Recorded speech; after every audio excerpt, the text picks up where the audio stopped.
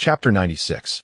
As the old saying goes, when you hit someone, don't embarrass yourself. When you curse, don't expose your shortcomings. You. The crown prince immediately reacted and angrily shouted, "You bastard, how dare you betray me?" Just as the two were struggling and tugging. The car stopped at the door. Then, Zhao Yi got out of the car with a smile and said to the crown prince, "Looks like you're doing pretty well." Then he waved his hand and said, "Take it away." Yes. The soldiers rushed forward and tightly grasped the crown prince. Afterwards, the attendant took 200,000 cash from Zhao Yi's hand and waved at the crown prince, saying, "Bastard. I'm so down and out like a pile of dog poop, eating and drinking from me, pointing fingers at me, and constantly hitting and scolding. You deserve it today. Pooh." After saying that, he spat on the ground. The follower carried the money and left excitedly. An hour later, on the ship, the headgear on the crown prince's head was removed. Huo Zhengxiong said with a hint of emotion, "What a pity. This is our first time meeting, and probably the last time. You. What are you going to do?" The crown prince saw someone putting stones into the sack he was wearing, and his face immediately showed a frightened expression. What Huo Zhengxiong is going to do is already very obvious from the situation on site. Moment the crown prince was so scared that he couldn't control his bladder and urine, and even urinated. "Yes, I'm sorry. Xionggu, please spare my life. The Peninsula Hotel is currently the oldest hotel in Hong Kong, and one of the most luxurious and famous hotels in Hong Kong, and even the world. This hotel is strategically located at 22 Salisbury Road, Tsim Sha Tsui, Kowloon, facing Victoria Harbour and standing in the heart of the Tsim Sha Tsui area on the Kowloon Peninsula. It offers stunning views of Victoria Harbour and has been named one of the top 10 globally renowned hotels." At this moment, Huo Zhengxiong, who is in a good mood, is patiently waiting for the waiter to serve the dishes. 3 nights ago, Hong Tai's crown prince accidentally drowned. 2 days later, Chun Hui called him and said that Chun Mei, the leader of Hong Tai and Stanley, had passed away due to a sudden heart attack caused by an accident. It can be said that since then, Hong Tai's troubles have been completely resolved, and he has become an insignificant figure in Hong Kong's history. So, Huo Zhengxiong, who was in a great mood, brought his subordinates to the Peninsula Hotel. As the most luxurious hotel in Hong Kong, those who can dine here are mostly wealthy and influential people. Suddenly, a sharp female scream came from inside. Huo Zhengxiong looked curiously over and immediately saw a man and a woman pulling each other. He doesn't know that man, but he looks talented and wealthy, exuding a luxurious aura in his attire and demeanor. Huo Zhengxiong couldn't help but feel a little strange. Why is Lu Huijin here too? Is she here for an interview? Huo Zhengxiong subconsciously believed that the woman was journalist Lu Huijin. She appeared in the hotel because something big had happened here. When he was curious, he followed his own gaze and looked over. The wealthy man looked displeased and said, "Miss Lei, I'm not playing with you. I really want to pursue you. I hope you can give me a chance. I will definitely love you well." As soon as he spoke, Huo Zhengxiong realized he had mistaken him for someone else. Then, Lei Zhilan put on a proud look, with a stubborn expression and a sharp tone, saying, "Anyone in Hong Kong can pursue me, except you." Lin Jianyue, young Master Lin. Lin Jianyue's expression stiffened for a moment, and he couldn't help but ask, why? Lei Zhilan was dressed in a very luxurious manner, but her words were quite vulgar, completely lacking the demeanor of a noble woman. "Is it okay to ask me?" Lei Zhilan pointed her thumb at her chest and said disdainfully, "There are not many people in Hong Kong who don't know that you, Mr. Lin, have always had a shortage of women around you, and the key is," Lei Zhilan continued, posing as a coquettish young lady, "the whole circle has spread that you have played with too many women, and now your kidney function is not good. It's not good for you to chase after someone. Why do you have to chase after me? Are you chasing me back to be a widow?" Puff. Huo Zhengxiong couldn't help but hear these words. She spat on the table with a hint of shock on her face. Miss Lei is indeed worthy of her reputation. She is really fierce.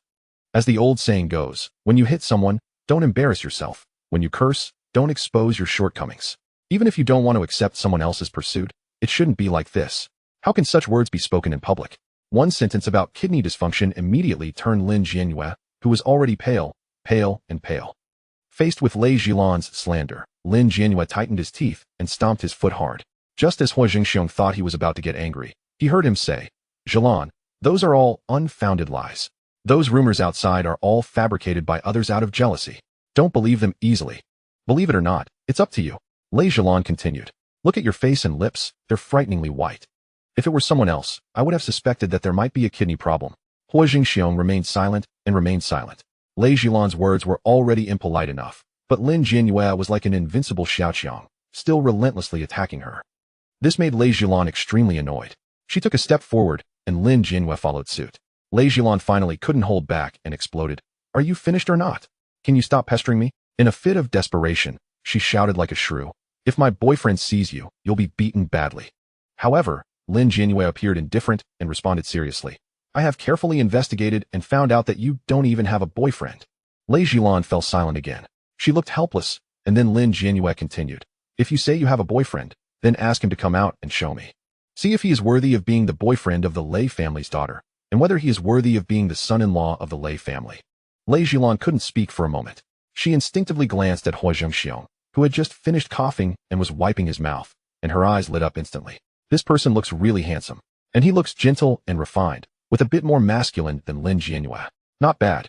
Immediately, Lei Jilan walked up to Huo Zhengxiong and hugged his arm, saying, "This is my boyfriend. I didn't want to make him public, but since you insist on pestering him endlessly, I can only tell you." Lin Jianyue was not foolish, so he naturally wouldn't believe it easily. Chapter 97. Did you not claim to be my girlfriend? Then you must fulfill the duties of a girlfriend. However, before he could respond, Lei Jilan continued, "I had already arranged to dine with him, so he has been waiting here for me. The sole purpose of my meeting you today is to implore you to cease your relentless pursuit of me." Under Lei Jilan's repeated insistence, Lin Jianyue's heart wavered slightly. Yet, Huo Zhengxiong appeared utterly bewildered. What on earth was happening? Could such a scenario truly unfold in reality? Surely, it was not a jest.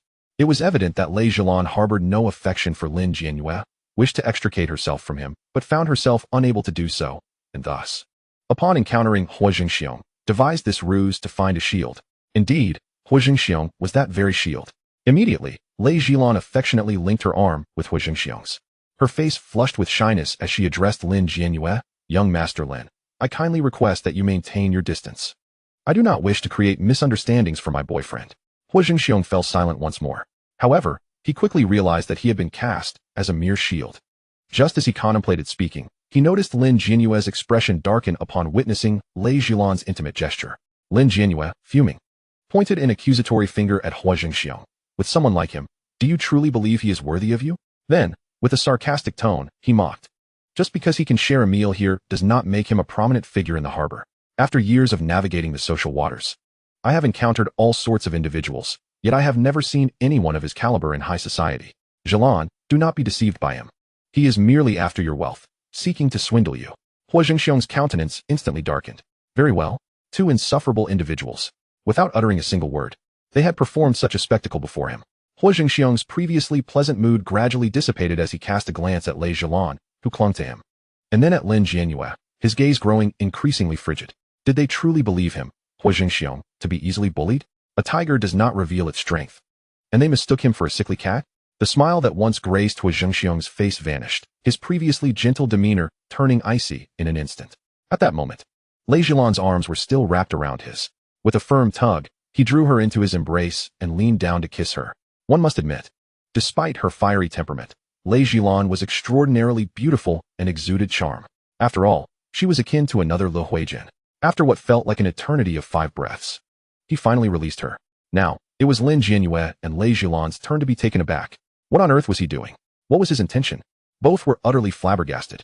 Following this, Huo Zhengxiong let out a cold chuckle. Pulling Lei Jilan closer and casting a knowing glance at Lin Jianyue, he remarked nonchalantly, "Whether I am worthy or not, you have already witnessed. Regardless of my worth, it is clear that you are utterly unworthy. A celestial beauty like her can match with anyone, even a pig." It was palpable that Lin Jianyue's expression soured to a deep shade of fury. He glared with rage.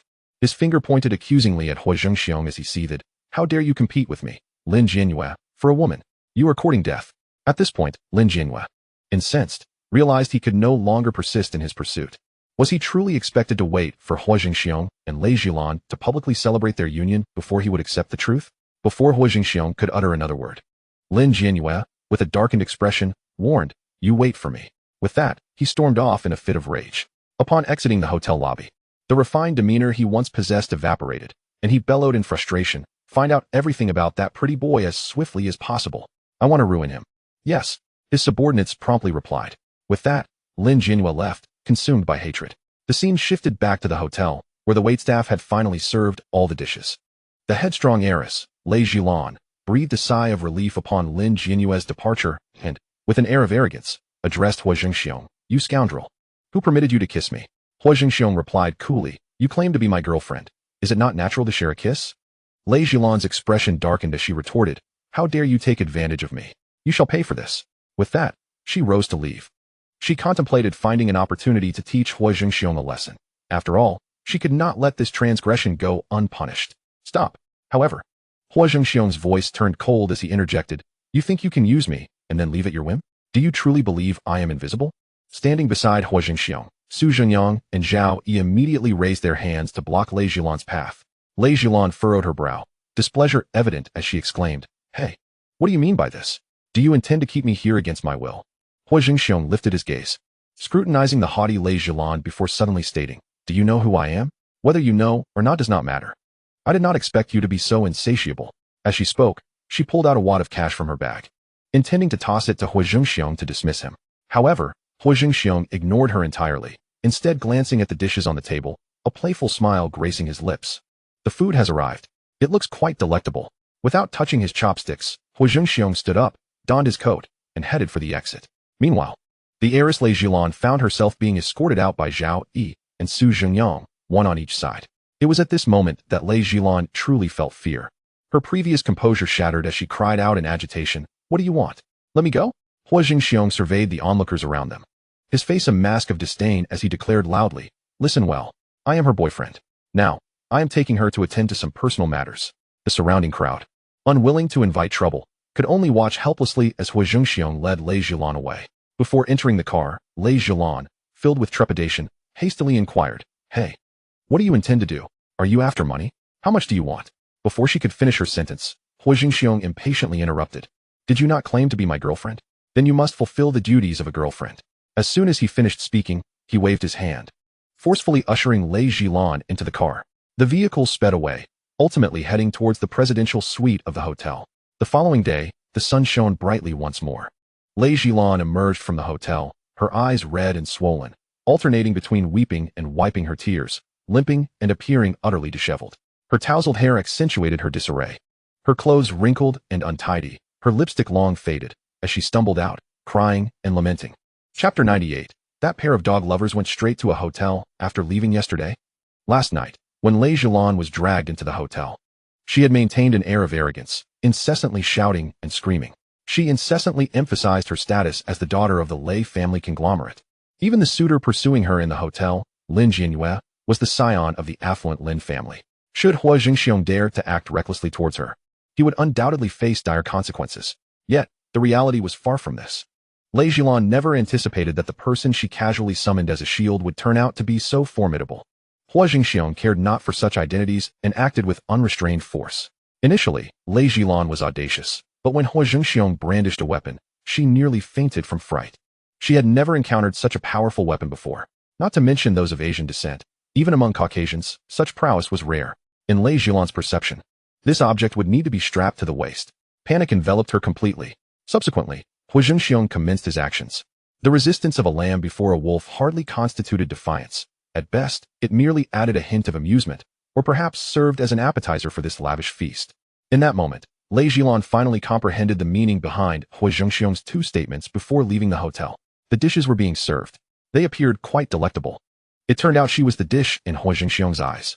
Resistance was futile. Fear was of no avail. In desperation, Lei Zhilan pleaded for mercy. Such power could indeed be lethal. She begged frantically.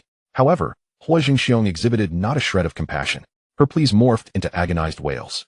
After a night passed, Huo Zhengxiong indulged himself thoroughly. As for Lei Zhilan, even now, reflecting upon the events still filled her with dread. At this moment, she was most grateful to be alive. Subsequently, she hailed a cab to return home. She needed to find her mother.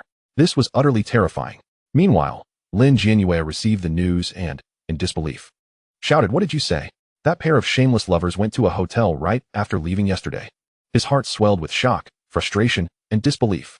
His subordinate nodded nervously, quickly producing a dossier to hand to Lin Jianyue, stating, Young master, here is the information on that individual. His name is Huo Zhengxiong, a prominent figure in the Hung Hing gang, notorious on the streets. Lin Jianyue picked up Huo Zhengxiong's dossier, scrutinizing it closely. After a while, he could not help but let out a cold laugh, saying, I was right yesterday. I thought he was someone significant. Turns out he is merely a minor character unworthy of mention. As a scion of the Lin family, Lin Jianyue possessed an immense fortune. Before the authority of the Lin family, a mere Huo Zhengxiong was insignificant. Not to mention, even if Huo Zhengxiong were a highly regarded individual within Hung Hing. To the Lin family, it made little difference. In light of the vast power of the Lin family, someone like Huo Zhengxiong was hardly worth considering. Although the dossier indicated that Huo Zhengxiong was ruthless, capable of extermination and murder, committing various heinous acts, sufficient to illustrate his cold-blooded nature, Lin Jianyue still regarded him with disdain. A glint of cold light flashed in his eyes as he remarked, "He dares to covet my woman. He must be taught a lesson. Otherwise, I cannot swallow this humiliation." The Lin family's reputation must not be tarnished by someone like Huo Zhengxiong. Lin Jianyue's desire to deal with Huo Zhengxiong was not solely due to Lei Zhelan, but more importantly, Huo Zhengxiong had publicly embarrassed the Lin family. For a wealthy family like the Lins, face was of utmost importance. Lin Jianyue's expression darkened as he declared, "I will make that Hui understand. A wealthy family must not be underestimated. Especially ours, the Lin family, which stands out among the affluent." His subordinate immediately nodded, having dealt with similar matters numerous times. They were experienced in handling such situations, and then inquired, "Young master, what do you plan to do?" Lin Jianyue pondered for a moment, then quietly said, "I noticed this fellow has a rivalry with Pepsi and Coca-Cola, right? You should contact Pepsi. Let them take the lead in publishing negative news about Huo Zhengxiong and Dongfang Cola in the Oriental Daily, regardless of the truth of the information. We'll first cast the mud, and then we'll strategize from there." "Understood, young master." The subordinate accepted the command and set off to carry out Lin Jianyue's orders. Lin Jianyue was not the type of mindless rich heir. In fact, he was quite astute.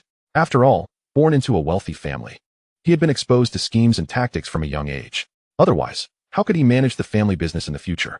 Such so-called foolish rich heirs were rarely seen in their circle. Well, except for his ineffectual older brother. At this moment, after the subordinate departed, Lin Jianyue continued to peruse Huo Zhengxiong's dossier. After a few minutes, he suddenly furrowed his brow, unable to resist speculating. "Why do I feel that this Huo Zhengxiong is somehow connected to the factory explosion incident involving the Coca-Cola and Pepsi factories?" He meticulously examined Huo Zhengxiong's gang affiliations, particularly scrutinizing the information regarding the massacre at the Zhongxin Ilian Haolong Villa. Something felt off. This man possessed a vengeful nature. Despite his ruthless methods, given Huo Zhengxiong's character, he would undoubtedly react if his own factory were bombed. Yet the reality was, not only did he not retaliate, but he also claimed it was the doctors who destroyed his factory, and in the ensuing time, Dongfang Cola sales not only remained unaffected but actually increased significantly. Meanwhile, the factories and offices of Pepsi and Coca-Cola suffered severe damage, incurring substantial losses. Could it be? A bold thought emerged in Lin Jianyue's mind. It was evident that the doctor must be his accomplice, or perhaps even his confidant. A flicker of brilliance flashed in Lin Jianyue's eyes. He believed he had grasped a handle on Huo Zhengxiong, and if utilized wisely, it could potentially lead to Huo Zhengxiong's downfall. Yet, what if the doctor truly was his ally? A hint of trepidation crossed Lin Jianyue's face. After a moment of contemplation, he dialed a number and commanded, "Remember, proceed swiftly and decisively. Have the Cola Company lead the charge." "Understood, young master." The Lin family's power was indeed formidable. With just a simple nod, they swiftly resolved the matter. The most renowned publication in the port, the Oriental Daily, was known for its decisive actions, promptly addressing matters in exchange for payment. And it enjoyed a decent reputation among anonymous readers. Before long, relevant news articles were published. Chapter 99. The source of the public opinion storm turns out to be a love affair. Oriental Group President Huo Zhengxiong suspected of Underworld involvement. Dongfang Cola's sales surge, allegedly suppressing Pepsi and Coca-Cola to rise to prominence. With Underworld forces supporting, unveiling the massive dark secrets behind Dongfang Cola's ascent. Movie plots reflecting reality. Following the influence of Dragon in the river, the Hongtai gang has disbanded. With Hongtai's collapse, how much has Huo Zhengxiong of the Oriental Group profited? Numerous media outlets, led by the Oriental Daily, promptly launched an all-out assault against the Oriental Group in the realm of public opinion. They have conducted a thorough dissection of the entire Oriental Group, particularly emphasizing the notorious background and rise to prominence of Huo Zhengxiong. In truth, much of this information has long been in circulation. Previously, the citizens of the port city had encountered related reports. But this marks the first instance of such a unified and extensive media coverage. That very evening, the Oriental Group became the focal point of fervent discussion among all citizens of the port city. Huo Zhengxiong appears quite fearsome. However, this should not come as a surprise. One cannot establish themselves without employing ruthless tactics. If Huo Zhengxiong lacked any capability, how could he possibly maintain his footing amidst fierce competition?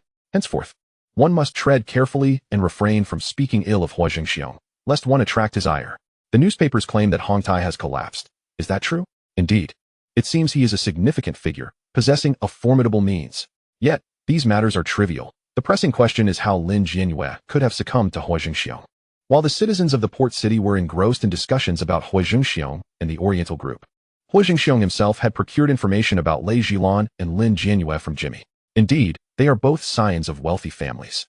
Lei Zhilan's father, Lei Yukai, lives up to his name as a renowned tycoon in the port city. Yet, when it comes to character, he is sorely lacking. Huo Zhengxiong couldn't help but reflect. Indeed, in this day and age, those who ascend to prominence are often stained with blood.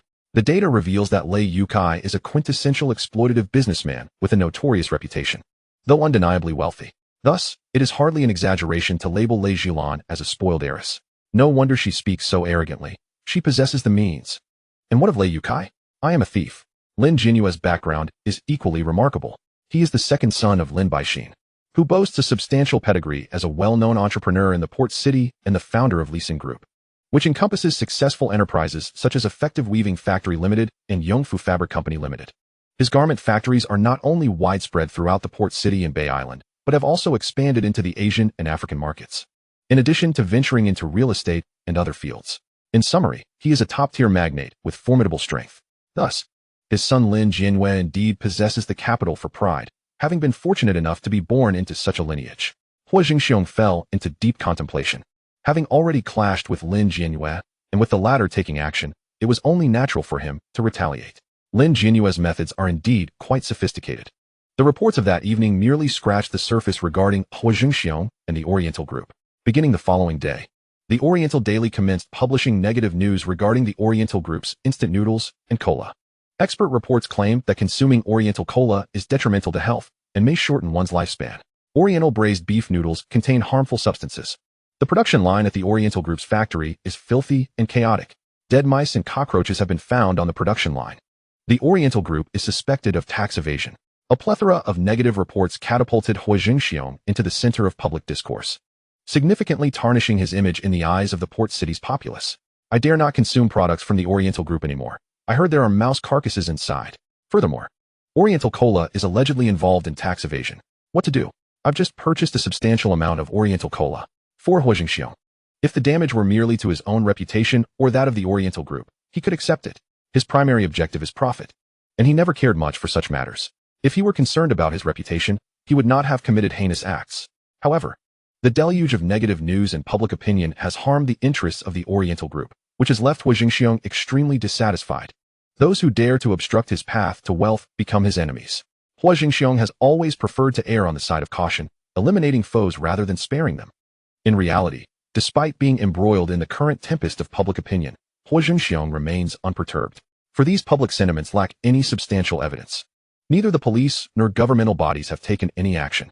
The citizens of the port city are not particularly concerned with the truth. After all, it is the police's duty to investigate Huo Zhengxiong's alleged murders and family annihilations, while food safety issues fall under the jurisdiction of the Food Inspection Bureau, and tax evasion allegations are the responsibility of the Commercial Crime Investigation Unit. With these departments taking no action against Huo Zhengxiong, what can the citizens of the port city do? They can merely observe the spectacle, content to be mere bystanders. As for the news, it is simply for entertainment. One cannot believe it entirely, nor dismiss it outright. Huo Zhengxiong has astutely grasped this mindset of the port city's populace. Thus, he need not exert effort to clear his name through the media. Merely shifting the focus would suffice. This is, in fact, quite simple. There is no need to seek other news material. He and Lin Jianyue are vying for the affection of a woman, which serves as excellent tabloid fodder. Huo Zhengxiong smirked a few times and directly instructed the media to publicize the rivalry between himself, the Lin family, Lin Jianyue, and the heiress Lei Zhilan, emphasizing that he emerged victorious. Entertainment gossip, the scion of the Lin family, Lin Jianyue, and the chairman of the Oriental Group, Huo Zhengxiong, are embroiled in a love rivalry, with the former slightly at a disadvantage. Sing Tao Daily, a contest between a wealthy heir and a self-made tycoon, ignited by love leading to a clandestine business conflict. New Evening News, a dispute instigated by the heiress of the Lei family, Wen Wei Per. A beautiful woman captivates the hearts of gentlemen.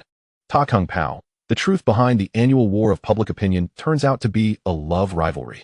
News World, the root of the public uproar is, unexpectedly, a matter of romance. After Huo Zhengxiong chose to no longer conceal the matter and openly addressed it through the media within the next couple of days, The various slanderous remarks directed at the Oriental group were traced back to Lin Jianyue's emotional setbacks, which led him to unleash a frenzied vendetta against Huo Zhengxiong. In an instant, the port city erupted as if a powerful explosive had been detonated, plunging it into a cacophony of noise. The onlookers were filled with excitement and astonishment at the revelation. So this is the true nature of the situation. I had sensed something amiss. How could the Oriental group suddenly be besieged by so many negative reports? It indeed corroborates the old adage about a beautiful woman being a source of calamity. Lin Jianyue has proven to be quite unscrupulous, resorting to underhanded tactics when he cannot compete. How despicable. I had thought there was some deep-seated enmity, only to discover it was all due to a woman. Chapter 100, Shameless Scoundrel. Why don't you just die? Everything that has caused envy this year has all been monopolized by Lin Jianyue. Those who venture out on their own are indeed more formidable. Just look at how Huo Zhengxiong built the Oriental group from scratch. Lin Jianyue is simply no match for him. Wow. Both Huo Zhengxiong and Lin Jianyue's photographs have been published, and Huo Zhengxiong appears more dashing. The choice of the Lei family's heiress is undoubtedly correct. If it were me, I too would choose Huo Zhengxiong. If it were my choice, I would even consider being Lin Jianyue's stepmother. Indeed, Lin Jianyue is utterly shameless. What a petty individual. After all this commotion, it turns out to be entirely about a woman. Thankfully, the media has exposed the truth. Otherwise, we would have unwittingly become accomplices in Lin Jianyue's jealousy-fueled smear campaign against Huo Zhengxiong. Under the immense pressure of public opinion, the negative reports surrounding the Oriental group and Huo Zhengxiong's unsavory past have become insignificant. The focal point of everyone's attention has shifted entirely to the scandal involving Huo Zhengxiong, Lei Zhilan, and Lin Jianyue. Some media outlets have taken the opportunity to concoct a plethora of fabricated stories surrounding the romantic entanglements of the three. For instance, the romantic entanglement between Huo Zhengxiong and Lei Zhilan is being thwarted by Lin Jianyue, who, leveraging his identity as a scion of the Lin family, is meddling in their affair. Such news is undoubtedly far more captivating than other content. Media outlets publishing these tales are witnessing a significant surge in sales, delighting the citizens of the port with a sumptuous feast of gossip. Truly, it is a splendid spectacle of love and rivalry, amidst the media's frenzied revelations. Headlines like that day: the Peninsula Hotel bloodbath, the heartbroken voice of Lin's second son, Huo Zhengxiong's dual triumphs in love and career, and the secrets of the stunning Lei heiress continuously emerge, drawing immense attention. The entire port community is abuzz with discussions surrounding the love story of the trio.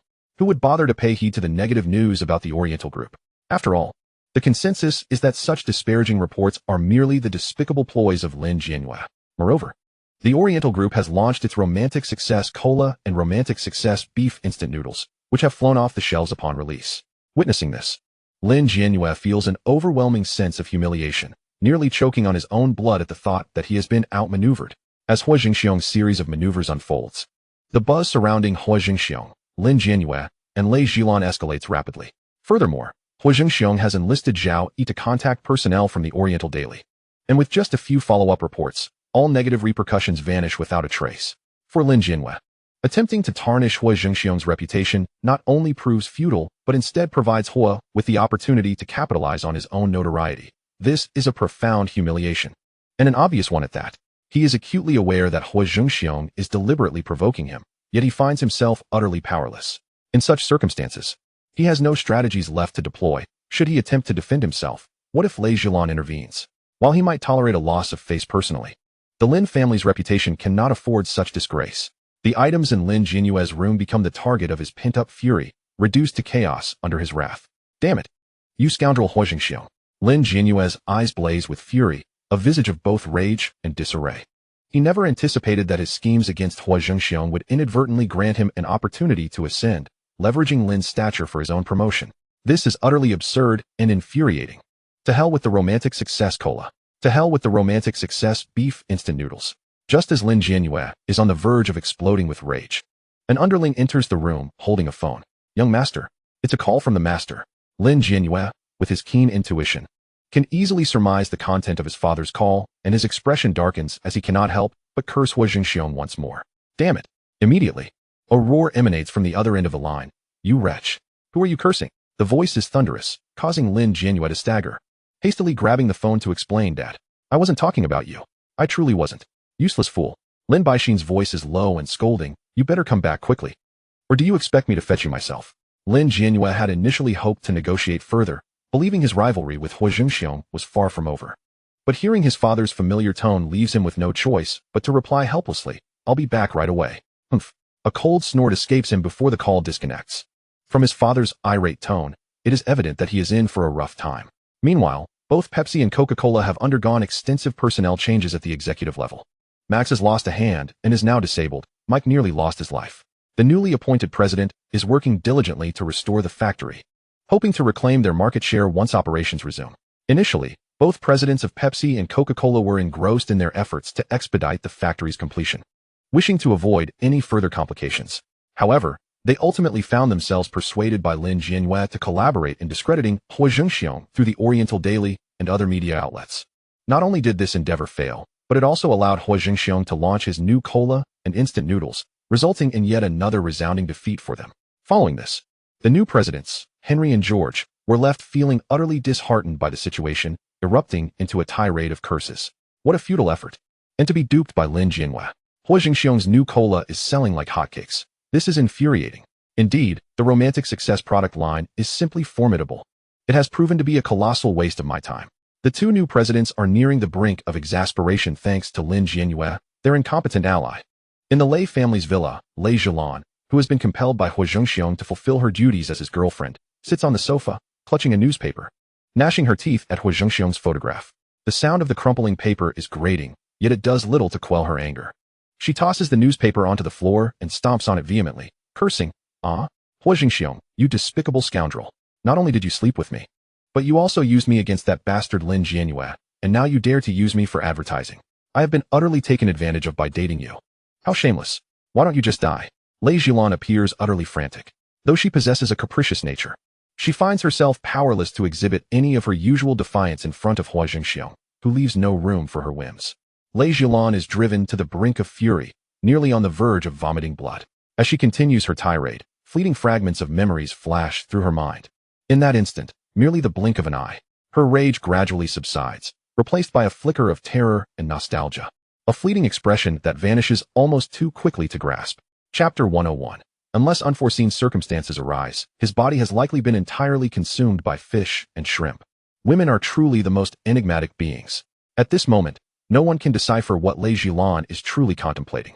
With her anger momentarily abated, Lei Zhilan crouches down, picking up the torn newspaper pieces, painstakingly piecing them back together. Amid the fragments, Huo Zhengxiong's strikingly handsome face occasionally becomes visible, only to be obscured by other pieces. In truth, the citizens of the port are well aware of a certain reality. In the port, the number of individuals residing in villas is exceedingly high, indicative of some disposable income. However, the true dignitaries and influential figures reside in the hillside villas. Nighttime. Hillside villas. The Lin family estate. In the living room, Lin Baixin, with his hands clasped behind his back, scolds Lin Jianyue with palpable anger. Good for nothing. You spend your days causing trouble instead of conducting yourself properly. If you have the audacity to create chaos, then you must possess the ability to clean up after yourself. Lacking that capability, you ought to remain at home and be a mere burden. With no abilities, yet you engage in reckless behavior, and now look. You've brought disgrace upon our entire Lin family. As Lin Jianyue listens to these words, he dares not retort, though his face is awash with defiance. Beside him, his mother, Madame Lin, sits in silence, unsure of how to intervene. In that moment, Lin Baixin, noticing Lin Jianyue's defiant demeanor, becomes even more incensed. He harshly rebukes. You dare to contest my words. With your limited abilities, you should be content with jealousy, yet you still manage to lose? Seeing Lin Jianyue remain obstinate, Lin Baixin's anger escalates to the point where his finger nearly jabs into Lin Jianyue's face as he cannot restrain his scorn. You dare to call yourself worthless and yet refuse to admit it. Have you thoroughly examined the profile and background of Huo Zhengxiong?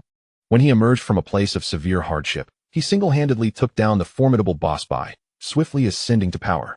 Within the entire Hung Hing society, the most arrogant of them all, Qian Kuan, was subdued by him, leaving no room for retaliation.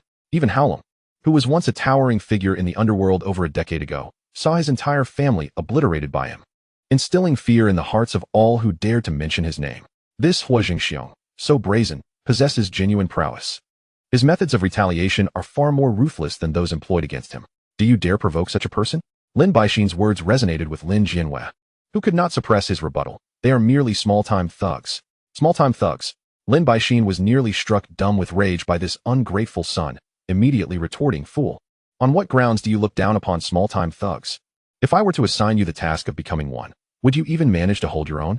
Lin Jianyue could only utter a single word, at a loss for what else to say. Truth be told, while he had always held small-time thugs in disdain, he had no confidence that he could excel in that role himself.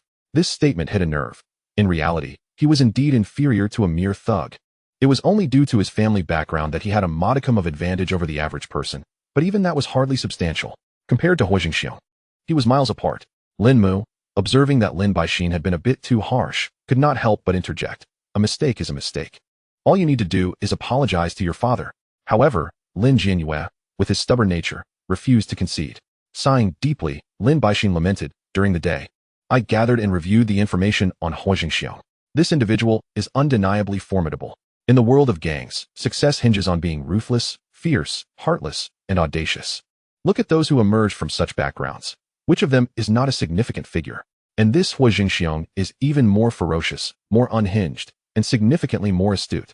Cunning as a fox, full of schemes, and sharp-witted. Huo Zhengxiong, I truly did not anticipate my own prowess. Observing that Lin Jianyue's demeanor had softened considerably, Lin Baixin patiently imparted wisdom. I believe Huo Zhengxiong is merciless and should be avoided at all costs. If, however, you have already provoked him, you must deal with the situation decisively. Hesitation when it is time to make a judgment will only invite further trouble. If you do not resolve issues at their inception, they will become incessant in their persistence. Witnessing his father's earnest counsel, Lin Jianyue finally relented, slowly stating, I understand, father. I was in the wrong. Lin Baixin waved his hand, continuing, fortunately, Huo Zhengxiong has yet to reach a significant level of power. Thus, I entrust this matter to you for your own growth. Lin Jianyue's eyes brightened instantly. Lin Baixin proceeded, you may mobilize the family's resources and influence. I have but one stipulation. If you choose to act, strike decisively. A single lethal blow. Do not afford this venomous serpent, Huo Zhengxiong, any opportunity to retaliate against our Lin family. Do you understand? Rest assured, father. This time, I shall not disappoint you. At this juncture, Lin Jianyue finally felt a surge of excitement. Indeed, no one knows a son better than his own father.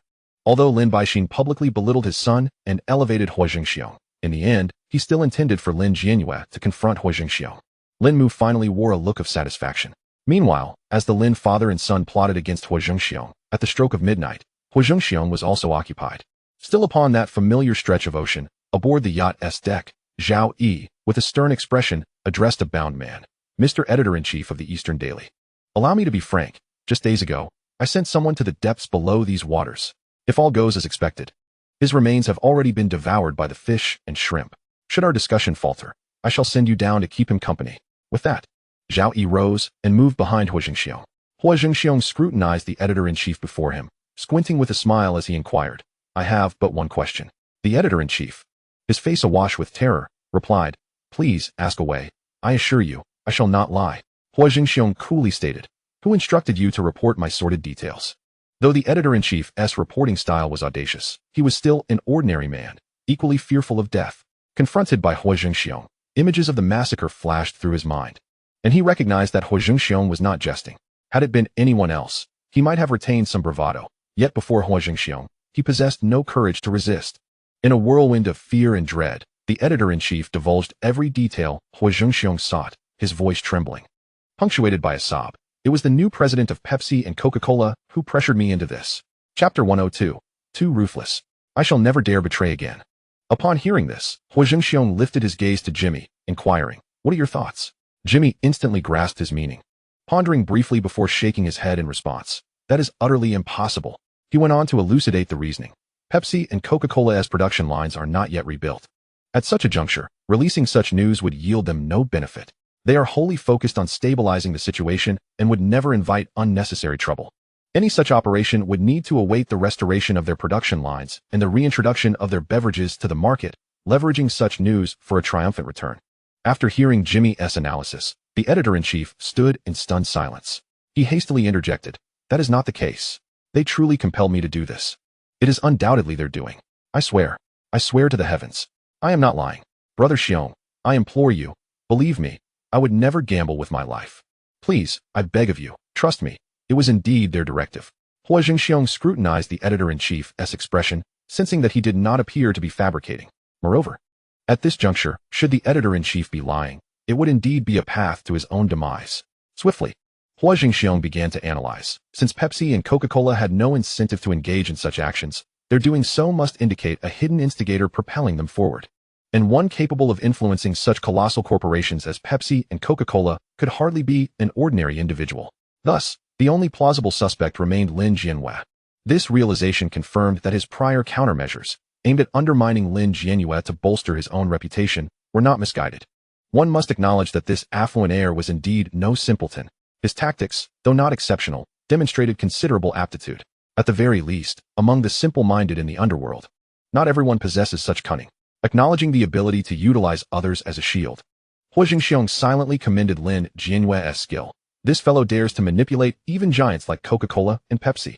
Yet, alas, he has crossed paths with me. As Huo Zhengxiong spoke, a faint cold smile crept upon his lips, and he instructed Jimmy, "Go investigate the business operations of the Lin family enterprise." "Understood," Jimmy promptly replied. Subsequently, Huo Zhengxiong turned towards the yacht, when suddenly the voice of the editor-in-chief echoed from behind. "What about me? Please, let me go?" The editor-in-chief implored once more. Huo Zhengxiong coldly retorted, "Let him go." The editor-in-chief instantly exhaled in relief, yet before he could fully savor the moment, Huo Zhengxiong's voice followed ominously. "Letting him go is too troublesome. Sink him instead. We must avoid him reporting to the authorities once we return," Huo Zhengxiong added, his tone laced with menace. With a swift motion, the editor-in-chief's face turned ashen, and he incredulously shouted, "No, I won't report anything. Brother Xiong, please spare me. I swear I shall never dare again. I still have my uses." However, the soldiers beside the editor-in-chief had already begun stuffing stones into a sack. Terrified, the editor-in-chief wet his pants, never anticipating such a dire outcome. Yet at this moment, thoughts of escape were futile. He cried out in a wretched tone, "I can speak well of the Dongfang group. I beg you, Brother Xiong, grant me another chance. Please." Just then, Jimmy's voice interjected, "Boss, I believe we can afford him another chance. After all, his position could still be of use to us." Of course, Jimmy had previously received Huo Zhengxiong's directive. If the editor-in-chief cooperated, his life would be spared and he could be utilized. The Dongfang Daily boasts considerable strength and significant influence in the media realm. Placing an undercover agent within would facilitate our operations immensely. Huo Zhengxiong turned back slowly, saying, "Then you shall assign someone to keep an eye on him. Should he utter anything inappropriate or engage in unsanctioned activities, you are responsible for dealing with him." Jimmy, with a serious expression, affirmed, "Understood, boss." Huo Zhengxiong then turned once more and stepped onto the yacht. Jimmy signaled to the soldiers, and the 18 soldiers halted their actions. The editor-in-chief finally felt a sense of relief wash over him as he gazed gratefully at Jimmy. Jimmy offered a faint smile, approached him, and patted his shoulder, saying, "From now on, you know what to do, right?" I understand. The editor-in-chief fervently nodded like a chick pecking at grain. "I will never dare to betray again." Jimmy chuckled before adding, "Make sure to jot down my phone number." Of course. Ultimately, the editor-in-chief disembarked the vessel unscathed. However, a shadow loomed over his heart. For the safety of his family, he could never betray Huo Zhengxiong. It could be said that from that moment forth, the editor-in-chief became a clandestine pawn in Huo Zhengxiong's arsenal, to be deployed at his discretion. Terrified into submission, the editor-in-chief dared not refuse any of his demands. He hurried back to the Dongfang Daily office, finally regaining his composure as he sat in his office. He then commenced the task of sorting through the backlog of work and information. The following day, Jimmy arrived to report the situation.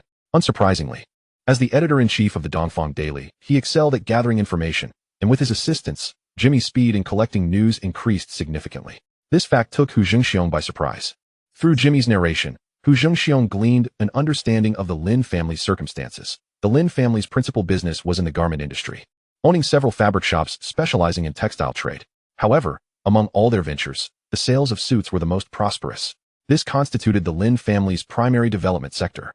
Upon hearing this, Huo Zhengxiong immediately declared, "Then we shall commence with the garment industry." He then instructed Jimmy, "Go acquire a clothing factory." Jimmy nodded in agreement. Within 3 days, with the editor-in-chief's information channels assisting him, Jimmy successfully acquired a garment factory on the brink of bankruptcy. The factory's drawback was its limited production capacity. Capable of producing only 500 garments per day, yet its advantage lay in its affordability and proximity to the Dongfang Group. Jimmy reported this news to Huo Zhengxiong. And given Huo Zhengxiong's naming conventions, the outcome was already evident. The factory was officially renamed Dongfang Garment Factory. However, due to the thriving nature of the clothing business during this era, Huo Zhengxiong found no opportunities to acquire larger garment factories. Although the Dongfang Garment Factory had a certain foundation, it remained too weak. Producing a mere 500 garments daily could hardly make a significant impact, let alone rival the Lin family. Huo Zhengxiong promptly issued orders for Jimmy to head north to seek out outsourcing factories on the mainland. Chapter 103. Are women playing mahjong and children at play also considered organized crime? While other commodities might be scarce on the mainland, factories are plentiful. It must be noted that the economic blockade imposed by the Eagle Sauce Nation has resulted in remarkably low prices on the mainland. There are numerous advantages to sourcing factories from the mainland. Firstly, there is no need to worry about quality issues, as the standards are exceptionally high. Secondly, in terms of pricing, it is significantly cheaper than producing at the port. However, most people are reluctant to pursue this route, primarily out of fear of offending foreign entities, lacking the courage to proceed. Yet, Huo Zhengxiong remained unfazed. With all the benefits of seeking outsourcing factories from the mainland, it was undoubtedly the way to go. Just as Jimmy was preparing to set off, Huo Zhengxiong mentioned, Explosive Soldier System Services, Summoning Price, Regular Soldier 10, 000 HKD, Special Forces 1, 000 000. Huo Zhengxiong continued. Technical Troops, a prodigy in fashion design. Explosive Soldier System, successfully deducted 1, 000 HKD. Ding. An expenditure of 1, 000 HKD has successfully summoned one technical soldier. A talent in the realm of clothing design, named Yu Li, who hails from Next Stop, Rainbow, and is the costume designer in the show, boasting exceptional skills. Since Yu Li reported to Huo Zhengxiong, 3 days had elapsed, during which time Jimmy had arrived on the mainland and commenced contact with outsourcing factories. In this regard, Jimmy was quite adept. Previously, when searching for outsourcing factories for Dongfang Cola and Dongfang Instant Noodles, he had invested considerable effort. Now, finding garment outsourcing factories was merely a matter of ease for him. Today marked an exceedingly crucial day for He Lianxing. For He Lianxing was set to commence the election for the new leader, and the campaign had officially begun, causing the entire He Lianxing to become bustling with activity. Within a tea house, women occupied one room engaged in mahjong, while children played joyfully nearby, creating an atmosphere of exuberance. In the innermost private chamber, the various heads of He Lianxing were seated, engaged in conversation. Among the two candidates, I choose Big D. We all know what kind of person Big D is. I've never seen him commit any dishonorable acts. Alu isn't bad either, but to say he is fit to be the leader feels somewhat lacking. Brother Lu is the one who truly thinks of the brothers. Whenever the brothers face difficulties, he spares no effort to help. He contributes both financially and physically. For instance, last time when the esteemed leader fled to Pasai, he died in a car accident. It was he who retrieved the body and ensured the funeral arrangements were splendidly executed. His popularity is indeed commendable, as he never holds grievances against his brothers. Yet, I worry that Alul lacks sufficient influence. The Jordan district he oversees has consistently been at a disadvantage, oppressed by other factions. Sai, Suan Wan, however, is a different story. The larger factions have developed the area exceptionally well. The entire Tsin Wan has become the stronghold of various gangs, predominantly ours, rapidly aligning into a singular force. We, the people from the Tai Kok Sui district, wholeheartedly support Brother Locke, just as we were passionately exchanging opinions with the upper echelons of Lianxiang. A group of uninvited individuals suddenly entered the tea house. The police. The expressions of everyone immediately darkened. Soon, a contingent of officers from the Organized Crime and Triad Bureau strode in, arrogantly proclaiming, "No phone calls. Produce your identification." The leaders of Lianxiang were visibly displeased with the abrupt police intrusion, their faces grim, yet they had no choice but to comply and present their documents. The leading officer declared, "You are suspected of engaging in organized crime activities." Lawyer Su stood up and exclaimed, "Sorry, sir, what organized crime activities are you referring to?" A few women playing mahjong and children at play constitute organized crime. Although Lawyer Su's speech was somewhat halting, he was quite well versed in the relevant regulations. After speaking, he handed over his business card. The leading officer didn't even glance at it before listing the names of those present. Lawyer Su, Fireball, Weak Dog, Double East. Cold Brother, Fat Wa, right? However, before they could respond, the officer turned hostile and bellowed, "Take them all away." "Yes, sir." Lawyer Su retorted, "Hey, sir. You can't charge us. This is a family gathering." The officer replied nonchalantly, "Oh." His expression seemed to convey indifference. Lawyer Su pressed, "Is it really necessary to apprehend us?" "Indeed," was the officer's curt reply. Lawyer Su's protest fell on deaf ears. As he watched the police begin to arrest individuals, he muttered under his breath, "I want a hood." "All right." The officers chuckled at the remark. In the underworld, secrets are seldom kept. Meanwhile, as the police escorted Lawyer Su, Double East, and other prominent members of Lianxiang, news of the incident had already spread before they even reached the police station. Upon hearing the news, Huo Zhengxiong paused for a moment. instantly realizing that the plot of organized crime had commenced. He quickly called Wang Jing, boss. Wang Jing replied respectfully. Huo Zhengxiong quietly inquired, has organized crime started filming? Yes, the preliminary preparations and props are all set. Filming has just begun. Upon hearing this, Huo Zhengxiong decisively stated, take note. This script must be split apart. Most importantly, we must ensure confidentiality. Understood. Wang Jing, sensing the gravity of the situation from Huo Zhengxiong's tone, promptly agreed. Huo Zhengxiong expressed satisfaction and added, by the way, I just had Jimmy assist in acquiring a clothing factory. It has now been officially renamed Dongfang Apparel. We intend to venture into the business of tailored suits. Wang Jing immediately grasped the implication. Smart subordinates often pick up on nuances from mere hints. Huo Zhengxiong chuckled and continued. During the filming of organized crime, everyone must wear suits, promoting the suits of Dongfang Group. Wang Jing smiled with excitement, promptly assuring, I will arrange all those details. I will ensure the advertisement slots are well coordinated. Huo Zhengxiong laughed heartily. Ha! Wang Jing, you are indeed clever. You have a knack for understanding the boss's intentions. No wonder my highest appreciation goes to you and Jimmy. The call then ended. Huo Zhengxiong dialed Chen Yao's number. As the white paper fan of the Hung Hing Society, Chen Yao played a pivotal role in bridging connections. Huo Zhengxiong had neither the time nor the inclination to individually inform everyone about the commencement of the organized crime film. Simply informing Chen Yao would suffice, as he would handle everything. Oh, Brother Xiong's call is quite rare. Chen Yao's tone was warm. This was understandable, as he too needed money laundering opportunities. Huo Zhengxiong was acutely aware that while Chen Yao appeared to be Jiang Tianxing's confidant, he could betray anyone as long as the compensation was adequate. Chen Yao was a quintessentially astute individual. Huo Zhengxiong wished to avoid small talk, chuckling briefly before stating, you truly have a sense of humor in front of you. The white paper fan. Chen Yao, how can there be a Brother Xiong? With a small factory like yours, what waves can you possibly stir? We both have the character Xiong in our names. Since you are older, just call me Xiong. Chen Yao bantered back with Huo Zhengxiong, not taking his jest seriously. Internally musing, if you truly cared about that, you wouldn't have addressed me like that during meetings, often berating me. After exchanging a few casual remarks, Huo Zhengxiong was disinclined to continue the banter with Chen Yao and directly stated, I need to trouble you to relay a message to all the Hung Hing Hall masters. There is new business to attend to. Chen Yao immediately grasped the meaning, eagerly inquiring, are we filming a new movie? Indeed. Huo Zhengxiong replied succinctly. The preliminary preparations are nearly complete. We can begin casting. Chen Yao was both surprised and delighted to hear this. Huo Zhengxiong continued. Please inform them that this time everyone must cooperate well. First and foremost, the script must remain strictly confidential. Having experienced the debacle with Hong Tai, everyone was already aware of the importance of this matter, and Chen Yao promptly replied, no problem. Huo Zhengxiong smiled and continued, additionally, this time I intend to keep the film's budget around 40 million. Chen Yao's eyes brightened at this revelation. Huo Zhengxiong stated flatly, anyone who secures the lead role in this film will have a significantly larger share of the money laundering profits. Really? Chen Yao exclaimed in surprise. Of course. Huo Zhengxiong concluded the call. Soon after, Chen Yao diligently communicated Huo Zhengxiong's message to all the Hung Hing Hall masters. Subsequently, each hall master responded, expressing gratitude to Huo Zhengxiong. Thank you, Brother Xiong.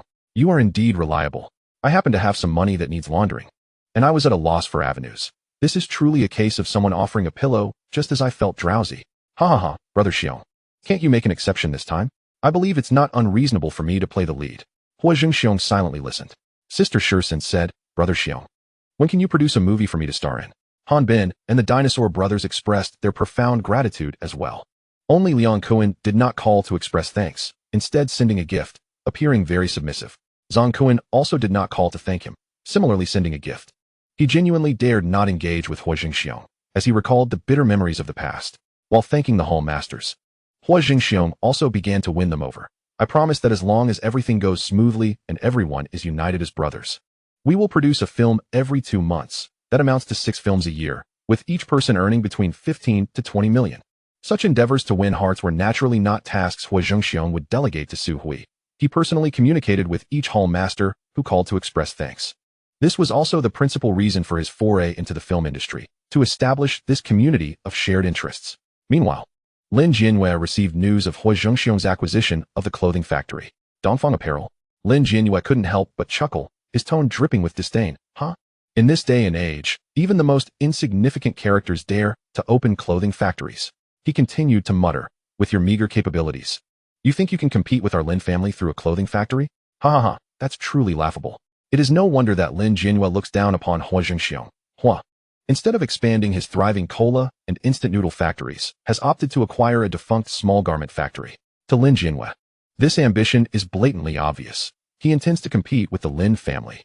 Lin Jianhua indeed possesses a sense of pride, as his family is renowned as the pinnacle of the garment industry in the entire port, an imposing giant. If the clothing empire painstakingly established by his father could be toppled by a mere factory producing 500 sets a day, it would be nothing short of a fairy tale. Thus, Lin Jianhua could not help but curl his lip in disdain at Huo Zhengxiong's audacious and reckless behavior, scoffing. The name Oriental Garment Factory is truly antiquated. What kind of storm can such a small factory stir? Even if you were to multiply your scale tenfold, could you rival even a single fingertip of the Lin family? His words brimmed with derision and contempt for Huo Zhengxiong. While he refrained from commenting on other matters, he felt entirely confident in the realm of garment manufacturing. Countless high-profile elites in the port were clad in Lin family suits, and with such connections, even 10 Huo Zhengxiongs could not compare. Did he truly believe that the hundreds of custom suits his family dispatched annually were given away for free? As Lin Jianhua contemplated how to deal with Huo Zhengxiong, 3 days swiftly passed. Mr. Li, a film merchant, sought out Huo Zhengxiong and, after revealing his identity, was personally received by him. Mr. Huo, I have long admired your reputation. Li Jindong presented his business card and continued. I trust you can surmise the purpose of my visit. It is quite straightforward. I wish to acquire the rights to the film's best partners in Dragon in the River. Rest assured, Mr. Huo, I am confident in my ability to promote these films throughout Southeast Asia and South Asia. Once you give your approval, we can negotiate further. Huo Zhengxiong pondered for a moment. The box office success of Best Partners in Dragon in the River was evident, having grossed 18 million and 15 million respectively in the port region, both securing spots in the top 10 box office rankings. Consequently, numerous individuals were eager to obtain the screening rights to these films. In fact, shortly after the explosive success of Best Partners, other film merchants had approached Huo Zhengxiong, but they lacked what he desired, a channel to help him distribute his cola and instant noodles. After all, his initial purpose in filmmaking was to advertise the products of his Oriental group, so he did not place much value on the one-time profits from box office receipts. Mr. Li, what I seek is not merely the monetary gains from the films, Huo Zhengxiong stipulated. I wish to promote my cola and instant noodles across Southeast Asia and South Asia. Haha, Li Jindong chuckled. Rest assured, Mr. Huo, I come to you with sincerity. I possess ample channels throughout Southeast Asia to assist in distributing your cola and instant noodles. This you can trust. Huo Zhengxiong's eyes brightened immediately upon hearing this. Li Jindong added, if you have any doubts, I can sign a distribution contract with you. Logically, Huo Zhengxiong was inclined to agree without hesitation. Yet business was not as straightforward as it seemed, and signing a distribution contract was no easy matter. With a smile, he replied, allow me to consider it. Ultimately, both Best Partners in Dragon in the River were, at their core, promotional films. Since these were films intended for advertising, their release goals were naturally to drive product sales. Chapter 105. Beneath the seemingly tranquil surface of the underworld, currents swirl ominously. To achieve this goal, one prerequisite must be met. The goods must first be introduced to the market. Only by completing the distribution can the films be scheduled for release. Otherwise, even if the films are successfully released, if the product supply falls short, eager viewers will find themselves unable to purchase the items. Once the initial fervor from the films wanes, leveraging that momentum to sell the goods will become exceedingly difficult. Huo Zhengxiong currently faced a significant challenge. The production capacity of Oriental Cola and Oriental Instant Noodles was insufficient, rendering him unable to penetrate the Southeast Asian market, and he could only sell within the port for the time being. Thus, he required additional time. He awaited Jimmy's return, hoping for good news. Additionally, he planned to investigate a man named Li Jindong to ascertain whether he was a fraud. Time flew by, and 4 days later, Jimmy finally returned from the mainland. In the office, he excitedly presented 3 suit manufacturing contracts to Huo Zhengxiong, each a substantial order for 500,000 sets. Seizing the opportunity while Huo Zhengxiong reviewed the contracts, Jimmy reported, I have secured partnerships with 3 factories on the mainland, finalizing a contract for 500,000 sets of suits. Huo Zhengxiong burst into laughter, praising, well done. He regarded Jimmy with admiration, recognizing his capability. Subsequently, Jimmy continued, moreover, I have brought back a business delegation from the local government. They wish to discuss deepening future cooperation. What? Huo Zhengxiong was taken aback. Is this true? Jimmy nodded. I've arranged for the delegation to stay at the hotel, waiting for you to meet with them at your convenience. Huo Zhengxiong's appreciation for Jimmy soared, and he could not help but give a thumbs up. Outstanding work. As a reward for Jimmy's exemplary performance, Huo Zhengxiong granted him a bonus of 1 million. That evening, Huo Zhengxiong visited the hotel to meet the business delegation sent by the local government. Upon seeing Huo Zhengxiong, the members of the delegation, previously described by Jimmy, became incredibly animated. "Greetings, Mr. Huo. We have long heard of your esteemed name. We are here to express our gratitude on behalf of the local authorities. We sincerely appreciate your assistance. You cannot imagine the immense benefits you have brought to our local factories." Before Huo Zhengxiong could respond, the members of the delegation disregarded Jimmy, showering Huo Zhengxiong with fervent enthusiasm, akin to a wolf encountering a lamb. Huo Zhengxiong was somewhat astonished. The gazes of the delegation members seemed as if they wished to devour him. A banquet had already been arranged in the hotel, where everyone mingled while dining. The delegation members expressed their purpose for visiting Huo Zhengxiong. "Our main aim is to meet with you, Mr. Huo, and discuss potential future business collaboration. We believe there is ample opportunity to strengthen our partnership in various fields, such as your group's involvement in clothing, food processing, distribution, etc., and we could establish a cooperative agreement." Upon hearing this, Huo Zhengxiong could not help but chuckle. "You certainly have many ideas." The representatives of the delegation quickly waved their hands in explanation. "We hope Mr. Huo does not misunderstand. In truth, Through the representatives' explanations, Huo Zhengxiong finally grasped the underlying reasons. Firstly, the rapid growth of Oriental Group had garnered attention from the mainland, which had conducted investigations. Under Huo Zhengxiong's leadership, the astonishing pace at which Oriental Group expanded, achieving its current scale in less than a year, was nothing short of miraculous. Additionally, each time Jimmy visited the northern region, the scale of orders he brought exceeded local expectations. Given the historical context of the time, the mainland was not yet the world's foremost powerhouse in productivity. Under the economic blockade imposed by the United States, no one is willing to engage in business with the mainland, despite its vast market size and substantial population. The fear is that any partnership with the mainland would make survival in foreign markets exceedingly difficult and could even lead to targeted repercussions. Consequently, the mainland's market and workforce find themselves lacking sufficient foreign trade orders, resulting in a rather bleak foreign exchange situation. In another world, the circumstances were similarly dire. The mainland could only secure international orders by offering greater concessions and providing inexpensive labor, thereby increasing foreign trade revenue. The emergence of Huo Zhengxiong was undoubtedly a timely boon. Every time Jimmy visited the mainland, he contributed to alleviating the tense foreign exchange situation, generating much-needed foreign currency. It is worth noting that at that time, the exchange rate between Hong Kong dollars and mainland currency was 10-1, with the entire nation grappling with a shortage of foreign currency, while Huo Zhengxiong continuously provided it, an act akin to offering coal in a snowstorm. Naturally, the business orders from the Oriental Group attracted the keen attention of the local government, which is precisely why the negotiation team came. Faced with the sincere negotiation team, Huo Zhengxiong readily agreed to deepen cooperation. His prompt acceptance delighted the team immensely. In a mere 3 days, Huo Zhengxiong signed 2 monumental contracts with the negotiation team, each lasting a year and valued at over 100 million, encompassing businesses such as cola production, instant noodle manufacturing, and suit tailoring. Other aspects could be adjusted at any time according to Huo Zhengxiong's needs and the development trajectory of the Oriental Group. Overall, this was a mutually beneficial scenario. After finalizing the cooperation, the negotiation team departed with hearts full of joy. The following day, Huo Zhengxiong sold the copyrights of Best Partners and Dragon in the River to a film distributor in Southeast Asia and South Asia, while also signing a distribution contract for cola and instant noodles. Thus, Oriental Cola and instant noodles officially entered the vast markets of Southeast Asia and South Asia. Time flew by, and half a month had passed. Beneath the seemingly calm surface of the underworld, turbulent currents were stirring. One afternoon, while Huo Zhengxiong leisurely sipped tea at Yunlai Tea House, the sudden ring of his phone interrupted his tranquility. Upon answering, he was met with the furious voice of Didi, "Brother Xiong, I lost the election for the position of leader. Alu was elected instead." Didi's voice brimmed with indignation. To him, no one else was fit for the role of leader but himself. Why should Alu be chosen? In terms of wealth, he was not inferior. In terms of subordinates, he had more. In terms of influence, he was equally formidable. What justified Ali's election? Huo Zhengxiong could sense Didi's desperation from his tone and couldn't help but chuckle, responding leisurely, "Do not fret. The exciting events have only just begun." Huo Zhengxiong was acutely aware that Didi had coveted the position of leader for quite some time. During the previous election, Didi was brimming with confidence, convinced that his capabilities would secure him the leadership role. However, at that time, Deng Bo had privately summoned him, advising him that he was still young, that there would be ample opportunities, and that he should wait. In truth, Deng Bo harbored little regard for Didi and never truly considered him a contender. At that juncture, Deng Bo's stature and influence in the realm of Liansheng were undeniable. leaving Didi with no choice but to comply and refrain from participating in the leadership election. However, the bitterness in his heart never dissipated, leading him to employ underhanded tactics to elevate the inept Chueji to the position of leader. Thus, Chueji, a leader devoid of capability, was essentially a puppet in Didi's hands.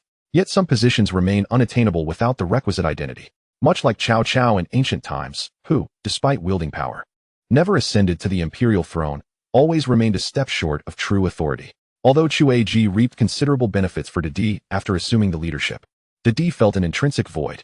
After enduring for so long, he was taken aback when Deng Bo, the old man, reneged on his promises, not only failing to support him, but also propelling the lackluster Lu into the leadership role. This infuriated Didi.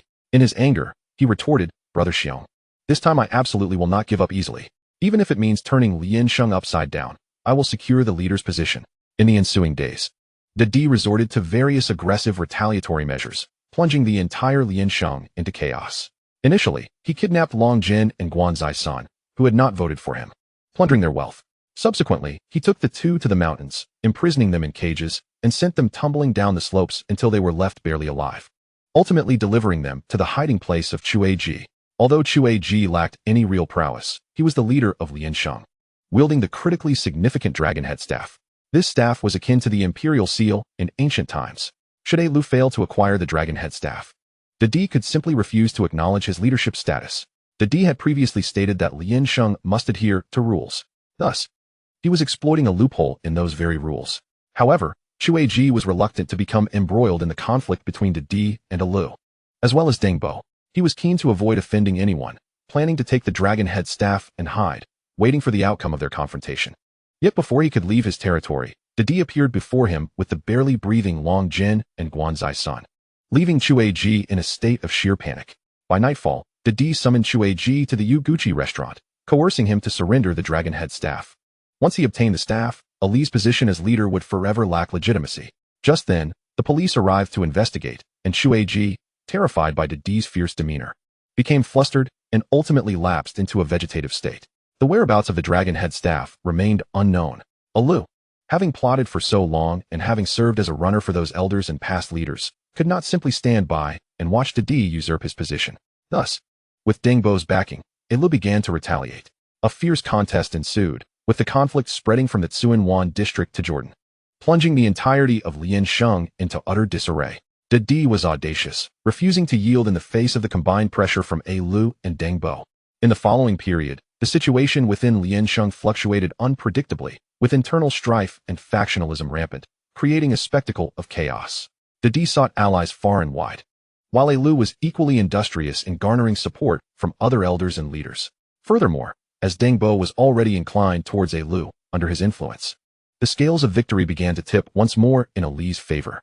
Increasing numbers of leaders were persuaded by Deng Bo to support Lu, placing Didi in an increasingly precarious position. Before long, half a month had elapsed, and Jimmy arrived with a stack of data files to report to Huo Zhengxiong. The cola factory now sells approximately 450,000 cases daily, with a production capacity of 50,000 cases, sufficient to meet the growing sales in the port. The mainland's contract factories are gradually increasing their cola production, expected to reach 100,000 cases in 2 months. This figure is quite astonishing. To put it into perspective, Oriental Cola contains 12 bottles per case, priced at 15 yuan per bottle, which is 50 cents cheaper than Coca-Cola and Pepsi, yielding a profit of 1 yuan per bottle, translating to 12 yuan per case. Currently, the local sales of Oriental Cola alone in the port are generating a pure income of 540,000 yuan for Huo Zhengxiong daily. And this is merely a fraction of the total. Once the inventory diminishes, Oriental Cola will be poised to formally penetrate the Southeast Asian market. As the film premiered, the daily sales of Eastern Cola in Southeast Asia undoubtedly surpassed those of the port, with expectations of at least 100,000 cases sold each day. This figure is particularly remarkable, considering the economic underdevelopment in several regions of Southeast Asia. Huo Zhengxiong nodded in satisfaction. Jimmy continued his report. The production capacity of Eastern instant noodles has now reached 200,000 packets per day, with sales stabilizing around 180,000 packets. Huo Zhengxiong's mind stirred, and he quickly calculated the profit, with a net profit of 2 yuan per packet for the braised beef noodles, selling 180,000 packets daily translates to a profit of 360,000 yuan each day. without considering anything else. The combined daily earnings from Eastern Cola and Eastern instant noodles alone amount to a staggering 654,900 yuan. Earning 900,000 yuan a day is an astonishing rate. At this pace, the annual total could reach 3 billion. Huo Zhengxiong couldn't help but gasp. Had his modest goal of 100 million been so easily achieved? He then mused. This pace of profit is almost swifter than theft. Isn't being a tycoon a splendid endeavor? Surely. It surpasses the dreariness of collecting protection fees in the underground world. Even the box office revenue from the film pales in comparison to his profits over mere 10 days. Yet, how demanding are the script requirements for a film, and what is the production capacity? Releasing a movie every 2 months is already considered rapid. Meanwhile, he needs do nothing, and 900,000 yuan in pure profit flows in daily. He could simply lie at home and still see no reduction in earnings. How delightful. The excitement on Huo Zhengxiong's face was unmistakable. This was merely the profit for this period. Once the Southeast Asian market opens up, his income would double instantly. It wasn't until Huo Zhengxiong gradually calmed down that Jimmy continued his report. Now, we await the instant noodle factory on the mainland to commence production. The preliminary estimate indicates a daily output of 100,000 cases of cola and 300,000 packets of noodles.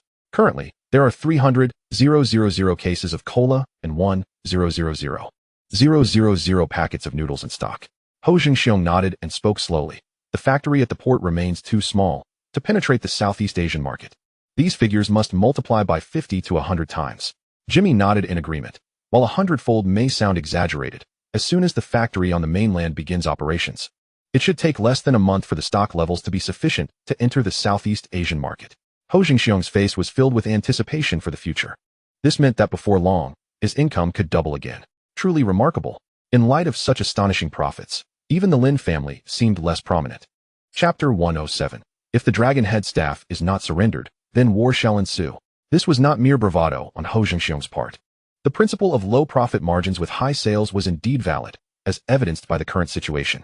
At this moment, Huo Zhengxiong harbored a singular thought: to expand his enterprise, to strengthen it, and to create even more remarkable achievements. He firmly believed that by seizing the right opportunities, Eastern Cola and Eastern instant noodles could attain global popularity akin to Pepsi and Coca-Cola, enabling him to amass a veritable mountain of wealth. By that time, even in the affluent port filled with tycoons, he would firmly establish his footing in the business world through these ventures. Of course, Huo Zhengxiong had intentionally gathered Wang Jing, Su Zhengyang, Jian Aowei, Jimmy, Huang Weihan, Zhang Wanjia, and Yu Li for a grand celebration, a reward for their hard work. 10 days passed in the blink of an eye. Wang Jing, brimming with enthusiasm, presented the final cut of the film Black Society. Huo Zhengxiong, astonished, inquired, "You mean the film is already completed? In just a month?" Wang Jing replied proudly, "Boss, not only is it finished, but all the necessary procedures are also completed. We are just waiting for the release." Huo Zhengxiong was momentarily speechless. He had indeed underestimated the speed of Wang Jing, the quick-draw director. This was astonishingly fast. In just over a month, the film was completed. Subsequently, with a wave of his hand, Huo Zhengxiong signaled Wang Jing to insert the tape into the player. He began watching the plot of Black Society, finishing the entire film in the time it took to sip a few cups of tea. He found that the storyline mirrored his script almost precisely, with little deviation from the actual events involving He Lianqing, rendering it remarkably authentic. However, in accordance with Huo Zhengxiong's requirements, the film featured an abundance of suit advertisements, with the presence of suits nearly ubiquitous, prominently displaying the name Eastern Fashion's cool men's suits. Moreover, the gangsters featured in the film were meticulously selected by Wang Jing. Each was well-proportioned and looked exceedingly dapper in their suits, akin to a fashion show. Huo Zhengxiong was confident that the release of Black Society would spark a trend for suits. He believed that the young viewers of the film would undoubtedly aspire to own a suit, as wearing floral shirts and ostentatious gold chains daily was simply too outdated and lacking in sophistication, whereas suits projected authority and style. In this regard, Wang Jing also harbored great confidence. As for the advertisements for Eastern Cola and Eastern braised beef noodles in the film, they were considerably fewer. However, this was of little concern, as the cola and instant noodle markets in the port had essentially been monopolized by Huo Zhengxiong. Additional advertising would not significantly boost sales in the port alone. Rather than expend energy in this area, it was more prudent to focus entirely on expanding the suit market. After watching the film, the words Eastern Fashion's cool men's suits lingered in Huo Zhengxiong's mind, prompting him to praise Wang Jing. "Your skill in product placement has reached an extraordinary level." In response to the compliment, Wang Jing beamed with delight. Soon after, Huo Zhengxiong noted that the time was ripe to have Wang Jing expedite the film's release. However, just as Wang Jing departed, a subordinate rushed in with news. Boss, our informants just reported that the members of Huo have been collectively arrested. D is clamoring to establish a new Huo, and the entire organization is in disarray. Huo Zhengxiong was momentarily taken aback, thinking, at last, this scene has arrived. Simultaneously, D and his associates, who had been apprehended due to the commotion, were engaged in final negotiations. During a face-to-face meeting with Deng Bo, D shouted frantically, if it comes to that, let there be war. If you won't let me be the decision-maker, then I shall establish a new Huo myself. This proclamation was shocking, akin to a thunderclap, leaving Deng Bo astounded. Is D truly so reckless? Is he courting his own demise? Nevertheless, although Deng Bo was aging, he showed no signs of retreat. Not only did he reject D's demand to be the decision-maker, but he also became enraged, preferring to engage in battle with D rather than compromise, ultimately issuing a stern ultimatum. If the dragon head staff is not surrendered, then war shall ensue. With that, Deng Bo furiously stormed out. Following this, under the banner of righteousness, Deng Bo swiftly garnered the support of the various hall masters, leading the entire organization in exerting pressure on Big D and issuing a final ultimatum for war. Once the news spread, the entire underworld was set ablaze. The spectacle between Big D and Huo was indeed thrilling. Such a captivating plot would be a shame not to be adapted into a film. Remarkable, indeed. Big D is formidable. This could uproot the very foundations of Huo. It is truly amusing how internal strife can escalate to such heights. Huo certainly possesses remarkable capabilities. The police, too preoccupied with other matters, have rushed to apprehend the gang members. It is rumored that the chicken whisperer nearly met his end at the hands of Big D. Speaking of this, one person springs to mind, Huo Zhengxiong. Initially, he captured Big D on his own turf, subjecting him to 2 days of torment before releasing him. No matter how fierce Big D may be, it only underscores Huo Zhengxiong's greater prowess. Your words evoke a sense of impending doom, as if a massacre were on the horizon. With the escalating conflict between Big D and the Huo, the situation grows increasingly chaotic, with internal strife continuously unfolding and captivating scenes playing out in succession. Subsequently, internal discord within Huo intensified, leading to relentless clashes amongst themselves.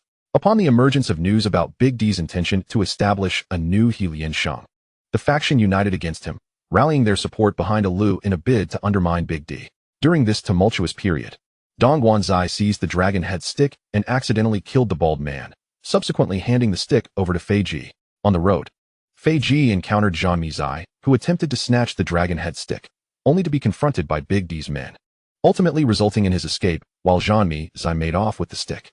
After Ali's release from the police station, he murdered the son of Chu Ji and dispatched a lawyer to Chu Ji's hospital room, threatening his family's lives to ensure he would not testify against Big D, thereby coercing Chu Ji into altering his statement. Following this, Zhang Mizai presented the dragon head stick to Lu. At the subsequent assembly, Lu was appointed the new leader of Huo, accepting several godsons, including Fei Ji, De Tu, the advisor Su, Dong Guanzai, and Zhang Mizai. Lu even approached Big D at the police station to propose a business partnership in Tsim Sha Sui, claiming substantial profits could be made, and promised to support Big D's leadership in the next term, to which Big D acquiesced.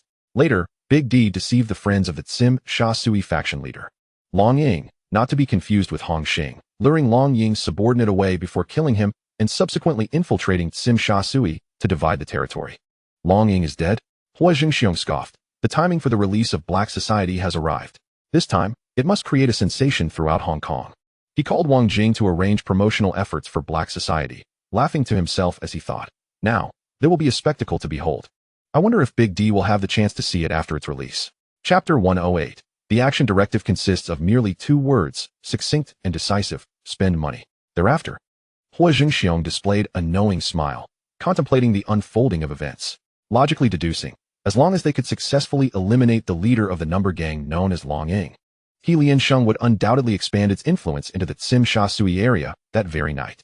Following that, when Lu invites Big D for a fishing trip in the countryside, Big D would most likely seize the opportunity to reminisce about past events with Lu and propose selecting 2 leaders within the gang to jointly oversee its affairs. Soon, that well-known classic scene would unfold. At that moment, Big D was not wearing a helmet, and Lu suddenly launched a surprise attack from behind, brutally bludgeoning him to death with a rock. Yet, no one could ascertain whether Big D would possess the fortune to witness this film beforehand. If he did, in a bid to preserve his life, Would he choose to forego that perilous fishing invitation? A knowing smile gradually emerged on Huo Zhengxiong's face. Big D was indeed pitiable. Alas, haha, the film Black Society was soon to be officially released, prompting Huo Zhengxiong to swiftly issue action orders to his subordinates to commence preparations for the film's debut. His directive consisted of just 2 words, clear and straightforward: spend money. The sole purpose behind this was to exert every effort to promote the film. With Huo Zhengxiong's generous financial investment, major newspapers in Hong Kong tirelessly worked to generate buzz for Black Society. The film Black Society is based on real events involving the He Liansheng gang, with a remarkable authenticity level of 90. Shocking debut. Following Dragon in the River, another realistic film is about to premiere. It is sure to deliver a profound viewing experience to the audience. Black Society is a must-see film in life, taking you to explore the lesser-known past experiences behind the gang. Director Wang Jing personally revealed that in the new film Black Society, the advertisement placements for Eastern instant noodles and Eastern cola will be significantly reduced. As this intense promotional campaign unfolded, coupled with the solid reputation established by previous works like Best Partners and Dragon in the River, the public's concerns regarding the quality of Black Society were minimal. However, Dragon in the River had left some unfavorable impressions on viewers, causing initial disinterest in Black Society. Yet, when media reported that advertisements for Eastern cola and Eastern instant noodles would be substantially diminished in the film, public interest in Black Society was reignited. Especially upon learning that Black Society, like Dragon in the River, belonged to the realistic genre, the audience's curiosity surged, sparking widespread discussions among the citizens of Hong Kong. My goodness, are these reports true or false? Will there really be fewer advertisements this time? Wang Jing mused privately. I never claimed there would be no advertisements at all, just that there would be none for cola and instant noodles. Is it possible that this film will resemble Dragon in the River with an overload of advertisements again? The newspapers are so assertive. Can we trust this news? If it's a realistic film, I can accept some advertisements. I am definitely going to watch this film in theaters. I wonder if this time the He Liansheng gang will face misfortune because of the film like last time. Although the series of films produced by the Huo family is notably characterized by excessive advertisement placements, it must be said that both Dragon in the River and Best Partners have sufficiently demonstrated their appeal through box office success. Audiences may vocally complain about the saturation of advertisements, but their actions speak volumes in support of the films. With the influential names of director Wang Jing and Huo's films attached, regardless of the public's criticisms, they will ultimately flock to the theaters to contribute to the box office of this new film. This phenomenon is what people commonly refer to as the delicious law. Wang Jing has long recognized this fact. The reactions of the citizens of Hong Kong to these news reports were, in fact, anticipated by both Huo Zhengxiong and Wang Jing. Meanwhile, members of the He Liansheng gang fell into silence upon seeing these reports, not uttering a word. Could it be that Huo Zhengxiong has nearly dealt with the Hong Tai gang and is now turning his attention towards us in He Liansheng? We must remain vigilant and not let our guard down. Quickly report this matter to our superiors. The example of the Hong Tai gang serves as a stark reminder. Last time, when the Hong Tai gang faced trouble, members of He Liansheng were gleefully watching from the sidelines, never imagining that the fire ignited by Huo Zhengxiong would swiftly spread to their own gang. In an instant, Huo Zhengxiong was met with fierce curses from the small-time thugs of He Liansheng. Huo Zhengxiong, you scoundrel. You deserve a miserable end. Damn it. Do you still think our He Liansheng is not chaotic enough? Damn it. Could this film possibly lead us to repeat the tragic fate of the Hong Tai gang? Huo Zhengxiong, you are truly despicable. The situation is dire. We are embroiled in internal strife with the Liansheng gang while simultaneously facing external threats. Are we truly destined for decline and annihilation? As the news spreads like wildfire, the lower ranks of the Liansheng gang are thrown into disarray. Meanwhile, members of other factions in the Underworld watch with crossed arms, reveling in the spectacle. I wonder if the Liansheng will collapse completely this time. I am so eager to see what happens next. Huo Zhengxiong truly knows how to make an impact. His methods are extraordinary. It's astonishing how just a film can instill such fear within the Liansheng. TSK, just when Didi and Alu of the Liansheng had only just reconciled, calamity strikes. The Liansheng gang is undeniably in a precarious position. Recent events surrounding Liansheng have been more riveting than a theatrical performance. The entire Underworld is tuned in, curious to see if this film by Huo Zhengxiong possesses genuine supernatural power, and whether the Liansheng will indeed meet a fate akin to that of the Hong Tai gang due to a mere movie. Chapter 109. That bastard is like a rabid dog, biting indiscriminately everywhere. On the other hand, Chen Jiajiu, who had previously benefited from Ho's film, suddenly perked up, eager to leverage his connections to secure tickets for the Black Society. What if this time he could seize another opportunity for merit? Just like before when he dismantled a drug factory based on clues from Dragon in the Underworld? He still vividly recalls that moment. Over the next 3 days, police news programs continuously looped his photo and name. To be honest, Chun Jiaju has pinned all his hopes for promotion and wealth on Huo Zhengxiong. Huo Zhengxiong quietly muses, I truly don't know whether to consider myself fortunate or to lament my awkward predicament. However, the number of officers harboring similar ambitions as Chun Jiaju is far from scarce. Even Inspector Zheng is among this crowd. During the last operation, he lost a deserved accolade to Chun Jiaju due to a moment of hesitation, which dealt a significant blow to his pride. In his heart, Inspector Zheng swore, this time, I absolutely cannot allow anyone to outpace me and snatch away my chance for glory. Meanwhile, former Flying Tiger Captain Huo Zhengxiong, who was captivated by the Ho film advertisements, harbored the same aspirations. His eyes sparkled with expectation, brimming with confidence. I am certain I can return to the Flying Tigers and reclaim my former position. Meanwhile, the other factions observe with crossed arms, eagerly awaiting this unfolding drama. The police, however, regard the Black Society with particular significance, hoping to uncover opportunities for merit from Ho's film. The citizens of Hong Kong are filled with curiosity about the plot, wondering if it will mirror real-life events. More accurately, everyone is brimming with anticipation for the Black Society. Of course, the Lianxing gang members are the exception. Upon receiving the news, the expressions of the higher-ups within the Lianxing gang were strikingly uniform. They fell into a stunned silence. Is he out of his mind? This Huo Zhengxiong is akin to a rabid dog, biting indiscriminately. What on earth are we to do? In an instant, everyone within the Lianxing gang became restless, their composure utterly shattered. Huo Zhengxiong himself never anticipated that his film would evoke an effect reminiscent of the Death Note, causing anyone mentioned within to panic. Not a single soul within the Lianxing gang remained unshaken and flustered. Alu contemplated silently. I have been preoccupied with the gang's affairs and haven't had the chance to settle scores with you, Huo Zhengxiong. Yet you have dared to provoke me first? However, the matter did not end there. After the newspapers published news about the Black Society, Huo Zhengxiong invested funds to contact ATV and TVB, directly financing the simultaneous airing of the Black Society movie trailers on both channels. The trailer merely selected a few segments from the film for promotion, yet the content was exceptionally riveting. Trailer Segment 1. The higher-ups of the Lianxing gang are convening a meeting, the atmosphere solemn and heavy. Every individual present, even those guarding the entrance, is clad in matching black suits. Coupled with the grave ambience, an intense sense of oppression instantly permeates the surroundings. Trailer Segment 2. The scene abruptly shifts as the two factions clash, with cold steel glinting ominously. Though there are no graphic depictions of violence, it must be said that everyone is dressed in uniform black suits, creating an incredibly striking and heroic appearance. Against the backdrop of the black suits, the unique brutality, oppression, and fierce energy characteristic of fashion-style gang narratives captivate the audience in an exhilarating manner. Such a heavy atmosphere, such a chilling aura. Without a doubt, this heralds the inception of an entirely new style. The viewers, unbeknownst to themselves, find their breaths quickening. This cinematic style has never been witnessed before. Moreover, in stark contrast to the police and gangster films featuring actors like Jackie Chan and Sammo Hung, it exudes a distinctly different essence, imbued with a unique charm that defies verbal description. At this point, the audience's emotions have become exceedingly fervent.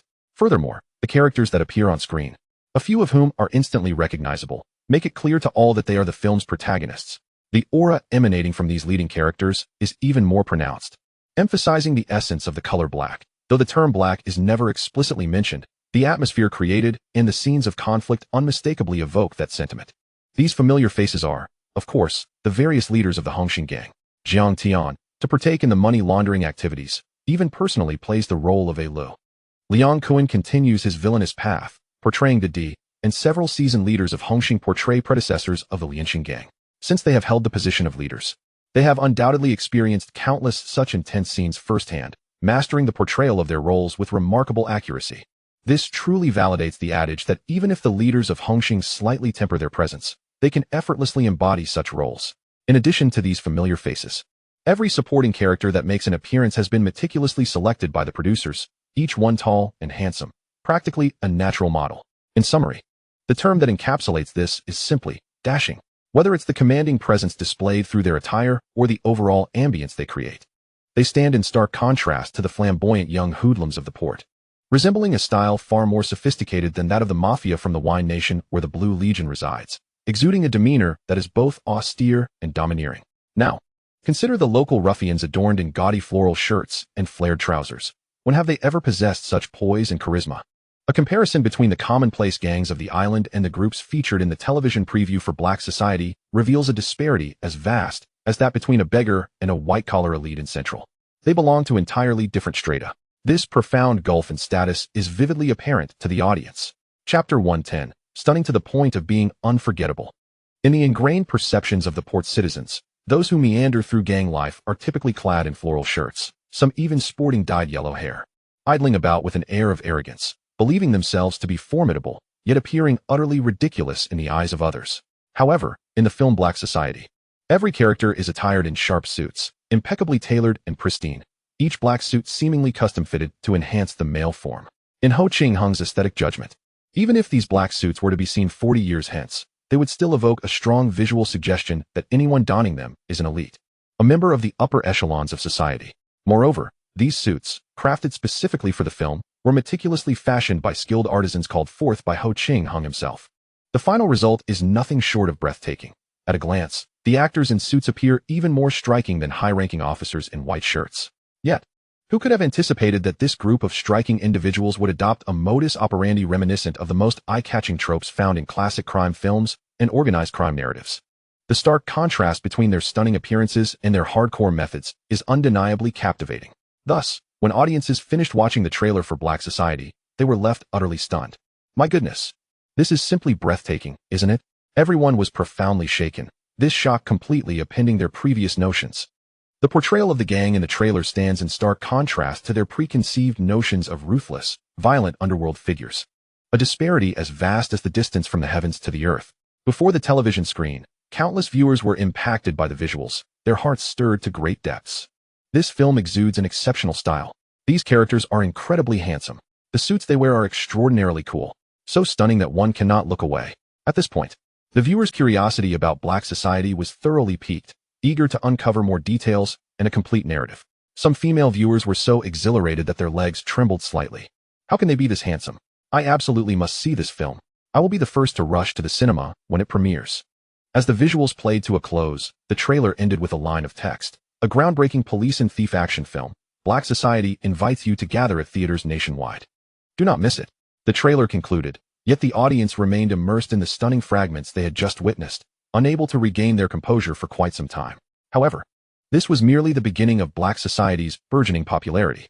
Following meticulous planning by Huo Zhengxiong, major newspapers engaged in fervent coverage of news related to Black Society for 3 consecutive days, causing an increasing number of port citizens to become aware of this film.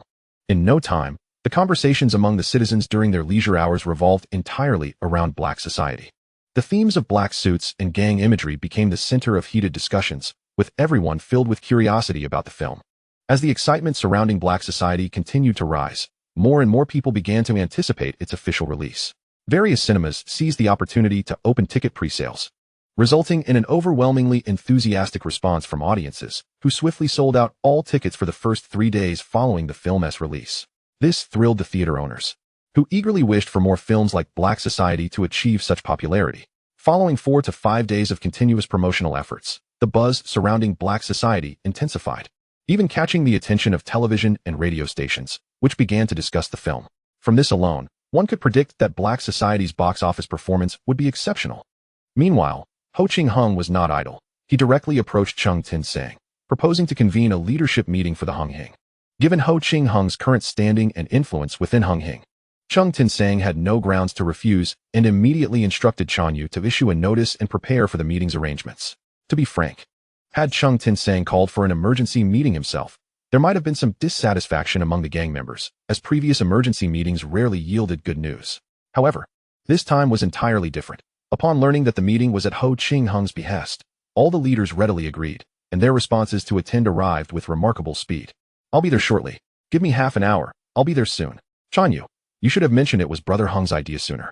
I'm sending these young ladies away right now and heading over. The leaders acted swiftly and efficiently, a scene that left Yu slightly astonished, his eyes widening in surprise. This was not difficult to comprehend. Tung Sing typically focused on extracting profits from each faction, with every faction's income required to contribute a certain percentage to him.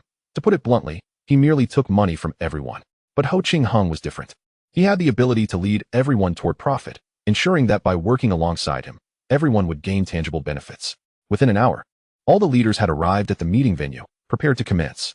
Tung Sing, witnessing this scene, had his eyes wide open, internally lamenting, "If only you all attended my meetings with such enthusiasm. What a bunch of sycophants. They arrived faster than one would to pay respects to ancestors." Despite his inner complaints, Tung Sing could hardly say more, simply stating, "This meeting was called at Brother Hung's request, so I won't ramble. Let us allow Brother Hung to speak to everyone." As soon as he finished speaking, the most impatient leader, Gay, could no longer contain his excitement and interjected, "Brother Hung, your urgency in summoning us suggests you must have found a way for us to make a fortune again." Upon hearing that Brother Hung had a directive, I didn't even take the time to greet the newcomers and rushed right over. Another leader chimed in, "Haha, Brother Hung, if you encounter any difficulties, just let us know. The brothers will certainly do their utmost to assist you." Surrounded by the enthusiastic leaders, Huo Zhengxiong smiled and began, "Actually, the reason I hurriedly called everyone here is to discuss gathering a sum of money together." Chapter 111. What a bunch of financially challenged fellows. Raising funds. Everyone present wore expressions of confusion.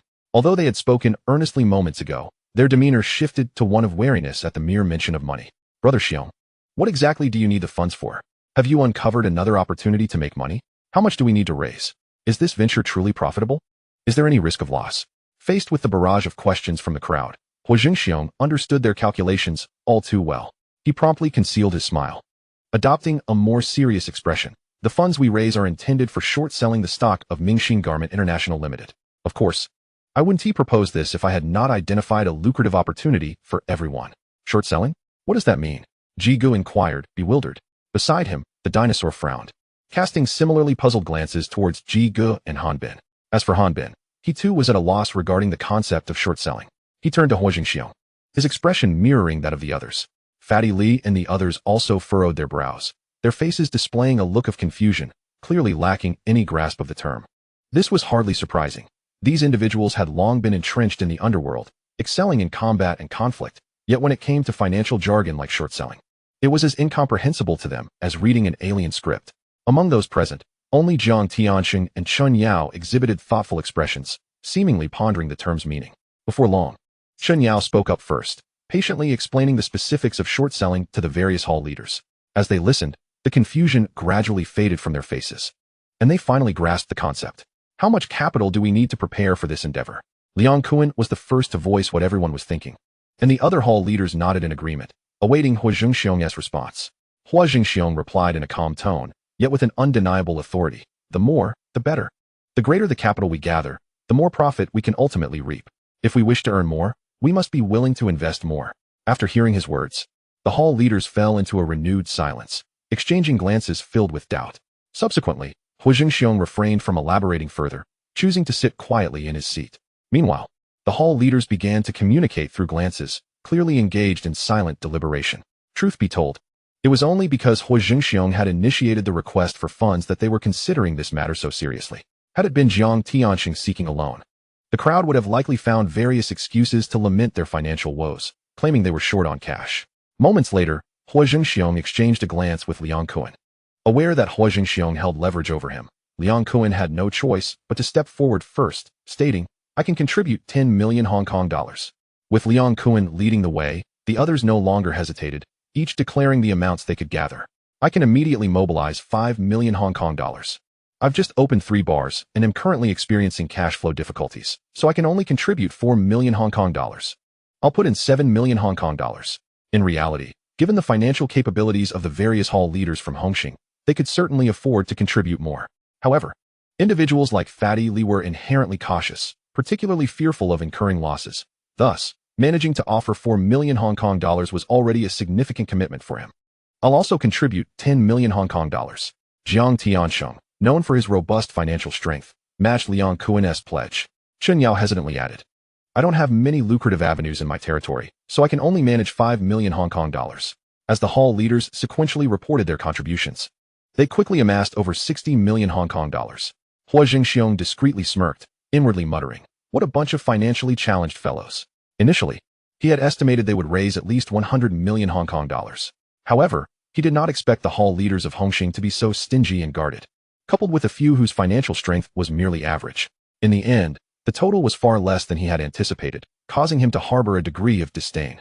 Nevertheless, he rationalized that something was better than nothing and deemed it unnecessary to dwell on the matter too harshly. Soon, Huo Zhengxiong cleared his throat and stated, "Let me make this clear. If we manage to profit from this venture, I will take half of the profits, which amounts to 50. The crowd exchanged glances. Sensing Huo Zhengxiong's dissatisfaction with the mere 60 million Hong Kong dollars raised, they worried he might exclude them from this lucrative opportunity, leading to a collective silence, as no one dared to voice dissent. Moreover, they were all keen to please Huo Zhengxiong, and thus would not risk dampening his spirits at this juncture. From the perspective of the hall leaders, if they couldn't keep Huo Zhengxiong satisfied, how could they expect him to continue leading them to profits in the future? Even if they earned extra money, taking a smaller share was hardly a significant concern. The urgent meeting concluded here, and the 60 million Hong Kong dollars were quickly gathered. After departing from the Hung Hing headquarters, Huo Zhengxiong wasted no time and headed directly to the bank. He was resolute in his decision to go all in, pledging his assets, including Oriental Cola and other enterprises. This pledge garnered him a staggering 100 million Hong Kong dollars.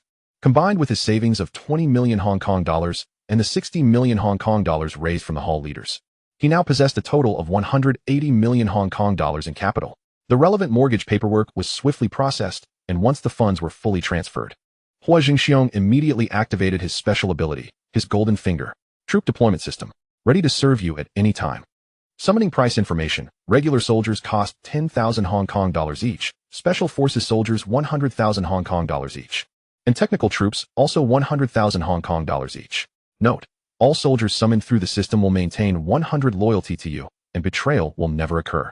Huo Zhengxiong's objective was clear as he stated, "I wish to summon technical troops, top talents in the stock market."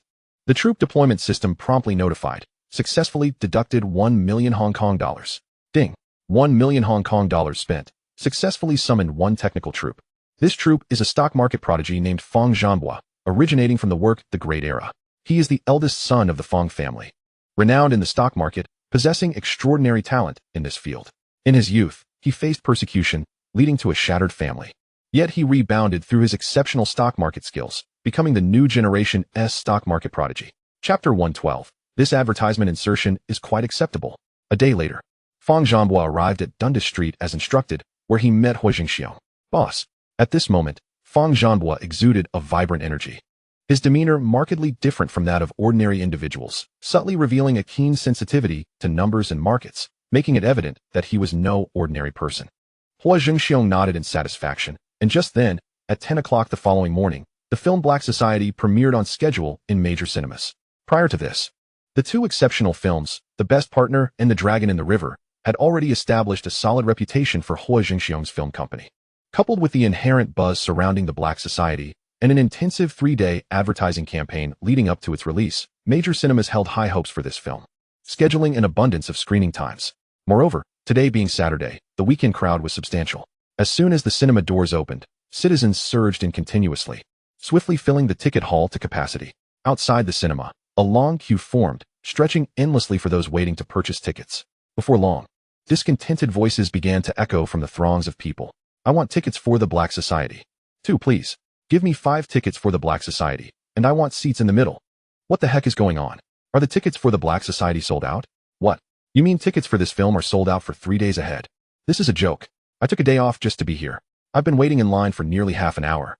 And you're telling me there are no tickets left?" Hearing the crowd's complaints, the cinema owner hurriedly contacted Huo Zhengxiong's film company, eagerly seeking additional copies of the film to increase screening times, fearing that the audience might cause a commotion. Fortunately, the film company responded promptly, promising to allocate copies as soon as possible. Thus, the atmosphere on-site eased somewhat. Subsequently, those who had secured tickets gradually entered the cinema.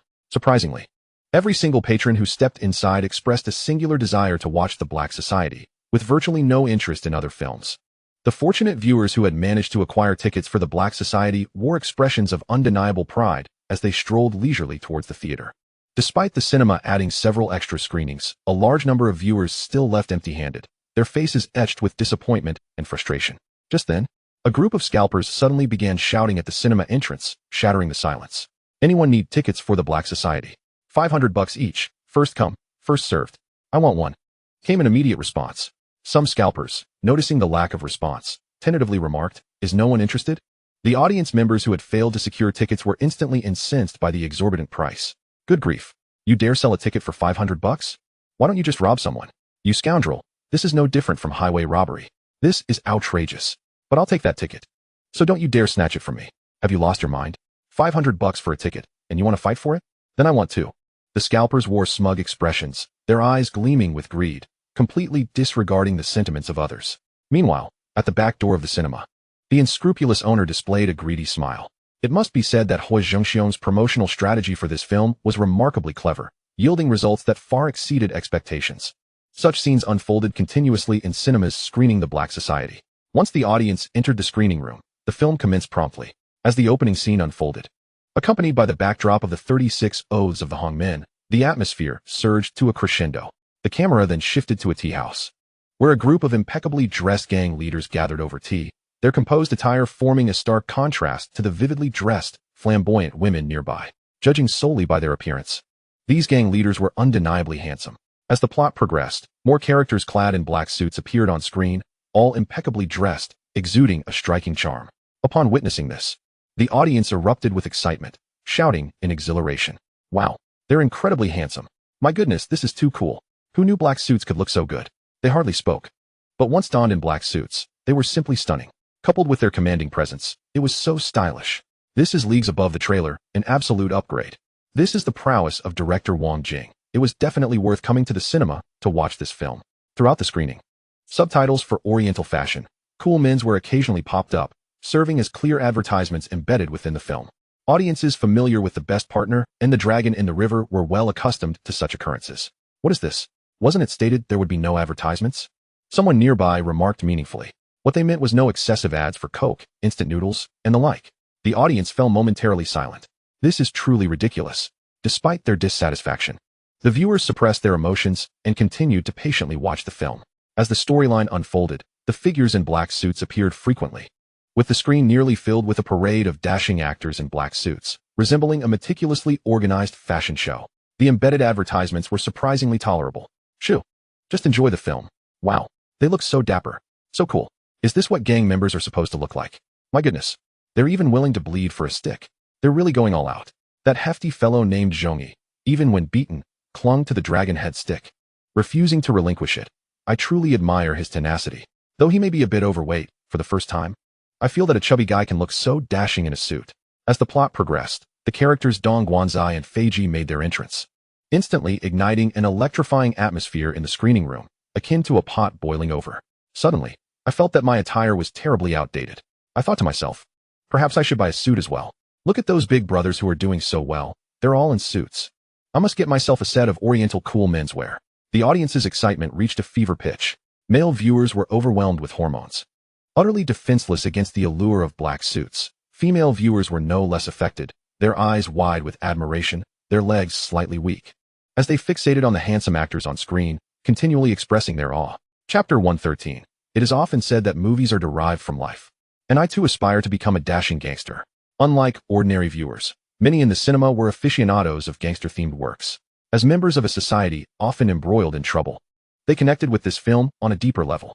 Particularly, the scenes where Liu and Didi resorted to various tactics to vie for the position of the liaison for Lianxing, spending money to buy votes, promising profit distributions, and resorting to verbal threats were all too familiar to them. Yet, precisely because they had seen it so often, their attention was drawn elsewhere. For instance, wow. When did we become this dapper in the underworld? Don't overthink it. Only in the movies do gangsters look this good. No way. They say movies are drawn from life. I too want to be a stylish gangster. I've made up my mind, after watching this film. I will buy myself a set of Oriental cool menswear. Since I'm out here, I must stand out, and I want to be the most eye-catching one. Goodness. They are even more eye-catching than I am. It's truly unbearable. Not only must I don a suit myself, but I must also ensure that my subordinates are similarly attired. Only then will I have the face to step out. Italy has the mafia, and our harbor can have its own gangsters clad in black suits. It's simply too dashing. Once I don my black suit, I refuse to believe that Xiao Fong will still look down upon me. From now on, I shall strive to maintain a more composed demeanor. After I step out, who wouldn't he call me bro upon seeing me? Haha. I shall remember the brand Oriental cool man suits. I must say, the allure of a black suit is undeniably captivating, significantly enhancing the film's overall quality. Surprisingly, no audience members expressed disdain for the advertisements inserted within the film. In fact, many found them rather well executed. One must commend Zheng Kuan's remarkable progress in filmmaking. as he managed to incorporate what could have been off-putting advertisements in a manner that felt both natural and well-received, cleverly transforming a potential flaw into a highlight. This approach is both composed and skillful, truly impressive. At the entrance of screening hall number 19 in another cinema, Black Society is about to commence. Outside the screening hall, Huo Zhengxiong gazes at his empty wallet, unable to suppress the tears of helplessness. This is driving me mad. A single movie ticket. And the scalpers are charging $600. How is this any different from outright robbery? The scalper behind Huo Zhengxiong, having just stuffed the money he collected into his pocket, wore a smug grin and mockingly remarked, "Brother, you can't be that dim, can you? Robbery is a crime. But my business is entirely legitimate." He paused before adopting a more reasoned tone. "Besides, I'm not forcing you to buy. Whether you purchase or not is entirely up to you. You could easily choose not to buy." This retort left Huo Zhengxiong momentarily speechless. He silently calculated that as a traffic officer, his monthly salary was limited, and for the sake of this one movie ticket, he would have to tighten his belt for an entire week, living frugally. Just as he was filled with grievances and dissatisfaction, the scalper successfully sold another ticket. Eagerly accepting the money, his joy unmistakable. Before long, a voice filled with surprise and indignation erupted behind Huo Zhengxiong. "My goodness! A movie ticket costs $600? How is this any different from robbery?" The scalper, having honed his responses, smoothly retorted, "There's nothing I can do. Who made this film so popular? The competitor next door is selling tickets for $800. Huo Zhengxiong spun around abruptly, eager to see who else was unfortunate enough to pay such a steep price for a ticket. However, upon recognizing the newcomer, he was left speechless. "Was it Officer Chen?" Huo Zhengxiong inquired, somewhat perplexed. Officer Chen turned around and, upon seeing Huo Zhengxiong in uniform, immediately forced a smile that appeared rather strained. In that fleeting moment of their gaze locking, both became acutely aware of the tension. Previously, Officer Chen had risen through the ranks thanks to his success in uncovering Hong Taizi's drug factory after watching a movie, receiving not only a promotion but also a handsome bonus. During that period, he had gained considerable recognition, appearing in the police news segment for an entire week. The honor and acclaim were truly enviable. Huo Zhengxiong recalled that he had first seen Officer Chen's report on the police news, which had prompted him to watch the film Dragon in the River, hoping to glean some useful clues. Yet, in the end, he had found no clues, but had consumed plenty of instant noodles and cola. Therefore, upon seeing Officer Chen appear here, Huo Zhengxiong instantly understood that the officer intended to employ the same method of searching for clues within the film. Ironically, this was also his own objective. Without a doubt, they had become rivals. Moreover, as both were law enforcement officers, competing for accolades was commonplace. Huo Zhengxiong certainly could not afford to relax, and his vigilance heightened instantly. Officer Chen's thoughts paralleled Huo Zhengxiong's. If it had been anyone else, he might not have thought much of it, but Huo Zhengxiong was somewhat well known. Though presently a traffic officer, his past as a captain of the Flying Tigers was well known throughout the precinct. Everyone was aware that Huo Zhengxiong yearned to regain his former position, and now encountering him by chance in the cinema, Officer Chen could not afford to be careless, maintaining his own heightened alertness. However, despite their wariness, the cinema was ultimately an open space for all viewers. They exchanged polite greetings before each entered the screening hall. Yet, upon finding their seats, both were taken aback to discover that they were seated right next to each other. This scene left them both feeling somewhat helpless, momentarily at a loss for words, their smiles becoming increasingly strained. Just then, a familiar voice interrupted. "Excuse me, please let me through. My seat is in front. This is my ticket." Both instinctively turned towards the source of the voice. Upon recognizing the speaker, Huo Zhengxiong froze, unable to utter a word. Officer Chen was equally stunned, his face filled with surprise. Standing before them with a movie ticket in hand was none other than Officer Zheng from the O Department. Seeing Huo Zhengxiong and Officer Chen, Officer Zheng was equally taken aback, and after a moment of silence, internally scoffed. "This scalper is utterly unreliable. They actually assigned me a seat right next to them." Officer Chen recognized Officer Zheng and felt a surge of tension. It was well known that the O Department and the Major Crimes Unit had a history of conflict within the precinct, and competing for accolades was a daily affair. Just the other day, after he had uncovered Hong Taizi's drug factory and successfully dismantled it, Officer Zheng had rushed over, attempting to claim the credit for himself. Had it not been for Uncle Biao's timely arrival to defuse the situation, a quarrel would likely have erupted on the spot. This old grievance had long been etched in Officer Chen's mind. Chapter 114. One cannot help but be astounded by this segment. With Officer Zheng's presence here, his intentions were unmistakably clear. He was undoubtedly here to claim credit. This fellow is trying to snatch accolades again. How outrageous. After all, he is an officer. How can he engage in such behavior? Officer Chen seethed inwardly, his vigilance intensifying. Since Officer Zheng had also arrived, It was evident that whoever could uncover the crucial clues today would earn the accolades, relying solely on their own capabilities. As Officer Chin's expression grew increasingly serious, Huo Zhengxiong swiftly sensed the looming crisis. His demeanor immediately shifted to one of tension, his fists instinctively clenching. This was a golden opportunity to restore his former rank, and he could not bear to relinquish it to Officer Chun and Officer Zhang. In an instant, while the three appeared to be calm, a silent competition had already commenced beneath the surface. As for who would ultimately prevail, that would depend solely on their individual abilities. Nevertheless, despite this unspoken rivalry, the atmosphere among the three, seated together, was decidedly awkward. Each bore an earnest expression, fixated on the screen as the film progressed. The narrative unfolded, and the figures in black suits were particularly striking. The advertisements for Oriental cool man suits were impossible to miss, sparking a desire among the audience members to make a purchase. Glancing around the cinema, one could occasionally hear the audience's exclamations of admiration. Wow, that is so dashing. Absolutely cool. Indeed, those who possess handsome features are deserving of elegant uniforms. The brand that embodies my desires is cool men's wear. As soon as the film concludes, I shall make a purchase. Within the movie, the scene at the tea house in the town is particularly amusing, showcasing the moment when the assistant Su requests a headpiece, which elicits hearty laughter from the audience. Immediately following, the camera abruptly shifts to the scene of Didi, clad in a suit, boarding another fishing vessel. Without any superfluous chatter, he directly tosses an envelope to Fishhead Biao, stating, "Fishhead Biao, contained within is 200,000. Please ensure it reaches Chuan Bao, so he may support my election." With a smile, Fishhead Biao remarks, "It appears you are determined to achieve your goal this time." The onlooking plane cannot help but chuckle, yet Didi, wearing a frown, sharply retorts, "What are you laughing at? Accept the food graciously, if it doesn't suit your palate. Then swallow the spoon whole." On the grand screen, Plane gazes at the ceramic spoon extended by Didi, hesitates for but a moment, then resolutely crunches it to bits before swallowing it whole. One cannot deny that this segment is truly shocking. The audience, witnessing this scene, stands in stunned silence, unable to suppress their gasps of astonishment. Goodness, how can one be so ruthless towards oneself? It seems that those clad in black suits are not to be trifled with. They are formidable characters indeed. The challenges of entering the gang are evidently daunting, as a mere smile can compel one to swallow a spoon. It is utterly terrifying. Had I been Plane, I would have certainly thrown Didi into the sea to be fed to the fish. This moment has also become a classic highlight for the character of Plane. This plot not only astounded numerous viewers, but also instinctively reminded everyone of a prominent selling point of the film, closely mirroring reality. While Didi claims it is merely a jest, Plane pays no heed, continuing to stuff the spoon into his mouth. Observing this, the audience feels a tightness in their throats, an uncomfortable sensation. At this juncture, the film vividly illustrates the harsh realities faced by lower-tier gang members. Coupled with the omnipresent advertisements for Eastern cool men's suits, the black suit further heightens the film's atmosphere.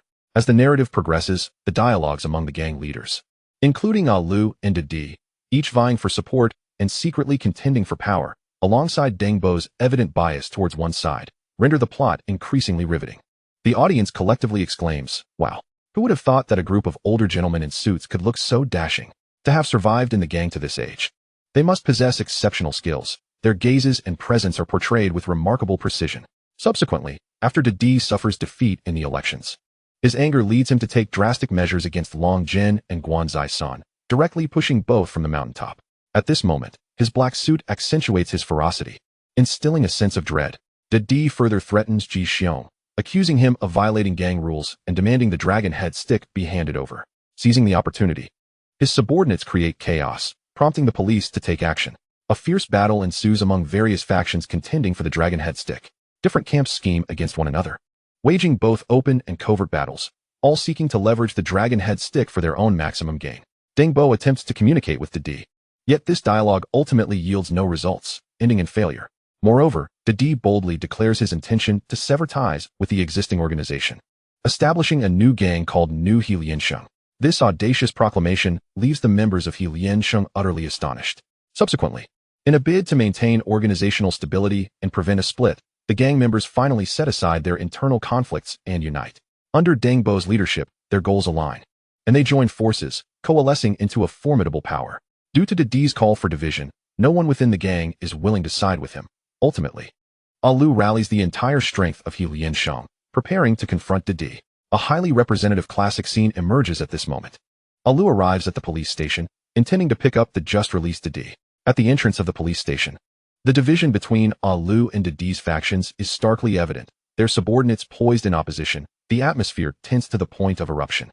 The combined forces amount to over 1,000, all clad in coordinated suits, creating a striking and impressive spectacle. At this moment, the audience in the cinema is once again profoundly moved by the scene before them, utterly captivated. These gang members exude an aura of coolness. Some audience members, upon witnessing this, even contemplate joining the gang. Observing Didi, who is preparing to depart alone, Lu calls out to him, "Let us find a place to talk." Seeing Didi remain unresponsive, Lu continues, "Now that our people are all gathered, if you refuse to get in the car and talk, we will have no choice but to resolve this through force." Didi dismissively scoffs, confident in his upper hand within Huo Zhengxiong, unafraid of the current standoff. Boldly retorting, "Who fears whom? If you want to fight, then bring it on." Until Lu mentions, "The dragon head stick is in my possession."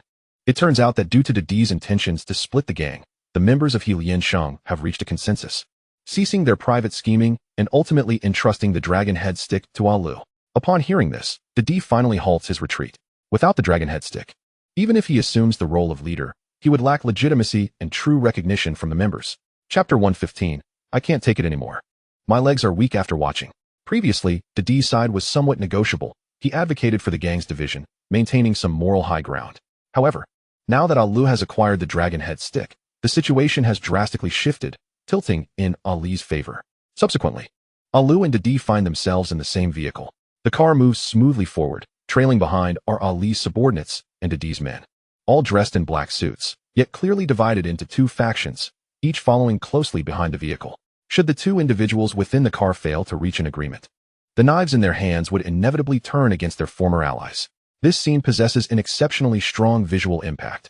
Countless gang members in suits remain silent, closely trailing behind the vehicle, the atmosphere both serious and tense.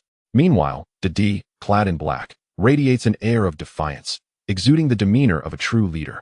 Seated beside him, Lu, also dressed in black, presents a starkly different impression, calm and unassuming, yet subtly revealing the thoughts concealed within.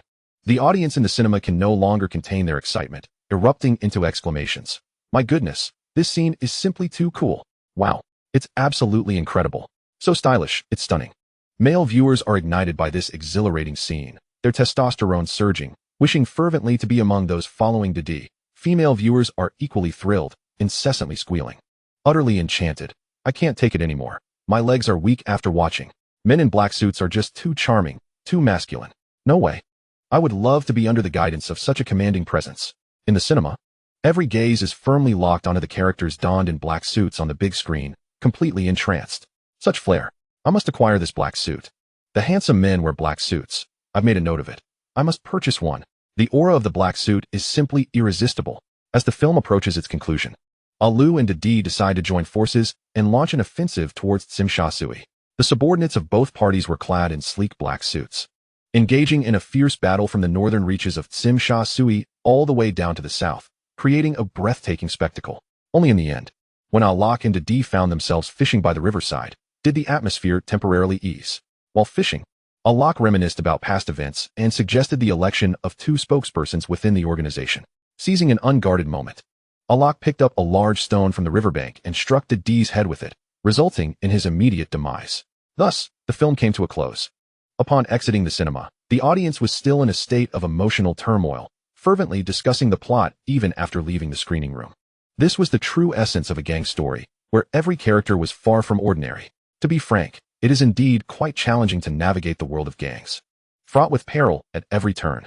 In this realm, life and death often hinge on a mere instant. On another note, the black suits in the film exuded an undeniable charisma. They were simply stunning. I must inquire where I can procure such splendid suits as those worn by the dashing characters in the film.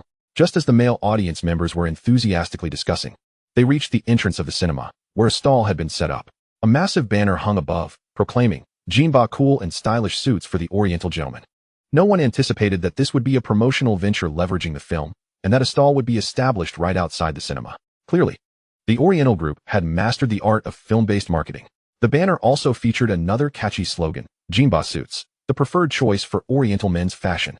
Beneath these striking headlines, vendors, clad in staff attire, were soon surrounded by an eager crowd of freshly exited viewers. The audience clamored to purchase. "I want a suit like that. Do you have my size? I want to buy. I'll take two." One for myself and one for a friend. As long as it's black, I want to wear it and be the most stylish person on the street. Many viewers, initially uncertain about making a purchase, found the atmosphere so charged after the film that with the same Jinba black suits available right before them, who could resist the impulse? Many instinctively bought a suit. In a short span, the black suits at the stall were sold out. After acquiring their suits, the audience began to discuss the merits of the Jinba black suits in detail. This suit fits better than other brands on the market. It's more tailored and exceptionally comfortable to wear. The quality is remarkable. The texture is simply exquisite to the touch. It looks incredibly high-end. Not at all like cheap merchandise. The price is reasonable, yet the quality is outstanding, offering exceptional value for money. The black is exceptionally pure, with no color discrepancies. Wearing it feels just like the characters in the film, so dashing.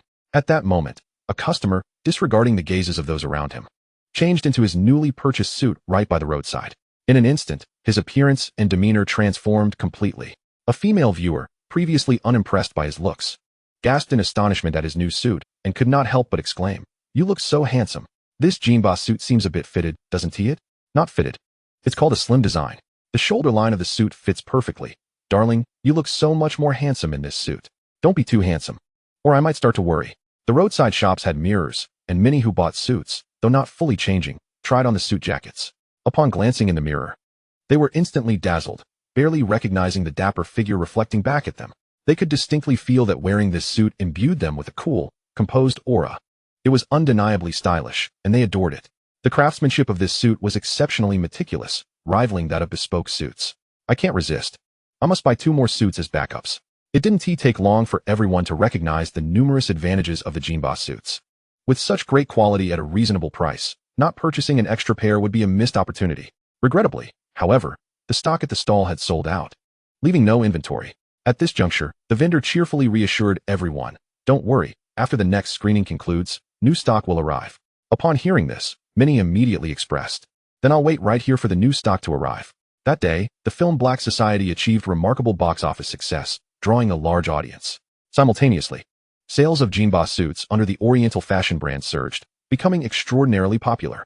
The genius designer Yu Li, employed by Huo Zhengxiong, possessed undeniable professional skills and technical prowess, ranking among the world's elite. Chapter 116. Word spread that the D would become the subject of ridicule throughout the underworld. The suits he meticulously designed boasted countless advantages. Customers who purchased Jinba suits also recognized this, expressing strong appreciation for the design and quality. Suits, originally foreign garments introduced by so-called Western gentlemen, generally suffer from a prevalent issue: oversized cuts. This baggy fit is primarily intended to accommodate the larger frames of Westerners, resulting in a loose, oversized appearance. When a suit is worn loosely, it can make one appear lethargic and out of place, lacking coherence. In other words, the popular suit styles on the market today do not cater to the body types of Easterners. To wear a well-fitting suit, one must opt for custom-made options, which are prohibitively expensive for the average citizen. Consequently, most individuals, unless compelled by work, refrain from wearing suits in their daily lives. However, Yuli had already recognized the unsuitability of conventional suits for Eastern body types in his design of Jinba suits, and he addressed this issue flawlessly.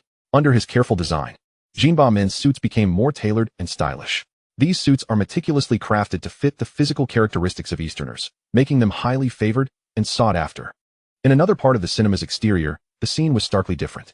As soon as the end credits began to roll, 3 figures hurriedly dashed out of the cinema, their footsteps swift, disappearing down the end of the street in an instant. Without a doubt, these 3 were Zhou Xingxing, Chen Jiejun, and Officer Zhang.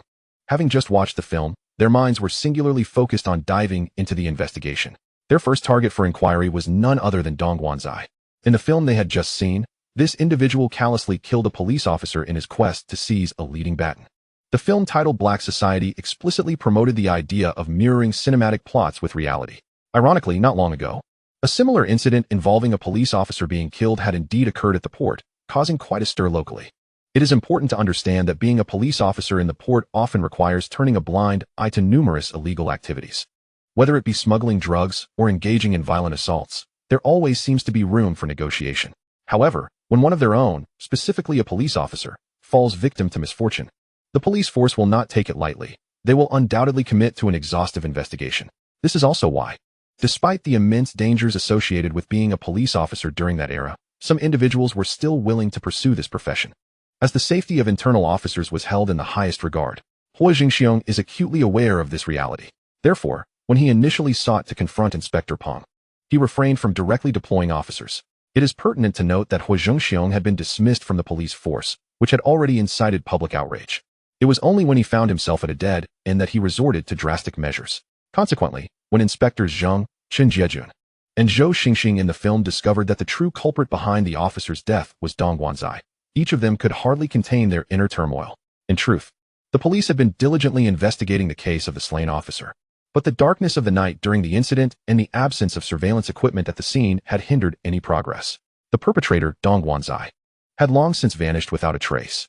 Upon witnessing Dong Guanzai's act of violence in the film, the trio was overwhelmed with an impulse to immediately pursue the investigation. Had they not been concerned that the film might reveal even more significant secrets, they might have abandoned the cinema in pursuit of the case. With the film now concluded, the three understood clearly. Whoever could apprehend Dong Guanzai first would claim the glory. After all, this case involved the tragic fate of an officer. Touching upon the dignity of the police force, capturing Dong Guanzai would undoubtedly be a monumental achievement. It is not difficult to envision the fierce competition that would ensue among the three as they vied for this honor. As for who would ultimately emerge victorious, it remains uncertain at this juncture. Shifting our gaze to another cinema, Didi, the leader of the Lianxing gang, stood in a daze. His face etched with shock after viewing Black Society. He had yet to recover from the astonishment it inspired. Initially, Didi had no interest in this film.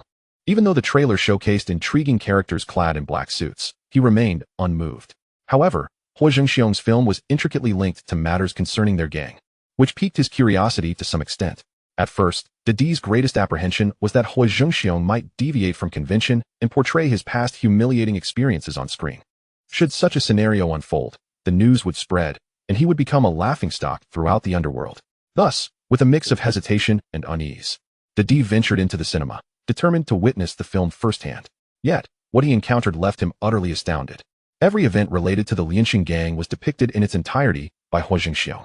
If the film had merely showcased the gang's larger gatherings, it would have been acceptable. However, crucially, the film even replicated the content of their high-level meetings with uncanny accuracy. At this revelation, Didi was left speechless, his mind rendered blank. Even his everyday actions were vividly portrayed on screen. The issue was that everyone knew this film had commenced shooting a month prior. Didi himself had been unaware of the forthcoming actions he would take, as many of his decisions were dictated by his immediate emotions. Yet, the film astonishingly captured his subsequent intentions and actions in advance. Moreover, the details were so meticulously rendered that they surpassed reality. Didi pondered silently. If the dialogues from the high-level meetings were accurately depicted due to Huo Zhengxiong having infiltrated their ranks with spies, it could somewhat explain the flawless reproduction of the meeting's content. However, how could the film possess foresight into his future actions, capturing events yet to transpire? The film had scarcely begun when the plot sent chills down Didi's spine. A wave of cold dread surged from his feet to the crown of his head, and beads of cold sweat instantly dotted his forehead. As the film progressed and Dengbo elucidated his reluctance to support Didi's ascent, opting instead to back a little, Didi's heart erupted in turmoil. He had never imagined that his flamboyant personality would provoke Dengbo to oppose him at every turn. Chapter 117. Trash. You truly deserve to die. Yet, instead of aiding him, Dengbo unconditionally championed his rival, a little. In that moment, Didi had a sudden epiphany.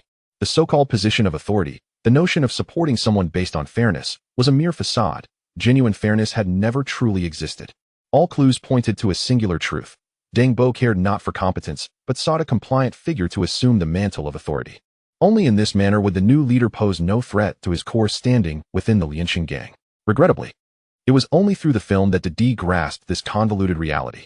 Even if he felt a surge of indignation and yearned to alter the situation, it was already too late. As the film's narrative unfolded, Didi's confusion compounded like a rising tide. However, during the latter half, when he witnessed the scene of himself reconciling with Alu and expanding their influence into Tsim Sha Sui, he felt a flicker of satisfaction. At least, for the moment, they were still comrades aboard the same ship. Yet, this fleeting joy was short-lived, as the film's conclusion ignited a blaze of fury within him. The screen depicted him and Alu fishing by the river, only for Alu to suddenly tear off his gentle facade, revealing a vicious and ruthless nature as he struck at Didi. In that instant, Didi felt as though his very blood was boiling. Even more alarming was that numerous scenes regarding him in the film depicted actions he had yet to undertake, yet the film had captured them in their entirety. Regardless of whether Huo Zhengxiong possessed exceptional cunning or some form of predictive ability, or even foresight, it was no longer of consequence. What mattered was that these events had led Didi to believe in the film's tagline: Black society would indeed reflect reality. If that were the case, would the plot in which Alu sought to murder him not also materialize? Alu genuinely intended to eliminate him. This was the most pressing concern for Didi, an unsettling reality he could not accept. For just 2 hours prior, Alu had indeed invited him to fish by the river that afternoon. As this realization struck him, Didi felt a surge of anxiety coursing through him, his back drenched in cold sweat. Had he not viewed the film today and uncovered Ali's scheme, he would have gone to the rendezvous, and his life would likely have been forfeit. The consequences were too dire to contemplate. Fortunately, now that he had seen the film and was aware of what was to come, he had also discerned Ali's treacherous nature lurking beneath a gentle exterior. Didi clenched his fists, already formulating a plan of defense in his mind. He glanced at his watch and noticed that the time for his meeting with Alu was drawing near. At this moment, anger and vigilance intertwined within him, leaving only one thought. He must personally unmask Ali's facade, revealing his true nature to everyone in the gang, to prevent any unforeseen circumstances. Didi immediately called Chong Mao, instructing him to bring along his brothers and follow discreetly, ready to assist at a moment's notice. As for himself, after a moment's hesitation, he steeled his resolve and decided to proceed with the meeting as planned. Indeed, Didi ultimately resolved to confront Alu. His inherent rebellious spirit and unyielding nature had long dictated that he would not cower in fear. Over an hour passed. In this vicinity, Chen Jiejun, Huo Zhengxiong, and others were still accompanying Officer Zhang in a frantic search for clues regarding Dong Guanzai, while simultaneously pursuing the whereabouts of the assailant, their pace relentless. However, on the other side by the riverbank, a starkly contrasting scene unfolded. Didi drove to a small grove by the river, and from a distance, he spotted Alu already present, leisurely fishing with his rod, accompanied dutifully by his son. The sight before him was strikingly reminiscent of a scene from a film. Good heavens! Didi couldn't help but exclaim, his astonishment deepening, his alertness heightened to an acute degree. He dared not approach too closely, deliberately settling 3 meters away from Alu. Noticing Didi's distance, Ali's face was etched with confusion as he inquired, "Why are you sitting so far away? Aren't we here to fish? Moreover, today is a special occasion to celebrate our successful partnership in expanding our influence to Tsimsha Sui." Didi's expression tightened, and instead of responding to him, he posed a question. "Alu, did you see the newly released film Black Society?" Alu furrowed his brow slightly, his tone remaining relatively gentle. "I believe I saw the trailer for that film on television, but I haven't watched the actual movie. As you know, I've been exceedingly busy lately, handling every matter, big or small, in the gang. When would I have time for the cinema? Just managing to carve out some time to fish with you is already a feat." Didi nodded quietly, his gaze growing increasingly serious as he continued. "I wish to discuss something with you." Alu found Didi's solemn demeanor rather peculiar and couldn't help but remark, "What is going on with you today? You seem preoccupied, which is quite odd." Didi remained silent, fixating intently on Alu, his eyes betraying a hint of scrutiny. Growing impatient under Didi's gaze, Alu waved his hand dismissively. "We're brothers, so speak plainly. No need to dance around the subject." Didi inhaled deeply, his voice grave as he articulated each word with weight. "If I were to suggest that we, like other gangs, appoint another leader to co-manage and share power, would you contemplate killing me?" Didi emphasized the last part, akin to a stone suddenly splashing into still waters. Upon finishing, he fixed his gaze on Alu, eagerly awaiting his reaction. Almost instantly, he observed Ali's eyes widen in shock, his body involuntarily quivering, a primal response to being struck at the core of his concerns. In that fleeting moment, Didi gasped sharply, the facade of composure he had maintained crumbling as he comprehended Ali's true intentions, which unmistakably harbored murderous intent towards him. "You scoundrel!" Upon confirming the threat, Didi didn't afford Alu a chance to explain, his fury surging as he shouted, "Damn it! I trusted you so deeply. And this is how you repay me? I opened my heart to you, and now I see I was blind. You promised to collaborate, and I readily agreed without hesitation. I even relinquished the position of leader to you." The partnership was evidently flourishing. Yet, for merely suggesting an idea, you contemplate murder. How ruthless you are, you scoundrel. You truly deserve to die. Didi's roar struck Alu like a hammer, causing his complexion to turn a ghastly shade as he hastily attempted to defend himself. "Didi, you've misunderstood me. I was merely pondering whether there exists a feasible way regarding your suggestion of 2 leaders." But as those words escaped his lips, even Alu sensed their feebleness. Ultimately, Didi was too naive. While his character was bold and domineering, he was no match for Ali's cunning. Had the roles been reversed, with Alu in Didi's position, endowed with even half of his deviousness, he would not have foolishly come to the riverside merely to fish. He would have set a trap to eliminate his adversary completely. Once Alu was gone, the the position of leader would be vacant, leaving no one to contest it. Yet in reality, Didi was consumed by anger after watching the film, seeking only to confront Alu directly and question him. Although he felt somewhat relieved after venting his rage, he had pushed himself perilously close to danger. In response to Ali's defense, Didi believed not a single word, coldly interrupting, "Stop with the excuses. Do you truly think I am a fool? My error lies in having trusted that you genuinely wished to collaborate with me. Now you seek to kill me and still expect me to heed your directives? Forget it." Since Alu had ascended to the position of leader within the He Liansheng gang, wielding the dragon-headed baton, he was no longer the low-key individual of yore. Cornered by Didi's accusations, he glared fiercely at him, sternly warning, "I caution you, do not speak nonsense here. If I genuinely intended to kill you, you wouldn't be standing here now." In truth, Ali's fervent defense was merely an attempt to stabilize Didi. After all, Didi's influence among the He Liansheng gang's leaders was unrivaled. He could rally the entire gang with his singular authority. At this moment, Ali's hold on the leadership was still tenuous, reliant on Didi's cooperation. If Didi were to stir up trouble as before, Alu would find himself in a predicament. However, Didi was now blinded by rage, dismissing all of Ali's words. Just as Alu prepared to continue his defense, a sudden, urgent phone ring shattered the tension. Alu quickly answered, and a panicked voice from a subordinate came through. "Brother Lu, there's been a major incident. The film Black Society just released by the Huo family company depicts events that mirror our experiences with He Liansheng. The storyline is strikingly similar, especially at the end, where it shows you inviting Didi to the riverbank to fish, and, upon hearing Didi's suggestion of appointing 2 leaders, you kill him. The police have already come looking for you and are currently searching for Didi, stating that if Didi dies, you will undoubtedly be the prime suspect." Alu froze in place, his mind blank. "A film?" "Yes." The subordinate continued rapidly, articulating the film's uncanny resemblance to their actual events. Echoing the previous incident with Hong Tai, Black Society has captured everything we've done. Brother Lu, you haven't acted yet, have you? You must not act. The police are already searching for you. I've sent the brothers to assist you. If you have already harmed Didi, you must leave the riverbank with his body. The small grove by the river was eerily quiet, the voice on the phone crystal clear, not only audible to Alu but also to Didi, who listened intently. Didi's expression quickly sharpened, his fury almost bursting forth from his eyes as he grit his teeth, uttering, "Enough with the chatter. According to the rules of the Underworld, you've disrupted my affairs, so let the battle commence." With that, Didi stormed off in a fit of anger. Naturally, he heightened his vigilance, fearful that Alu, feeling cornered, might suddenly turn against him. Alu, too, was astute. He recognized that Didi was on guard, rendering any attempt to eliminate him impossible. He could only watch helplessly as Didi's figure receded into the distance. His gaze darkened. He seethed through clenched teeth. "Hua, how dare you ruin my plans?" After cursing, Alu swiftly packed up his fishing rod and drove straight to the cinema in the city. Upon arriving at the entrance, he pulled out a thick stack of cash and declared, "I would like to purchase a ticket for Black Society." At this moment, tickets for the film Black Society are so scarce that they are nearly impossible to procure. Yet, upon noticing the cash in his hands, the surrounding crowd cannot suppress their underlying greed. Instantly, someone tosses a ticket to Alu, followed by a throng of people surging forward to snatch the money he holds. With a casual flick of his wrist, he scatters the cash like snowflakes fluttering through the air, seizing the chaos of the scene. He maneuvers through the crowd and slips into the cinema. The plot of the film's first half unfolds in a manner that is rather conventional.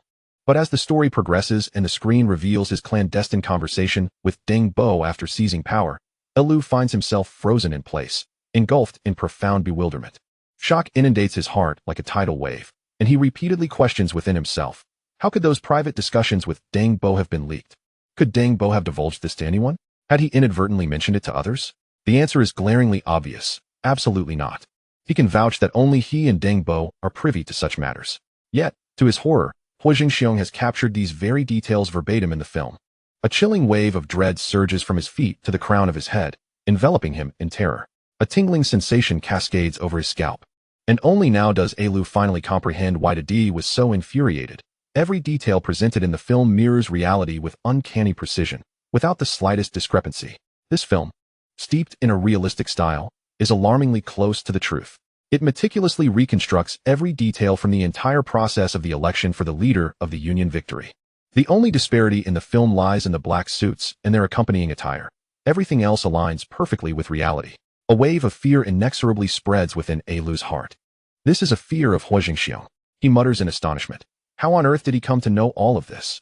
How could he possess such intricate and thorough knowledge? Just as Alu is lost in his shock, Another thought strikes him. Could it be that Huo Zhengxiong had foreseen all of this even before it transpired? The more he contemplates this direction, the more frantic he becomes. After all, if the former scenario holds true, Huo Zhengxiong having obtained information through extensive sources or perhaps having installed listening devices, then such an explanation remains plausible.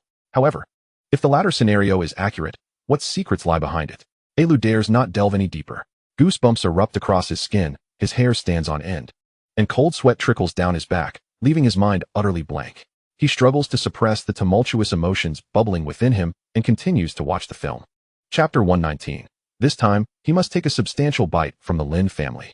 The film initially depicts his acknowledgement of 5 adopted sons, followed by the negotiation process with another individual, including their joint advance into Tsim Sha Sui. He watches until the film's conclusion. On screen, Didi and he are fishing by the river, and then Didi proposes the selection of 2 leaders, only for him to ultimately bludgeon Didi to death with a stone. Witnessing this scene nearly causes Lu to faint from shock. At this moment, he finally understands why Didi had spiraled into near madness earlier. In truth, he alone is aware that when Didi suggested appointing 2 leaders, a fleeting thought of eliminating Didi had crossed his mind. To crush Didi with a stone and bury the body by the river would allow him to gain complete control over the Union victory. But now, forget about dealing with Didi. The person he fears most at this moment has transformed into Huo Zhengxiong. Lu stammers for a long time, his excessive fright rendering him incapable of uttering a complete word. Just who is Huo Zhengxiong? What background does he possess? Wiping the cold sweat from his brow, Lu's thoughts are in disarray. This film has thoroughly disrupted his mental clarity, causing his usual composure and hidden depth to vanish without a trace. Even when he attempts to force himself to regain his calm, he finds it utterly impossible, completely at a loss for what to do next. Only when the film concludes and the staff begins to clear the theater in preparation for the next audience does Lu finally come to his senses, reminded by the workers. He attempts to rise, only to discover that his legs have gone numb, utterly unresponsive. His entire body is drenched in cold sweat, the sticky sensation causing him immense discomfort, making even the act of stepping forward incredibly arduous. Taking a deep breath, Lu begins to slowly move his feet.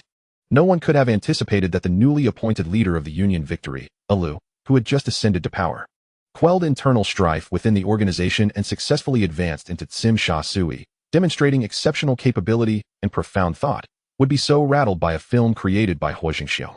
It is no exaggeration to say that at this moment, Lu is the only one who can truly empathize with Hong Tai's earlier sense of collapse. It is now Saturday, and the stock market is closed. Fang Zhanbo meets with Huo Zhengxiong once again, respectfully reporting, "Boss, from Monday until yesterday when the market was closed, I utilized 1.8 billion in capital for financing, leveraging it to the tune of 5 times, bringing our total capital scale to 10.8 billion Hong Kong dollars. All these funds are earmarked for short-selling operations against the Renovated Garment International Limited. The Hong Kong stock market permits short-selling." Upon hearing this, Huo Zhengxiong nods with a smile, thoroughly satisfied. One cannot deny Fang Zhanbo's professional acumen. Although a 5-fold leverage may not sound particularly high, based on an initial capital of 1.8 billion, the resulting scale of funds is indeed astonishing. If the initial amount were smaller, achieving a 10-fold leverage would not be difficult. But once the pre-financing capital exceeds 100 million, without guarantees from large companies or banks, no one would dare to permit such operations. Next, we merely await the opportune moment to launch our harvesting action against Renovated Garment. However, it is inevitable that this process will be fraught with obstacles, as the Lin family is far from foolish and will not readily grant others such opportunities. Yet, if no opportunities arise, we shall create them ourselves. This is Huo Zhengxiong's steadfast approach to conducting business. Before long, Jimmy, who received a call from Huo Zhengxiong, hurriedly arrives. He exchanges a glance with Fang Zhanbo, sharing a smile before reporting on the task's progress. "Boss, I have already preemptively allocated 2 million to various major newspapers. When the time comes, we will emphasize the rise of the Oriental cool man suits, using this method to undermine investors' confidence in Renovated Garment. Once the investors fall into panic and begin to sell off their shares in Renovated Garment, we will then take subsequent action." Upon hearing this, Huo Zhengxiong's smile broadens even further. He suddenly recalls Lin Jianyue's foolish demeanor and cannot help but chuckle. This time, we must take a substantial bite from the Lin family. Fang Zhanbo replies with a grin, "Rest assured, boss, we will ensure the task is completed." Jimmy also beams with a radiant smile. As the saying goes, a storm is brewing and the winds are picking up. As Huo Zhengxiong meticulously laid out his plans to derive benefits from the Lin family, on the other hand, Lin Jianyue, entrusted with a significant task by his father Lin Baixin to hone his abilities using Huo Zhengxiong as a sharpening stone, found himself momentarily at a loss for a strategy to deal with Huo. Seeking an excuse to clear his mind and devise a plan, he decided to visit the Tang group, intending to invite the Tang family's daughter, Tang Xian. In essence, Lin Jianyue was pursuing Tang Xian. Had Huo Zhengxiong been present at that moment, he would undoubtedly recognize Tang Xian as the leading lady of the Double Dragon Society. A strikingly beautiful woman with an outstanding figure. In terms of sensual allure, she even surpassed Xiang Wan, believing himself to be the epitome of charm and handsomeness. Lin Jianyue adopted a fully gentlemanly demeanor as he addressed Tang Xian. Miss Tang, the weather is delightful today, with the sun shining brightly. So I would like to invite you to join me for a yacht trip at Victoria Harbor. Would you be interested? A confident smile adorned Lin Jianyue's face, as he was convinced that Tang Xian would not refuse him. After all, both of their families were esteemed households, and their elders were acquainted with one another. So he believed Tang Xian would grant him some courtesy. However, a fleeting hint of unease crossed Tang Xian's face. She forced a smile, tinged with awkwardness, while her mind churned with thoughts. Why is he pursuing me instead of the eldest daughter of the Lei family? What is his true intention? Does he think that because Lei Zhilan does not fancy him, I would view him in a different light? As a well-known heiress from the harbor, it was only natural for Tang Xian to be acquainted with Lei Zhilan, yet their personalities differed vastly. If Lei Zhilan was a mischievous and impulsive girl, then Tang Xian was the epitome of elegance and grace, akin to a royal princess. She possessed a gentle temperament, exquisite beauty, and a serene demeanor, always displaying poise and propriety in her interactions and dealings. Considering the bond shared by their families, even though Tang Xian was reluctant to accept the invitation, she could not outright decline. Unlike Lei Zhilan, who acted on a whim and spoke without regard for others' feelings, Tang Xian contemplated for a moment and suggested in a polite tone, "The seaside can be quite windy, and the UV rays are strong, which may harm the skin. Perhaps we could drive to another location to explore instead? What do you think?" A sense of foreboding surged within Lin Jianyue at that moment. Seeing that he had not been outright rejected, his smile grew even more radiant, mistakenly believing that his charm was at play. He then eagerly escorted Tang Xian away from the Tang group. While they could not go to the seaside, a stroll around Victoria Harbor was still a fine alternative, given that it was the most renowned and luxurious commercial area of the harbor. Throughout the journey, Lin Jianyue displayed exceptional enthusiasm, showering Tang Xian with attentions. Yet she responded with casual indifference. As they drove down a street, they encountered a crowd gathered outside a cinema, blocking their path. Curious, Tang Xian leaned forward to see what the commotion was about and inquired, "What are they buying that has caused such a stir?" Being a refined lady from a prestigious family, she naturally felt a sense of curiosity towards the vibrant scenes of everyday life. The driver promptly clarified, "It seems they are purchasing suits."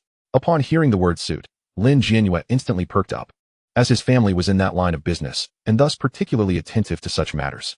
Moments later, he leaned forward and caught sight of people emerging from the crowd, each holding a suit. He did not scrutinize the details closely, but a proud expression spread across his face, internally praising his family's enterprise.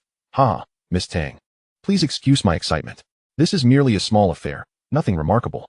Our Leeson brand suits have always been in high demand and sell exceptionally well." Tang Xian's initial surprise quickly morphed into intrigue as she remarked, "Is it truly that impressive?" Lin Jianyue, brimming with pride, affirmed, "Of course." However, a look of confusion soon crossed Tang Xian's face. As she peered through the throng, she noticed a banner above the stall and read aloud, "Cool Man Suits, Eastern Apparel." Lin Jianyue chuckled and replied, "Haha, indeed, that's our Lin family's cool man." Just as he spoke, Lin Jianyue suddenly sensed something amiss, abruptly halting mid-sentence. His eyes widened as he leaned forward for a closer look, and soon he was struck dumb, his face frozen in disbelief. What was happening? What was Cool Man Suits? He had never heard of it before. Upon closer examination, the words Eastern Apparel caused the smile on Lin Jianyue's face to vanish, leaving him unable to maintain his composure. A sense of dread welled up within him. He quickly realized the significance of the situation and silently exclaimed in his mind. Lin Jianyue sat frozen in his seat, muttering under his breath, "Impossible. How could this be happening? What has gone wrong?" Tang Xian watched the scene unfold in front of her, rendered speechless. Her heart filled with a sense of helplessness and bewilderment. At that moment, she perceived Lin Jianyue as nothing more than a foolish, ignorant individual. Lin Jianyue's rigid smile appeared embarrassingly awkward. He had intended to impress Tang Xian with the strengths of the Lin family, only to have reality deliver a harsh blow to his ego. It was indeed mortifying, especially in front of the goddess he had just begun to fancy, leaving him with no way to extricate himself from the situation.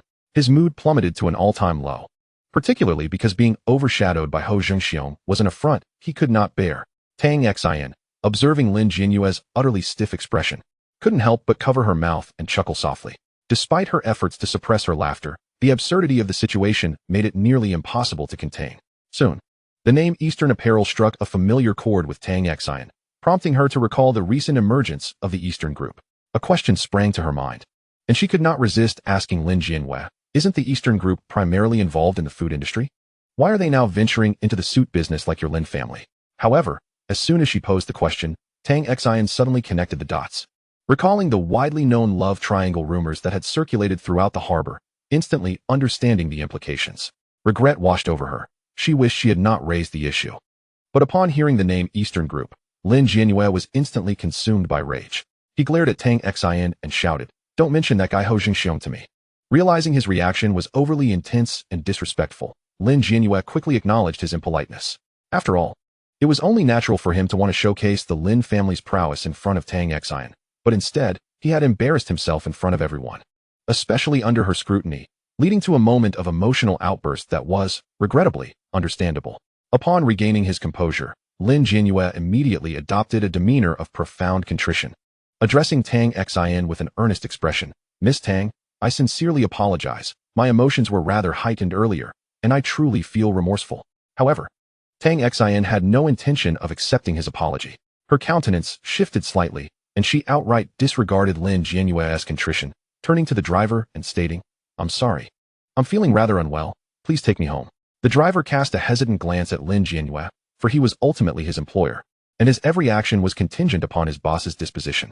It is worth noting that Lin Jianyue had diligently awaited several days outside the Tang Group, striving to secure this singular opportunity to meet Tang Xian. Yet now, scarcely had the vehicle departed from the Tang Group when she requested to return. This, undoubtedly, further diminished Lin Jianyue's dignity. His expression morphed into one of acute displeasure, as he inwardly cursed Huo Zhengxiong. "You insufferable wretch. Like a persistent specter. You cannot be shaken off. Wherever I go, you wreak havoc." Simultaneously, he felt abandoned by Tang Xian, and his feelings of frustration and grievance intensified exponentially. What perplexed him most was the sudden surge in popularity of the suits sold by Huo Zhengxiong's Eastern Apparel. The streets were lined with queues of customers eager to purchase suits, their faces alight with the satisfaction of having seized a great bargain, further exacerbating Lin Jianyue's agitation. Just a few days had passed. He had merely diverted his attention from Huo Zhengxiong, yet such a significant upheaval had occurred. Initially, he had refrained from taking action against Huo Zhengxiong, never anticipating that the latter would possess such formidable prowess, employing some means to catapult his suit business into such a flourishing success.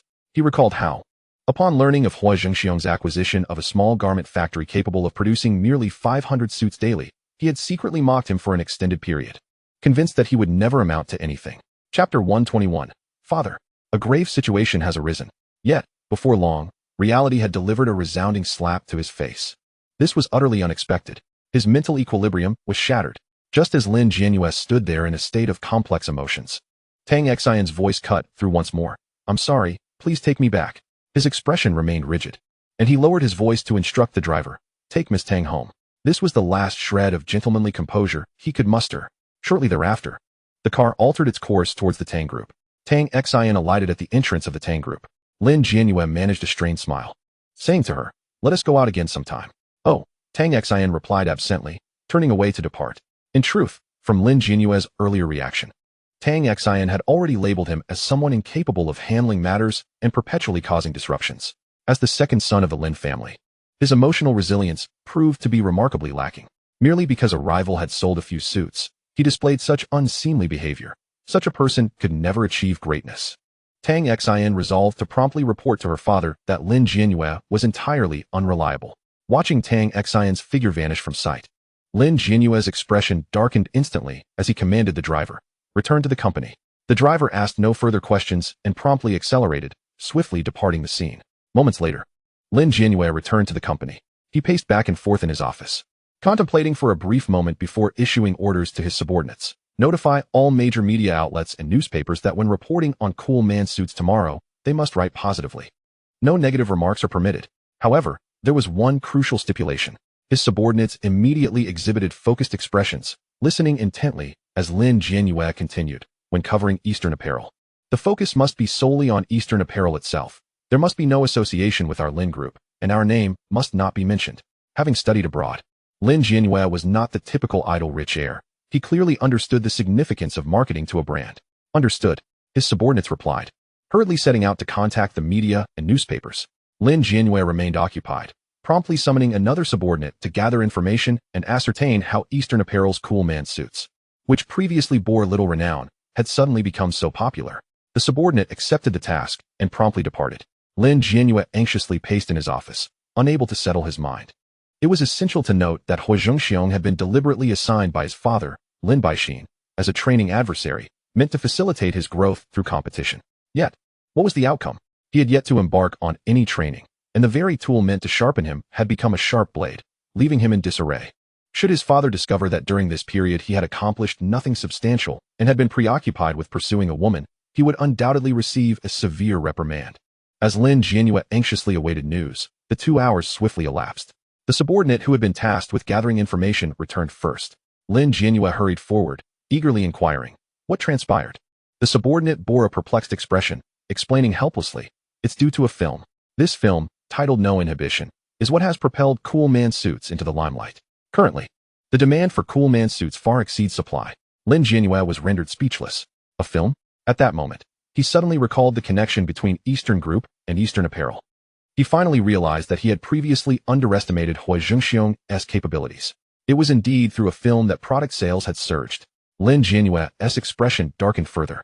But before he could voice his thoughts, the subordinate responsible for contacting the media returned. Before Lin Jianyue could pose a question, the subordinate spoke first. With a hint of difficulty, he said, Young master, I managed to get in touch with the media, only to discover that Huo Zhengxiong had already established relations with them in advance, ensuring they would fully promote Eastern Group. After a pause, the subordinate seemed to have more to add. Moreover what? Lin Jianyue felt an ominous premonition rising within him and pressed for clarification. The subordinate, looking resigned, continued, Huo Zhengxiong specifically requested that the media compare Eastern suits with our Lin suits, ensuring that everyone is aware of this. Lin Jianyue was once again left speechless. The very scenario he had most dreaded had come to fruition. Huo Zhengxiong's capabilities exceeded his expectations by a considerable margin. Every aspect had been meticulously arranged by Huo Zhengxiong in advance. Given the current circumstances, once the news reports emerged tomorrow, the brand image of their Lin suits would undoubtedly suffer a significant blow, and their reputation would plummet sharply. Should such a situation arise, the stock price of Lee Sin Garment, a subsidiary of the Lin Group, would also encounter dire repercussions. The citizens of the port city were gradually realizing that within the realm of suits, the Lin family's Lee Sin Garment was no longer the undisputed sovereign. For Lin Jianyue, there could be no worse outcome. Huo Zhengxiong's methods were truly ruthless and cunning. Indeed, he was a person who had emerged from the underworld, and his strategic maneuvers were exceedingly formidable, despite Lin Jianyue's deep-seated disdain for Huo Zhengxiong. Upon discovering that the latter had meticulously orchestrated a trap for the Lin family, he could not help but be taken aback by Huo's cunning. It was utterly terrifying. Fortunately, Lin Jianyue was not entirely oblivious. When he realized that the situation had transcended his understanding and was beyond his control, he refrained from making further mistakes by attempting to conceal the information. Instead, he promptly summoned his driver, instructing him to take him back to the villa, as he needed to urgently discuss countermeasures with his father. Lin Jianyue wasted no time, hastily returning to the villa. Dad, we are in big trouble. He scarcely had a moment to greet his mother before he dashed into the study. Upon finding his father, Lin Baixin, he rushed towards him, exclaiming, Dad, we are facing a significant crisis. Lin Baixin, observing his son's flustered demeanor, felt a sense of relief. Although Lin Jianyue had mishandled matters related to Huo Zhengxiong, he recognized that in this critical moment, his son had refrained from hiding the truth and had not compounded his errors, but rather sought his assistance decisively. This was commendable, if not entirely satisfactory. Lin Baixin, indeed a responsible father, was always focused on nurturing his son. Chapter 122. No opponent should be underestimated lightly. Soon, Lin Baixin, seeing his son in a state of disarray, could not help but impart a lesson. What are you doing, flustering about like this? Today, let me teach you a principle. As a business owner, you must always remain composed, no matter the circumstances. Do you understand?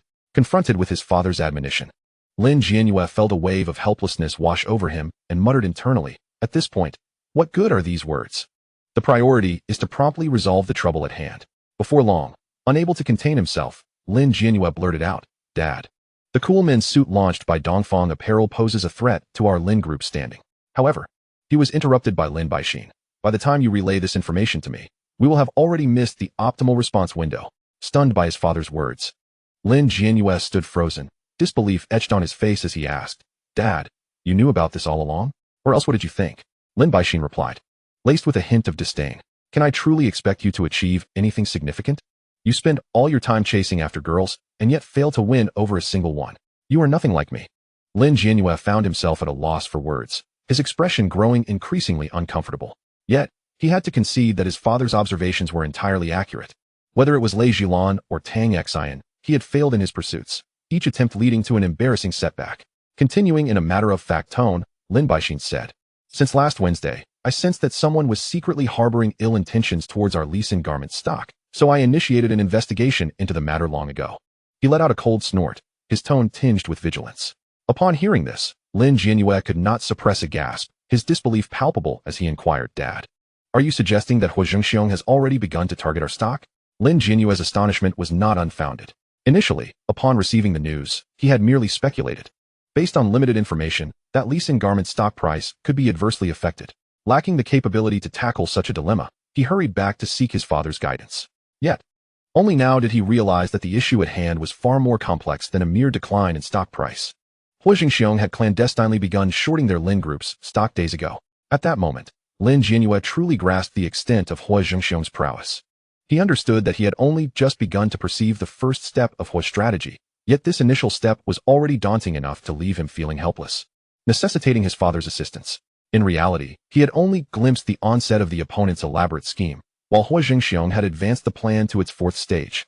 Had his father not promptly detected and responded to the situation, by the following Monday, Lee Sin garment would likely have found itself akin to a defenseless fat pig, easily devoured by Huo Zhengxiong.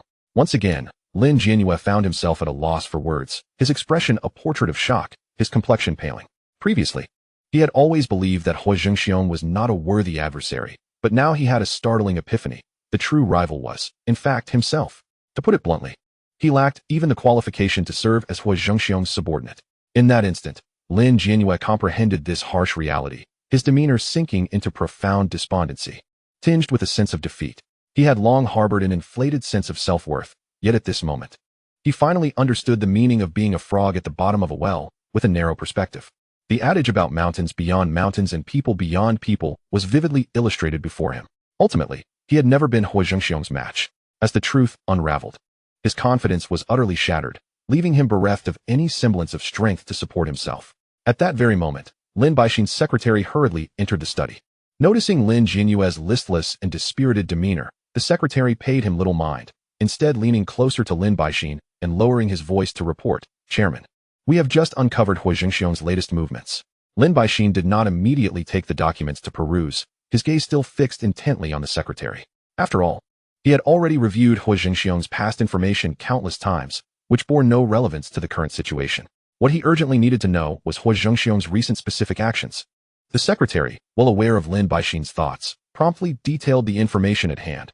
According to our latest findings, half a month ago, Huo Zhengxiong met with a group of distinguished individuals, and we have located a server from the hotel where the meeting took place. That server reported that Huo Zhengxiong seemed to have struck a significant collaboration with the party, and both sides appeared exceptionally pleased, celebrating for several consecutive days. At this point, the secretary shook his head in resignation, a look of regret on his face. As for further details of the collaboration, we currently have no means of uncovering more information. As his words trailed off, Lin Baixin fell into deep contemplation, his brow furrowed, his fingertips unconsciously tapping the table. After a moment, he finally spoke slowly, his voice low, as if conversing with himself or analyzing the situation with those present. If all goes as expected, Huo Zhengxiong dares to openly challenge our Lin group. He must have the support of this group, either through direct collaboration or similar powerful backing. Otherwise, where does he derive such audacity and strength? He truly dares to confront our Lin family's standing in the business world.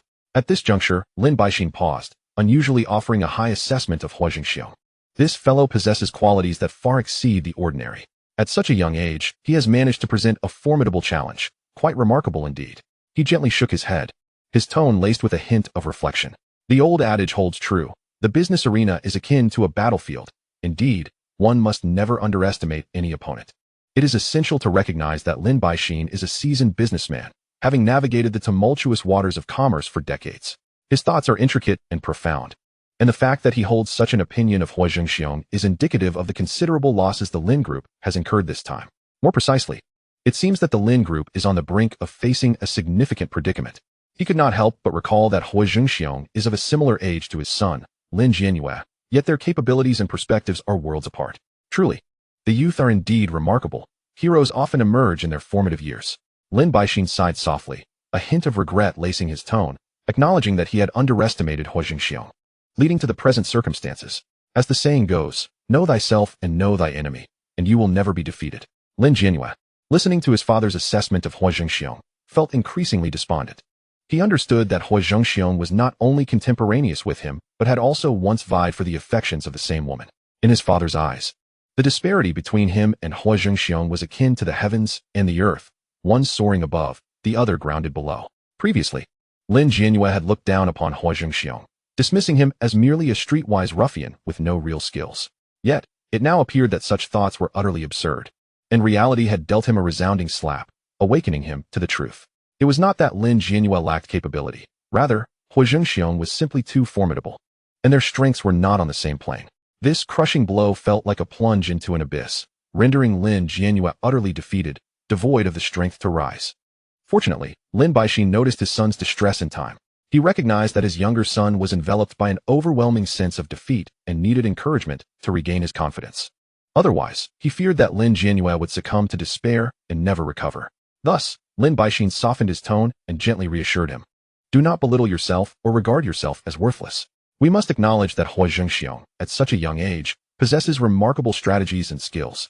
He is indeed a rare and formidable individual, unmatched by many. He paused, his expression turning serious, and continued, consider our current confrontation with him. Even at my age, I might not have been his equal.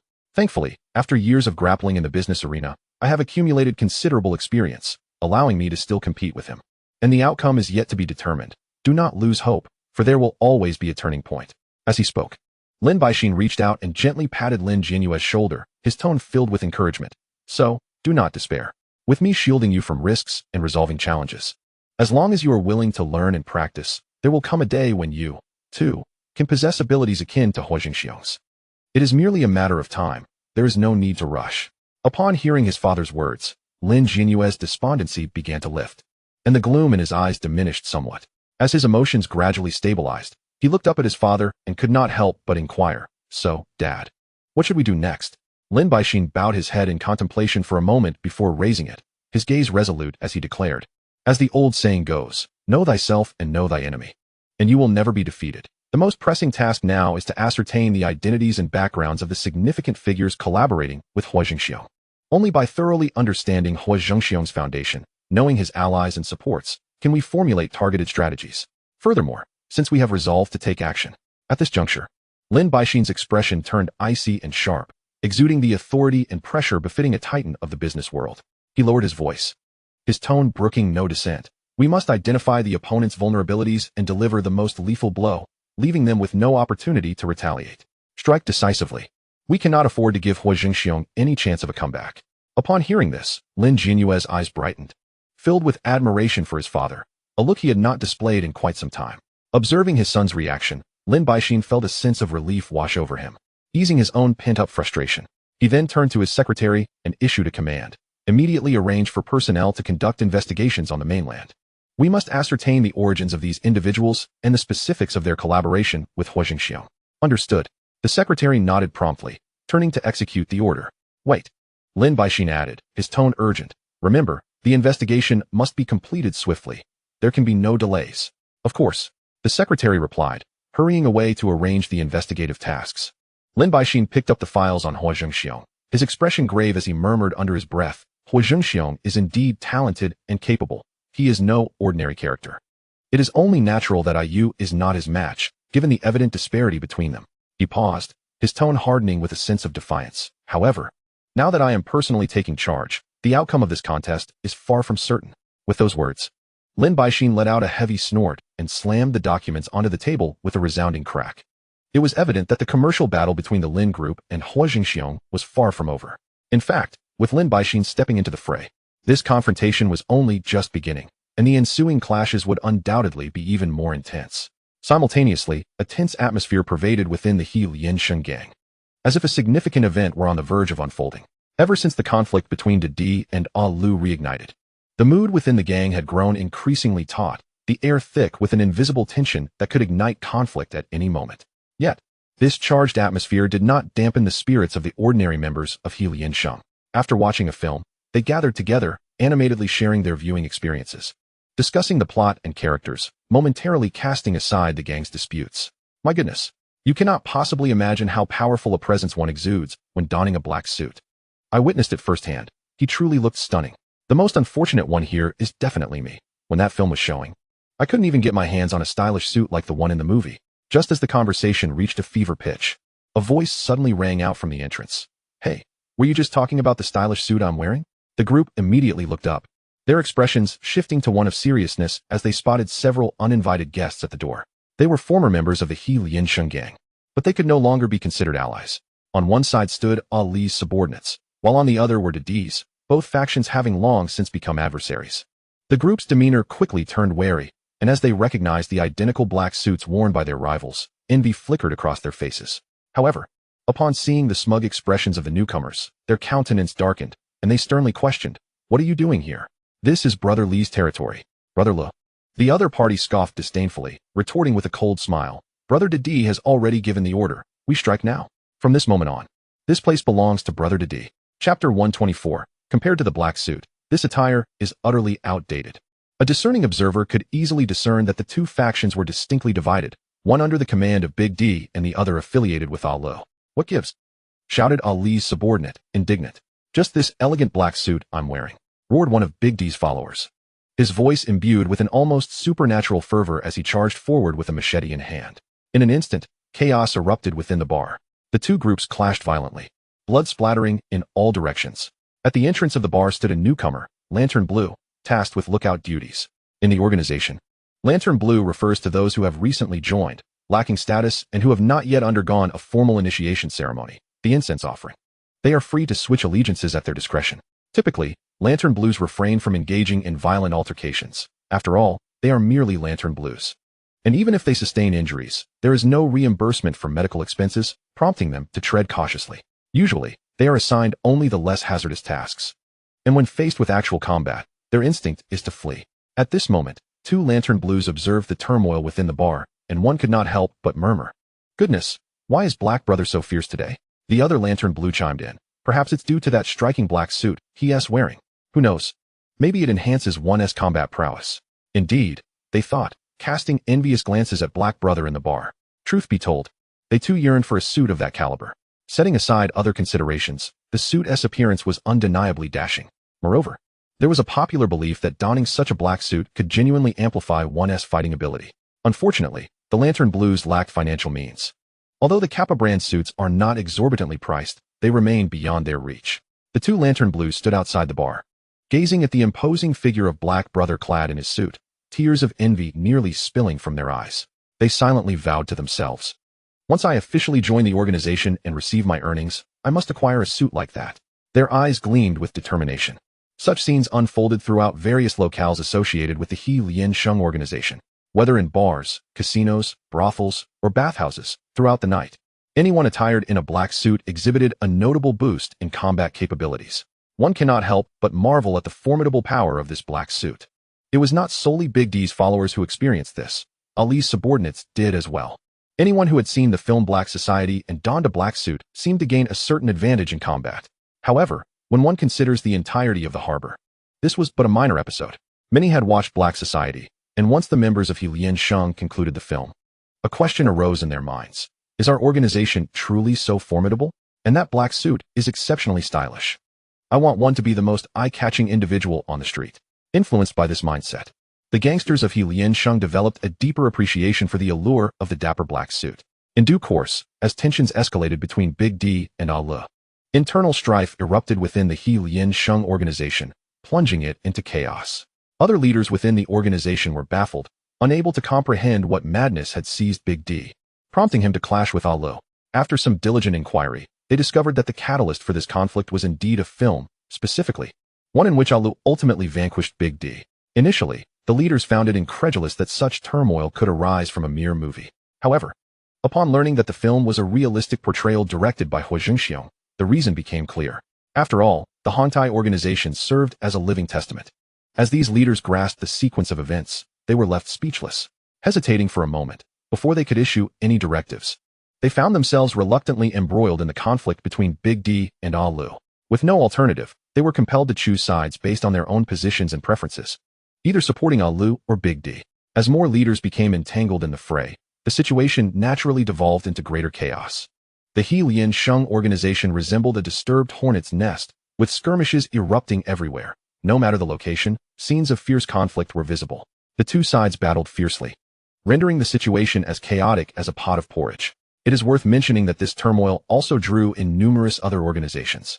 Clearly, this was yet another instance of a significant upheaval instigated by a Huo film. During this time, other organizations were also, to varying degrees, influenced by the image of the black suit portrayed in the film. That evening, Crow, one of the 5 tigers of the Dongxing organization, often heard his companions rave about the brilliance of black society, and thus he made a rare effort to carve out time to watch the film. However, upon exiting the cinema, Crow's mood plummeted to the depths of despair. Throughout the journey, he maintained a stern expression, his demeanor so forbidding that it deterred anyone from approaching him, and his subordinates were too frightened to even breathe, let alone engage him in conversation. Upon returning to the Dongxing territory, he marched straight to the dining table in the hall. Without waiting for anyone to greet him, he suddenly unleashed his fury, flipping the table over. Dishes and utensils clattered to the ground, the cacophony of shattering mingling with the sound of impact, echoing harshly within the hall. The subordinates trailing behind Crow trembled at the sight of their elder's sudden emotional outburst, unable to fathom the cause of his ire. Following this, Crow approached the mirror on the wall, scrutinizing his reflection for a moment, before yanking off the conspicuously flashy gold chain around his neck and tearing his floral shirt into tatters. He could not restrain an expletive. Damn it! How could I ever have liked this style of dress? Compared to the elegance of the black suit, this attire was utterly unsophisticated. Truth be told, juxtaposing Crow's usual attire with those clad in black suits from the film rendered the former rather unremarkable. Chapter 125. That outfit is simply unwearable. Not even a dog would touch it. The disparity between the composed and dignified black suit and his own garb was stark and profound. Without giving his subordinates a moment to react, Crow impatiently bellowed, "What are you all standing around for? Hurry and get me a stylish black suit from the Oriental fashion brand." The subordinates exchanged bewildered glances, their faces filled with confusion. After an extended pause, they gradually grasped the situation, finally understanding why Crow had remained stern-faced since leaving the cinema. It turned out that he had awakened to the realization that his usual floral shirts and ostentatious gold chains appeared decidedly unrefined. Thus, he had been seething internally throughout the journey, unable to restrain himself from flipping the table moments ago, precisely for this reason. Although within the society, Crow had already earned the title of God of Table Flipping, no one anticipated that he would not spare even the table of his own club. Noticing that his subordinates were still frozen in place, Crow immediately displayed a look of displeasure. He then widened his eyes, filled with a fierce intensity, and bellowed once more, "What are you still dawdling for? Do you expect me to drive you there myself?" At this, his brothers finally snapped back to reality, hastily nodding in agreement before turning to rush off to procure new attire for Crow. However, due to the overwhelming popularity of the film, locating a black suit that could accentuate one's cool demeanor proved to be quite a challenge. Nevertheless, the number of subordinates receiving orders akin to Crow's was remarkably high. In the entire underworld, anyone who had watched the Black Society developed a profound interest in the black suit. Whether they were newcomers to the scene or seasoned figures of great repute, all were irresistibly drawn to the allure of the black suit. They eagerly instructed their underlings to procure the stylish men's suit released by Dongfang Apparel. Among the East Star Five, the smiling tiger, Wu Zhiwei, who was short and stout, with rather ordinary looks, could not help but grin after watching the movie. "This black suit is simply too dashing. I must get myself a set. Stepping out in it will surely elevate my stature. If anyone dares to say I'm not handsome enough, I won't let it slide." Yet, in truth, donning such a stylish black suit would hardly alter the fact that smiling tiger Wu Zhiwei was not particularly blessed in the looks department. Meanwhile, the leader of the number gang, in a fit of excitement, shouted, "Go, get each of our brothers a black suit. Tomorrow, when we hit the streets, I want us to be the most eye-catching and stylish group." When the 4 heavenly kings of the Ni family gathered for a late-night meal, it was a sheer coincidence that they all donned the same black suit. Each had intended to showcase their own flair and powerful presence before one another, only to find themselves inadvertently matching. Nevertheless, as they sat together enjoying their meal and playing mahjong, they appeared particularly impressive.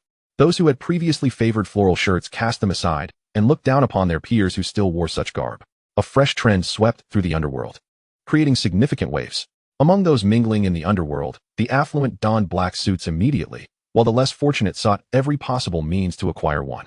Otherwise, even among brothers of the same society, they would face disdain, under the scornful gazes of their own kind and the derision of rival society members. Lacking a black suit made it exceedingly difficult to establish a foothold in the underworld. The underworld itself was a realm that placed immense value on reputation, as encapsulated by the two phrases that recently circulated. If you don't even have a black suit, what right do you have to speak to me? And if you can't even procure a black suit, what makes you think you can challenge me? Suddenly, those who owned black suits became exceedingly proud, strutting about the streets with an air of confidence. Those without were consumed with thoughts of acquiring a set. In short, the entire harbor was rife with gangsters clad in black suits. Even among ordinary citizens, many sported black suits to show off, resulting in the sight of black suits permeating every corner of the harbor.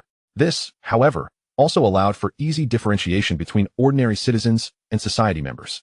Simultaneously, the stylish men's suits from Dongfang apparel contrasted starkly with the suits produced by Lee Sin garments. Previously, the harbor had been heavily influenced by foreign culture, making suits an indispensable part of life. Some citizens donned black suits for work, while others wore them for significant occasions, such as weddings, funerals, or a child's full moon celebration, necessitating the presence of a black suit. In the past, most individuals opted for Lee Sin garment suits, but now, they discovered that the stylish men's suits were far more suited to the physiques of Eastern individuals. Let me tell you, this stylish men's suit is truly remarkable. It fits perfectly, making one look far more spirited than before. Wearing this suit feels so much more comfortable than those from other brands. Compared to the stylish men's suit, my Lee Sin garment's suit pales in comparison. The fit is clearly too loose, the shoulders are ill-fitting, and the sleeve design is quite awkward. I used to think that a loose fit from Lee Sin garments looked good, but now, comparing it to the stylish men's suit, it simply looks outdated. Indeed, even if they offered me my Lee Sin garment suit for free, I would refuse. That suit is practically unwearable. Even a dog wouldn't touch it. Look at this stylish men's suit. The shoulder lines are so sharp, the waist fits just right. Who would still wear Lee Sin garment suits? They're just too shabby. By the way, one stylish men's suit isn't enough. I need to buy 2 more to keep for later. I'm genuinely baffled. Why is it that the stylish men's suit, despite being cheaper, has superior craftsmanship compared to Lee Sin garments? How much money did Lee Sin garments actually siphon off us consumers? Citizens have always possessed keen insight, especially concerning things they have seen and experienced firsthand. A simple comparison is all it takes to discern quality. The stylish men's suit is more affordable, boasts better quality, and features a more appealing design. Any discerning individual knows which option to choose. As the old saying goes, no trophy crafted from gold and silver can rival the value of a good reputation forged by the masses. Indeed, with the widespread acclaim from numerous citizens, the advantages of the stylish men's suit, tailored to fit the physique of Eastern individuals, quickly spread, prompting everyone to eagerly spend their money on it. Chapter 126. Lee Sin suits. Not even dogs will wear them. Upon further inspection of the suits from Lee Sin garments, it became clear that what once seemed appealing was merely due to the lack of superior options for comparison. Now, with the stylish men's suit as a reference, a closer look at Lee Sin garment suits reveals their outdated designs, utterly out of touch with contemporary trends. Thus, a new catchphrase emerged throughout the streets of the harbor: Lee Sin suits. Not even dogs are willing to wear them. That evening, Jimmy hurriedly rushed to report to Huo Zhengxiong. As someone with considerable talent in the business realm, this moment marked his utmost elation and excitement. With a tone brimming with enthusiasm, Jimmy exclaimed, "Boss, the box office for the Black Society on its opening day reached an astonishing 2.4 million. This surpasses the figures for the best partners and dragons in the underworld by a significant margin." After hearing this, Huo Zhengxiong nodded with a smile, saying, "This is hardly surprising. We invested more resources in the film's promotion this time, even airing trailers on television, so such results are to be expected." Huo Zhengxiong's smile remained unwavering. With 2.4 million in box office sales on the first day of the Black Society, it's certain that the total gross will exceed 20 million by the time the film is taken down. Out of this 20 million, I will undoubtedly earn over 10 million in profit. As for the leading figures of the Hung Hing Society, the majority of their earnings have already been factored into the 40 million cost. One can easily grasp this upon a cursory calculation. Overall, while filmmaking may not be as lucrative as selling cola, instant noodles, or suits, it excels in its promotional impact and can still yield profits. With the assistance of Wang Jing, a pivotal figure in the film industry, the process of generating revenue for Huo Zhengxiong can be described as remarkably effortless. After reporting the relevant film data, Huo Zhengxiong's primary concern shifted to the sales figures of the suits. He inquired, "How many suits have been sold?" Jimmy's smile grew even brighter as he replied, word for word, "A total of 300, suits. Upon hearing this figure, Huo Zhengxiong's eyes lit up instantly, prompting him to ask eagerly, "What is the profit?" A proud expression spread across Jimmy's face as he excitedly explained, "Most of our suits are produced on the mainland, and after currency conversion, the production costs are astonishingly low. After deducting taxes and other expenses, we make an average profit of 150 yuan per suit." Before Huo Zhengxiong could respond, Jimmy proclaimed the total profit from the suit sales, 45 million. My goodness. Huo Zhengxiong was taken aback by this figure. He had never imagined that selling suits could be so profitable. It was no wonder that Lee Sin Garment could become a super family in the port solely by selling suits. The speed of profit generation was simply faster than robbing. Compared to the profitability of suits, the earnings from selling cola and instant noodles paled in comparison. Huo Zhengxiong was filled with excitement. Having earned such substantial profits in such a short time was truly exhilarating. Moments later, he could not contain his laughter, exclaiming, "Ha!" His laughter was filled with unrestrained joy. Once he finished laughing, Huo Zhengxiong quickly regained his composure and instructed Jimmy, "Get in touch with the media. We need to prominently expose Lee Sin Garment's negative news tomorrow." Jimmy immediately adopted a serious demeanor, ready to listen. Huo Zhengxiong continued enthusiastically, "Have the newspapers report that our Oriental Apparel's cool men's suits sold 1 million units in just one day. Indeed, while the actual sales were only 300,000 units. The external claim would be 1 million. After hearing this, Jimmy could not help but admire Huo Zhengxiong's promotional acumen. "Boss, you truly understand how to market." Next, Huo Zhengxiong insisted on bringing Lee Sin Garment into the comparison with our Oriental group. If I recall correctly, their entire annual suit sales only amount to 5 million units. Right? You're absolutely right. Jimmy promptly confirmed. According to their publicly available financial reports, their suit sales last year were exactly 5 million units. That couldn't be better. A smirk crept across Huo Zhengxiong's lips. Laced with disdain, they laboriously sold 5 million units in a whole year, while we can sell 1 million in just one day. Moreover, when it comes to reputation and quality, we surpass Lee Sin Garment in every aspect. I refuse to believe that such a stark comparison won't lead to a significant drop in Lee Sin Garment's stock price.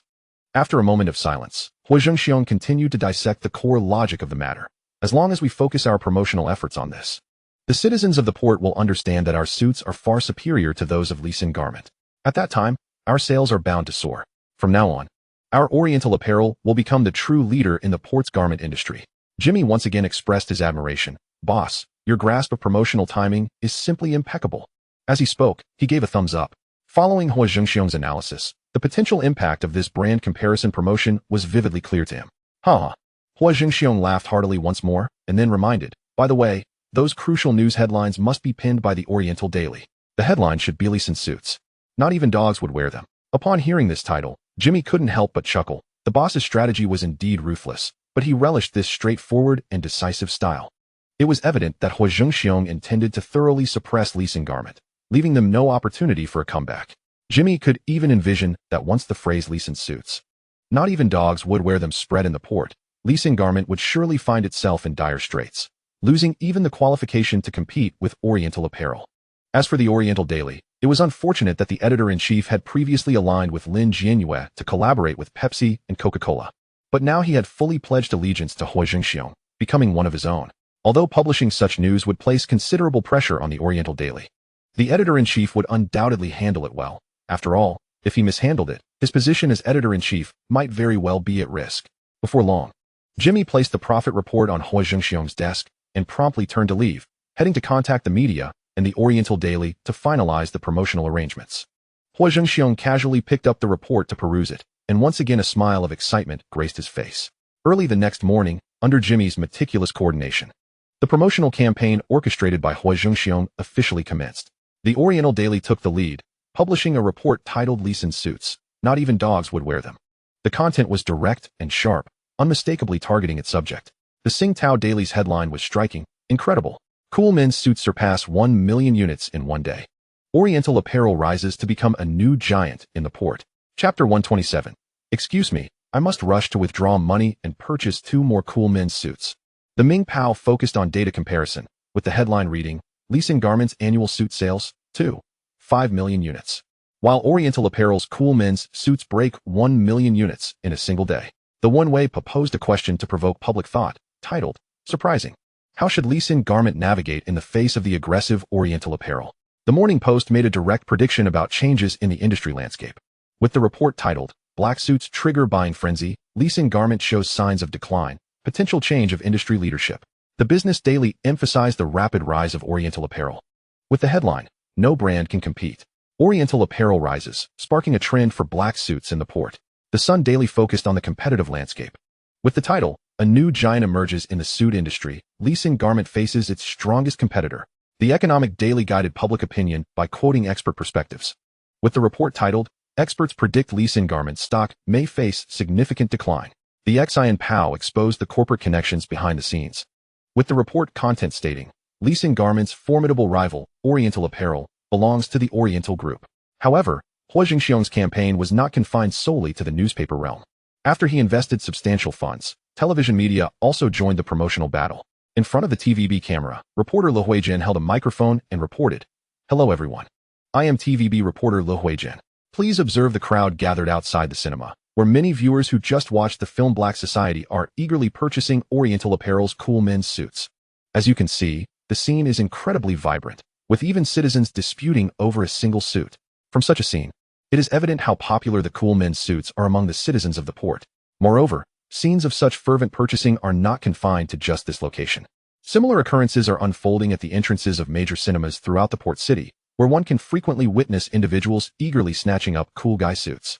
After a brief pause, Lu Huijin, filled with emotion, added, This undoubtedly represents the most exaggerated clothing buying frenzy in the history of the port. A testament to the immense popularity of cool guy suits, which has far surpassed the products of Lee Sing Garment.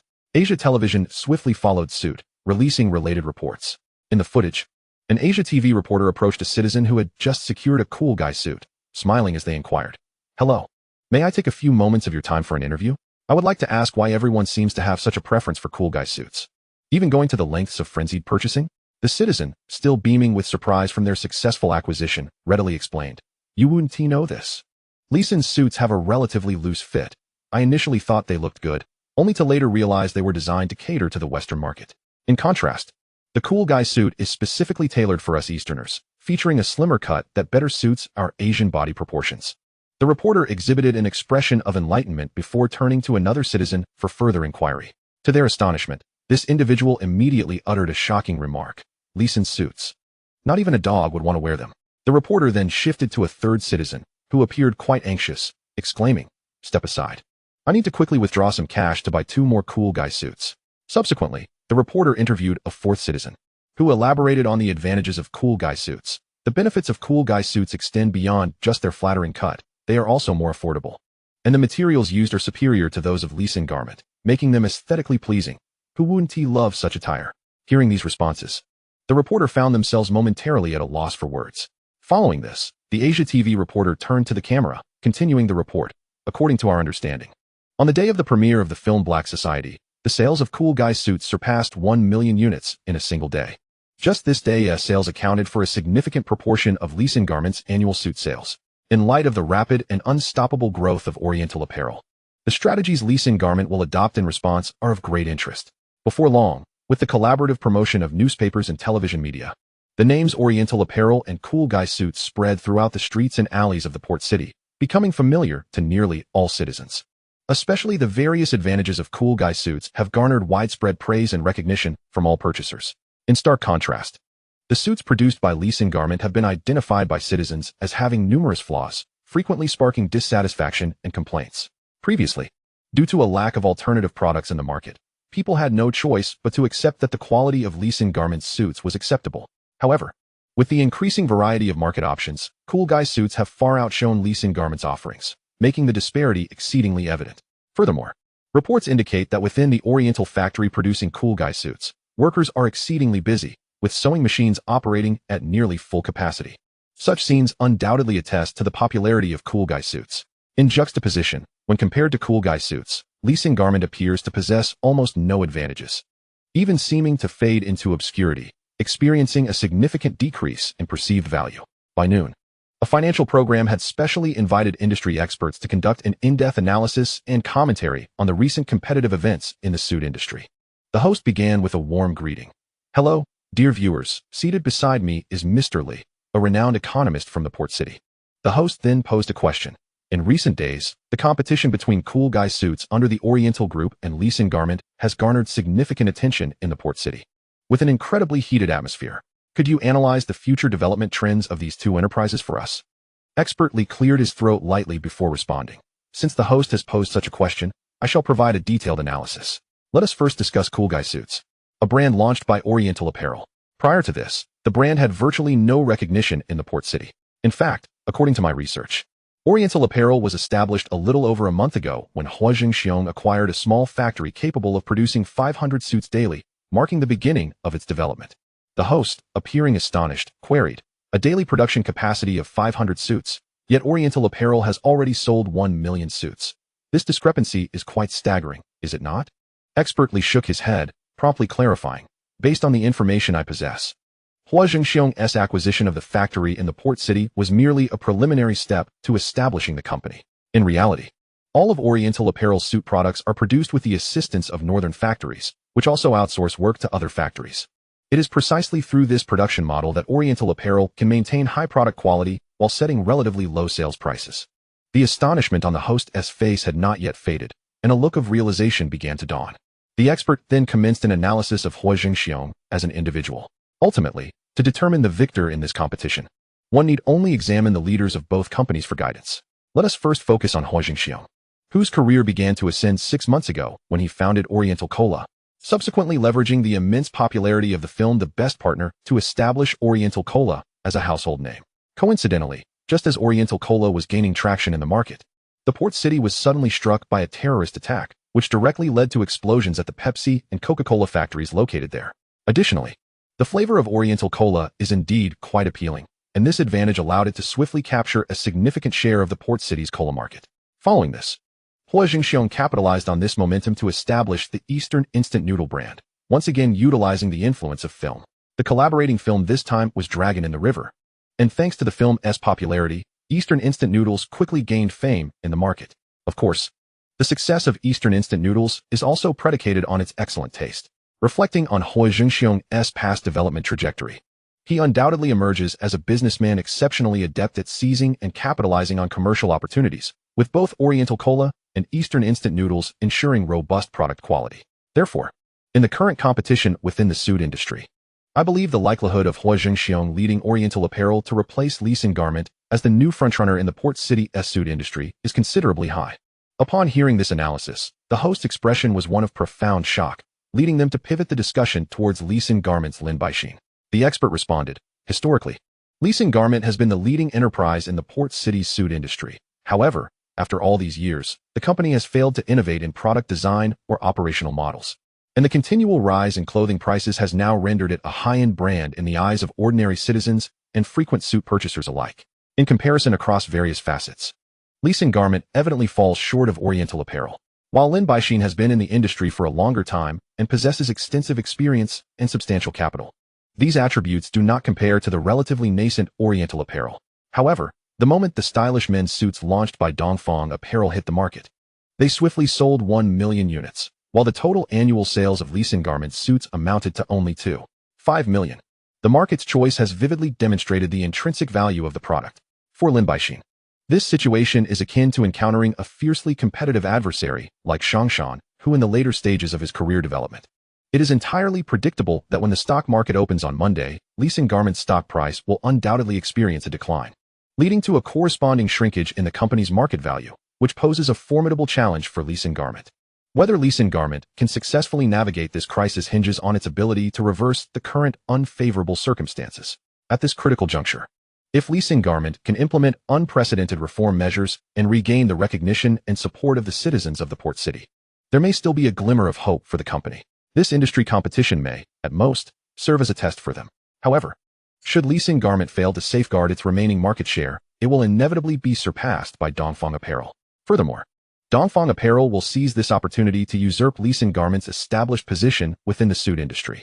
Experts have provided thorough and comprehensive analyses, interpreting the situation not only from a professional business operations perspective, but also considering the public's recognition of the two major brands, while delving deeply into the entrepreneurial journeys of Huo Zhengxiong and Lin Baixin. Overall, in this competitive landscape of the suit industry, Dongfang Apparel, under the leadership of Huo Zhengxiong, finds itself in a position of comprehensive advantage. Lin Baixin faces an immense challenge to emerge victorious in this fierce competition. At this moment, the expressions of some port city citizens watching the program before their televisions grew increasingly grave. The situation appears dire. It seems they must hastily liquidate some of their Lee Sin garment stocks by tomorrow. If they do not sell these stocks in a timely manner, they might find themselves stuck with them, unable to offload them at all. This predicament is far too serious. Lee Sin garment stock price is bound to plummet. Indeed, the extent of the price drop will ultimately depend on whether Lin Baixin can devise a strategy to rectify the current situation. I am particularly eager to know when Dongfang Group will go public. A young and capable entrepreneur like Huo Zhengxiong will undoubtedly see a significant surge in stock prices once his company successfully lists. Absolutely. I also plan to invest in Dongfang Group stocks, whether it be their beverages, instant noodles, or the newly launched suits. I have a strong feeling that investing my money will yield guaranteed profits. Lin Baixin has toiled in the business realm for so many years. I never expected him to confront such predicaments in his twilight years. My funds. I have invested all my savings into Lee Sin garment stocks, and it appears to be a complete loss now. Oh no, Lee Sin Group is truly facing a grave crisis. I can only hope to sell the stocks in hand by tomorrow morning, even if it means incurring some losses. Alas, my greatest fear is that no one will be willing to buy Lee Sin garment stocks by then, and those stocks will genuinely become a burden. In no time, the topic of Lee Sin garment stocks has ignited fervent discussions among the citizens of the port city once again. It is worth noting that the economic development of the port city is exceedingly rapid. Here, stock trading has long ceased to be a novelty, reaching the level of widespread participation. Even street vendors engaged in small businesses often keep a keen eye on stock market trends. In essence, almost every ordinary citizen in the port city is involved in stock trading. Moreover, professional traders exchange market information with one another. So everyone is acutely aware of the severity of Lee Sin garment's current predicament. They must urgently sell their Lee Sin garment stocks. Lee Sin garment will not withstand this crisis. Its stock price is certain to plunge significantly, and whether the company can survive hinges on Lin Baixin's ability to devise a response. Losing a little money is manageable, but they must ensure they do not lose everything. Chapter 129. A woman he has never even held hands with has thrown the entire company into disarray. In the face of such a formidable competitive assault from Dongfang Apparel, the majority of shareholders do not believe Lee Sin garment can weather this crisis. Even if Lee Sin garment manages to barely survive, the company will inevitably suffer severe damage, and any future competition with Dongfang Apparel will likely lack sufficient capital and strength. From an overall perspective, Lee Sin garment seems to be thoroughly ensnared in a quagmire, with no one harboring optimism for its future development. That evening, those citizens holding Lee Sin garment stocks struggled to find peace, with some even losing sleep over their concerns regarding the stocks. The next morning, as dawn broke, long before the sun fully rose, Lin Baixin had arrived at the company early. Typically, he would never arrive at the office this early. However, today was an exceptional circumstance that compelled him to break the routine. Lee Sin garment stood at a critical juncture of survival. He needed to reach the office promptly to stabilize the current situation. Indeed, he intended to be present at the company, personally directing the response efforts. In the chairman's office, although Lin Baixin held a newspaper in his hands, his gaze was not fixed upon its pages. He was evidently preoccupied with concerns beyond mere reading. His expression was one of deep worry, and his brows were furrowed tightly, clearly troubled by pressing matters. Within 10 minutes, upon seeing his secretary enter the office, Lin Baixin immediately adopted a serious demeanor and commanded, "I am going to convene a board meeting. You must approach Huo Zhengxiong with utmost caution. We cannot afford to give him any opportunity to undermine our company. As soon as I conclude the board discussions, I will return promptly to address the urgent situation at hand." The secretary and several advisors, hearing his words, nodded somewhat sheepishly. In dealing with Huo Zhengxiong, they neither possessed sufficient confidence nor the assurance of success. For now, they could only hope that Lin Baixin would swiftly resolve the board matters and return to tackle the crisis confronting the company. The board meeting commenced punctually in the designated meeting room as planned. As Lin Baixin settled into his seat, the meeting had scarcely begun when the attending directors, shareholders, and senior management expressed their dissatisfaction with his son, Lin Jianhua. "Chairman, our company had no conflict with Dongfang Group until now. It was solely because of a woman that young master Jianhua mobilized media resources to vilify Huo Zhengxiong. It is precisely due to this incident that Huo Zhengxiong abruptly entered the suit industry, inflicting immeasurable losses upon our company. Indeed, Chairman, it is due to young master Jianhua's unilateral decision that the entire Lee Sin garment group now faces a grave threat posed by Huo Zhengxiong. Such consequences ought to be borne by young master Jianhua. We all know that while Lin Jianhua occasionally comes up with clever ideas, This incident has clearly revealed that he is far from being a competent heir to the business. Chairman, regardless of the circumstances, I resolutely oppose Lin Jianyue's entry into the board. I concur, Lin Jianyue needs further experience. His current mindset is simply too immature. Absolutely. It is utterly unacceptable that a mere woman he has never even held hands with has thrown the entire company into disarray. He spends his days causing trouble, clashing with other young masters one day and senselessly creating enemies for the company the next. He should have matured by now. These discontented remarks naturally reached Lin Jianyue's ears. Seated in the corner, confronted with the issues raised by the board of directors and shareholders, Lin Jianyue found himself powerless to refute their claims. After all, they were merely stating facts, leaving him no room for defense. In the presence of these seasoned elders, Lin Jianyue could only suppress the tempest of anger boiling within him. He understood all too well that should he allow his emotions to erupt now, his aspirations to inherit the Lin family business would undoubtedly be met with formidable obstacles. Yet, the fury pent up inside him was nearly unbearable. With no other recourse, he redirected his ire inwardly towards Huo Zhengxiong, silently cursing, "Huo Zhengxiong, you scoundrel! The grievances I endure today shall one day be repaid to you tenfold. And you, Huo, do not take too much pride. The strength of the Lin family enterprise is far beyond your feeble imagination. Just wait. Once this predicament is resolved, I will ensure you face the repercussions you so richly deserve." In that moment, Lin Jianyue's hatred for Huo Zhengxiong had penetrated to the very marrow of his bones. He clenched his teeth tightly, wishing he could rend Huo Zhengxiong into pieces and scatter his ashes. Yet even such thoughts could not quell the animosity that consumed him. Faced with the collective criticism of the assembly, Lin Jianyue refrained from voicing any rebuttals, his visage darkening to an ominous shade, as black as the bottom of a pot. His fists were tightly clenched, the veins on the backs of his hands protruding, yet he could only bow his head in silence, enduring it all. Lin Baixin, despite understanding the criticisms directed at his son, recognized that if it were not for Lin Jianyue's reckless actions, leasing garments would not find itself in such dire straits. However, comprehension did little to alleviate the discomfort in Lin Baixin's heart as he witnessed his son being publicly chastised by so many directors, shareholders, and senior executives. Particularly when he saw Lin Jianyue's face darken to an extreme, which pained him deeply. Before long, Lin Baixin furrowed his brow and interjected, his tone somber, "Continuing to blame my son serves no purpose now. The reason for convening this board meeting today is primarily to address the pressing crisis at hand. Once this matter is settled, I assure you I will properly reprimand him and provide everyone with a satisfactory explanation. However, at this moment, our utmost priority is to resolve the issue. All other matters can be set aside for later." Upon hearing Lin Baixin's words, the shareholders and directors, showing him respect, promptly ceased their discussions. Though Lin Jianyue had proven to be ineffectual, Lin Baixin remained the founder of Lee Sin Garments, and in everyone's minds, he was still the leader steering the company towards stability. Lin Baixin surveyed the room before continuing. "Huo Zhengxiong has already taken action against our company in the stock market.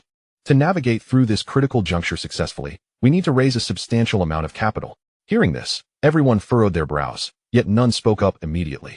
Subsequently, Lin Baixin nodded slowly, articulating his decision. "At present, I plan to mobilize funds from Lee Sin Real Estate, which has the most abundant cash flow. To first overcome this immediate hurdle, it is worth noting that Lee Sin Real Estate is another significant enterprise under Lee Sin Group, with a broad scope of operations encompassing real estate development, commercial property management, residential property sales, parking space management, and hotel property operations, while also generating stable rental income through leasing." Afterwards, the individual in charge of managing Lee Sin Real Estate stood up to provide a detailed report on its current operational status, including key information such as daily cash flow figures. Following collective deliberation and comprehensive assessment by the board members, along with Lin Baixin's insistence, the board ultimately agreed to withdraw 300 million Hong Kong dollars from Lee Sin Real Estate to support Lee Sin Garments in stabilizing its stock value, preventing a catastrophic decline. After the board meeting concluded, Lin Baixin immediately arranged for staff to proceed to Lee Sin Real Estate to facilitate the necessary fund withdrawal procedures. Rather than returning to the office to review the company's real-time situation, he instead scheduled a meeting with Mr. John, the Commissioner of the Environmental Protection Agency. "Mr. John, our competition with Dongfang Apparel has reached a critical juncture, and in light of the current circumstances, I am in dire need of your assistance," Lin Baixin stated, simultaneously pushing a black wooden box towards Mr. John. Inside the box lay precious jewels valued at millions of Hong Kong dollars, which he intended to use as a bargaining chip in seeking help. Mr. John, maintaining a stoic demeanor, glanced inside the box and then broke into a broad smile, exclaiming, "Mr. Lin, we are longtime friends. If you have any difficulties, feel free to tell me directly. There is no need for such formality. Lin Baixin returned the smile, yet inwardly grumbled, humph. If there's no need for formality, then why not return these gifts to me? These foreigners may not have mastered much, but they surely excel at insincere pleasantries. Of course, these complaints remained unspoken. After Mr. John graciously accepted the gift, he inquired, my friend, Mr. Lin, what do you need me to assist you with? Lin Baixin's expression shifted to one of seriousness as he promptly articulated his request. I hope, Mr. John, that you can arrange for EPA personnel to investigate the clothing factory under Huo Zhengxiong of Dongfang Group. What exactly can the EPA uncover during their investigation of the clothing factory? Clearly, environmental pollution stands at the core of the issue. It is widely acknowledged that the dyes and fabrics used in the production of clothing can potentially harm the surrounding environment. The direction Lin Baixin chose for this breakthrough was undoubtedly targeted and precise. Since the EPA was to be involved in this investigation, it would not merely conduct 1 or 2 cursory inspections. John instantly grasped the deeper implications behind this request and nodded in response. My friend, you need not worry at all. We have collaborated multiple times before. Rest assured, I will ensure your satisfaction. Thank you immensely, my friend. Lin Baixin replied with a smile. The two shook hands, needing no further words, as they both understood the course of action that lay ahead. Afterward, Lin Baixin departed from the EPA and, without delay, made his way to the entrance of the fire department. The driver watched as Lin Baixin once again produced a box, identical to the one he had just given to Mr. John. With a smile on his face, he entered the fire department and announced, I have already arranged a meeting with Chief Frank of your department. The fire department possesses the authority to inspect a company's fire safety status. And should they determine that a business does not meet safety standards, that business must cease operations until all fire hazards have been thoroughly eliminated. This tactic is far more potent than those previously employed. In the management systems of foreign entities, a human-centered approach is a crucial principle, and the importance of fire safety is self-evident. Half an hour later, Lin Baixin emerged from the fire department, wearing a smile, and promptly proceeded to his next destination, the Industrial and Commercial Bureau. The driver could not help but feel a pang of sympathy for Lin Baixin as he once again produced a box. It is worth noting that each box contained gifts valued at a minimum of 1 million, with some even reaching several million. This marked the third box he had given away. From this point, it is evident that Lin Baixin has invested considerable effort into dealing with Huo Zhengxiong, seemingly aiming to incite an investigation by all government departments into the Oriental apparel factory. In truth, Lin Baixin's intentions could not be clearer. He seeks to prevent Huo Zhengxiong's factory from continuing its normal operations. Once the factory ceases to function, every aspect will be scrutinized. And with products unable to be manufactured or shipped, what use is it if the Oriental cool men's suits are selling like hotcakes? By directly severing your production sources, I wonder how you intend to sustain your business. It must be said that Lin Baixin's tactic is indeed ruthless, effectively cutting off Huo Zhengxiong's escape route, nearly driving the Oriental factory to the brink of despair. His goal is to completely strip Huo Zhengxiong of any opportunity to compete with him. With the Oriental cool men's suits rendered unsellable, how can they contest the market against his Lee garments?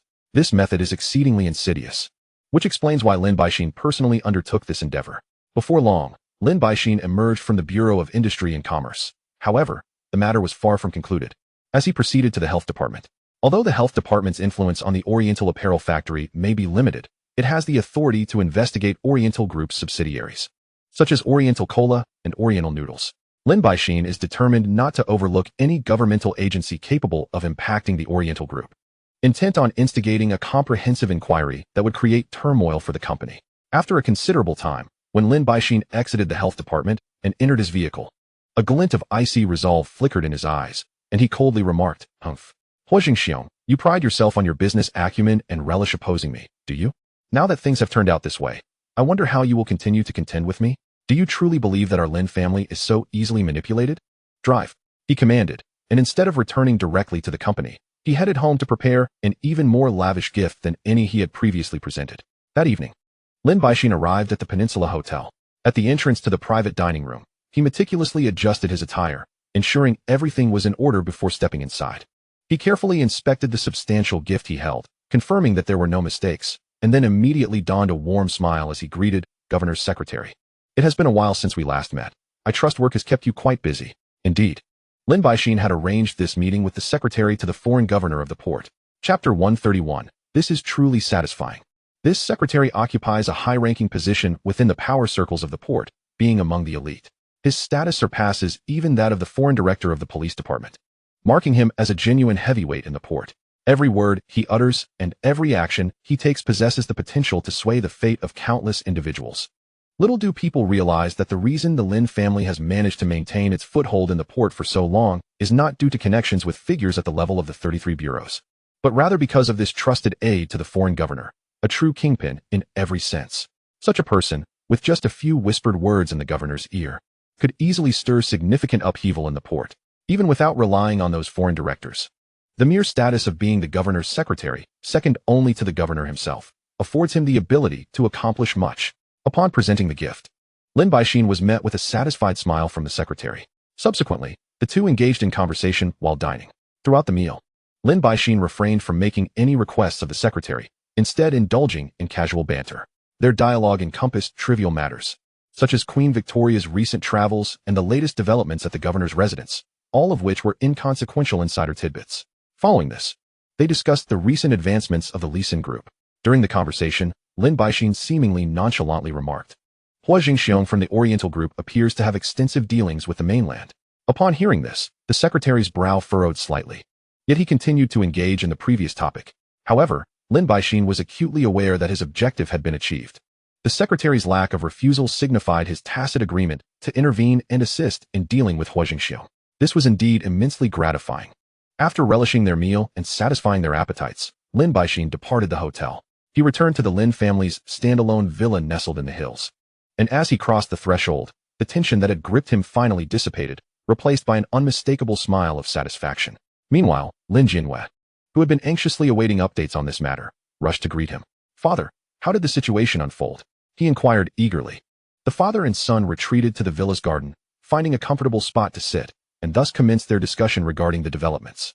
With a gentle smile, Lin Baixin refrained from responding directly, instead posing a question to his son. Can you guess who was the important figure I met today? Lin Jianhua shook his head in confusion, signifying his inability to guess. At this moment, Lin Baixin's expression swelled with pride as he replied, Today, I had the honor of meeting the secretary to the governor. Hearing this, Lin Jianhua's eyes widened in astonishment.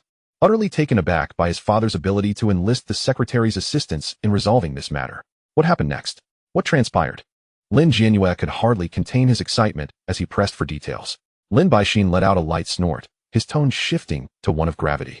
As he imparted wisdom to Lin Jianhua, as I have previously mentioned, dealing with adversaries is akin to striking a snake. One must aim precisely at its vital point. Given that this competition is a matter of our survival, we must decisively suppress our opponents, leaving them no opportunity for retaliation. In such critical moments, one must never show leniency. Do not entertain thoughts of confronting a foe with only a fraction of one's strength when you possess full capability. Should you do so, you will not only fail to vanquish the serpent, but may find yourself bitten, ultimately suffering the consequences. Lin Jianhua pondered this, murmuring softly. Even a mighty lion will exert its utmost strength to hunt a feeble rabbit. Hearing his son's words, Lin Baixin nodded with satisfaction, responding with a smile. Indeed, you articulate this truth perfectly. It is wonderful that you grasp this principle. With an air of self-assurance, Lin Baixin continued, just wait and see. Huo Zhengxiong is like a grasshopper after autumn. He won't be able to leap for much longer. Father, I comprehend your meaning, Lin Jianhua exclaimed, his expression reflecting a mix of excitement and contemplation, inspired by his father's teachings. Observing his son's earnest engagement, Lin Baixin felt an immense sense of satisfaction. Time swiftly passed, and soon it was Monday, heralding the commencement of a new trading week in the stock market. The developments unfolded precisely as Lin Baixin and his son had anticipated. As soon as the market opened, shares of Lee Sin garments immediately began to decline. Initially priced at 73 Hong Kong dollars per share, within less than an hour, the stock plummeted to 66 Hong Kong dollars. In a mere hour, the market value of this stock diminished by 10, with the company's worth evaporating within a short span. This signifies that, within just this hour, the market value of Lee Sin apparel has evaporated by over 300 million Hong Kong dollars. Such an astonishing rate of decline is truly hard to fathom. Although the Lin Group had long prepared for such an eventuality, witnessing the scene before them left everyone in utter shock. Meanwhile, within the stock trading hall, countless shareholders of Lee Sin apparel crowded around the trading counters, clamoring fervently, I want to sell all my Lee Sin apparel shares. I too wish to sell my Lee Sin apparel stocks. Please assist me swiftly. Everyone, please don't push. I was here first. Kindly help me liquidate my Lee Sin apparel shares. The trading counters were besieged by frenzied investors, leaving no room for even a sliver of space, as all sought to hastily offload their Lee Sin apparel stocks. At this moment, Every fleeting second felt as precious as gold. Should they delay selling by even half an hour? None could predict the extent of their losses. Given the current downward trend, it would not be long before these investors saw their assets halved. In truth, even if their assets diminished, the investors could somewhat accept it. Their greatest fear was that Lee Sin Apparel shares would plummet into utter worthlessness. Once that occurred, there would be no recourse. At that juncture, even attempting to sell would be futile, and should they manage to find a buyer, it would likely be at a pittance akin to scrap metal prices. Observing the entrance of the trading hall, throngs of people continued to pour in, all vociferously demanding to sell their Lee Sin Apparel shares. Chapter 132. This individual is nothing short of a madman. The strategy employed by Huo Zhengxiong is short selling, a tactic permitted in the Hong Kong stock market. In essence, short selling occurs when an investor anticipates a decline in a stock's value. They borrow the stock from a broker, sell it at the current market price, and once the price drops, they buy it back at a lower cost to return it to the broker, thereby profiting from the price differential. This is precisely the method utilized by Fang Zhanbo. The downward momentum of Lee Sin Apparel stock shows no signs of abating. Another hour passes, and the stock price continues its descent. However, at this juncture, the Lin Group has commenced protective measures, swiftly acquiring the shares that investors are frantically selling, which has somewhat mitigated the speed of the stock's decline, making it less rapid than before. Soon, the stock market enters its midday recess, yet the trading counters remain crowded with shareholders eager to divest their Lee Sin Apparel stocks. The fervor of selling persists. By this time, the stock price of Lee Sin Apparel has plummeted by a significant 15. In the VIP box of the stock exchange, Fang Zhanbo gazes through the glass at the shareholders below, still engrossed in selling their stocks. He gently shakes his head, murmuring in a voice only he can hear, "Not sufficient. The current decline is not pronounced enough. Continue to drop. Let it plummet further." The developments align closely with Fang Zhanbo's prior predictions, yet due to the Lin Group's robust intervention, the stock's decline has not met his expectations, leaving him feeling dissatisfied. Consequently, he must activate the next phase of his meticulously prepared plan. Fang Zhanbo decisively turns to the trader assigned to VIP clients and instructs, "Begin acquiring Lee Sin Apparel shares at the current transaction price." The trader promptly nods, without a hint of hesitation, and immediately acts upon Fang Zhanbo's directive. At long last, Fang Zhanbo has seized the opportunity to officially commence the acquisition of Lee Sin Apparel stocks. He then opts to engage in a tactic of driving down the stock price. Initially, he covertly acquires a portion of the circulating shares, then reverses course to depress the stock price, waiting for it to fall before increasing his holdings, and subsequently driving the price down again. This series of operations, alternating between accumulation and price suppression, may outwardly appear as if Huo Zhengxiong is incurring losses at every step, yet in reality, it is causing an abrupt plunge in Lee Sin Apparel's stock price. On the other side, Lin Baixin observes the stock price of Lee Sin Apparel plummet and immediately realizes Huo Zhengxiong has made his move. As he ponders a counter-strategy, his secretary bursts in, visibly flustered, and reports in a hurried tone, "Boss, I just received news from several brokerages indicating that a substantial amount of capital has indeed been aggressively short-selling Lee Sin shares recently. Furthermore, I discovered that Huo Zhengxiong has mortgaged all his assets, including his cola and instant noodle factories, to the bank, raising a total of 100 million in funds." Upon hearing this, Lin Baixin is momentarily stunned, his face filled with incredulity. He then can no longer contain his emotions and exclaims, "This person is utterly insane. Huo Zhengxiong is truly all in. Over a trivial rivalry with Jianyue, he risks everything without leaving himself an escape route."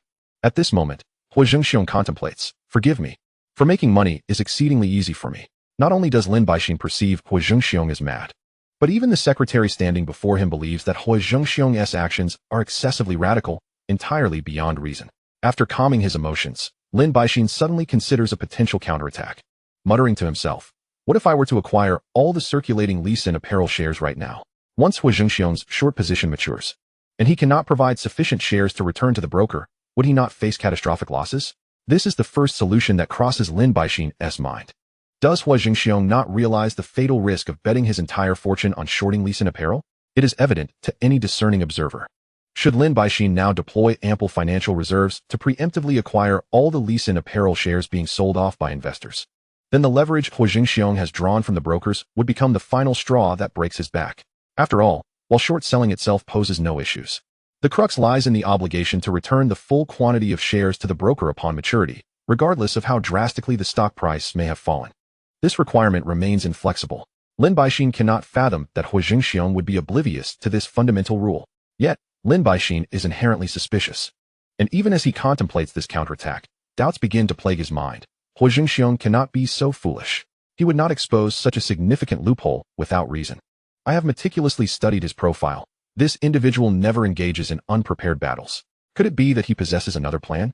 In a moment, Lin Baixin finds himself ensnared in hesitation, reluctant to make a decisive move. He senses that this matter is far from straightforward and fears that it conceals Huo Zhengxiong's ulterior motives. Should Huo Zhengxiong have anticipated this, leaving himself a safety net? And Lin Baixin acts rashly. By the time he realizes the need to retreat, it may be too late.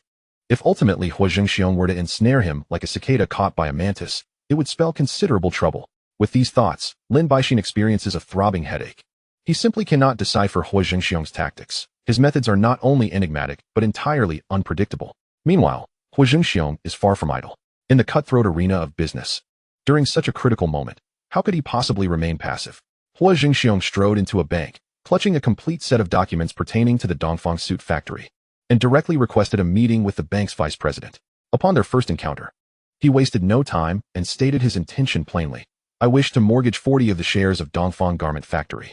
The vice president, upon glancing at the documents, immediately displayed a look of astonishment. The Dongfang Garment Factory had recently become a sensation in Hong Kong, and the vice president had just seen a report on television the previous day, noting that the factory had sold 1 million suits and was currently experiencing a surge in value. It was astonishing that Huo Zhengxiong would choose to mortgage his shares at such a critical juncture.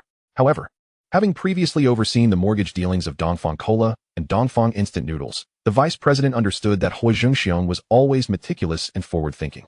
Thus, he surmised that there must be substantial reasoning behind this decision. After a brief moment of surprise, the vice president inquired, "Are you certain you wish to mortgage 40 of the shares?" Chapter 133. His own daughter had been forcefully violated. Huo Zhengxiong nodded gently in response. The vice president pondered for a moment and slowly articulated, "Both Dongfang Cola and Dongfang Instant Noodles have already been mortgaged with our bank. As for the current Dongfang apparel, it is highly sought after by the citizens of Hong Kong, and its assessed value should be quite substantial." A composed smile graced Huo Zhengxiong's face as he lowered his voice, saying, "Haha, I am in urgent need of funds. If the vice president could assist me, I would be sure to express my gratitude." The vice president immediately grasped Huo Zhengxiong's implication, a knowing smile appearing on his face. Although he was unaware of the specific purpose behind Huo Zhengxiong's decision to mortgage shares of Dongfang Apparel, he vaguely speculated that it was likely related to Lee Sin garments. Subsequently, the vice president asked Huo Zhengxiong to wait a moment while he took the relevant documents for asset evaluation. Approximately half an hour later, the vice president returned to Huo Zhengxiong and quietly said, "Mr. Huo, we have managed to secure the highest mortgage price within our current authorization." As he spoke, the vice president handed the evaluation document to Huo Zhengxiong. Upon opening it, Huo Zhengxiong could not help but exclaim in astonishment, "400 million. A radiant smile then illuminated his face. In truth, Huo Zhengxiong was well aware that the vice president's willingness to offer such a high evaluation stemmed from two factors. First, the immense popularity of Dongfang Apparel, which was currently generating nearly 100 million in profits daily, thus supporting its high valuation. Second, the vice president aimed to leverage this opportunity to cultivate a closer relationship with him and expand his network. Despite this, Huo Zhengxiong sincerely expressed his gratitude to the vice president. Thus, by secretly mortgaging 40 of the Dongfang Garment Factory's shares, Huo Zhengxiong successfully secured 400 million in funding from the bank. The core objective behind his willingness to mortgage the shares of Dongfang Apparel, which was on the rise at such a critical moment, was singular: to utilize these funds to execute the final phase of his plan against the Lee Sin Group, the acquisition of shares in Lee Sin Real Estate. Indeed, Huo Zhengxiong was employing a masterful strategy that combined feints and diversions. At this moment, it was clear that Lin Baixin's complete focus was locked onto Lee Sin garments, making it improbable for him to anticipate that Huo Zhengxiong would suddenly shift his target to Lee Sin Real Estate. Simultaneously, the dramatic fluctuations in the stock market had naturally alerted the prominent business figures in Hong Kong to an unusual atmosphere. The abnormal fluctuations in Lee Sin garment stock could only indicate that someone was covertly contesting Lin Baixin. So, which enterprises in the garment industry were qualified to be competitors of Lee Sin garments? Truth be told, when numerous affluent business owners discovered that Huo Zhengxiong was one of the competitors, most displayed expressions of utter astonishment. It was well known that Huo Zhengxiong was relatively young and still regarded as a newcomer in the business realm. In stark contrast, Lin Baixin had amassed considerable experience over many years in the industry. In the minds of these established business magnates, Huo Zhengxiong and Lin Baixin were not on the same level of capability. Yet now, Huo Zhengxiong audaciously confronted Lin Baixin directly in the stock market. This situation left many speechless in shock. The head of Lei's enterprises, who was also Lei Zhilan's father, immediately sensed the hidden opportunities behind Huo Zhengxiong's confrontation with Lin's group and felt an irrepressible urge to get involved. After all, one of the parties in this confrontation might potentially become his future son-in-law. The setting was within the Lei family villa. With a smile on his face, Mr. Lei inquired of Lei Zhilan, "Zhilan, how has your relationship with your boyfriend been lately?" Boyfriend. At the mention of those 3 words, Lei Zhilan was taken aback, looking at her father with confusion and replying in surprise, "What boyfriend? I don't have a boyfriend at all." Mr. Lei chuckled at his daughter's response and said, "My precious daughter, you wouldn't truly believe that your father is both deaf and blind and utterly unconcerned about your affairs, would you?" Before Lei Zhilan could retort, Mr. Lei continued with a smile, "This has been reported in the newspapers for quite some time. Lin's group's second son has lost face. You can't possibly think your father is unaware of this matter." Lei Zhilan momentarily fell silent, finally realizing who her father was referring to as her boyfriend. The mere thought of Huo Zhengxiong's face and his astonishing physical prowess made her cheeks flush with embarrassment. However, as the daughter of the Lei family, she had no intention of divulging the true nature of her relationship with Huo Zhengxiong to her father. How could she admit that the heiress of the Lei family had been forcefully violated? If this matter were to come to light, how could the Lei family's reputation withstand it? Therefore, she had always kept this issue under wraps.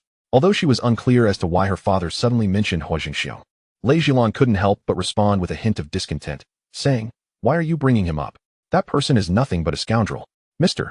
Lei paused for a moment before smiling and advising, "Young people, it's quite normal for couples to argue. There's really nothing to worry about.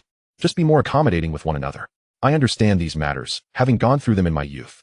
Lei Zhilan was once again rendered speechless, her heart filled with despair. "What do you understand? The situation is completely different from what you think. That Huo Zhengxiong is anything but a normal person. His physical condition is simply beyond belief."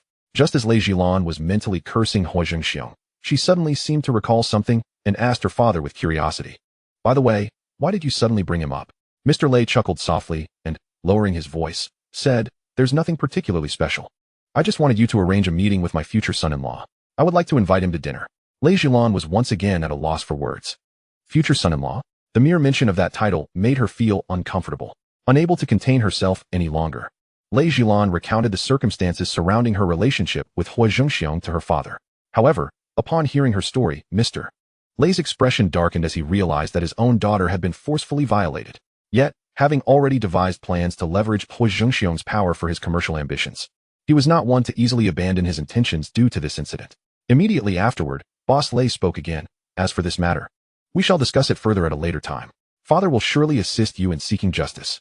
However, I truly have business affairs I wish to collaborate on with him." Chapter 134. After all, there is strength in numbers. Upon hearing her father's words, Lei Zhilan felt an overwhelming wave of sorrow when comparing a daughter's plight to business matters. Which holds greater significance? Her father's choice filled her heart with a sense of grievance, and her eyes gradually grew moist. Ultimately, Lei Zhilan found herself unable to persuade her father, and with a heavy heart, she dialed Huo Zhengxiong's number. Her tone stiff as she stated, "My father wishes to meet with you." When Huo Zhengxiong received the call, he was completely unprepared to discover that it was Lei Zhilan on the other end. He had initially thought that she sought to rekindle their previous passionate encounters. Yet upon hearing her words, he could not help but furrow his brow. Huo Zhengxiong had a modicum of understanding regarding Boss Lei's character.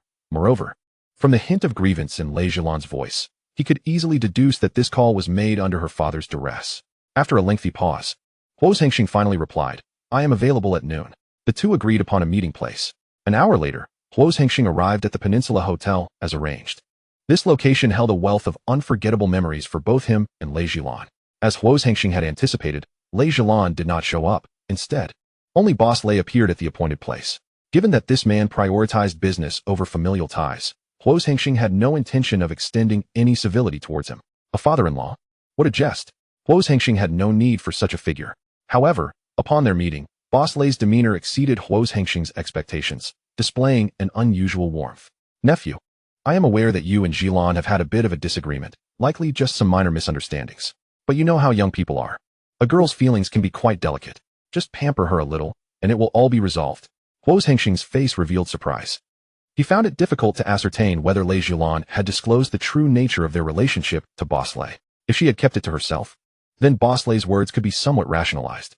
Yet, if Lei Zhilan had indeed revealed everything, Observing Boss Lei's current demeanor only served to reinforce the notion that the young lady of the Lei family was truly unfortunate to have such a father.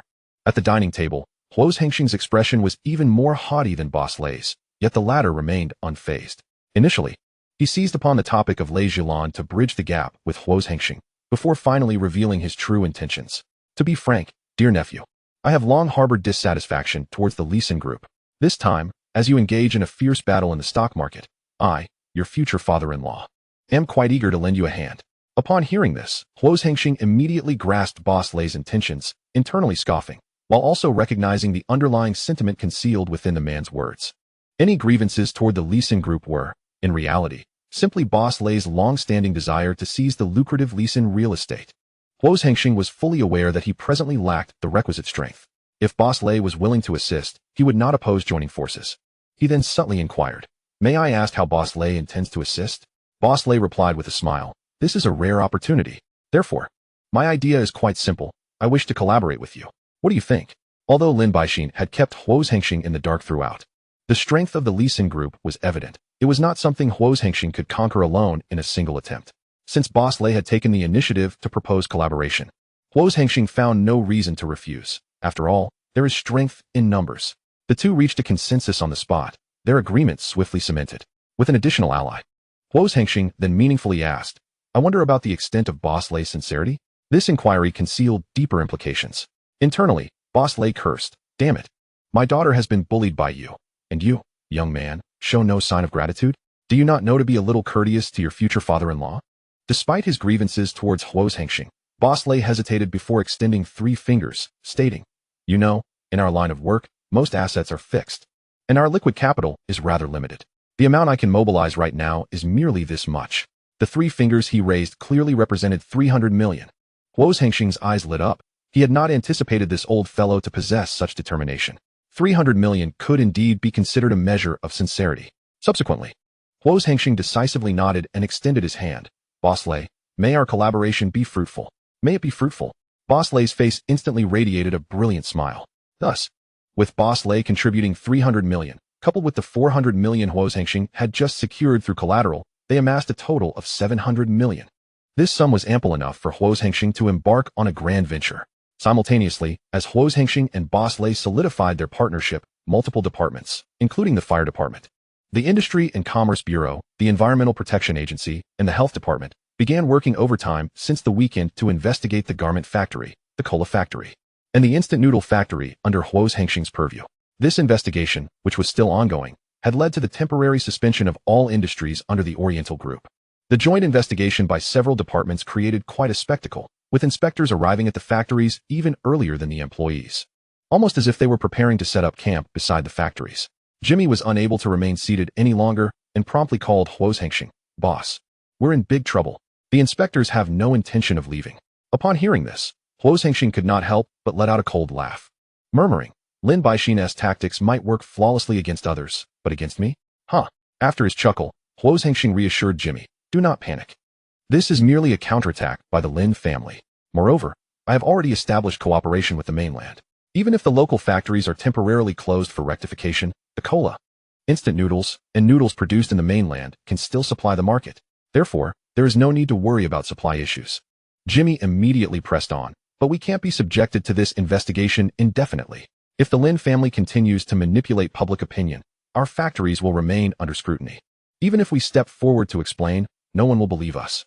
Huo Zhengxiong could not help but respond with a cold laugh. "Just be patient. There's no need to rush. In a little while, the Lee Sin group will encounter trouble first, and then our problems will naturally be resolved." Chapter 135. Human desires are always insatiable, much like a snake yearning to swallow an elephant. Though Jimmy remained anxious, since Huo Zhengxiong had said so, he could only nod in resignation. "Understood, boss." After Huo Zhengxiong finalized the contract with the lawyer and Boss Lei, it was now afternoon. Amid the anxious emotions of the shareholders, the stock market finally closed. The stock price of Lee Sin garments plummeted dramatically, falling by as much as 19. The stock price, once over 7 Hong Kong dollars, nosedived to 5.93 Hong Kong dollars. Moreover, before the market closed, the stock price of Lee Sin garments continued its downward spiral, causing an ever-widening wave of panic among shareholders. No one knows what tomorrow holds for the stock market. Investors are filled with trepidation, fearing that the value of their stocks will plummet further, akin to today's drastic depreciation. That evening, 2 television stations commenced broadcasting reports about numerous departments receiving a plethora of citizen complaints. Good evening. I am your reporter, Huo Zhengxiong, here to deliver the latest news. Today, our station has received numerous calls from concerned citizens. It has come to our attention that in recent days, the Oriental Group, which has gained significant popularity across Hong Kong, has come under scrutiny from multiple departments regarding its subsidiaries, including Oriental Cola, Oriental Instant Noodles, and the stylish suits from Oriental Apparel. According to citizen reports, the Fire Department, Commerce Department, Environmental Department, and Health Department in the city have initiated a joint investigation into the Oriental Group. Currently, the Oriental Group has entered a state of business suspension for rectification. Following the complaints from citizens, our station dispatched reporters to the Oriental Group to ascertain the facts. After verification, it has been confirmed that such circumstances do exist. Lu Huijin subtly adjusted her camera angle, enhancing her figure's silhouette, and continued, the Oriental Group is currently under investigation, which is being conducted jointly by several departments. However, the precise reasons behind the investigation remain undisclosed for now. Our reporters have attempted to reach out to the officials responsible for this probe, yet all departments involved have declined interview requests. Under these circumstances, we have reason to suspect that this coordinated investigation against the Oriental Group may be driven by an unidentified, mysterious force. It is evident that without such intervention, it would be challenging for multiple departments to collaborate simultaneously in launching an investigation against the Oriental Group. This situation likely involves intense conflicts of commercial competition. Our only hope is that the official media will swiftly provide a reasonable explanation regarding this matter. Surely, everyone has heard of the 470 incident, and the Oriental Group has emerged as a prominent local enterprise in the past year. Judging by product quality and market feedback, it has consistently won the favor of Hong Kong citizens. Through Lu Huijin's report, viewers of this news can easily deduce who is responsible for the predicament faced by the Oriental Group. If only 1 or 2 departments were to conduct a joint investigation, it could be deemed a mere coincidence, and as long as the authorities clarify the reasons, the public would typically choose to believe them. In fact, under such circumstances, people might even question whether there are genuine issues regarding fire safety or environmental pollution within the Oriental Group. Yet, the current situation starkly contrasts with public expectations. Numerous government departments have intervened simultaneously, imposing lockdown measures on the Oriental Group. Viewers can clearly discern that there is orchestrated manipulation behind this, aimed squarely at the Oriental Group. Frankly speaking, such unscrupulous competitive tactics are exceedingly distasteful. Moreover, the various industries under the Oriental Group already enjoy an excellent reputation among Hong Kong citizens. For instance, Oriental Cola surpasses both Coca-Cola and Pepsi in taste, yet is priced 50 cents lower. Oriental braised beef noodles have introduced a novel flavor of instant noodles, featuring 3 innovative seasoning packets, despite a slightly higher price. And the trendy menswear from Oriental Apparel boasts a unique design tailored to the physique of Oriental individuals, fitting exceptionally well, all while being priced lower than suits from Lee Sing garments, and with superior quality and craftsmanship. Such an exemplary local enterprise is now facing unfair treatment, leaving citizens watching this news feeling utterly dissatisfied. This is outrageous. After all the effort, a commendable local business is subjected to such suppression. Alas, throughout history, human desires have always been insatiable, akin to a snake aspiring to swallow an elephant. I sincerely hope the Oriental Group can successfully navigate this challenging period. Huo Zhengxiong, you must persevere. I cannot bear to see such fine products tarnished by the repugnant faces of politicians. It is no wonder that citizens have risen to defend the Oriental Group. I would certainly lend my voice in support as well. Meanwhile, Asia Television has also been reporting similar news. However, in stark contrast to TVB's more tactful approach, Asia Television directly named the individuals involved, explicitly stating that the pressure on the Oriental Group stems entirely from Lin Baixin of Lee Sing Group. At the end of the report, Asia Television also touched upon the stock market trading suspension, particularly emphasizing the plummeting stock price of Lee Sing Garments. As you can see, prior to today's market opening, Lee Sing Garments stock price was stable at 73 Hong Kong dollars, but after the opening, it has continuously declined, now dropping to over 5 Hong Kong dollars. Many shareholders of Lee Sing Garments have seen their assets shrink dramatically by 20 to 30. This decline is approaching the brink of a market crash. On the other hand, the Oriental Group is currently under joint investigation by multiple departments and is in a state of business suspension, undoubtedly providing Lee Sing Garments with an opportunity. Following Asia Television's report, shareholders of Lee Sing Garments finally regained some confidence, especially upon witnessing the scenes of Oriental Apparel, Oriental Cola, and Oriental Instant Noodles premises being sealed off by various departments. Shareholders of Lee Sing Garments collectively exhaled, as in that moment, they rekindled a glimmer of hope. with some who initially planned to sell their stocks reconsidering their decisions, anticipating a rebound in Lee garment stock price. If all the news targeting the Oriental Group on this day was orchestrated by Lin Baixin, then starting the next day, it would be Huo Zhengxiong's turn to counterattack. Beginning early the following morning, those media outlets funded by Huo Zhengxiong, spanning newspapers, radio stations, magazines, and experts in related fields, vigorously promoted the film Black Society and a series of products from the Oriental Group, including Oriental Cola, Oriental braised noodles, and stylish suits. With an avalanche of related reports emerging, shocking, on the day of its premiere, Black Society grossed over 2.4 million, setting a new record. And now the daily box office has surpassed 2 million again, a true marvel in cinematic history.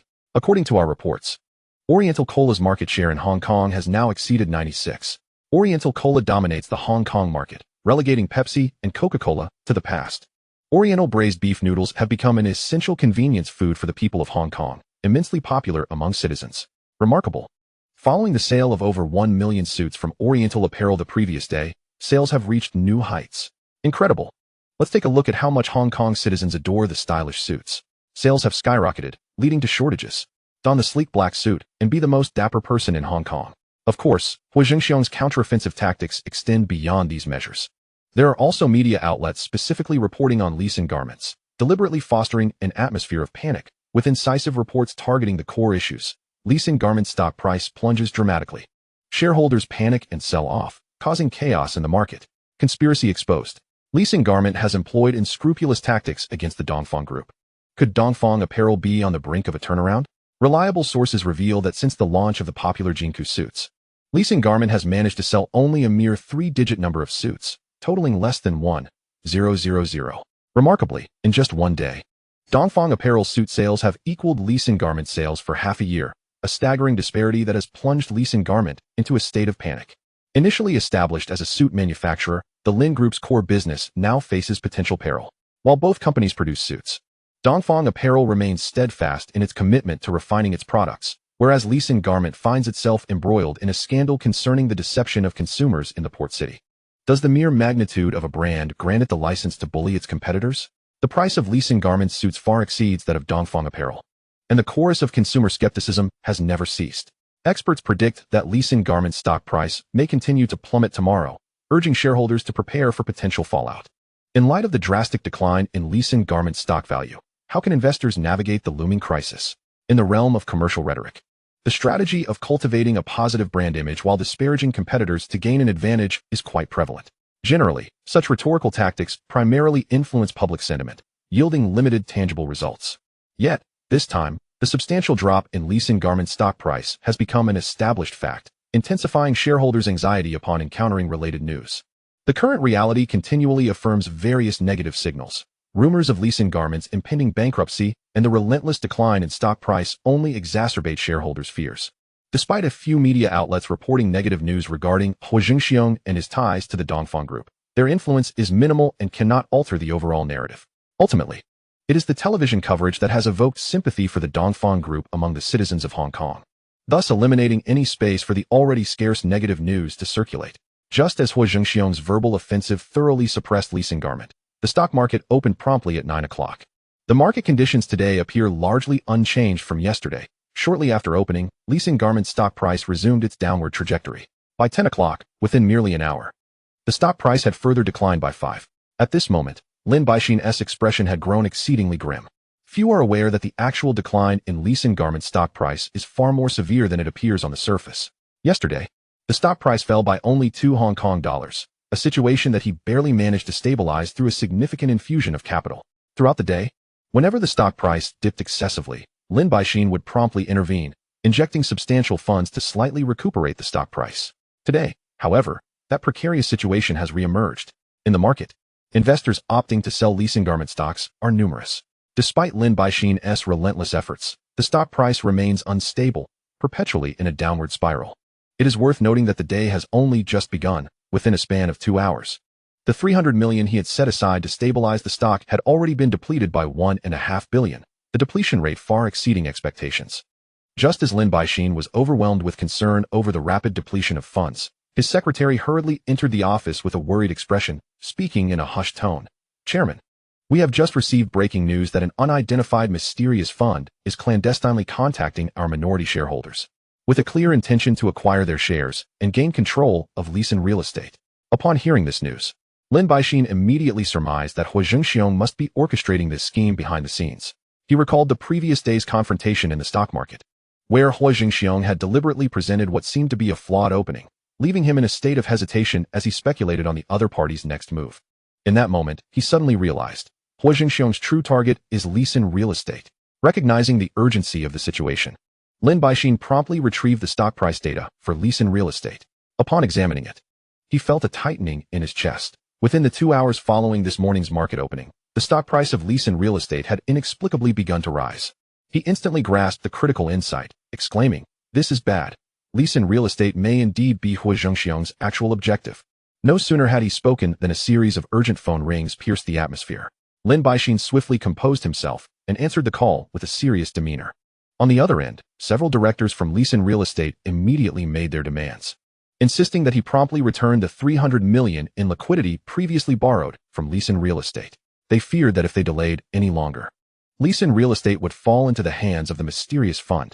Lin Baixin was momentarily at a loss for words. Indeed, everything that has transpired is part of Huo Zhengxiong's meticulously devised follow-up strategy. His complexion darkened further, filled with regret and fury. Lin Baixin understood all too well that in the real estate sector, cash flow is akin to a lifeline, absolutely crucial. Yet, he never anticipated that Huo Zhengxiong's foresight was so astute, having already laid out such an elaborate scheme. He had been eyeing Lisan real estate all along. Lin Baixin could not help but curse in anger. This cunning rascal is playing a diversionary tactic against me, maneuvering behind the scenes. He was clearly forcing him into a corner. At that moment, Lin Baixin was consumed by rage. Being manipulated by someone significantly younger, entirely caught in the other's rhythm, left him feeling both infuriated and regretful, even a bit humiliated. Chapter 137. How could he push me to such an embarrassing predicament? He had initially believed that by personally confronting Huo Zhengxiong, he would surely prevail, given his superior strength and experience. Yet unexpectedly, at the most critical juncture, the other party executed such a backdoor tactic, leaving him utterly on the defensive. Even with his heart brimming with discontent, Lin Baixin had to confront the reality that, in his mind, the significance of Lisan real estate ultimately outweighed that of Lisan garment. Ultimately, under the vehement insistence of several directors from Lisan real estate, he was left with no choice but to transfer 100 million from the remaining 1.5 billion to Lisan real estate. Consequently, he was left with merely 500 million, which he could only utilize to continue propping up Lisan garment stock. However, just recently, he had felt that even 1.5 billion would struggle to reverse the declining stock price, and now with the diminished funds of 500 million. This amount was like a drop in the ocean, utterly insufficient for the substantial stabilization required. Lin Baixin possesses a clear understanding of the current situation. He is acutely aware that investing this 500 million, equivalent to 50 million, would at best yield a fleeting rebound in stock price, utterly incapable of reversing the overall downward trend. Moreover, with Lisan garments' stock price decline now an established fact and the market atmosphere dismal, it is nearly impossible to alter the situation and halt the stock's further descent without sufficient financial backing. Investing this 50 million to stabilize the stock is likely to be a futile expenditure, achieving no tangible results. At this moment, Lin Baixin finds himself cornered by Huo Zhengxiong, with little room for choice. The only solution he can conceive is to mortgage his assets to the bank to secure a loan, which he would then use to salvage Lisan garment stock. Although Huo Zhengxiong is his rival and not particularly old, Lin Baixin cannot help but secretly admire him. This Huo Zhengxiong possesses a decisively efficient work style, exuding an undeniable aura of sharpness. He has managed to corner me into such a precarious position. Among the younger generation, you truly stand out with your remarkable capabilities. After a brief pause, Lin Baixin could no longer contain his sentiments and continued, had we not become adversaries this time, and avoided such direct competition, your potential for future development is indeed difficult to predict. You are bound to have an exceedingly promising horizon. As afternoon descended and the sky gradually darkened, the stock market approached its closing bell. Following a significant decline in the shares of Lisan Apparel yesterday, today its stock price continued to plummet, decreasing by 9. In just 2 days, the cumulative drop in Lisan Apparel's stock price reached 27, plummeting from an initial 73 yuan to 53.8 yuan, leading to a substantial contraction in the company's market value. However, there was a piece of news that was neither entirely good nor bad. The stock price of Lisan real estate had risen by 4. Undoubtedly, all of this was orchestrated behind the scenes by Huo Zhengxiong. just as Huo Zhengxiong and Lin Baixin were engaged in a fierce battle for dominance in the stock market. The police were also making significant moves, causing quite a stir. Traffic officer Zhou Xingxing successfully apprehended Dong Guanzi, the suspect linked to the murder of a police officer associated with the Lianqing gang. The television station promptly reported on this incident. The slender, attractive reporter Lu Huijin held a microphone as she interviewed Zhou Xingxing at the scene. Officer Zhou, could you please share how you discovered Dong Guanzi and confirmed him as the murderer of the police officer? Zhou Xingxing pondered for a moment before responding earnestly. To speak of this matter, I must express my gratitude to the production team of the film Black Society. The primary promotional angle of Black Society is its closely knit connection to reality, and I believe many viewers have seen it. When I watched the film, I noticed a scene where Dong Guanzi, in a bid to protect the gang's leader, forcefully charged through obstacles and refused to cooperate with the police investigation, resulting in the accidental death of a police officer. At that moment, I sensed that this individual named Dong Guanzi posed a significant threat and was highly suspect. Thus, I commenced an investigation into this case. Although I am merely a traffic management officer, as a member of law enforcement, it is my duty to apprehend these vicious criminals and bring them to justice. As Zhou Xingxing spoke, his tone took on a unique quality, imbued with a distinct emotion, showcasing his signature absurd style. Lu Huijin couldn't help but smile, displaying a look of admiration, and then inquired, could you please share how you successfully subdued Dong Guanzi at the scene of the arrest? At the mention of the capture process, Zhou Xingxing instantly wore a proud expression, then feigned a serious demeanor as he responded, I assume everyone has seen the movie and knows that Dong Guanzi in the film is quite formidable. In reality, Dong Guanzi's skills are indeed exceptional, just as depicted in the film. To prevent his escape, I devised a plan in advance, lying in wait at his common haunts. When he appeared, I gradually closed the distance, and at the moment he elegantly vaulted over the railing in preparation to flee, I leapt forward and pounced upon him. As Zhou Xingxing spoke, he animatedly mimicked the action of lunging towards Dong Guanzi, exaggerating the scene. Immediately thereafter, I unleashed my signature move, the death scissors kick, which ensnared Dong Guanzi's head in an instant. Faced with my formidable technique, even Dong Guanzi, regardless of his ferocity, struggled for some time, but ultimately succumbed to my grip and lost consciousness. With Lu Huijin watching with a hint of admiration, Zhou Xingxing became increasingly animated, unable to restrain himself from continuing. I have previously subdued numerous ruthless criminals with my death scissors kick, and in comparison, Dong Guanzi is hardly noteworthy. As for what transpired thereafter, even if I do not elaborate, everyone can glean the details from the news. Zhou Xingxing boasted with a proud yet arrogant demeanor. Before me, Zhou Xingxing, no criminal can successfully escape. Now that Dong Guanzi has been taken back to the police station for interrogation, we shall soon clarify the entire case. The more Zhou Xingxing spoke, the more excited he became, spitting as he spoke. Lu Huijin, sensing the interview was nearing its end, made several attempts to reclaim the microphone from him, but each time, Zhou Xingxing perceptively anticipated her moves. He seized the microphone back to his mouth, continuing to speak incessantly, saliva still flying.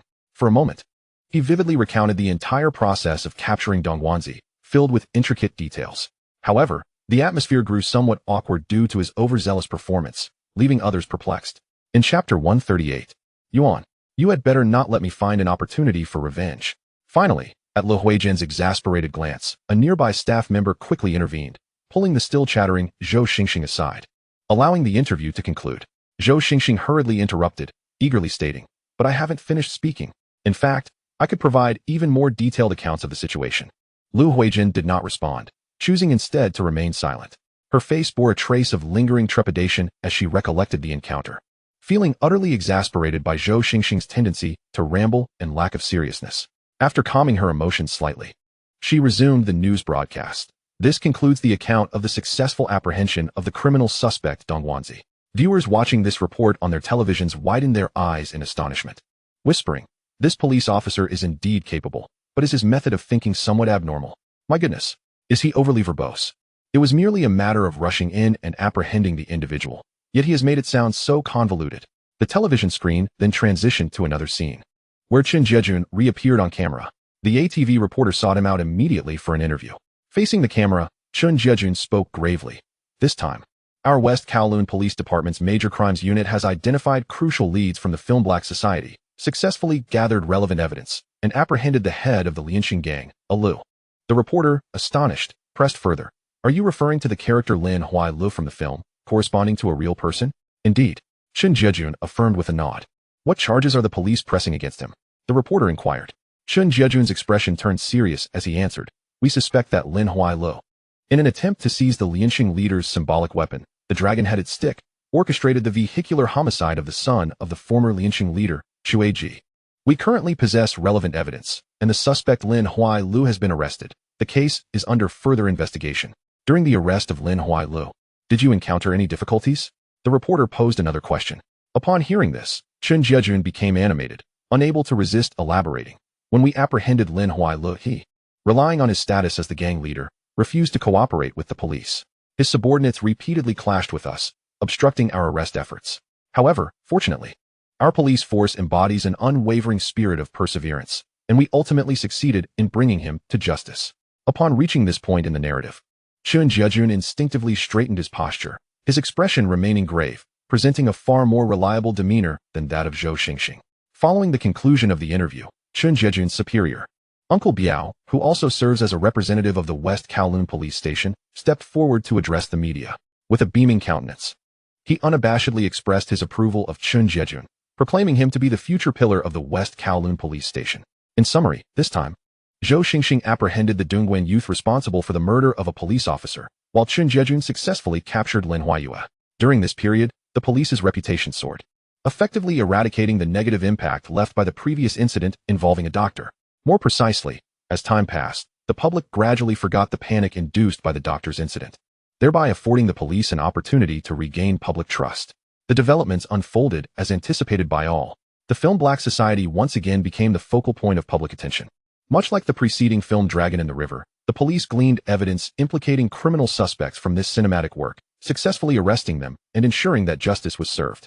In a matter of moments, the slogan put forth by the Huo family films, encouraging cinema to reflect real life, became a hot topic among major media outlets. Simultaneously, following Hong Tai, Lianxing also became a subject of discussion due to Black Society.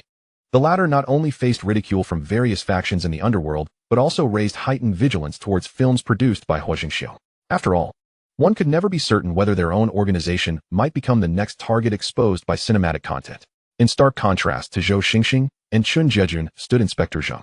Initially, the three of them had watched Black Society together in the cinema, receiving the same information and clues from the film, and commencing their actions simultaneously. However, while Huo Zhengxiong successfully apprehended the Dongguan youth, and Chen Jiejun secured definitive evidence leading to the capture of Lin Huaiyu, Inspector Zheng ended up with nothing. In truth, Inspector Zheng had been singularly focused on capturing the D, yet ultimately, it was a police officer named Yuan Haoyun who claimed the prize first. After tirelessly toiling, Inspector Zheng found himself empty-handed, his mental state utterly shattered. Why am I so unfortunate? He could not help but curse in a fit of rage. Yet no amount of cursing could alter the limited details provided by Black Society. Concurrently, Inspector Zheng harbored resentment towards Yuan Haoyun. You better not let me find an opportunity for revenge. Should I seize the chance, I will ensure you do not fare well.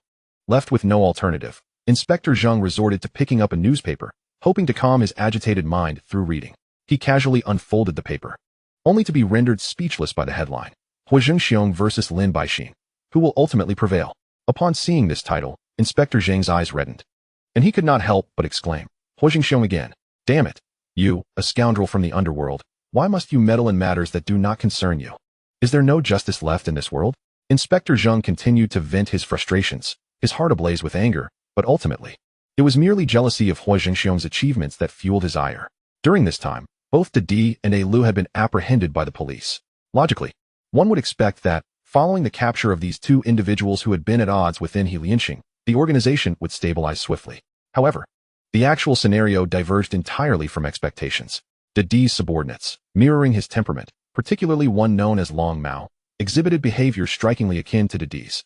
Following De Di's arrest, Long Mao led De Di's men in a frenzied assault on the territory once controlled by A Lu. Unconstrained by De Di's influence, Long Mao grew increasingly brazen, disregarding even Deng Bo. With no leader to orchestrate operations, A Li's territory descended into utter chaos. In the short term, there were no signs of resolution to the disordered state within Lianxing, remaining in turmoil. Chapter 139, Utterly Hopeless. This time, it is truly without hope. Starting with Deng Bo, none of the hall masters, Chuan Bao, Lao Gui, Gao Lao, and Lung Lao, could stand apart. The factions they controlled became embroiled in conflict. Caught in a dilemma, at this moment, Lianxing could scarcely be described as chaotic. It resembled an inextricably tangled knot, entirely impossible to untangle. Those aware of He Lianxing's predicament extended beyond the organization's internal members. Surrounding factions, akin to hungry wolves, had fixated their predatory gaze upon this opportunity. Each eager to invade He Lianxing's territory, vying to carve out their share of power. They promptly planted their own banners within He Lianxing's domain, seizing land that rightfully belonged to the organization. Consequently, the already chaotic He Lianxing descended into further disarray. The young subordinates within the gang found themselves utterly perplexed. Should they first confront the external intruders or resolve internal strife? As time passed, more and more gangs flocked to seize He Lianxing's territory, transforming the organization into a boiling pot of confusion, reaching a pinnacle of chaos. Even as Deng Bo racked his brain to unify the internal factions and stabilize the situation, his previous overt favoritism towards Lu had drawn too much attention, leading members to harbor deep-seated resentment towards him, unwilling to heed his commands. Worse still, Deng Bo, once the most powerful figure within He Lianxing, became the primary target for rival gangs during this upheaval. In the short term, Deng Bo's influence suffered continuous setbacks, leaving him powerless to rectify the situation. Yet, even amidst the internal turmoil, many clandestinely cursed Deng Bo, that damned old fool. If only we had let the D take charge, there would have been no such troubles. Indeed, the plight of He Lianxing is entirely this old fool's doing. Externally, rival factions resembled a pack of ravenous wolves, fixated on this soon-to-be unstable territory. Internally, chaos reigned supreme, leaving everyone in a state of panic. A moment's reflection reveals that He Lianxing is likely heading towards annihilation. Among the surrounding factions, the one taking the swiftest action is undoubtedly the Hung Hing gang. After all, this film was a collaborative effort. And although no one knew precisely what script Huo Zhengxiong had penned, the prior example of Hong Tai had prepared them for the worst. The 10 hall masters of Hung Hing could hardly contain their eagerness, waiting for the opportune moment. Once He Lianxing fell into complete disarray, Hung Hing did not act immediately. It was only after the capture of Didi and Lu by the police that they sprang into action. The entire Hung Hing gang mobilized, with all the hall masters uncharacteristically united, banding together to storm He Lianxing's territory, beginning the process of seizing and dividing the resources that once belonged to He Lianxing. On one side lay the internally conflicted and self-sabotaging He Lianxing, while on the other stood the cohesive and purpose-driven Hung Hing. The outcome of this struggle was all but predictable. Indeed, the confrontation yielded no surprises, with Hung Hing ultimately reaping the most significant rewards, capturing the largest share of territory. As night fell, a sudden flurry of phone calls erupted. Huo Zhengxiong answered the phone, and on the other end came Jiang Tianqing's exuberant voice. Xiong. Our operation went exceedingly well this time. He effortlessly seized the most significant territory held by He Lianxing. It is only fitting that the greatest credit for this success belongs solely to you. Jiang Tianqing's excitement was entirely understandable. All the hall masters of Hongxing reaped substantial rewards from this endeavor, which assured Jiang Tianxiong of a bountiful profit as well. It is worth noting that he stands to gain from the entire organization's dividends, making him the indisputable beneficiary among Hongxing's members. His enthusiasm was palpable as he spoke. Huo Zhengxiong merely smiled faintly in response. Everything was already part of his meticulously crafted plan, including the timing of their actions against He Lianxing, which had been prearranged. The hall masters of Hongxing were merely executing his devised strategy, and the outcome unfolded precisely as he had anticipated, with everyone profiting handsomely. It was undoubtedly reasonable to attribute the majority of the credit to him, and Huo Zhengxiong was not one to engage in false modesty. He graciously accepted this acknowledgement. Subsequently, Jiang Tianxing added with a smile, by the way, Xiong, following the suggestions from Qianglong and Jigo, and with my coordination, we have decided to procure a batch of suits from your Oriental fashion group, with tens of thousands of underlings in Hongxing. They all admired the stylish suits worn by the characters in the film Black Society, and none were devoid of envy, eagerly hoping that everyone in Hongxing could don suits as well. This would undoubtedly enhance the overall image of the organization. Consequently, the hall masters of Hongxing, including Jiang Tianxing, expressed a particular interest in black suits, leading to the proposal for the purchase. However, to Huo Zhengxiong, this was merely a trivial matter. He readily replied, "This is a minor issue. We are all kin. If it's a bulk purchase, I'll offer you a 40% discount. Ha ha ha." Jiang Tianxing expressed his gratitude before promptly ending the call. One cannot deny that following the incident with He Lianxing, the entire Hongxing organization profited significantly under Huo Zhengxiong's guidance, leaving everyone thoroughly satisfied. A new day dawned, Wednesday to be precise. As soon as the stock market opened that morning, Huo Zhengxiong continued to execute his plan to drive down the stock price of leasing garment. Cornered by Huo Zhengxiong, Lin Baixin found himself with no options left. He had no choice but to mortgage leasing garment to secure a loan to prop up its stock price, preventing further decline. Huo Zhengxiong closely monitored Lin Baixin's every move. And as soon as the news broke, he wasted no time in disseminating it. The Lin Group was in crisis, having no choice but to mortgage Lee Sin Garment's assets. Was the commercial empire built by the Lin Group truly on the verge of collapse? Lee Sin Garment was likely nearing its end. Multiple media outlets, including the Oriental Daily, extensively reported this news. As the news spread, investors who were already skeptical about Lee Sin Garment stock grew increasingly anxious. The information available to these investors was limited. But Lin Baixin's choice to mortgage Lee Sin Garment to stabilize the stock price immediately raised alarm bells. The situation had clearly deteriorated. It seemed Lee Sin Garment could no longer endure. Its assets were being mortgaged. If the stock price could not be preserved under these circumstances, what would happen next? It was utterly hopeless. If only I had known Lin Baixin was unreliable, I should have sold off all my Lee Sin Garment stocks on the very first day. Chapter 140. These advertisements are far too brainwashing. Investors were filled with panic, their words laced with shock and anger, many secretly regretting their decisions. They lamented not having sold Lee Sin Garment stock sooner, clinging to unrealistic hopes for a miracle, which had led them to this dire situation. As related news continued to spread, more investors, unable to contain their anxiety, hastily followed suit in selling off their holdings of Lee Sin Garment stocks. The panic selling by the public caused Lee Sin Garment's stock to plummet further after a brief fluctuation. Before long, the stock price had dropped another 5, reaching 51 Hong Kong dollars, perilously close to breaching the critical threshold of 5 Hong Kong dollars. Meanwhile, the daily box office for the film Black Society remained stable at 1.8 million Hong Kong dollars. As the fierce competition between the Lin Group and Huo Zhengxiong over the stocks was gradually revealed by the media, Black Society began to attract an increasing number of viewers, unexpectedly garnering a surge in popularity and indirectly boosting its visibility. Many audience members were stepping into cinemas to watch this film for the first time, and their initial reactions largely revolved around critiquing the excessive number of suit advertisements featured in the film. Just as with the promotions for Oriental Cola in The Best Partner and Oriental Red Braised Beef in Dragon in the River, the visuals in Black Society were inundated with the slogan stylish suits from Oriental fashion, to the point of overwhelming viewers. Fortunately, the film's storyline did not disappoint, boasting a commendable overall quality. Huo's film company effectively implemented its philosophy of making cinema relatable to reality, simultaneously with Yuan Haoyun successfully capturing D and Zhou Xingxing apprehending Dong Mangzi. Chen Jiaju managed to bring Lin Huayue to justice, showcasing the police's commitment to combating illegal activities. Capitalizing on the film's heightened popularity, the police vigorously promoted their achievements, with daily news segments focusing almost exclusively on anti-crime efforts. Chen Jiaju, Yuan Haoyun, and Zhou Xingxing became prominent figures within the police force. Thanks to the police's extensive promotion, the news spread widely, piquing the curiosity of more citizens in the port area about Black Society, prompting them to venture into theaters to discover the story for themselves. Surprisingly, the film's box office on that day did not decline. Instead, it experienced an upward trend. The unexpected increase was truly astonishing. Of course, after watching the film, viewers still couldn't help but voice their grievances about the advertisements. There are just too many suit advertisements in this movie. The ads are giving me a headache. These commercials are incredibly brainwashing. Yet, at the same time, the film also received numerous positive reviews. Those black suits are genuinely stunning, so stylish.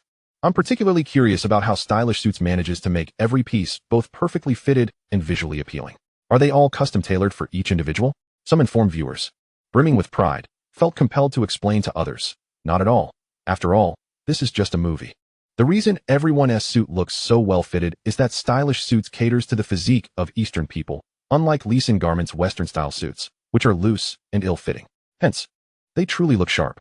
The stark contrast presented by characters of various builds wearing suits in the film drew renewed criticism toward the suits produced by Lee Sin Garment.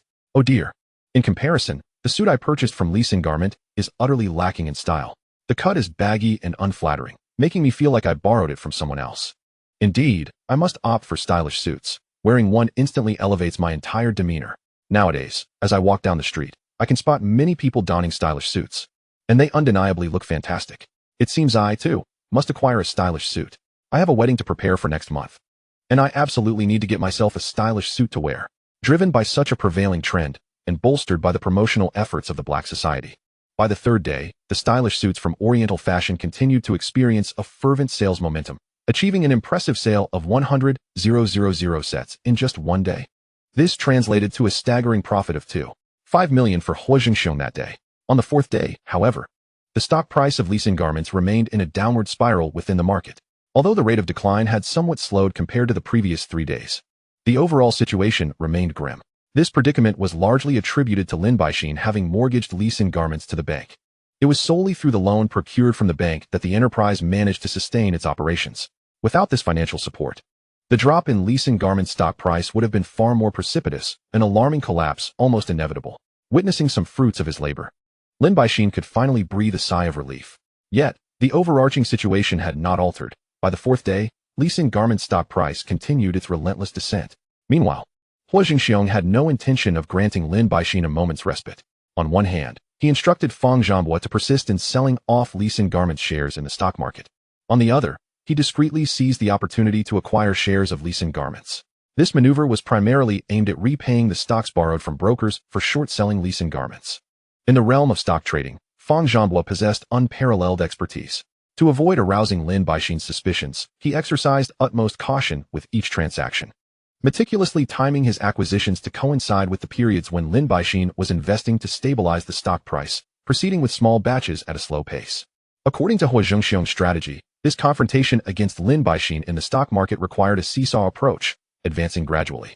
The crux of all this hinged on ensuring that Lin Baixin remained completely oblivious to any signs of this covert operation. Should Lin Baixin harbor any doubts and become alert, a series of subsequent plans and actions would inevitably spiral into an insurmountable predicament. Fortunately, Fang Zhanhua's operations were exceedingly prudent, and his ongoing small-scale stock acquisitions went unnoticed by Lin Baixin, leading him to mistakenly believe that his investments were effectively stabilizing the stock price. However, the reality was starkly different. It was precisely Fang Zhanhua's covert maneuvers that prevented a significant drop in Li Xin garment stock price. Moreover, at certain times, the stock even exhibited slight upticks. In truth, this was a carefully laid trap by Fang Zhanhua, intended to create an illusion for Lin Baixin that Huo Zhengxiong's financial resources were not as ample as they appeared. Chapter 141. We have completely lost this time. Although progress was slow overall, for Huo Zhengxiong, this was undoubtedly the wisest decision at present. However, it was precisely due to this strategy that the fluctuations in Li Xin garment stock price were minimal that day.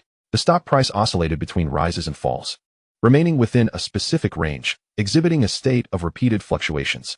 Ultimately, before the market closed, Li Xin garment stock price had decreased by 3, yet from a broader perspective, the operations targeting Li Xin garment stock price had achieved some measure of success, dropping from 51 Hong Kong dollars to 49.6 Hong Kong dollars, successfully breaching the critical threshold of 50 Hong Kong dollars. Concurrently, the box office figures for the film Black Society finally demonstrated a downward trend, with ticket sales declining from 1.8 million yesterday to 1.7 million today, a decrease not deemed substantial. Nevertheless, this development was certainly worthy of celebration. At that moment, however, the market for suit sales in the port was gradually reaching saturation. The sales of the Cool Man brand suits had plummeted from 250,000 sets on the first day to 100,000 yesterday, and on this day, merely 60,000 sets were sold throughout the entire day. Yet, considering the total population of the port, the scale of the suit market was inherently limited, making it implausible to sell hundreds of thousands of units daily. In stark contrast, the situation of Li Xin garments under the Lin Group was far more dismal. In just 4 days, Li Xin garments had failed to sell even 100 suits. Upon learning of this dismal sales data, Lin Baixin felt an overwhelming sense of despair, his emotions so agitated that he nearly spat blood on the spot. How had Li Xin garments fallen into such a dire predicament? What did this trivial figure of 100 sales even signify? It even led Lin Baixin to entertain thoughts of imminent bankruptcy for Li Xin garments. Oh heavens! Lin Baixin's mental state had utterly crumbled. It was crucial to note that officials from the Environmental Protection Agency, Fire Department, and Health Department were currently conducting various inspections on the Oriental Group. Even amidst such unfavorable external circumstances, the Cool brand suits continued to maintain respectable sales. In stark contrast, Lin Baixin was nearly driven to madness upon observing Li Xin garment sales performance. He found himself harboring renewed displeasure towards Lin Jianyue, muttering to himself about the inept designer he had initially selected. Lin Jianyue, are you planning to dwell on this matter indefinitely? On the 5th day, which happened to be a Friday, Li Xin garment stock price precariously held steady, fluctuating only slightly in a manner reminiscent of a standoff between evenly matched opponents. Observing this stock price trend, Lin Jianyue mistook it for good news and hurriedly approached his father, Lin Baixin, to report what he believed to be encouraging developments. However, the unfolding events did not align with Lin Jianyue's expectations. Lin Baixin, with decades of experience in the marketplace, immediately sensed the anomaly amid the stock price's oscillation. This is not good. Lin Baixin's expression darkened instantly. Huo Zhengxiong was secretly acquiring shares of Lee Sin garments to repay his debts to the brokers. Huh. Lin Jianyue's eyes widened in shock, and upon Lin Baixin's reminder, he quickly grasped the situation. He eagerly exclaimed, "Then, Dad, should we take immediate action? We must buy back all the circulating Lee Sin garments shares to prevent Huo Zhengxiong from acquiring enough to repay the brokers." Lin Jianyue's eyes sparkled with excitement, feeling quite pleased with his proposed countermeasure. However, Lin Baixin merely sighed deeply and sank back onto the sofa. Lin Jianyue looked at his father, puzzled and filled with confusion. "Dad." Lin Baixin helplessly waved his hand and sighed deeply once more, slowly responding, "It is already too late." "Why?"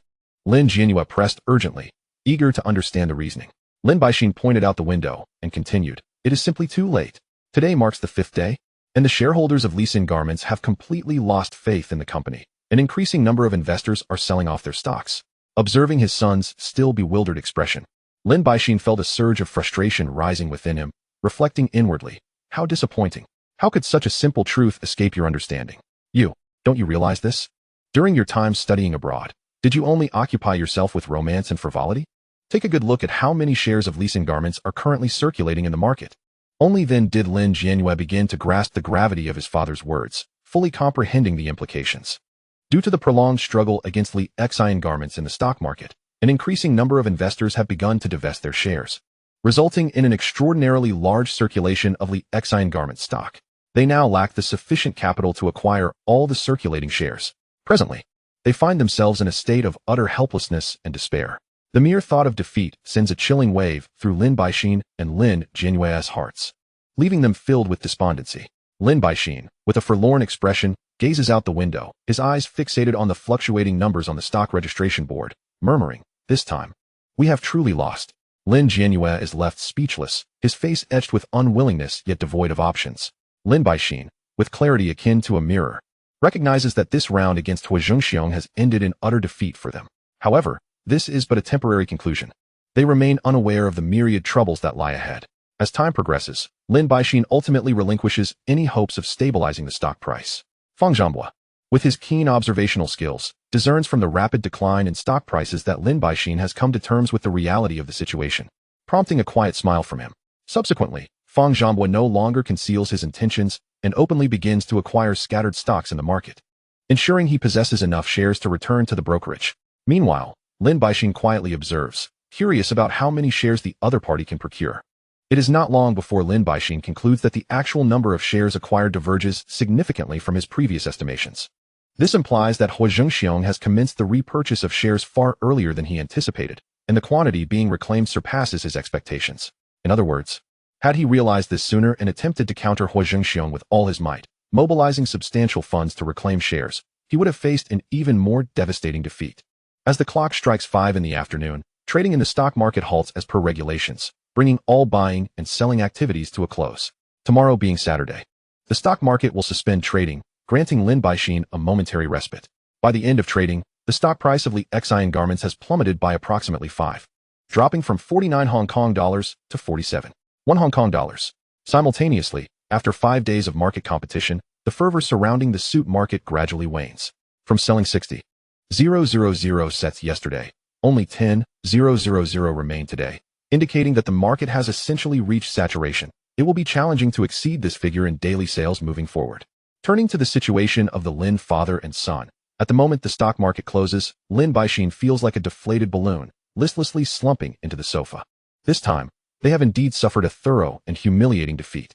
Later that evening, Fang Zhangbua approaches Huo Zhengxiong with a nearly perfect performance report.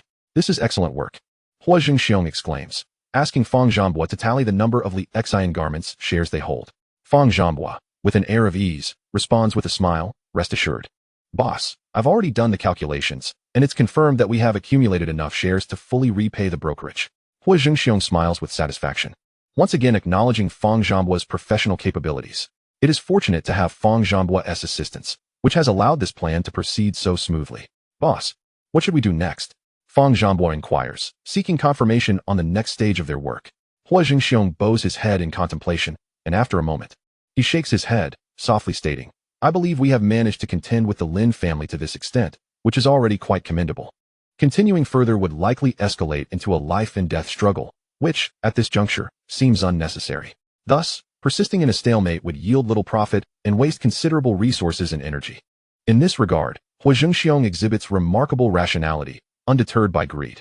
Recognizing when to withdraw is undoubtedly the optimal outcome at this moment. After a brief pause, Huo Zhengxiong announces, I have decided to conclude this short-selling operation. Fang Zhanghua nods in agreement, fully endorsing this decision.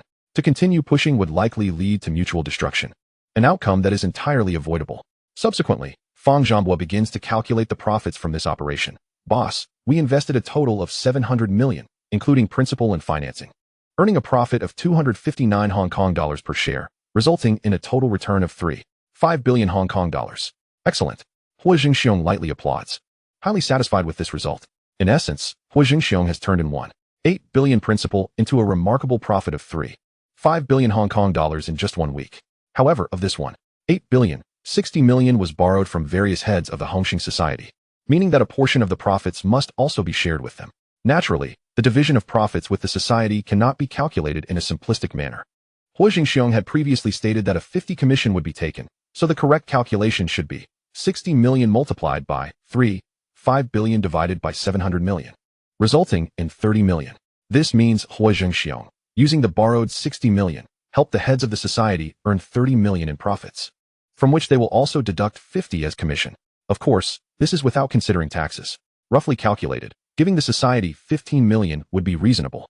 But when factoring in various taxes, the Securities Regulatory Commission will impose a fee of 0.006, which includes transaction fees of 0.004 and investor compensation fund fees of 0.002, as well as a 0.01 stamp duty and a transaction fee of 0.005 charged by the exchange, leading to a total tax rate of 0.111, resulting in approximately 1.65 million in taxes owed.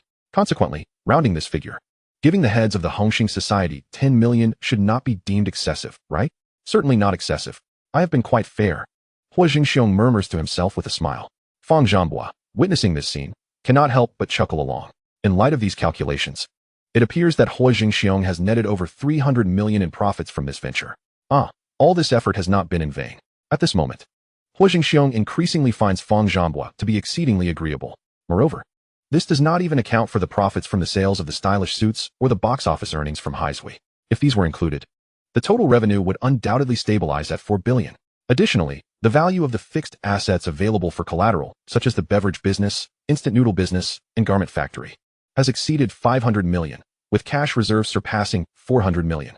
Thus, when all is said and done, Huo Zhengxiong's net worth has quietly soared to 10 billion. A billionaire. No. In Hong Kong, individuals with a net worth exceeding 10 billion are afforded the special title of tycoon. At this moment, Huo Zhengxiong has finally earned the right to be addressed as Tycoon Hua. He has ascended swiftly, directly entering the ranks of the tycoons. It is worth noting that in just a mere 6 months, he has transformed from an obscure figure to a renowned business magnate. A radiant smile blossoms on Huo Zhengxiong's face. Although there are many who can be termed tycoons in this bustling metropolis, none have achieved such astonishing success at such a rapid pace as he has. Were Huo Zhengxiong to publicly disclose his wealth at this moment, it would be no exaggeration to say that for the next half-month, business newspapers, financial journals, and various financial programs on television would all vie to invite him for industry analyses and to share his business insights. Undoubtedly, this time, Huo Zhengxiong has created a miracle in the realm of commerce. He resembles a colossal predator that has awakened from a long slumber, stirring the entire port stock market into tumult and unrest. His experiences are undoubtedly worthy of inclusion in business textbooks, serving as a classic case for future generations to study and learn from. Before long, Saturday arrived, and Lin Baixin, through his network of informants and various channels of intelligence, learned a crucial piece of information. Huo Zhengxiong had fully repaid all the stocks owed to the brokerage firms ahead of schedule, even as a seasoned tycoon. Upon hearing this news, Lin Baixin could not help but release a long sigh of relief. The taut nerves that had persisted for days finally began to ease. To be honest, Huo Zhengxiong is still quite young, lacking the meticulous guidance of seasoned business magnates, and had previously emerged from a background of delinquency. Yet, this seemingly ordinary individual has exerted pressure on Lin Baixin to an extent that is almost unimaginable. Just last night, Lin Baixin spent the entire night tossing and turning, unable to find rest. Gazing out at the night sky, he pondered deeply, yet he could not grasp. Why had he lost? What allowed Huo Zhengxiong to triumph? Moreover, his greatest concern was that when the stock market reopened on Monday, should Huo Zhengxiong become intoxicated by victory, losing his sense of proportion and succumbing to greed, aggressively competing with the Lin family to the bitter end, the consequences could indeed be grave. Chapter 143. Even a woman adorned with gold is not worth this price. After all, even if it came to that, although Lin Baixin still possessed the capital to continue opposing Huo Zhengxiong, the Lin family would most likely face total collapse, ultimately becoming a tempting morsel devoured by various forces like a pack of wolves. Now that Huo Zhengxiong had repaid the brokerage stocks, this fierce clash in the business world had finally reached a conclusion. At this moment, despite suffering considerable losses, the Lin family could take solace in the fact that its core foundation remained unscathed. The heavy stone that had long hung over Lin Baixin's heart finally found its resting place. Yet, he soon furrowed his brow, murmuring in worry, "As long as the Eastern Garment Factory remains in operation, our leasing garment will likely struggle to thrive in the coming days." Reflecting on the fact that he had built the Lin family from scratch through the suit business, now witnessing the collapse of the very pillar of their family's prosperity, Lin Baixin felt a pain akin to being sliced by a knife. This tumult finally came to an end. Once the storm had settled, Lin Baixin immediately set about calculating the costs and losses incurred by this event. As he examined the figures on the report, his expression grew increasingly grave. The stock price of leasing garment had plummeted from 73 yuan per share to a staggering 471 yuan. After meticulous calculations, the company's market value had evaporated by a full third, amounting to nearly 500 million. This meant that 1/10 of the Lin family's fortune had vanished into thin air in just a week. Such a loss was sufficient to drive anyone to the brink of despair. Upon seeing this shocking figure, Lin Baixin, who had already felt disheartened and was prepared to accept reality, was instantly ignited by rage, his anger nearly causing his hair to stand on end. This was undoubtedly a severe loss. Since Lin Baixin had achieved entrepreneurial success, he had never encountered such a colossal setback. Huo Zhengxiong. Lin Baixin gritted his teeth as he uttered this name, his eyes igniting with unwavering determination. "From this moment onward, my confrontation with you has only just begun." Since embarking on his entrepreneurial journey, Lin Baixin had never faced such a devastating failure. Yet this time, he had stumbled badly against a junior significantly younger than himself. In the wake of this immense disparity, Lin Baixin's mindset had completely crumbled. Even more infuriating was the realization that the root cause of this calamity was simply his son, Lin Jianyue, being infatuated with women and neglecting his responsibilities in the business. Such extravagant squandering of family wealth was utterly incomprehensible. Who in this world could so carelessly squander family assets? What family's prodigal son could deplete 500 million in a mere week? "You worthless little brat." Lin Baixin glared fiercely at Lin Jianyue, who had come to report the situation, the pent-up anger that had been building for so long finally erupting, transforming into a so-called lesson of love, unleashed entirely upon Lin Jianyue, with the tool of punishment being the sole of his shoe. An unrelenting beating commenced. Although Lin Baixin's original intention was to educate Lin Jianyue, hoping he would acquire some genuine skills to eventually take over the management of the Lin family enterprise. Now that events had transpired, he felt compelled to fulfill his duty as a father and properly discipline his son. Thus, he imparted a profound lesson to Lin Jianyue using the most direct means, his shoe sole. "You little rascal. All you do is cause trouble. Now look what you've done.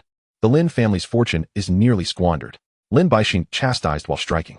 Lin Jianyue, left speechless by the scolding, could not muster a single retort. Lin Baixin continued to loudly curse. All for a woman. What kind of woman could be worth 500 million? Even a woman adorned with gold is not worth that price, unless her body is embedded with the very gem that sits atop Queen Victoria's crown. The harshness of his words reflected Lin Baixin's peak of anger. He understood that if his drinking companions were to overhear such insults directed at the esteemed Queen Victoria, he would face severe repercussions. How dare he insult the great queen? That would be tantamount to courting death. Meanwhile, Lin Jianyue bore the brunt of his father's wrath, howling in pain as he frantically fled throughout the villa. Unfortunately, having long succumbed to a life of indulgence, his body was utterly drained, rendering him incapable of outrunning the vigorous Lin Baixin. Ultimately, he could not escape the educational session from his father, reduced to tears, with a scene so tragic it was unbearable, his cheeks swollen beyond recognition. In that moment, the Lin villa was filled with piercing cries of anguish, the wretched sounds echoing throughout the entire hillside villa community. "Dad, I know I was wrong." Lin Jianyue's pleading cries, interspersed with screams, sounded exceptionally helpless. "Please stop. Please stop. I truly won't dare again. If this continues, I might just be beaten to death. If I die, who will provide for you in your old age, fulfilling my filial duty?" Lin Baixin, veins on his forehead bulging with rage, roared so loudly that the room shook. You ungrateful wretch. You vile creature. You dare curse your father to death. Today, I must awaken you, you insufferable brat. In an instant, the wails of despair within the villa grew increasingly heart-wrenching, each cry for mercy mingling with dull thuds. A sound that tightened the hearts of those who heard it, even curled up on the ground. Lin Jianyue did not forget to curse the instigator who had dragged him into this mire. Through gritted teeth, he muttered indistinctly, Huo Zhengxiong, you despicab. Upon entering the vehicle, Lin Jianyue promptly instructed the driver, take me to the Tang group. The driver caught a glimpse of him in the rearview mirror and couldn't help but marvel inwardly. Good heavens, this young master is remarkably robust, isn't he? He has recovered in just 3 days, and he is already eager to pursue the young lady again. Although Lin Jianyue appeared rather inept in front of Huo Zhengxiong, within the circles of affluent heirs, he managed to maintain a semblance of dignity. In truth, he was not entirely devoid of intellect. At least when it came to calculating interests, he had more thoughts than his peers. However, at that moment, his injuries were not fully healed, a dull ache still lingering in his rear, yet the clamor of his ambitions momentarily overshadowed the pain. Chapter 144. He is the most notorious wastrel in all of Hong Kong. His haste to reach the Tang group was driven by ulterior motives. Aware that he had committed a grievous error which cost the Lin family a tenth of their fortune due to his momentary folly, he was not truly foolish. He understood that this wealth would eventually be his, so while recuperating in his room, he pondered extensively and finally devised a plan to mitigate his losses, to marry Tang Xian, the sole heiress of the Tang family. Tang Xian was cherished as a princess, her status affording her a life of privilege. The more he contemplated, the more he reveled in his own cleverness, calculating that if he could win Tang Xian's affection, the assets of the Tang group would ultimately belong to him. Compared to the vast Tang family fortune, a loss of 5 billion was trivial. Even if he incurred a loss of 10 billion, it would be worth it. Pausing for a moment, a smirk crept onto his lips. If this plan were to succeed, even his father would have no grounds to reproach him, would he? Ha! With this thought, Lin Jianyue brimmed with confidence, urging the driver to hasten towards the Tang group. In the lobby of the Tang group, Lin Jianyue stood prominently, holding a grand bouquet of red roses, instantly stirring a considerable commotion. Who is this person? He stands rather awkwardly, as if ill at ease. Wow. In this day and age, presenting such a large bouquet for a confession is rather cliched. Cliché? What do you know? As long as the expenditure is lavish, that's what we call romance. Wait, I think I remember. He came to pursue our young lady last time. Oh, isn't that Lin Jianyue? He still dares to show his face here. What? He is the most notorious wastrel in all of Hong Kong? So it's him. I heard that because of his romantic pursuits, the Lin family suffered a loss of 5 billion. The employees exchanged remarks, collectively falling into silence, their expressions a mix of resignation. Everyone knew that this young master had returned to cause more trouble for the young lady. Without regard for the security personnel's attempts to intervene, Lin Jianyue, emboldened by his status as the heir of the Lin family, brazenly forced his way to Tang Xian's office door. He presented the vibrant bouquet of red roses before her, deliberately adopting a tone of feigned gentleness. Tang Xian, do you like this bouquet? I specially selected it for you. It's exceptionally fresh. Tang Xian regarded him, momentarily at a loss for words, her face etched with exasperation. Several colleagues peered curiously, and the awkwardness of the situation made her wish for a means of escape. After a few seconds of hesitation, she attempted to respond politely. I still have work to attend to. Perhaps you could return for now? We can communicate over the phone later, all right? It was evident to any discerning observer that this was a veiled rejection, yet Lin Jianyue seemed oblivious. Insistently pressing the flowers into her hands, Miss Tang, you must accept these flowers. They are filled with my heartfelt intentions. Tang Xian frowned, confusion etched across her features, struggling to comprehend why Lin Jianyue could not grasp her refusal. As he clung to her like an unshakable adhesive, she had no choice but to bluntly articulate her thoughts. Young Master Lin, I believe we are not suited for one another. Please take the roses back. Upon hearing this, Lin Jianyue quickly retorted, Miss Tang, you must believe me. My feelings for you are genuine. The previous incident with Lei Zhilan was merely a misunderstanding. There was nothing between us. Seeing his unwillingness to relent, Tang Xian took a deep breath and revealed the truth. I'm sorry, but my rejection isn't due to that matter. Then what is it? Lin Jianyue pressed, still oblivious, his face a mask of confusion. Tang Xian sighed with resignation. Her voice clear yet soft. Every prominent family is now aware of your extravagant spending and lack of restraint, which led to the Lin family incurring a loss of 5 billion in pursuit of a woman. Her words struck Lin Jianyue like a bucket of cold water, rendering him speechless. He stood frozen, his earlier bravado dissipating entirely. This news has spread throughout our circles. Everyone refers to you as the most notorious wastrel. Tang Xin's tone carried a hint of detachment. I must distance myself from you to avoid being influenced by such negative tendencies. Initially taken aback, the surrounding employees soon erupted into laughter. Haha, that was too direct. I can't help it. It's simply hilarious.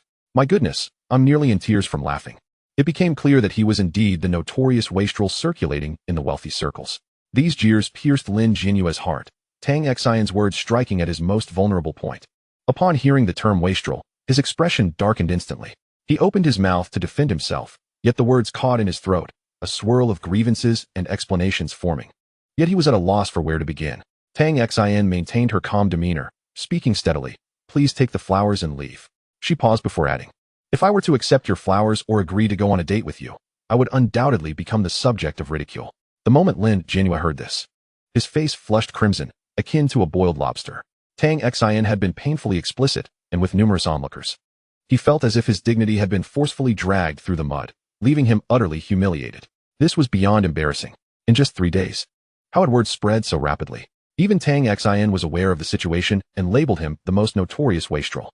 No wonder no one had called him for drinks in recent days. Lin Jianyue suddenly realized why his so-called friends had distanced themselves from him. Clearly, within the affluent circles of Hong Kong, he had become the object of ridicule, akin to a piece of refuse no one wished to touch. Anyone who associated with him would feel their worth diminished. Not only had he been rejected by Tang Xin, but the reason for this rejection was also profoundly humiliating. Lin Jianyue's aspirations crumbled completely, leaving his pride in tatters. To be honest, he hadn't initially perceived the gravity of the situation. But witnessing Tang Xin's indifferent demeanor ignited a surge of anger within him, nearly driving him to despair. He awkwardly forced a smile, placing the bouquet on the table, and fled without a backward glance. Ha ha ha. Behind him, the employees of the Tang group erupted once more in a chorus of mocking laughter, each sound striking Lin Jianyue like a whip, hastening his retreat. Chapter 145. Not just anyone can easily help them earn such vast sums of money. Meanwhile, Jimmy approached Huo Zhengxiong and respectfully reported on the progress of his work. Boss, a local businessman intends to leave the port and emigrate to Canada.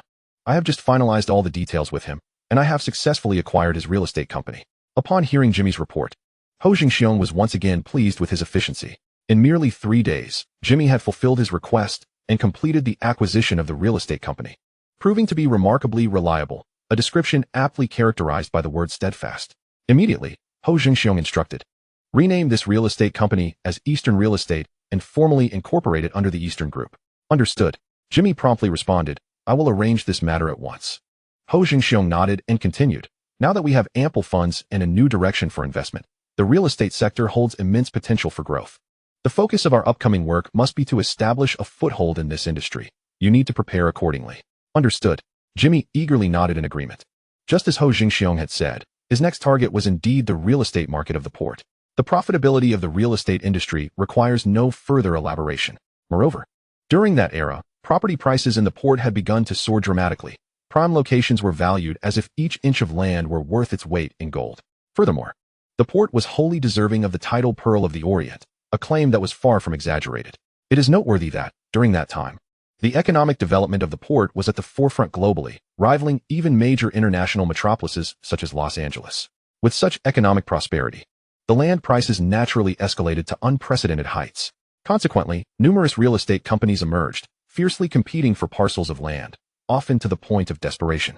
Securing a piece of land and successfully developing it would result in a continuous influx of wealth into the pockets of the real estate developers. The trifecta of land, development, and profit was akin to describing an inexhaustible gold mine. Especially after the implementation of the public housing system in the 1950s, there were many densely populated shantytowns in the port, where electricity, drainage, and sanitary conditions were appallingly poor. Following a devastating fire, the people of the port were awakened to the realization they must own their own homes. It was during this time that the land rights system came into being.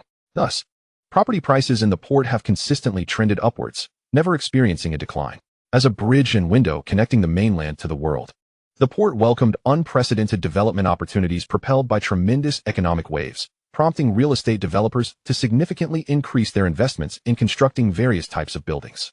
Figures like Li Ka-shing of Chung Kong Holdings, Guo Dasheng of Sun Hung Kai Properties, Cheng Yutong of New World Development, and Li Ka-shing of Henderson Land Development rose to prominence during this period, becoming known as the Four Kings of the port's real estate sector. The rise and fall of the port's real estate market also witnessed the legendary history of this oriental pearl shining brightly. Merely mentioning these names conveys the understanding that seizing the opportunities within the real estate sector is essential for truly propelling an industry onto the global stage. Huo Zhengxiong gently shook his head, pulling back his drifting thoughts, and began to formulate the next steps of his development plan. After a moment of contemplation, the blueprint in his mind gradually crystallized. However, he recognized that the development of the real estate sector could not be rushed. It required waiting for the right moment. It would be prudent to first focus on the film industry to solidify a strong foundation before gradually expanding. There was no need to pursue an excessively elevated status too soon. He made a silent determination to strive towards the goal of expanding and strengthening his enterprise, achieving even more remarkable results. As for the choice of which film to produce, Huo Zhengxiong felt that A Better Tomorrow was the most fitting. Subsequently, he continued to instruct Jimmy, go find Yuli and have him design a few stylish trench coats and sunglasses. These props will be needed for our next film, A Better Tomorrow. After a brief pause, he added, how about this? You can either acquire a sunglasses factory or engage a mainland manufacturer for production. Decide on the approach that seems most suitable. Jimmy nodded in agreement once more. Huo Zhengxiong then said, also, summon Wang Jing. I need to discuss the script for our next film with him. Understood. When Wang Jing hurried over, Huo Zhengxiong had already roughly outlined the script framework. He handed the framework to Wang Jing, saying, this is the new film you will be directing. Please refine this script. The title of the film is A Better Tomorrow. Wang Jing gazed down at the script framework in his hands, his face instantly alight with excitement and anticipation. Not long after, the day for the Hung Hing Society's general meeting arrived. At the gathering, Huo Zhengxiong effortlessly became the focal point of attention once again. This was hardly surprising. Ultimately, it was Huo Zhengxiong who had genuinely helped the members of the society earn money. And recent news of his triumph over Lin Baixin of the Li Xin Group in the stock market had already spread throughout the Hung Hing Society. The various hall masters present were eager to share in the profits, their expressions brimming with anticipation. They had entrusted Gugu to discuss the dividend distribution with Huo Zhengxiong. But Gugu had approached him several times in private, only to falter at the last moment and refrain from speaking directly. Now that the day for the distribution of dividends had finally arrived, everyone could hardly contain their excitement. It would be unfair to mock the hall masters of Hung Hing for their impatience. After all, they had ventured into society to earn more money to improve their lives. Striving diligently for financial gain was hardly a source of shame. Huo Zhengxiong had been deliberately delaying the distribution of funds, for he had his own intentions. He wanted the hall masters of Hung Hing to clearly understand who had facilitated their earnings, instilling in them a clear sense of their standing. They should know how to speak up in his presence and how to maintain humility, keeping their attitudes towards him in check. After all, not just anyone could effortlessly help them make so much money. Take the society's leader, Jiang Tiansheng, for instance. While he certainly enjoyed making money, he showed little interest in managing the society's daily affairs, often delegating such responsibilities to his advisor, Chen Yao. Unless significant matters arose within the society, he was typically more concerned with his own businesses. Yet, no matter how much Jiang Tiansheng loved making money, he never considered sharing the wealth with others, always managing his own ventures independently. Thus, Huo Zhengxiong sought to utilize this unique approach to highlight the differences between himself and Jiang Tiansheng. He was the one capable of leading everyone towards prosperity. Fortunately, the hall masters were quite astute. Even though they felt as restless as ants on a hot pan, they refrained from pressuring Huo Zhengxiong, fearing that they might offend this wealth-bringing deity and lose the opportunity to profit alongside him in the future. Brother Xiong has arrived. Look, Brother Xiong is here at the venue.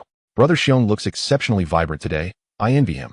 He seems even more handsome than before. With Brother Xiong's arrival, he must be bringing us money. At that moment, someone joked with Gugu, you really are too enthusiastic. The act of serving tea and water is typically a duty reserved for junior members. It is rather unexpected for a senior figure like you to undertake such tasks. As Huo Zhengxiong entered the venue, the hall's leaders displayed remarkably enthusiastic smiles, more eager and attentive than the young women soliciting customers on the streets. Witnessing this scene, Huo Zhengxiong couldn't help but feel a twinge of emotion. This hardly resembled a gathering of powerful gang leaders. In fact, their demeanor seemed less dignified than that. Meanwhile, Jiang Tiansheng, seated at the head of the table, could ascertain the lively atmosphere without needing to turn around. Undoubtedly, his expression had darkened, and his demeanor appeared somewhat strained.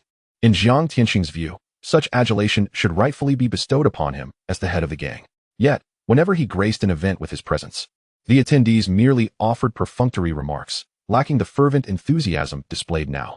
Observing the contrast between Huo Zhengxiong's reception and his own, Jiang Tiansheng found it increasingly difficult to suppress his feelings of envy, regardless of his reluctance to acknowledge them. Long time no see. Huo Zhengxiong greeted with a smile, addressing those present. Upon witnessing this, Jiang Tianqing's jealousy intensified. He could only reassure himself internally. He is helping me make money. He is assisting me in my financial endeavors. After considerable effort, he managed to quell his discontent. Subsequently, Huo Zhengxiong found a seat. The leaders engaged in the obligatory proceedings of the meeting, briefly discussing the status of their respective territories, before all eyes converged on Huo Zhengxiong, including Jiang Tianqing's.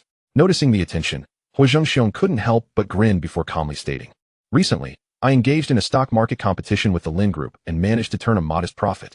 Previously, I gathered a total of 60 million in funds from everyone, and after calculations, we profited 30 million in total. After deducting our previously agreed 50 commission, we are left with a net profit of 15 million. As he spoke, he lightly tapped his fingers. With a resounding clap, Zhao Yi entered the conference room, carrying 2 large black boxes, which he placed on the table before opening them. A stack of pristine banknotes emerged, amounting to a staggering 15 million, glimmering under the lights, captivating everyone's gaze. Huo Zhengxiong continued with a smile. "I have already returned the principal investment to each of your accounts. The cash on the table represents this profit, which you may divide according to your initial contributions." As the leaders beheld the table laden with cash, they were instantly swept up in excitement, their eyes sparkling with enthusiasm. Bai Gu, in particular, could hardly contain his exhilaration, exclaiming, "You truly are remarkable, Brother Xiong. You make earning money seem effortless, even easier than enjoying a meal. Indeed, this is a tremendously lucrative venture." They echoed, marveling at the revelation that such wealth could be amassed through this means. "Brother Xiong, I shall follow you closely from now on. Do not forget us brothers for future opportunities." The room resonated with praises and expressions of gratitude towards Huo Zhengxiong. The leaders collectively mused, who knew that conducting business legitimately could yield such profits. It is no wonder they were so animated. The sum Huo Zhengxiong distributed was substantial. Although they managed bars, gambling dens, and saunas, generating considerable income, their operational expenses were equally significant. Every leader had a cadre of underlings to support. While the monthly collections appeared impressive, after accounting for the costs of running bars and salaries of their subordinates, the remaining amount was subject to the gang's regulations, requiring submission to the head, Jiang Tianqing. Ultimately, the funds that could be retained were minimal, necessitating prolonged accumulation to amass significant wealth. While becoming a leader allowed them to escape mediocrity and achieve better income, this income had its limits. The market in the harbor was vast. Yet the number of gangs present was considerable, with many formidable figures in play, thus dividing the extensive market. Each leader's monthly earnings were largely fixed based on the size of their territory, leaving little room for fluctuation. If they believed the income from their territories was sufficient, they would not exert themselves to open bars or engage in other businesses. For instance, Fei Laoli focused primarily on the adult magazine trade. Bai Gu possessed the largest number of saunas among them, and Sanmei profited from managing entertainment venues and overseeing escorts. Ultimately, the pursuit of wealth was no simple endeavor, especially when compared to Huo Zhengxiong, who seemed to amass substantial riches with little effort, rendering the leader's methods almost trivial in comparison. Thus, their admiration for Huo Zhengxiong's effortless wealth accumulation was entirely justified. Upon receiving the cash distributed by Huo Zhengxiong, the leaders naturally gravitated closer to him. In the presence of such a fortunate figure who enabled their financial success, it was only fitting to adopt a humble demeanor. Once Huo Zhengxiong had completed the distribution, the leaders knew it was time for a declaration. They turned their gazes towards Jiang Tianqing, awaiting his words. Finally, Jiang Tianqing seized the opportunity to speak, straightening his posture and surveying the room before addressing Huo Zhengxiong. "Last month, we capitalized on the film you produced, The Black Society, to successfully acquire a significant portion of territory from the Lianqing gang. The turmoil surrounding Lianqing was instigated by you, creating the opportunity for us to seize their territory, and you have collectively brought us this substantial profit. Since we have benefited, we cannot selfishly hoard these gains." After a brief pause, Jiang Tianqing continued, "Therefore, after discussion, we have unanimously decided to assign the most profitable area of Tsuanwan from the Lianqing territory to you for management. The remaining territories will be distributed among us. What do you think of this arrangement, Hua?" It is worth noting that the Lianqing gang comprises 10 factions, and their overall territory is not smaller than what Huo Zhengxiong currently oversees. Although he was only receiving a portion of the territory, Huo Zhengxiong felt particularly pleased. Tsuanwan had previously been under the control of Big D and was indeed the most lucrative area among Lianqing's holdings. Huo Zhengxiong acquired this prime territory without deploying any resources, a testament to the wealth he had previously helped the gang's leaders amass, which made them willing to entrust such a valuable location to him. Furthermore, the leaders of Hung Hing were hopeful that Huo Zhengxiong would continue to assist them in generating income.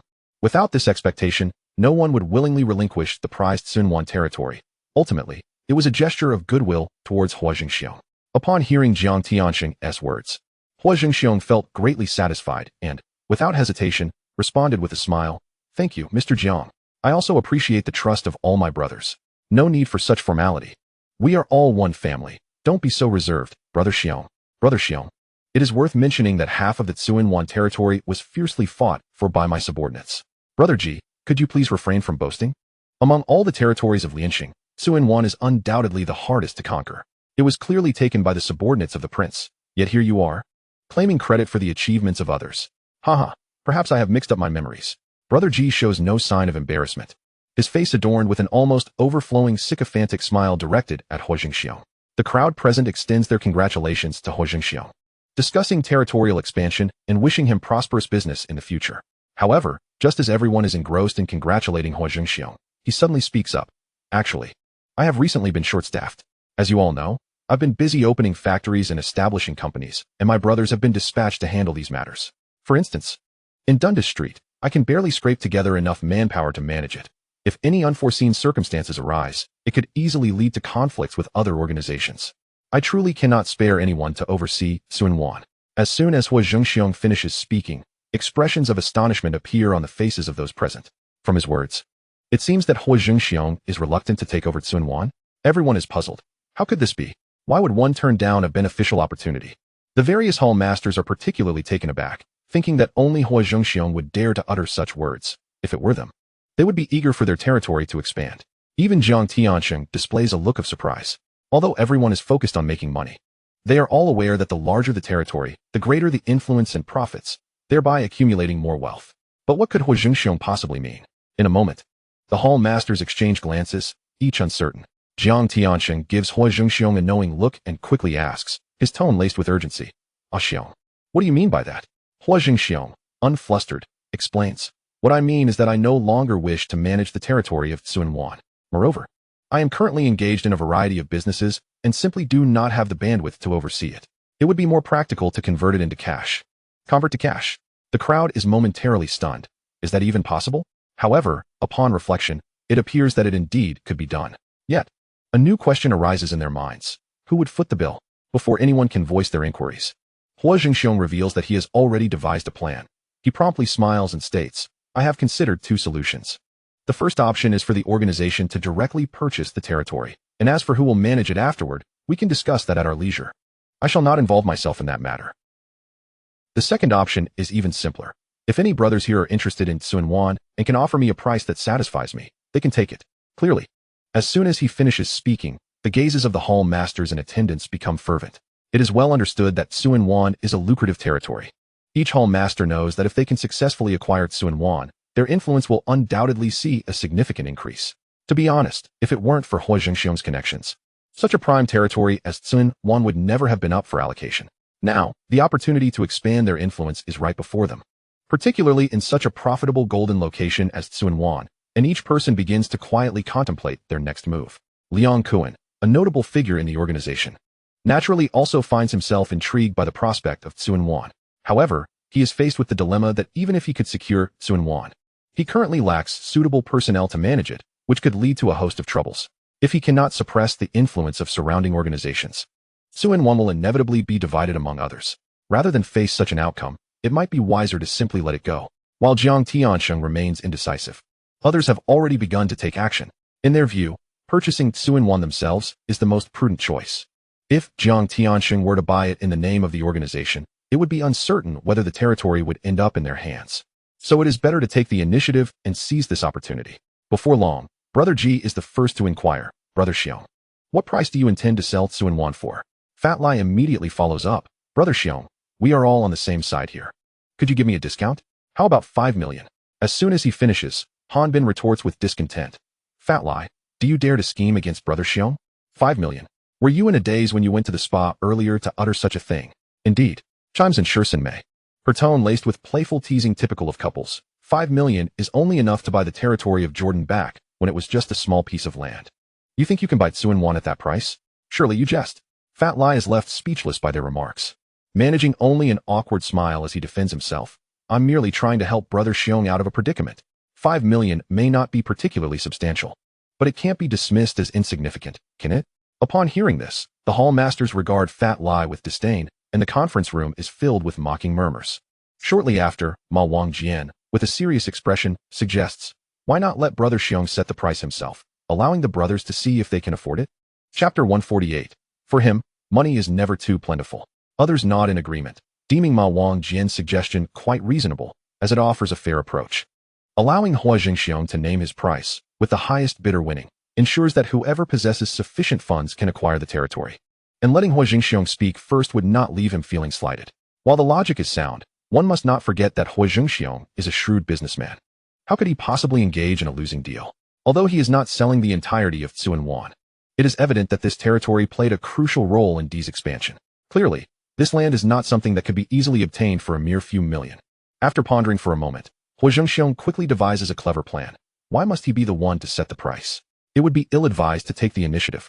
Instead, they could establish the price through a bidding process. However, a public auction might jeopardize the camaraderie among the brothers, so a private bidding is a far better option. For Huo Zhengxiong, money is never too plentiful. Subsequently, he calmly states, haha, I am merely expressing my thoughts. As for how much I intend to sell Tsuan for, I am still contemplating. Let me put it this way. If I were to name a price myself and it turned out to be too high, it would not reflect well on everyone. Rather, if any brothers here privately have ideas about wanting to expand their territory, they can come directly to my company to discuss it. The specifics of the price can be negotiated in private. With a smile on his face, Huo Zhengxiong's words leave a somewhat uncomfortable feeling among those present. They are not foolish. They can easily see that Huo Zhengxiong is waiting for someone to offer a higher price, essentially biding his time. Yet, even with this understanding, those who are already interested in Tsuan find it difficult to suppress their desires. After all, Di once held significant territory in Tsuan, and spending a bit more money to secure this land does not seem like a loss. Expanding their territory would also allow for a greater variety of business opportunities. Among the hall masters, Liang Kuan, who usually remains quiet, suddenly brightens at this prospect. He rarely took the initiative to speak, but could not help but interject, Brother Hung, why not sell me this territory in Tsuan directly? Lately, I have been accumulating more subordinates, and this would provide them with work instead of letting them languish idly. As soon as Ling Quan spoke, he immediately provoked the ire of Fatty Li. Ling Quan, you really have the audacity to say such things. How dare you suggest selling Tsuan to you? You think quite highly of yourself, don't you? Upon hearing Fatty Li's words, Ling Quan's expression darkened, and he shot him a fierce glare. In the past, Ling Quan had been the most ruthless character in the organization, and Fatty Li would never have dared to speak to him like that. However, now, the dominance of Ho Qingheng clearly overshadowed everyone else, which emboldened Fatty Li to act with a degree of arrogance, slowly becoming a bit carried away with himself. Observing Fatty Li's demeanor, Ling Quan immediately adopted a stern countenance and retorted without reservation, Fatty Li, you're quite the imposing figure now, aren't you? In that instant, the expression on Fatty Li's face froze. He suddenly realized, although Ling Quan held no sway in front of Ho Qingheng among their group of leaders, Ling Quan's intimidation factor was not to be underestimated. Thus, Fatty Li, disregarding any sense of pride, quickly donned a conciliatory smile and apologized to Ling Quan. Brother Quan, please don't take it to heart. I was merely making a light-hearted joke. Brother Gi promptly stepped in to mediate, hoping to ease the tense atmosphere. Ling Quan, we are all part of the same circle. There's no need to let such trivial matters spoil our camaraderie. Moreover, Brother Hung previously stated that anyone interested in Tsuan should approach him directly. However, Ling Quan immediately displayed a dismissive attitude, abruptly rising from his seat and pointing at Ho Qingheng. Brother Hung, I truly apologize. What I am about to say is of no concern to you. Jiang Tianqing's expression instantly darkened. The implication of Ling Quan's words was abundantly clear. He had now included the other party among those he intended to target. Noticing Ho Qingheng's expression remained unchanged, Ling Quan felt a secret sigh of relief. He then regained his former air of arrogance and addressed everyone present. I am not targeting any one individual, but aside from Brother Hung, who here possesses wealth comparable to mine. When it comes to bidding, who among you can rival me? Jiang Tianqing silently lamented. What a stroke of bad luck. Ling Quan wore the same disdainful expression he had when he was a leader, which caused the meeting room to erupt in a flurry of agitation. Ho Qingheng observed the scene, unable to suppress a smirk, finding it somewhat amusing. This moment reminded him of a saying, I am not targeting any particular person. In my eyes, all of you here are utterly useless. In truth, Ling Quan genuinely believed this, albeit with Ho Qingheng excluded. The contrast was utterly fascinating, and Ho Qingheng nearly burst into laughter. All the leaders fell silent, caught in a state of contemplation, although they were filled with dissatisfaction. Ling Quan's audacity was not without justification. He was indeed the wealthiest among them. Everyone was aware that Ling Quan's money was ill-gotten, derived from nefarious dealings such as drug trafficking, yet regardless of the means, he was undeniably the most affluent and had the audacity to speak thus. In that moment, the expressions of Fatty Li, Baki, Han Bin, Dinosaur, and Ma Wangjian turned quite grim, yet they found themselves at a loss to counter Ling Quan's assertions. This only served to enhance Ling Quan's arrogance. Nevertheless, Huo Zhengxiong saw through Ling Quan's intentions to seize Sun Wan, merely seeking to expand his territory for the continuation of his drug trade. With Big D already apprehended, for Ling Quan, securing Sun Wan, along with the surrounding areas, would transform into his drug trafficking domain. Naturally, Huo Zhengxiong was indifferent to who ultimately acquired Sun Wan, as long as the price offered was to his satisfaction. He then spoke again, decisively asserting, "As I have said before, any brother with thoughts on this matter is welcome to come and discuss it with me." With this declaration, even Ling Quan dared not throw a tantrum before him. The topic of Sun Wan was temporarily laid to rest, yet after Ling Quan's outburst, the atmosphere in the meeting room became somewhat awkward. It was Brother Gi, with his seasoned experience, who promptly shifted the conversation, bringing up another matter. "By the way, Brother Hung, the film Black Society is soon to be taken off the screen. Do you have any plans for the next film?" Upon hearing this topic, everyone present instantly perked up, including Ling Quan. After all, despite Ling Quan's wealth, the sources of his funds were dubious, rendering him unable to deposit them in a bank. Among the leaders, he was the one most in need of money laundering. Huo Zhengxiong smiled in response to the inquiry. "Of course, I have some ideas. The next film will be titled A Better Tomorrow, and it is certainly going to be a grand production. However, the script is not yet finished, so we will need to wait a while longer." Hearing that Huo Zhengxiong had already crafted a concept for the new movie, the leaders were immediately excited. Brother Gi clapped his hands and praised, "Still impressive, Brother Hung. You are always reliable." Indeed, Brother Hung's handling of matters brings great reassurance. Everything is being arranged perfectly. It is truly a blessing for us to work alongside Brother Hung in the same organization. "Thank you, Brother Hung. I happen to have some funds that need to be laundered. Brother Hung, please enjoy your tea." Among this group, aside from Brother Gi, no one else would willingly serve tea to Huo Zhengxiong.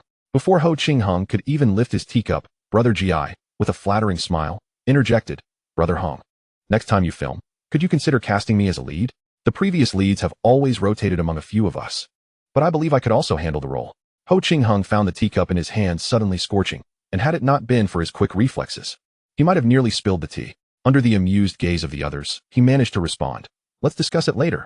If there's an opportunity, I will personally design a lead role that suits your image. That would be much appreciated, Brother Hung." "Ha ha." Brother Gi laughed heartily. Huo Zhengxiong sighed inwardly, realizing this situation was quite challenging to navigate. He detested such unrestrained, overly familiar interactions. Meanwhile, Jiang Tianxing observed Huo Zhengxiong being surrounded by others, remaining the focal point of the gathering, while Fatty Li, Baki, Han Bin, Dinosaur, and others displayed their sycophantic demeanor, stirring feelings of jealousy within him. He sighed deeply, alas. There's nothing to be done. If they wish to curry favor with Huo Zhengxiong, let them. After enduring repeated bouts of envy and jealousy, Jiang Tianxing managed to adjust his mindset, opting to take a more apathetic approach. As long as he remained indifferent, he would not be affected by these emotions. He felt powerless to compete with Huo Zhengxiong, thus resigning himself to his plight, ultimately reassuring himself, "As long as you do not threaten my position, I shall be fine." After musing on this, Jiang Tianxing instinctively glanced at Ling Quan, who sat at the back.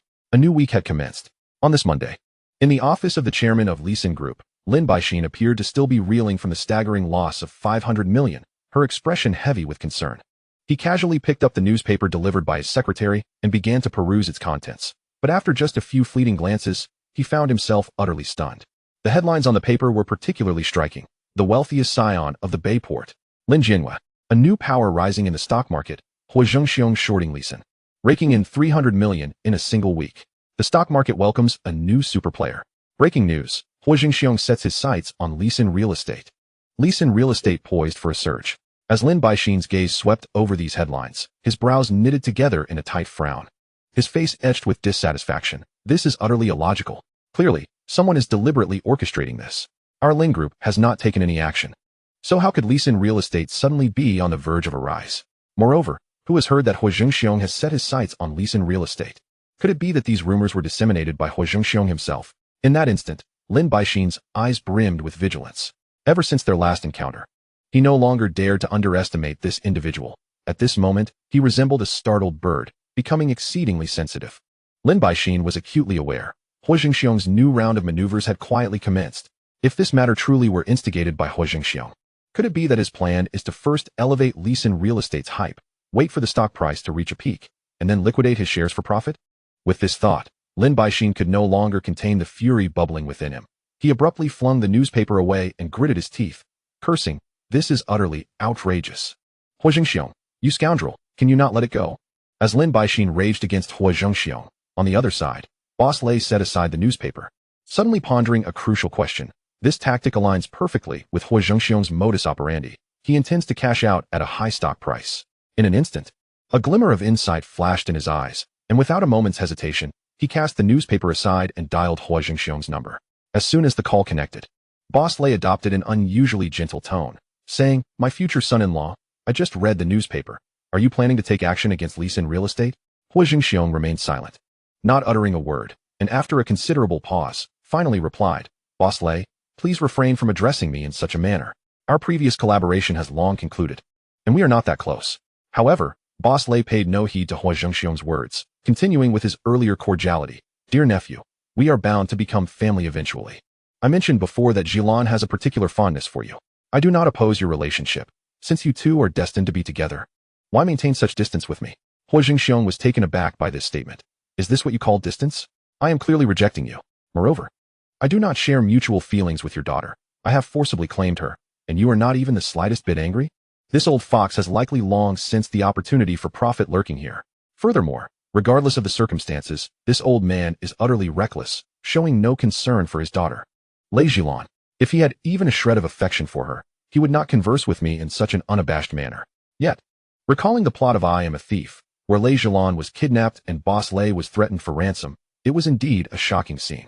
Before Huo Zhengxiong could contemplate further, Boss Lei continued, "Son-in-law, I wish to discuss a matter with you.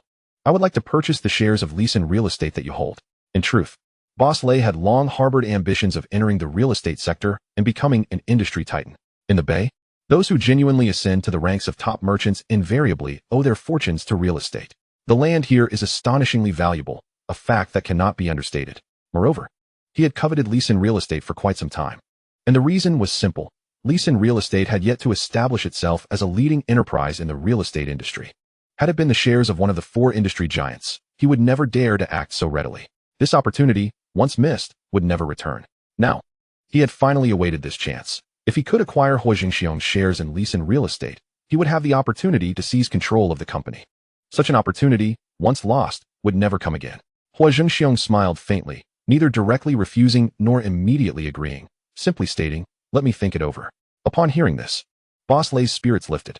In fact, he had initially speculated that Huo Zhengxiong had quietly acquired a significant number of Lisan Real Estate shares, and his earlier remarks had merely been a test, unable to confirm the matter. However, from Huo Zhengxiong's response, he finally validated the truth of the situation. Now that he was aware of Huo Zhengxiong's holdings in Lisan Real Estate, Boss Lei no longer felt urgency. His next step was simply to find a way to procure the shares from Huo Zhengxiong. Meanwhile, Huo Zhengxiong remained completely unperturbed. The news had already been released. He could afford to wait a couple of days, allowing Lisan Real Estate stock price to rise further before proceeding. During the brief span of Huo Zhengxiong's phone call with Boss Lei, the stock market opened. Lin Baixin, displaying signs of anxiety, awaited news from the stock market with bated breath. Eventually, his secretary hurried in to report, "The stock of Lisan Garment has begun to rebound." Upon hearing this, Lin Baixin let out a sigh of relief. He had been apprehensive that Huo Zhengxiong would continue to pursue him relentlessly, engaging in further competition over Lisan Garment stock. While he understood that such conflicts were detrimental to both parties, Huo Zhengxiong's character was notoriously unpredictable, making it difficult for him to accurately gauge the other's intentions. The current rebound in stock indicated that Huo Zhengxiong had ceased manipulation of Lisan Garment's shares. The contest between him and Huo Zhengxiong was confirmed, assuredly concluded. Lin Baixin exhaled deeply, relieved that he had finally weathered the storm regarding Lisan Garment. However, the next piece of news from the stock market caused his expression to darken once more. The secretary reported, "Chairman, not only is our Lisan Garment stock rebounding, but Lisan Real Estate's shares have also risen significantly. Within just a few hours of opening, Lisan Real Estate's stock price has already increased by 9. According to the reports, investors are particularly enthusiastic, eagerly anticipating further substantial increases in our company's stock." Lin Baixin's face turned a deep shade of anger, It was indeed as he had feared. Huo Zhengxiong was up to his tricks with Lisin real estate. He felt as though his head might explode. Noticing Lin Baixin's unusual reaction, the secretary hesitated and quietly called out, "Chairman?" Bang! Lin Baixin slammed his hand on the table, furiously exclaiming, "That damned scoundrel. Huo Zhengxiong is scheming behind the scenes again." He glared at the secretary, his voice sharp. "What are you still doing standing there? Hurry and gather relevant information for me." "Yes." The secretary quickly responded, turning to leave in a hurry.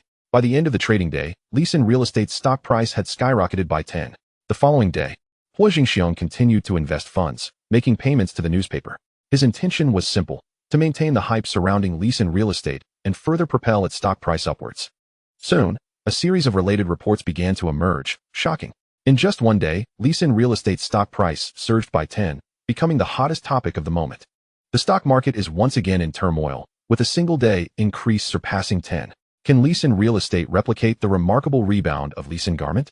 As one wave recedes, another rises. Lisin real estate's unexpected surge in stock price has captured widespread attention online. In-depth analysis. The frenzied rise of Lisin real estate's stock price is driven by Huo Zhengxiong's foray into real estate. Is the magnate Huo about to take the helm at Lisin real estate? Speculation abounds as investors remain cautious. Following Huo Zhengxiong's lead, Lisin real estate shares are being snatched up by eager investors, with excitement continuing to escalate. Amidst the ongoing fervor of these news pieces, Lisin real estate's stock price is climbing at an astonishing pace. In fact, the previous day's reports had already begun to show their influence. In this bustling city of ports, stock trading is a prevalent pursuit, with nearly everyone participating. Any slight fluctuation in the market provokes an immediate and intense reaction from investors. After a night of brewing, upon the market's opening today, Lisin real estate's stock price embarked on a robust upward trajectory. Shortly after the opening, the increase rapidly surged to 3. A clear acceleration compared to the previous day. 2 hours later, the stock price soared again, surpassing a 5 rise. By midday, even Lin Baixin, the head of Lisin real estate, was taken aback. In merely half a day's time, the company's stock price had surged by 7, matching the total increase from the entire previous day. It is important to note that this was merely the result of half a day's trading. At this moment, Lin Baixin felt an unshakable tension, fearing that Huo Zhengxiong might stir up some unforeseen complications. His heart raced as he found himself wishing, for the first time in his life, that his company's stock would not rise too dramatically. The scene before him was truly beyond the bounds of normal logic. By the close of the stock market that afternoon, Lisin real estate's stock price had ultimately settled at a single-day increase of 14, coupled with the previous day's 10 rise. The company's stock price had cumulatively soared by 24 in just 2 days, equivalent to an increase of nearly 1/5. When Lin Baixin heard this outcome, he was engulfed in confusion. He could not comprehend whether he had gained or lost from this series of events. There was undoubtedly something amiss. Huo Zhengxiong must have ulterior motives. At this moment, Lin Baixin had developed a psychological shadow regarding Huo Zhengxiong, akin to suffering from post-traumatic stress disorder related to him. Meanwhile, Huo Zhengxiong was on the phone with Boss Lei. Upon seeing Huo Zhengxiong's name flashing on his phone screen, Boss Lei's wrinkled face instantly lit up with a radiant smile, resembling a blooming chrysanthemum. "Hello, son-in-law." Upon hearing this term of endearment, Huo Zhengxiong felt a wave of discomfort wash over him, as goosebumps prickled his skin. Were it not for a lingering sense of moral restraint and rationality, he would have relished the opportunity to share his thoughts on Lei Zhilan's reaction that day, allowing Boss Lei to experience that same thrill. This old fellow is far too familiar, casually referring to him as son-in-law. Huo Zhengxiong's lips twitched involuntarily, and he chose not to dwell on the issue of titles, diving straight into the matter. "Boss Lei, haven't you always wanted to acquire shares in Lisin real estate?" In truth, Huo Zhengxiong had intentionally orchestrated the dramatic rise in Lisin real estate stock price over the past few days, and Boss Lei was fully aware of this.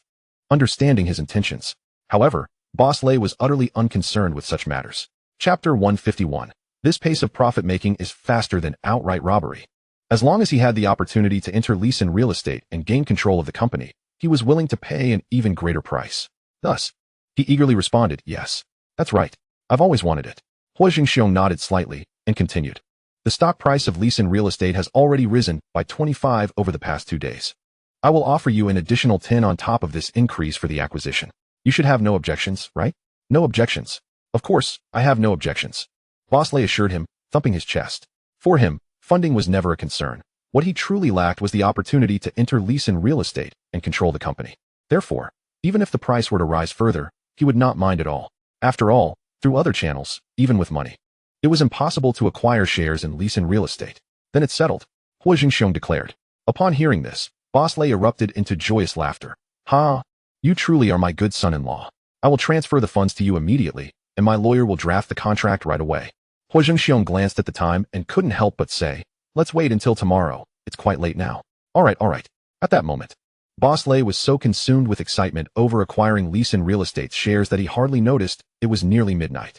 Fearing that the night would drag on, he hurriedly exclaimed, just wait a moment, the contract will be ready shortly.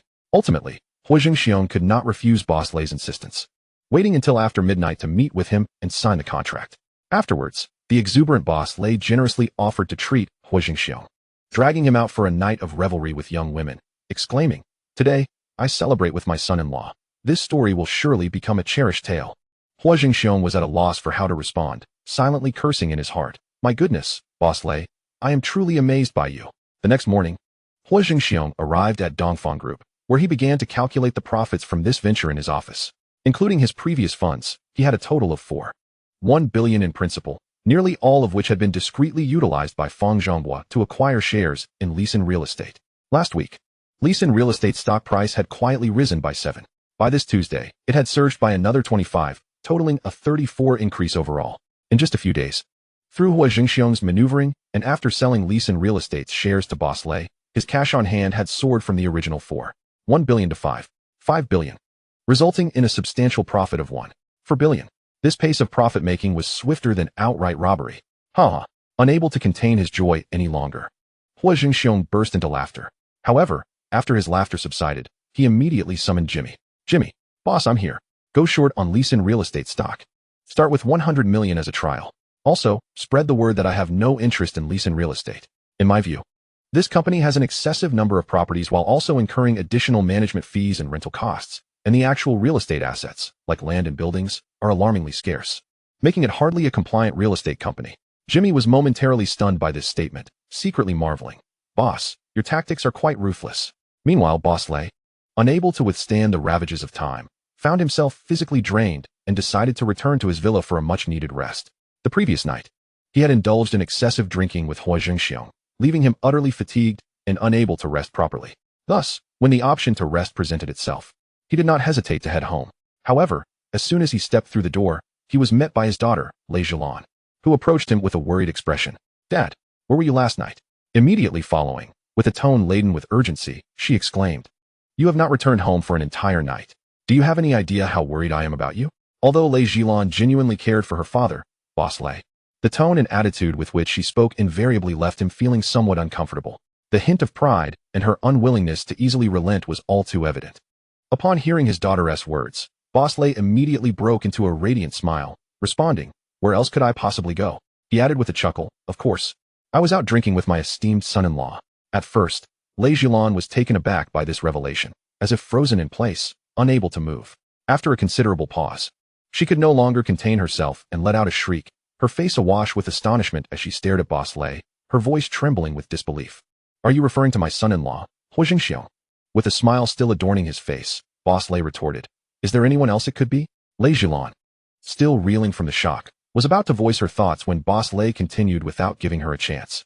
You have no idea how much my dear son-in-law has helped me this time. Upon hearing this, Lei Zhilan's eyes widened to an almost comical degree. Her mouth agape as if it could fit an ostrich egg, overwhelmed by a shock that rendered her speechless. Filled with a mix of astonishment and indignation, her nose tinged with a hint of grievance, she confronted Boss Lei. How can you be so close to him? Have you forgotten what he did to me before? Yet Boss Lei remained unfazed, merely chuckling as he gently patted Lei Zhilan's shoulder, speaking in a relaxed tone. Those are matters of the past. Let us not dwell on them. Shifting the conversation, he began to extol the virtues of Huo Zhengxiong. Do you know how capable Huo Zhengxiong is? In less than a month, he has earned 500 million from Leeson Group. Finding such a talented individual as your husband is indeed a fortuitous circumstance. What? Lei Zhilan exclaimed, pointing at herself in disbelief, her gaze towards her father filled with confusion. My husband? Before she could fully process this news, Boss Lei chimed in with a smile. I owe this wonderful opportunity to you, you know. I must express my gratitude to Huo Zhengxiong, as he facilitated my entry into Leeson Group. After a brief pause, Boss Lei added with a hint of admonishment, you've grown up now. Try not to throw tantrums and act like a princess all the time. Make an effort to spend time with Xiong. After all, you are destined to become one family. Once you truly become a family, those past unpleasant incidents will seem trivial. His seemingly magnanimous words left Lei Zhilong utterly paralyzed in place. One family. Chapter 152. If this continues, I might truly be driven to the brink of madness. Her face was a canvas of resistance, her eyes filled with disbelief. Yet when she saw Boss Lei nod earnestly, confirming her suspicions, a surge of anger flared within her, nearly causing her to erupt in fury. However, before she could unleash her pent-up frustration, Boss Lei turned and retreated to his room for rest. In that moment, the fire of rage within Lei Zhilong ignited completely, consuming her rationality like a blazing inferno. She could not help but exclaim. Overwhelmed by her inability to suppress her fury, her chest felt constricted, as if she might explode with indignation at any moment. Lei Zhilong admonished herself internally, no, if this persists, I might truly be driven to the point of collapse. Frankly speaking, having a father like Boss Lei, who places such emphasis on profit, it is no wonder that Lei Zhilong felt both aggrieved and enraged. Meanwhile, a high-level meeting was taking place at the port police headquarters. The foreign director, the foreign deputy director, senior assistant directors, and superintendents like Raymond, who managed various district police stations, were all gathered together. Once the meeting commenced, the foreign director exchanged a knowing glance with the foreign deputy director. The latter, with an unhurried demeanor, began. I trust you are all aware of the citizens donning black suits with Eastern flair. I need not elaborate further. Nowadays, it is quite common to see ordinary citizens in black suits on the streets of the port. Furthermore, aside from the currently fashionable black suits, previous Eastern brands such as cola and braised beef noodles had similarly sparked popular trends. These phenomena left a profound impression on the citizens of the port, significantly impacting their daily lives. The foreign deputy director continued, after careful discussion with the director. We have noticed that the influence of film on the citizens of the port is growing increasingly prominent. Therefore, we intend to produce a film centered around police themes. As soon as this statement was made, it was as if a boulder had been cast into a tranquil lake, creating an immediate uproar within the meeting. Everyone present was stunned, their faces reflecting disbelief, particularly Raymond and the other superintendents responsible for managing district police stations, who were rendered speechless by the shock. The first to voice his objection was Raymond, who immediately questioned, "This cannot be serious, can it? Are we really going to make a movie? Are we a police force dedicated to maintaining social order, or a team focused on film production? I genuinely cannot comprehend your reasoning." The foreign deputy director maintained a smile and patiently explained, "Please, let us not get ahead of ourselves. There is a rationale behind our proposal. Regardless of the reasoning, we cannot transform the police force into a film crew." Raymond's tone dripped with dissatisfaction. He understood that while the foreign director might act without concern for the consequences, they, as local officials, could not afford such liberties. He could not help but think, if even the local high-ranking officials engage in such reckless behavior, how will the citizens of the port perceive the police force? What will they think of us, the local officials? The foreign deputy director raised a hand, signaling for Raymond and the others to calm down before slowly clarifying the underlying reasons. The primary objective of this film is to promote the positive image of our police force to the public. Yet Raymond still bore an expression of discontent, muttering under his breath. Could it be that our police force is running low on funds and intends to make some money from this film to pay everyone as salaries? At this moment, another district superintendent, Huo Zhengxiong, sitting nearby, could not help but chime in. Indeed, this seems like a reckless endeavor. If the citizens of the port discover that our police force is engaged in such activities, they will undoubtedly mock us for neglecting our duties. Upon hearing these criticisms, the foreign director furrowed his brow, his tone tinged with displeasure as he responded, "Last time, due to the incident involving that doctor, our port police force fell into a crisis of trust, significantly diminishing our standing in the eyes of the citizens. Many taxpayers have voiced negative opinions about our police force, and the backlash is considerable." The foreign director then shifted the discussion, noting, "In truth, since that previous crisis, the reason our police force has managed to stabilize the situation and regain some semblance of positive image in the eyes of the citizens is largely due to the success of the previous two films, Dragons in the River and The Dark Alliance," he emphasized. "It is precisely because of these two films that the police force's positive image has seen a significant boost." After a thorough discussion with the deputy director, we unanimously concluded that, given the efficacy of this approach, it would be prudent to continue its application. Seizing the current positive momentum, we can further enhance the overall image of our police force. As soon as the foreign director's words fell, the deputy director immediately applauded, his face radiating agreement. And he promptly echoed, "I find the director's analysis particularly insightful and remarkably comprehensive. Ultimately, this proposal is entirely for the advancement of our police force, and I harbor no dissent whatsoever."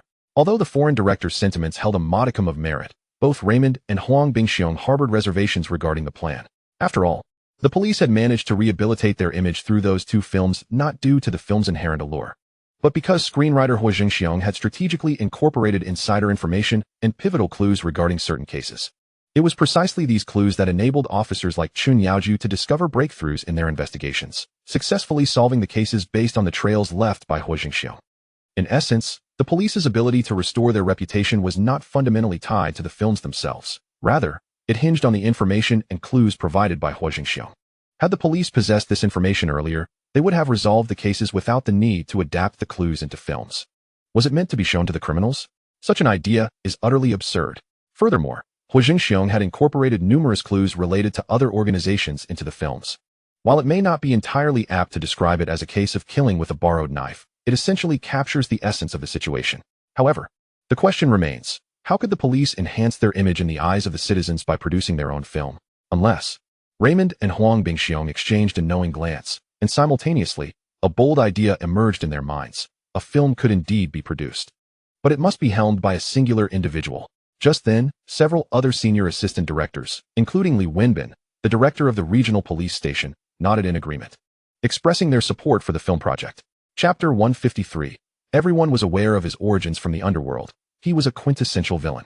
Adhering to the principle of the majority ruling, even if Raymond and Hung Hing cast dissenting votes, it would not alter the final outcome. With the majority of the higher-ups in favor, Raymond and Hung Hing found themselves with no alternative but to reluctantly acquiesce to the foreign director's proposal. Seeing the two relent, the foreign director finally exhibited a hint of satisfaction on his face. Ultimately, in that era of the harbor, it was still these foreign officials who wielded the final decision-making power. Before long, an assistant director could no longer contain his curiosity and inquired, "But what manner of individual should we seek to oversee the film's production?" Upon careful reflection, it could be noted that Raymond had directly benefited from Huo Zhengxiong's contributions. After all, in Dragon in the Harbor and the Dark Society, Chun Yaoju had uncovered crucial investigative leads, successfully resolving the cases. As Chun Yaoju's immediate superior, Raymond naturally basked in the ensuing benefits. Thus, from a certain perspective, Raymond owed Huo Zhengxiong a debt of gratitude. The question lingered, should this debt be repaid? After pondering for a moment, Raymond spoke up.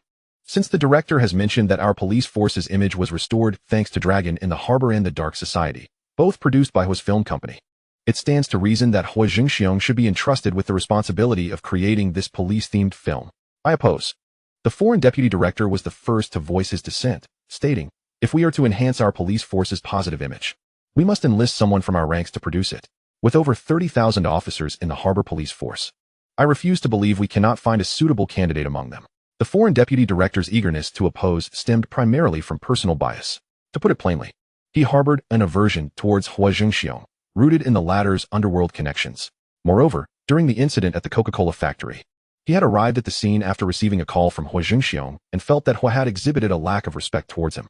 This matter lingered in his mind, and he had no intention of letting it go. He was acutely aware that if Huo Zhengxiong collaborated with the police to produce a film, it would establish a familiarity between them.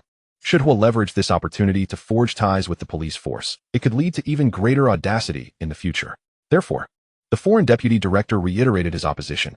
Huo Zhengxiong has a checkered past and a tarnished reputation. The entire harbor knows he hails from the underworld. He is a quintessential villain. Furthermore, there are persistent rumors that he murdered the entire family of Lien Haolong from the Loyal Faith Society.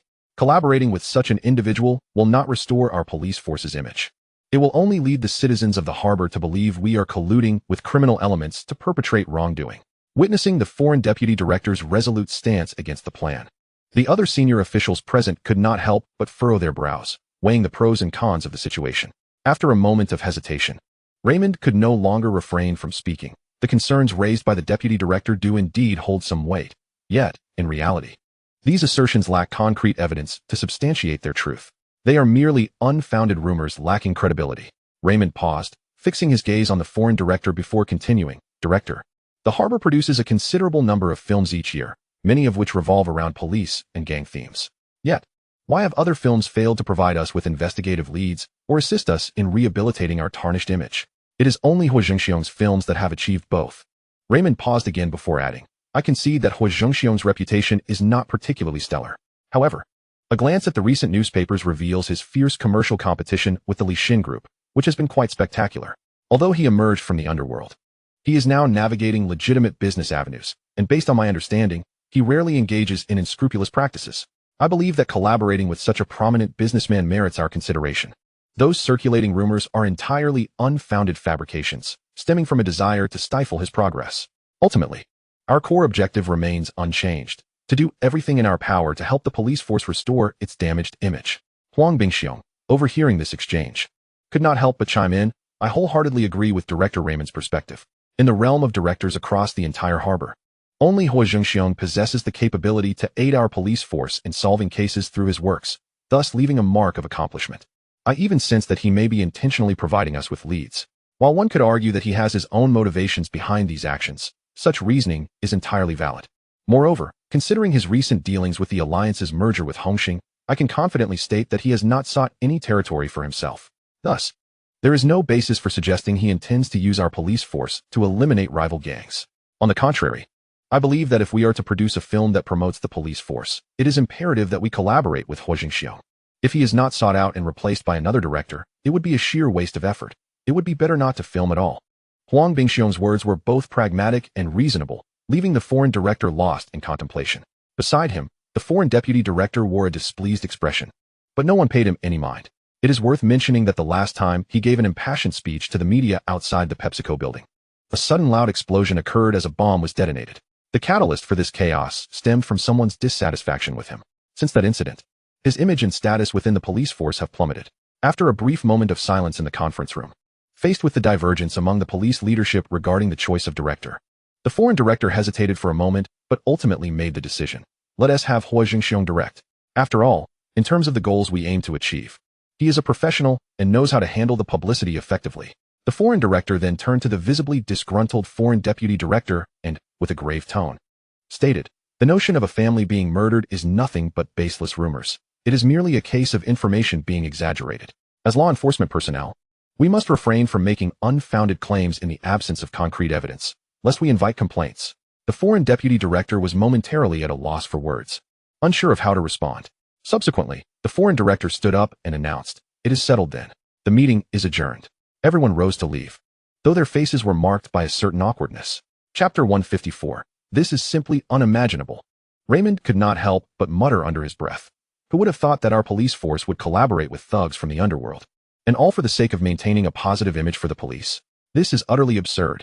Huo Zhengxiong, on the other hand, smiled and said, "There is no point in voicing our dissent. The foreign director is adamant, and our objections are futile. Besides, you were the one who initially suggested Huo Zhengxiong. Let us go, and we can grab a cup of tea later." Meanwhile, at the Hung Hing headquarters, Huo Zhengxiong placed the script on the table and smiled, saying, "The script is complete. Take a look and see if there are any roles that suit you, and choose for yourselves." The moment the masters heard this, they became excited, eagerly taking turns to pick roles from the script. The purpose of today's meeting was singular. Huo Zhengxiong wanted each of them to claim suitable roles from the newly written script. However, it wasn't long before Huo Zhengxiong's greatest fear came to fruition. Fat Lao Li and Liang Kuan simultaneously exclaimed, "I want to play the role of Hao Gu."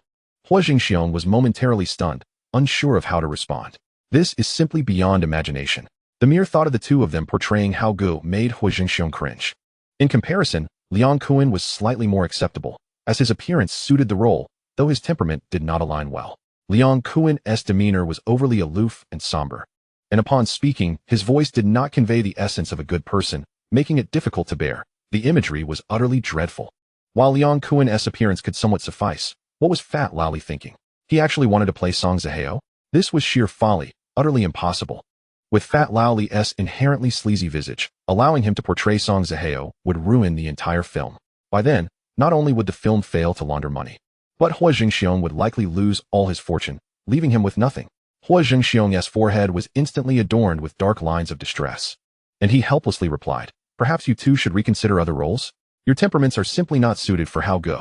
Liang Kuan, upon hearing this, obediently fell silent, while Fat Lao Li's face was etched with disappointment.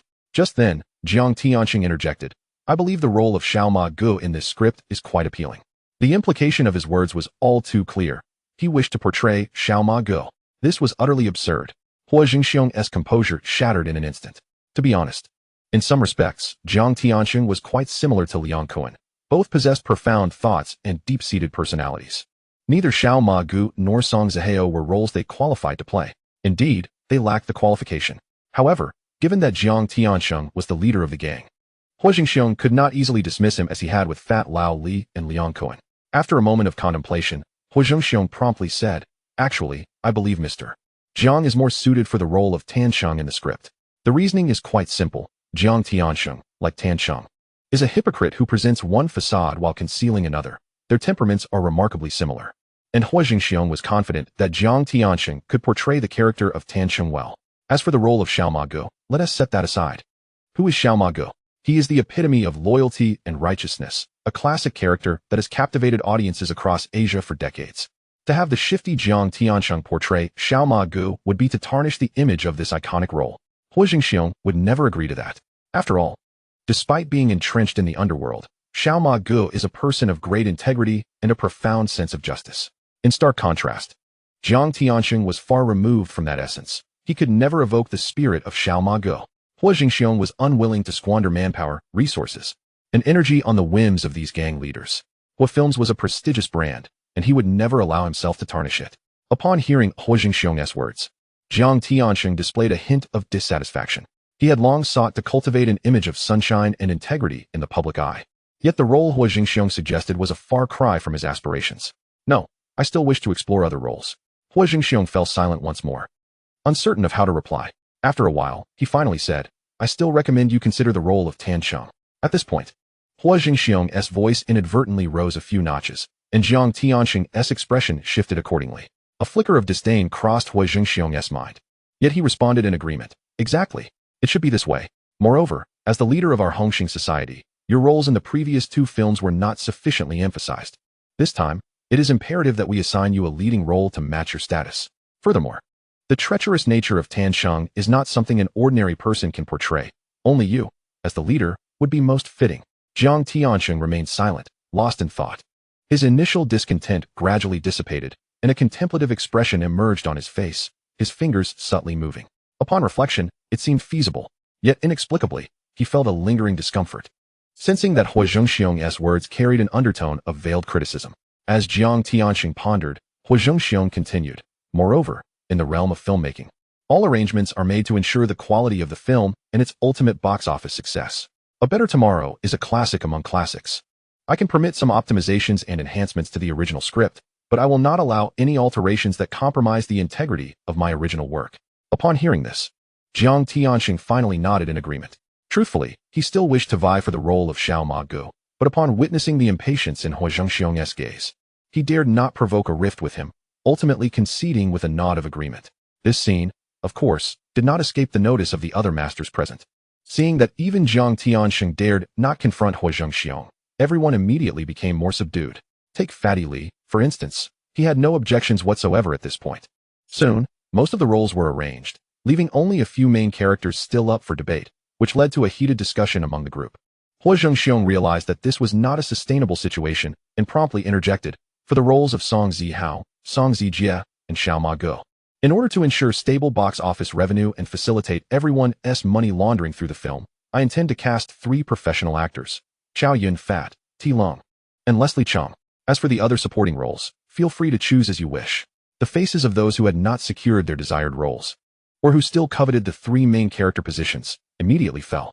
Chapter 155. Everyone knew that receiving a call from the police seldom heralded good news. However, since Huo Zhengxiong had made his decision, it would be ill-advised to press for alternative demands. After all, Huo Zhengxiong was not known for his amiability or willingness to communicate. If he were to become displeased, it was likely that no one would get the chance to act at all. Hence, the group reluctantly acquiesced to Huo Zhengxiong's verdict and began to vie for the more significant supporting roles. Before long, most of the roles had been selected. As for the filming locations, each hall master would be responsible for providing them. In this regard, Wang Jing was quite experienced. He would strive to choose locations within the territory of the Hung Hing society, which meant that the various hall masters merely needed to give a nod, and they could clear the streets for filming, thus facilitating the movie production. The supporting roles would also be arranged by the respective hall masters. After all, they needed to launder money through the film's box office revenues and cost expenditures. There truly were no free lunches in this world, and they naturally had to contribute to ensure the success of the endeavor. Coincidentally, as Huo Zhengxiong put it, they could also use the guise of location fees for their laundering operations. Just as they had finished selecting the roles and were discussing the film's plot, a sudden ring of a telephone interrupted their train of thought. Everyone's attention immediately turned towards the source of the sound, and they saw Huo Zhengxiong retrieving his mobile phone. Brother Ji promptly stated, "Everyone, quiet down. Brother Xiong is about to take a call." Instantly, the room fell silent, and Huo Zhengxiong's status was made abundantly clear in that moment. He remained silent, choosing not to speak. In truth, he did not wish to draw attention to himself. But since Brother Ji had already announced it, he no longer cared. Once the call was connected, the phone speaker was quite loud, and a voice on the other end said, "Hello. Is this Huo Zhengxiong? Who are you?" Huo Zhengxiong asked, frowning. The person on the other end identified himself. "I am William, the Senior Assistant Commissioner of Police." In an instant, Huo Zhengxiong's frown deepened. What could the police department possibly want with him? He immediately began to suspect that he had made some misstep, and his heart filled with heightened vigilance as he coldly inquired, "What does the police department want with me?"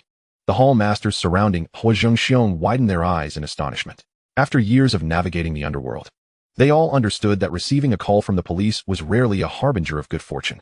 And considering that it was the police department reaching out to Huo Zhengxiong, it seemed that the trouble would certainly be greater than anticipated. The expressions of the group gradually turned tense, and they were filled with uncertainty. If Huo Zhengxiong were to land in serious trouble, should they assist him or quickly distance themselves? In the conference room, only Jiang Tiansheng's lips curled slightly upward, clearly relishing Huo Zhengxiong's predicament. Just then, while everyone was on high alert, William on the other end of the line, unfazed by Huo Zhengxiong's frosty demeanor, seemed to have anticipated such a reaction. He smiled and replied, "You need not be so cautious. I called you with no ulterior motive. Could it be out of goodwill?" Huo Zhengxiong continued in his icy tone, "Even if someone harbored ill intentions, what impact could it have on me? I have no dealings with your police force. We are entirely unrelated. I am a legitimate businessman who has never engaged in wrongdoing. Thus I fear not the restless spirits of the night." As soon as his words fell, the conference room fell into a profound silence. The hall masters present were all left speechless, momentarily at a loss for words. Internally, they were muttering, "How can you still have the audacity to say such things? Truly, Brother Xiong is fearless, unrestrained in his words. Do you not comprehend the gravity of your statements? Is there anyone here more ruthless than you? Even the notoriously fierce Liang Cohen would behave like a docile child in your presence. What on earth are you saying?" Brother Xiong seemed unfazed. What had prompted his sudden outburst? A respectable businessman? Ah, so this is what a respectable businessman looks like. If Liang Cohen were present at that moment, he would surely be the first to refute such a declaration. On the other end of the line, Senior Assistant Commissioner William was rendered speechless by Huo Zhengxiong's remarks. He remained silent for a long while, struggling to find a suitable response. Inwardly cursing, "Do you truly have the gall to utter such words? A respectable businessman? Should I pull up your records with the police to show you? While there might not be concrete evidence to condemn you, your shamelessness is astonishing, daring to speak so openly." In an instant, both the atmosphere in the conference room and on the other end of the phone became palpably tense, as if the very air had ceased to flow. Huo Zhengxiong could no longer contain his indignation over the phone, demanding, "If you have evidence, then come and arrest me directly. If you do not, cease wasting my time. The business I manage is worth hundreds of thousands every minute. You have no right to bother me." William once again fell into silence, unable to utter a word. Just as Huo Zhengxiong was about to hang up, William's cheeks flushed crimson, and he could no longer contain his emotions, hastily interrupting, "That is not what I meant. You've misunderstood my words. Please, don't hang up." Huo Zhengxiong paused for a moment, finally granting William the opportunity to continue. William cleared his throat and, after a cough, earnestly addressed Huo Zhengxiong. "The situation is as follows. Our police department's upper management held a meeting, and we ultimately decided to produce a film aimed at improving the image of the harbor police in the eyes of the public. Mr. Huo Zhengxiong, your talent in the realm of Eastern cinema is well recognized by all Hong Kong residents. Thus, I am calling to propose a collaboration on this project." Upon hearing this, Huo Zhengxiong was taken aback, asking, "Are you suggesting that the police department wishes to collaborate with me on a film?" "Precisely. That is indeed the case," William affirmed confidently. The volume of Huo Zhengxiong's phone was not particularly low, and given the already hushed atmosphere of the conference room, William's voice was transmitted clearly to every ear present. In that moment, all expressions froze, and the room fell utterly still. Jiang Tiansheng remained silent, lost in contemplation. The hall masters also fell silent, the atmosphere thickening to a suffocating tension. Soon after, the hall masters could no longer remain seated. One by one, their faces contorted, and while they feigned calmness, their insides were in utter disarray. This was an unprecedented occurrence.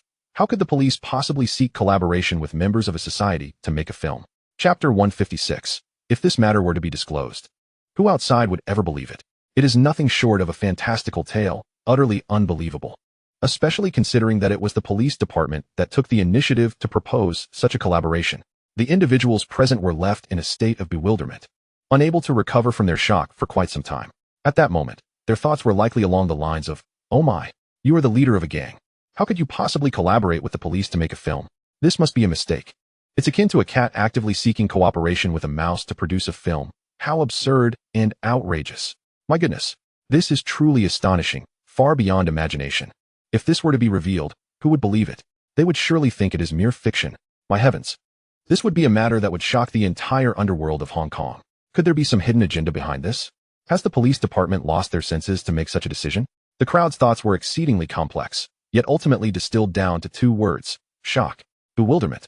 The other party was, after all, the assistant commissioner of the police department, a position of higher authority than that of any district police chief. And to reach out with such sincerity to discuss collaboration was indeed a remarkable and unexpected occurrence. Naturally, Huo Zhengxiong had no reason to refuse and promptly nodded in agreement. After a brief exchange with William over the phone, he hung up. Upon lifting his gaze, he found that all the hall leaders were staring at him with eyes wide in astonishment, their gaze causing Huo Zhengxiong to feel quite uncomfortable. He instinctively cleared his throat, hoping to subtly prompt everyone to rein in their stares. Ahem. Upon hearing the cough, the crowd immediately snapped back to reality. The atmosphere in the conference room quickly became lively, filled with a chorus of praise. "Brother Xiong, you are truly remarkable. Brother Xiong is incredibly impressive, utterly admirable. My goodness. Brother Xiong is simply extraordinary. To achieve this, to have the police seek collaboration to enhance their image, whose brilliant idea was this? Truly a person of talent. This logic. Unbelievable. Aren't they concerned that we might tarnish the police's image? Especially Qi and Fat Lo Li. Their obsequious demeanor was such that they might as well have been polishing Huo Zhengxiong's shoes right then and there. In truth, Huo Zhengxiong was well aware that the contents of this phone call were indeed shocking and entirely illogical, but all of that was no longer of consequence. He was disinclined to heed the flattery from Qi and the others, instead turning his thoughts to what kind of film would be suitable to promote the image of the police. A new day soon dawned. In the early morning hours, Huo Zhengxiong's latest round of short-selling operations officially commenced, employing the familiar strategy of leveraging newspaper headlines to steer public opinion in the desired direction. Before long, a series of related reports appeared in the newspapers. Residents of Leeson Real Estate speak. I have no interest in Leeson Real Estate. Too shocking. The management fees of Leeson Real Estate are exorbitant. On-site visit to Leeson Real Estate. Interview results are far from satisfactory. Leeson Real Estate's outrageous management fees and parking space rentals. Negative exposure. Leeson Real Estate staff bully homeowners. Unethical real estate companies. Leeson Real Estate makes the list. Perusing the commentary section of the newspapers, one would find an unbroken stream of grievances regarding various issues with Leeson Real Estate. From the information presented in the newspapers, it was evident that most interviewees were homeowners of Leeson Real Estate, and their complaints could largely be categorized into four types. First, the company consistently charged property fees under various pretexts, yet these fees served no practical purpose. Second, the parking space rentals were unacceptably high. Third, the attitudes of the property management staff were exceedingly poor and domineering. Fourth, when issues such as leaks or power outages arose, there was no one responsible to address them, thus alerting everyone to be wary of this situation. At first glance, Leeson Group seemed formidable. However, the actual quantity of land resources and building assets under its control was minimal, far from the robust image portrayed to the outside world. In fact, the company harbored numerous unreasonable practices, a fact that was indisputable. Subsequently, the media turned its attention to the residents surrounding Leeson Real Estate, conducting a series of interviews. Surprisingly, the residents' responses were remarkably consistent, with little variation. I have absolutely no interest in Leeson Real Estate. I have long heard that this company has a poor reputation. They charge substantial fees, yet crucial issues raised by residents remain unaddressed. Previously, a resident lodged a complaint with Leeson Real Estate, but after that, there was no follow-up. And no one cared. Anyone who purchases a property developed by Leeson Real Estate would be making a grave mistake. This company exhibits a complete lack of responsibility. Their buildings are riddled with quality issues. My house has only been occupied for 5 years, and due to rain, the foundation has cracked. When I sought their assistance, I was met with indifference. Thus, the reports from various newspapers regarding Leeson Real Estate were essentially as described. In truth, for any real estate company, such issues are difficult to entirely avoid. They will invariably encounter similar situations to some extent. Moreover, Many of these problems were originally minor matters that had been resolved and would not typically provoke significant turmoil. Yet, at a particular juncture, these long-settled grievances were resurrected, and troubles began to surface. To illustrate, many matters are susceptible to scrutiny under a magnifying glass. Once the details are rigorously examined, a multitude of issues emerge, revealing numerous flaws, akin to a surface teeming with bacteria, utterly unacceptable. Undoubtedly, Lee Sin Real Estate was currently ensnared in such a predicament, finding it difficult to extricate itself. As relevant information continued to proliferate, particularly as shareholders of Lee Sin Real Estate viewed the newspaper reports, they expressed their dissatisfaction with the company. Subsequently, those shareholders who sensed that something was amiss began to hastily sell off their Lee Sin Real Estate stocks, fearing that any delay would result in even greater losses. The negative reports in the newspapers had thoroughly ignited shareholders' disappointment in Lee Sin Real Estate. Consequently, the stock price of Lee Sin Real Estate plummeted once more, the decline amplifying, resembling a frenzied descent. Of course, not all shareholders opted to sell their stocks upon encountering negative news. Some maintained a wait-and-see attitude. However, as the saying goes, 3 men can create a tiger. Once even a single individual believes in these negative reports and takes action, the news spreads with greater velocity, impacting more people. No one anticipated that the stock price of Lee Sin Real Estate, which had been on an upward trajectory, would suddenly cool due to these adverse reports, abruptly halting its previous momentum. This unexpected turn of events caused shareholders to lose all confidence in Lee Sin Real Estate, and the stock price consequently fell sharply again, with the situation growing increasingly dire. Chapter 157. Damn it. What on earth is happening? By the time the stock market closed that evening, Lee Sin Real Estate's stock price had plummeted by 8. Meanwhile, Lin Baixin, who was preoccupied with a meeting and various official duties, only then learned of this news. It was already too late. He had missed the optimal moment for a timely response. When he heard from his visibly anxious secretary that the stock price had dropped by 8, his expression instantly turned to one of shock, disbelief etched across his face. What did you just say? Lin Baixin hurriedly pressed, his tone rife with incredulity. How could the stock have dropped by 8 all at once? The secretary's complexion mirrored the gravity of the situation, as she silently lowered her head and nodded in response, unable to utter a single word, let alone offer any words of consolation. In that fleeting moment, Lin Baixin's composure shattered completely. He could no longer suppress the fury boiling within him and erupted at the secretary, demanding, what on earth is happening? How could the stock price plummet so swiftly and so drastically? The secretary was at a loss for answers, only able to retrieve several newspapers detailing the situation from her bag and gently place them before Lin Baixin, urging him to ascertain the reasons himself. Without uttering another word, he eagerly seized the newspapers, rapidly flipping through the pages, desperate to untangle the web of events. However, as he continued reading, he found himself frozen in place, motionless, his eyes filled with shock and rage. Damn it, what is going on here? Who is scheming against our company from the shadows? As the thought crossed his mind, Huo Zhengxiong's face involuntarily surfaced in Lin Baixin's mind, instantly becoming his prime suspect. Unable to contain his wrath any longer, Lin Baixin bellowed, Huo Zhengxiong, what trickery are you plotting this time? What conspiracy are you concocting? He was all too familiar with the tactic of manipulating stock prices through negative news. Without needing much time for analysis, he concluded that this was undoubtedly a trap set by Huo Zhengxiong. Yet, the question lingered. Hadn't similar incidents been resolved previously? Hadn't both parties reached an understanding? Why, then, was this situation resurfacing, targeting him once more? Confronted with this eerily familiar scene, Lin Baixin felt as if the terrible circumstances he had once endured were replaying before him, and his agitation intensified, nearly overwhelming his emotions. He turned sharply to the secretary, who remained standing in place, and barked, what are you still doing here? Can't you see how urgent the situation is? Hurry and send someone to investigate the matter thoroughly. I expect answers swiftly. Faced with Lin Baixin's vehement outburst, the secretary's face was etched with distress. Yet she dared not retort. She hastily replied, I have already dispatched personnel to look into this matter, Chairman. Please bear with me. We should have results shortly. At that moment, Lin Baixin was thoroughly consumed by the chaos and disarray of the perplexing negative news, his mind too agitated to focus on any other responsibilities. Even the thought of eating eluded him. Seething with hatred toward Huo Zhengxiong, he sat alone in the vast office, his expression dark and foreboding. Time ticked away slowly, each second stretching interminably.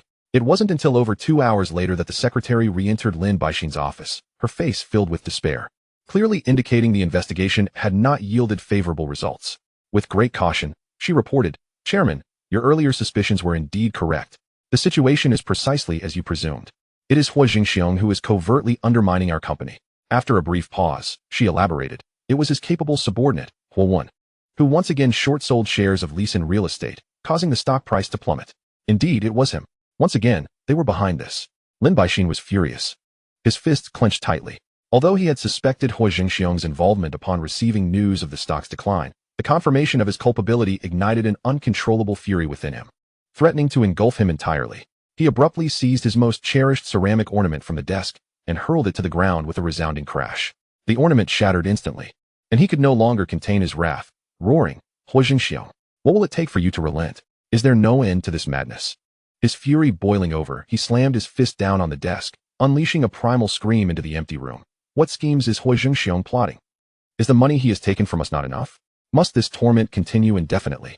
Does he truly intend to wage a war of attrition against Lisin Group until nothing remains? At that moment, Lin Baixin felt as though he were on the verge of being consumed by his rage. He gasped for breath, his chest heaving with the intensity of his rapid inhalations. His eyes bloodshot and wide, bulging with fury. In truth, Lin Baixin felt deeply aggrieved. Huo Zhengxiong's relentless maneuvers made him feel like a lamb awaiting slaughter. Under constant scrutiny from his adversary, time and again, he had been ensnared, with Lisin Group's interests repeatedly compromised. Yet, the origin of this turmoil was merely a conflict between his son and Huo Zhengxiong, a confrontation in which his son had gained no advantage whatsoever. This was utterly intolerable. Huo Zhengxiong had once again targeted Lisin real estate, reigniting the short-selling operations. Anyone in his position would likely find such a predicament unbearable. Adding to his woes was the fact that Lisin Group was a publicly traded company, with all its affairs laid bare to the public eye. Huo Zhengxiong could strike at any moment, while conversely, his own assets remained unlisted, leaving Lin Baixin with no means to retaliate against Huo Zhengxiong's holdings. Moreover, there was no reasoning behind a thief stealing incessantly while the victim was expected to be ever vigilant. It was impossible for Lin Baixin to monitor Huo Zhengxiong's every move. Contemplating these matters only fueled his frustration to the point where he felt he could explode. Previously, he had lavished expensive gifts upon various departments such as the Health Department, Environmental Agency, and Fire Department, hoping they might investigate Huo Zhengxiong's factories. Unfortunately, much of Huo Zhengxiong's production relied on mainland processing plants, meaning that even if his factories in Hong Kong were shut down, it would not inflict any significant damage upon him. It was only through this experience that Lin Baixin truly grasped the immense influence wielded by mainland processing factories.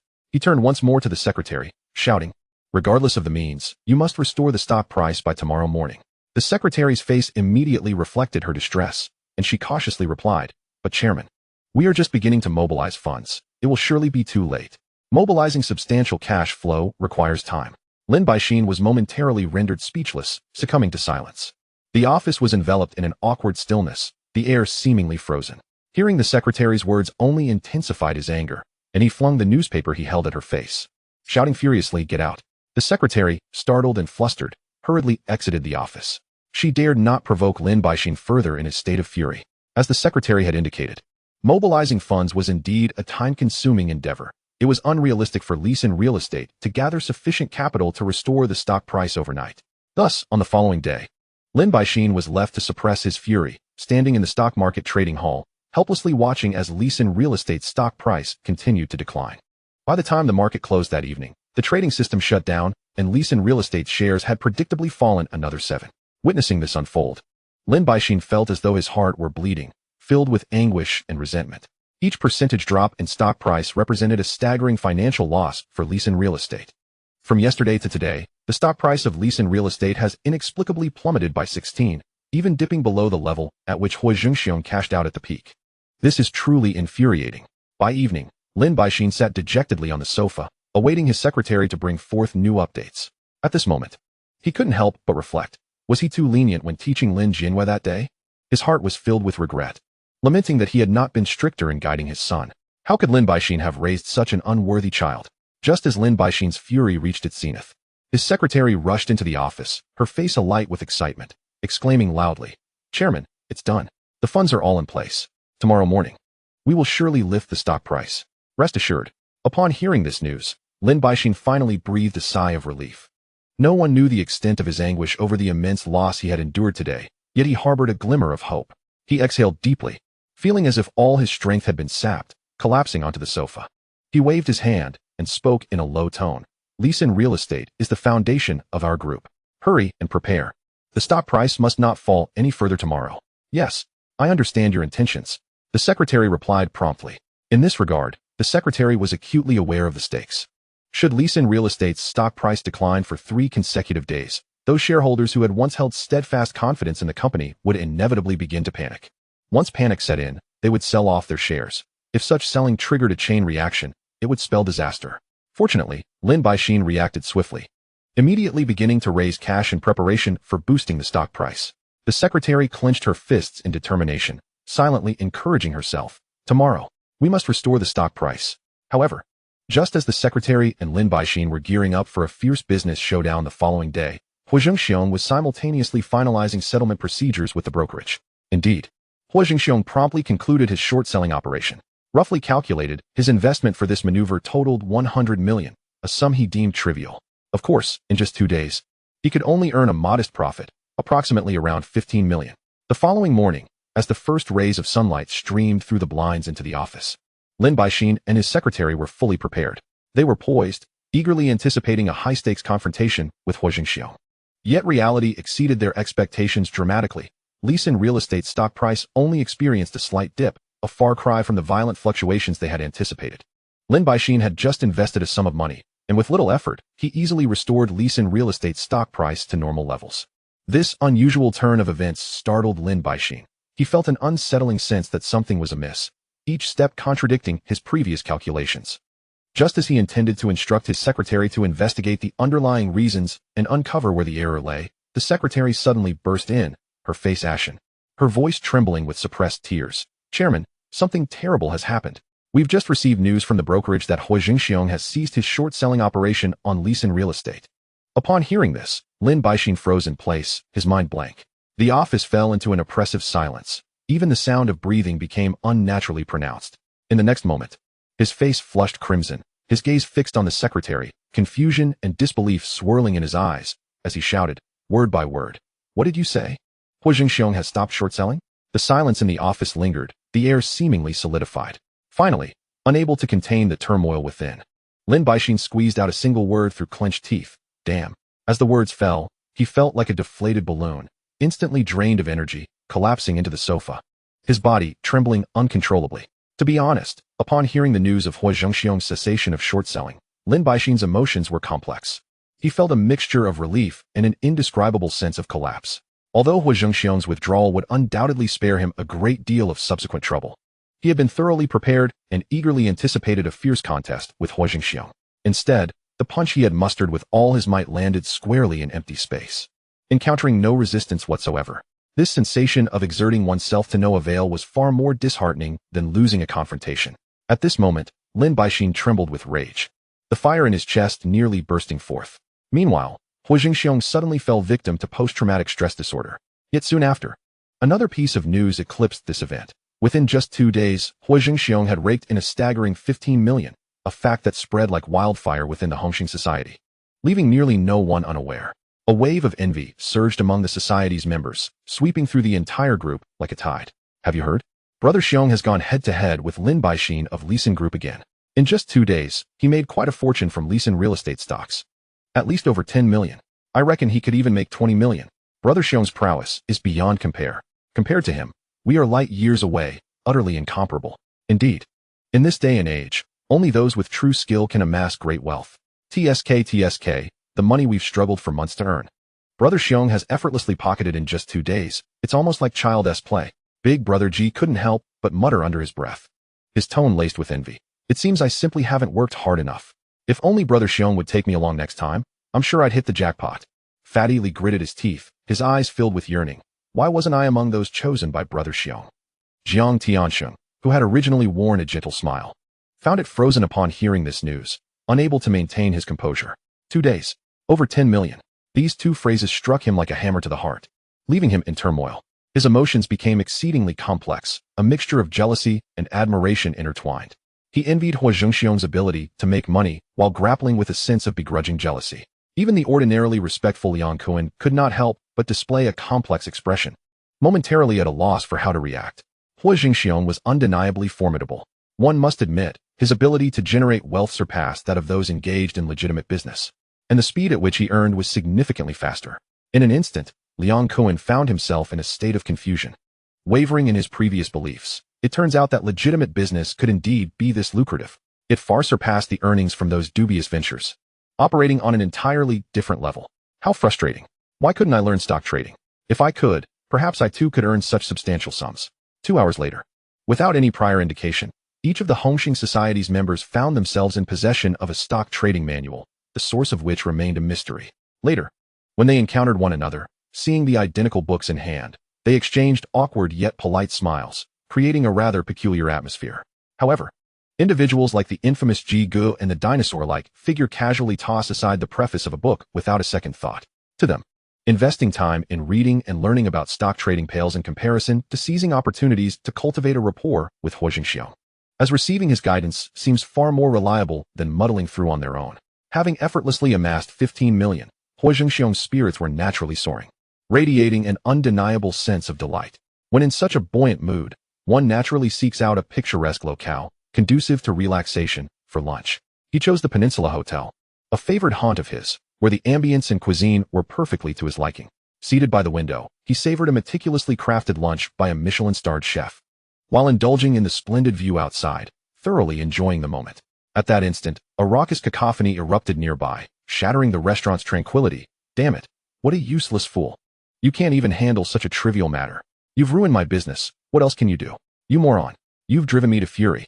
The loud vituperations were punctuated by the sharp clatter of shattered dishes. In the serene dining atmosphere, this noise was particularly jarring, causing many patrons to frown and display their displeasure. Curiosity piqued. Everyone turned towards the source of the commotion, spotting an irate elder in a suit, who, though momentarily silenced, clearly had no intention of restraining himself.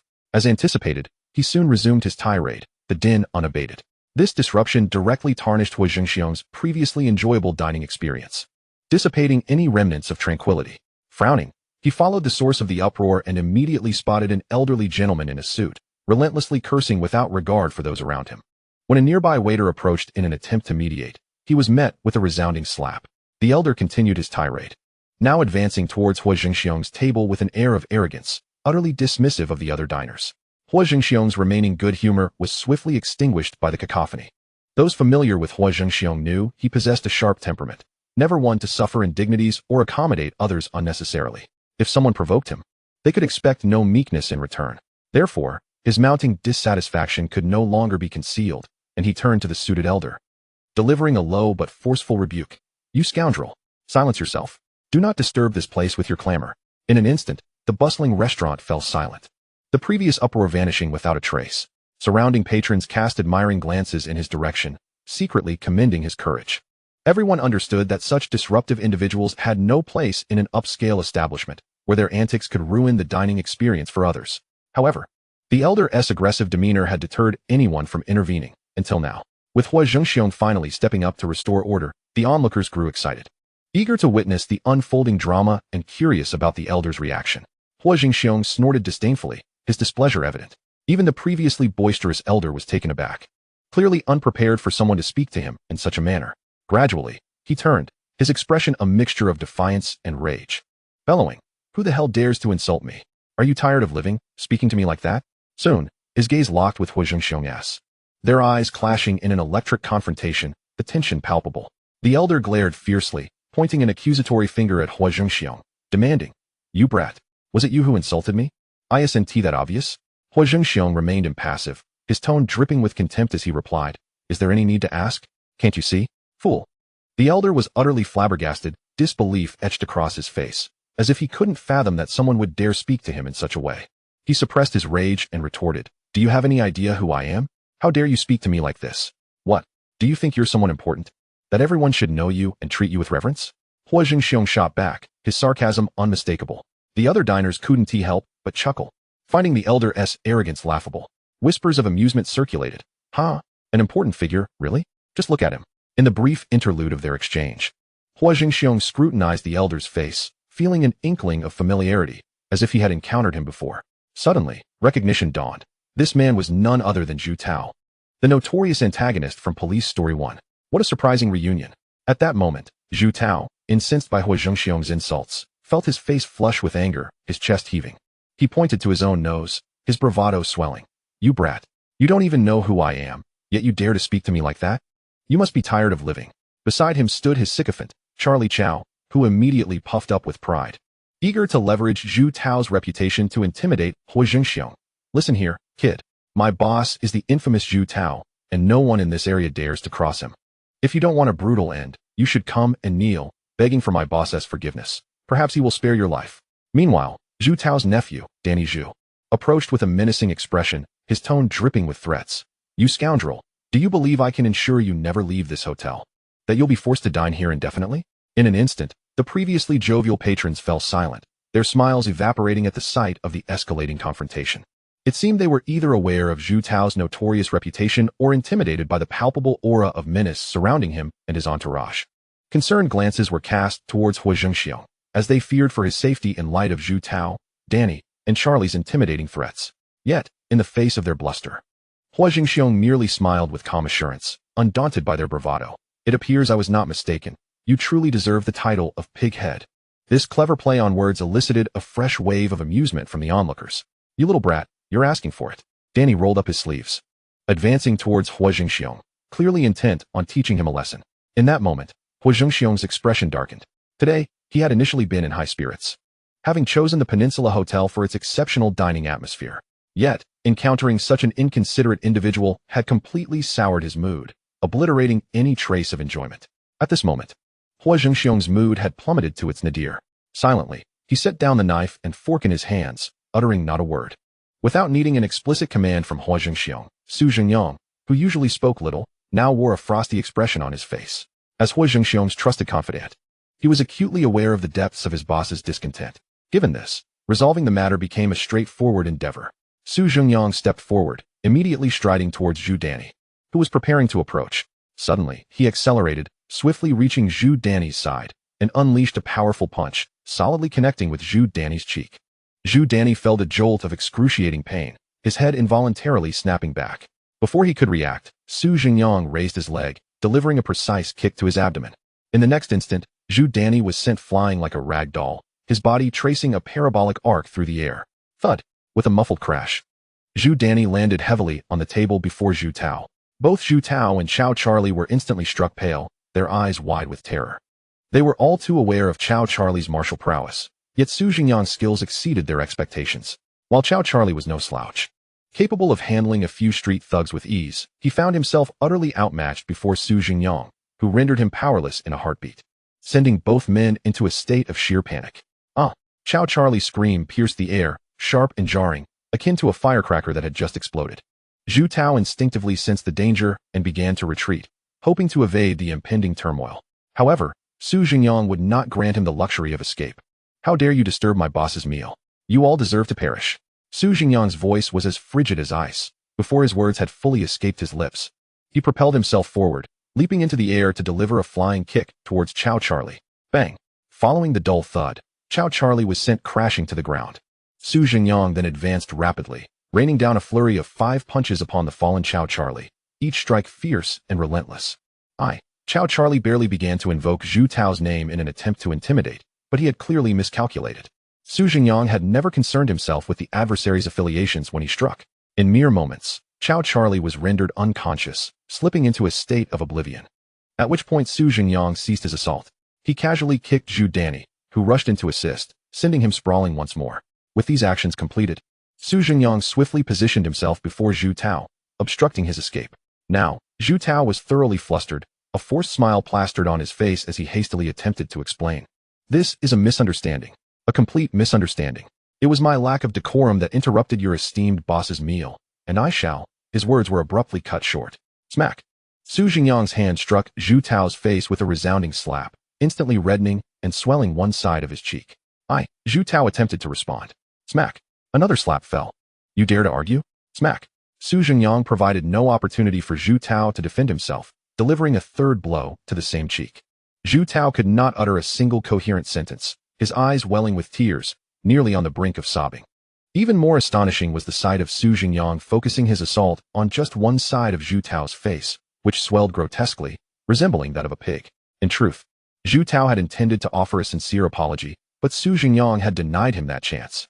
After delivering the slaps, Su Zhengyang unleashed a barrage of punches, continuing the vicious beating until Zhu Tao resembled a battered figure.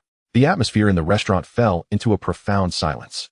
No one could fathom Huo Zhengxiong's formidable prowess, nor could they comprehend the ruthlessness of the seemingly refined and charming Huo Zhengxiong. At that moment, Huo Zhengxiong, amidst the startled gazes of other diners, calmly adjusted his suit and rose, walking serenely towards the exit of the restaurant. As he passed the incapacitated Zhu Tao, he did not even afford him a glance. Chapter 161. Rumors cease with the wise. It is hoped that all can approach this matter with rationality. Zhu Tao suddenly emitted a cry of anguish, coincidentally as Huo Zhengxiong stepped squarely on his hand. Yet Huo Zhengxiong appeared oblivious, striding out of the Peninsula Hotel, leaving Zhu Tao and his companions sprawled on the floor, immobilized by pain. In Zhu Tao's eyes, alongside the tears of agony from his hand being trampled, there simmered a fervent hatred. It was evident that from this incident, the enmity between him and Huo Zhengxiong had been irrevocably sealed. After departing the hotel, Huo Zhengxiong fell into contemplation, murmuring to himself, "Zhu Tao, how fortuitous this is. The collaboration with the police department has now finally taken shape."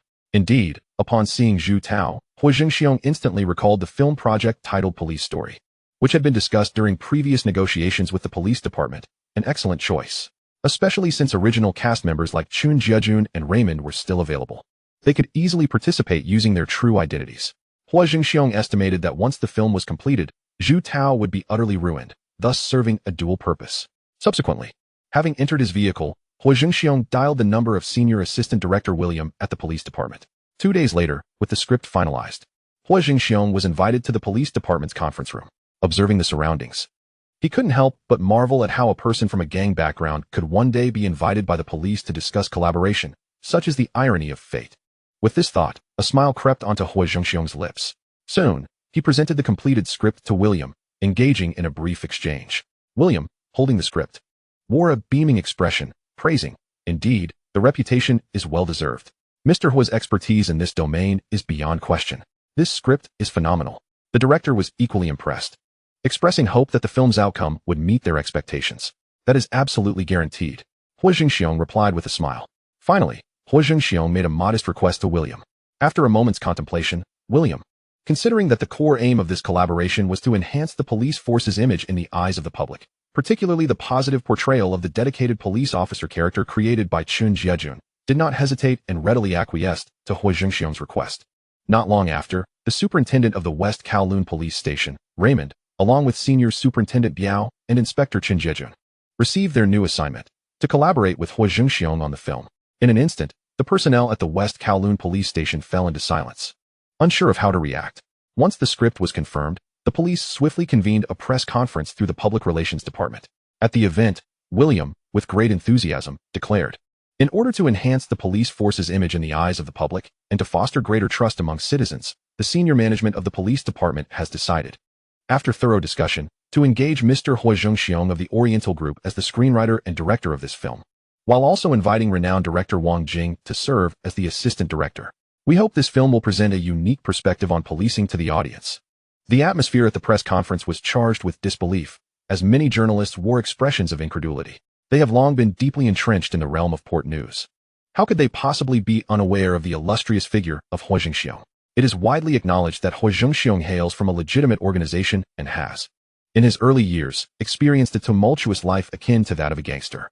Even now, as his commercial empire continues to expand, elevating him to the ranks of business magnates, that chapter of his past remains an indelible truth. The fact that the police department would proactively invite Huo Zhengxiong for collaboration is, from any angle, utterly astonishing. In the audience, Lu Huijin could no longer contain her eagerness and was the first to rise and inquire, "Might I ask if the police department considered any other factors when deciding to collaborate with Huo Zhengxiong? For instance, his previous background?" Her inquiry, though sufficiently tactful, instantly heightened the tension among all journalists and media personnel present, who feared missing the forthcoming responses. Given that the police had convened this press conference with evident preparation, William appeared calm and collected as he began. "First and foremost, we acknowledge that Huo Zhengxiong has a background in organized crime, but those days are behind him." Such a response, however, was unlikely to satisfy the media, which thrived on sensationalism. Just as Lu Huijin was poised to press further, William interjected, "I can assure everyone that Huo Zhengxiong has completely rectified his past mistakes and is now on the path of righteousness."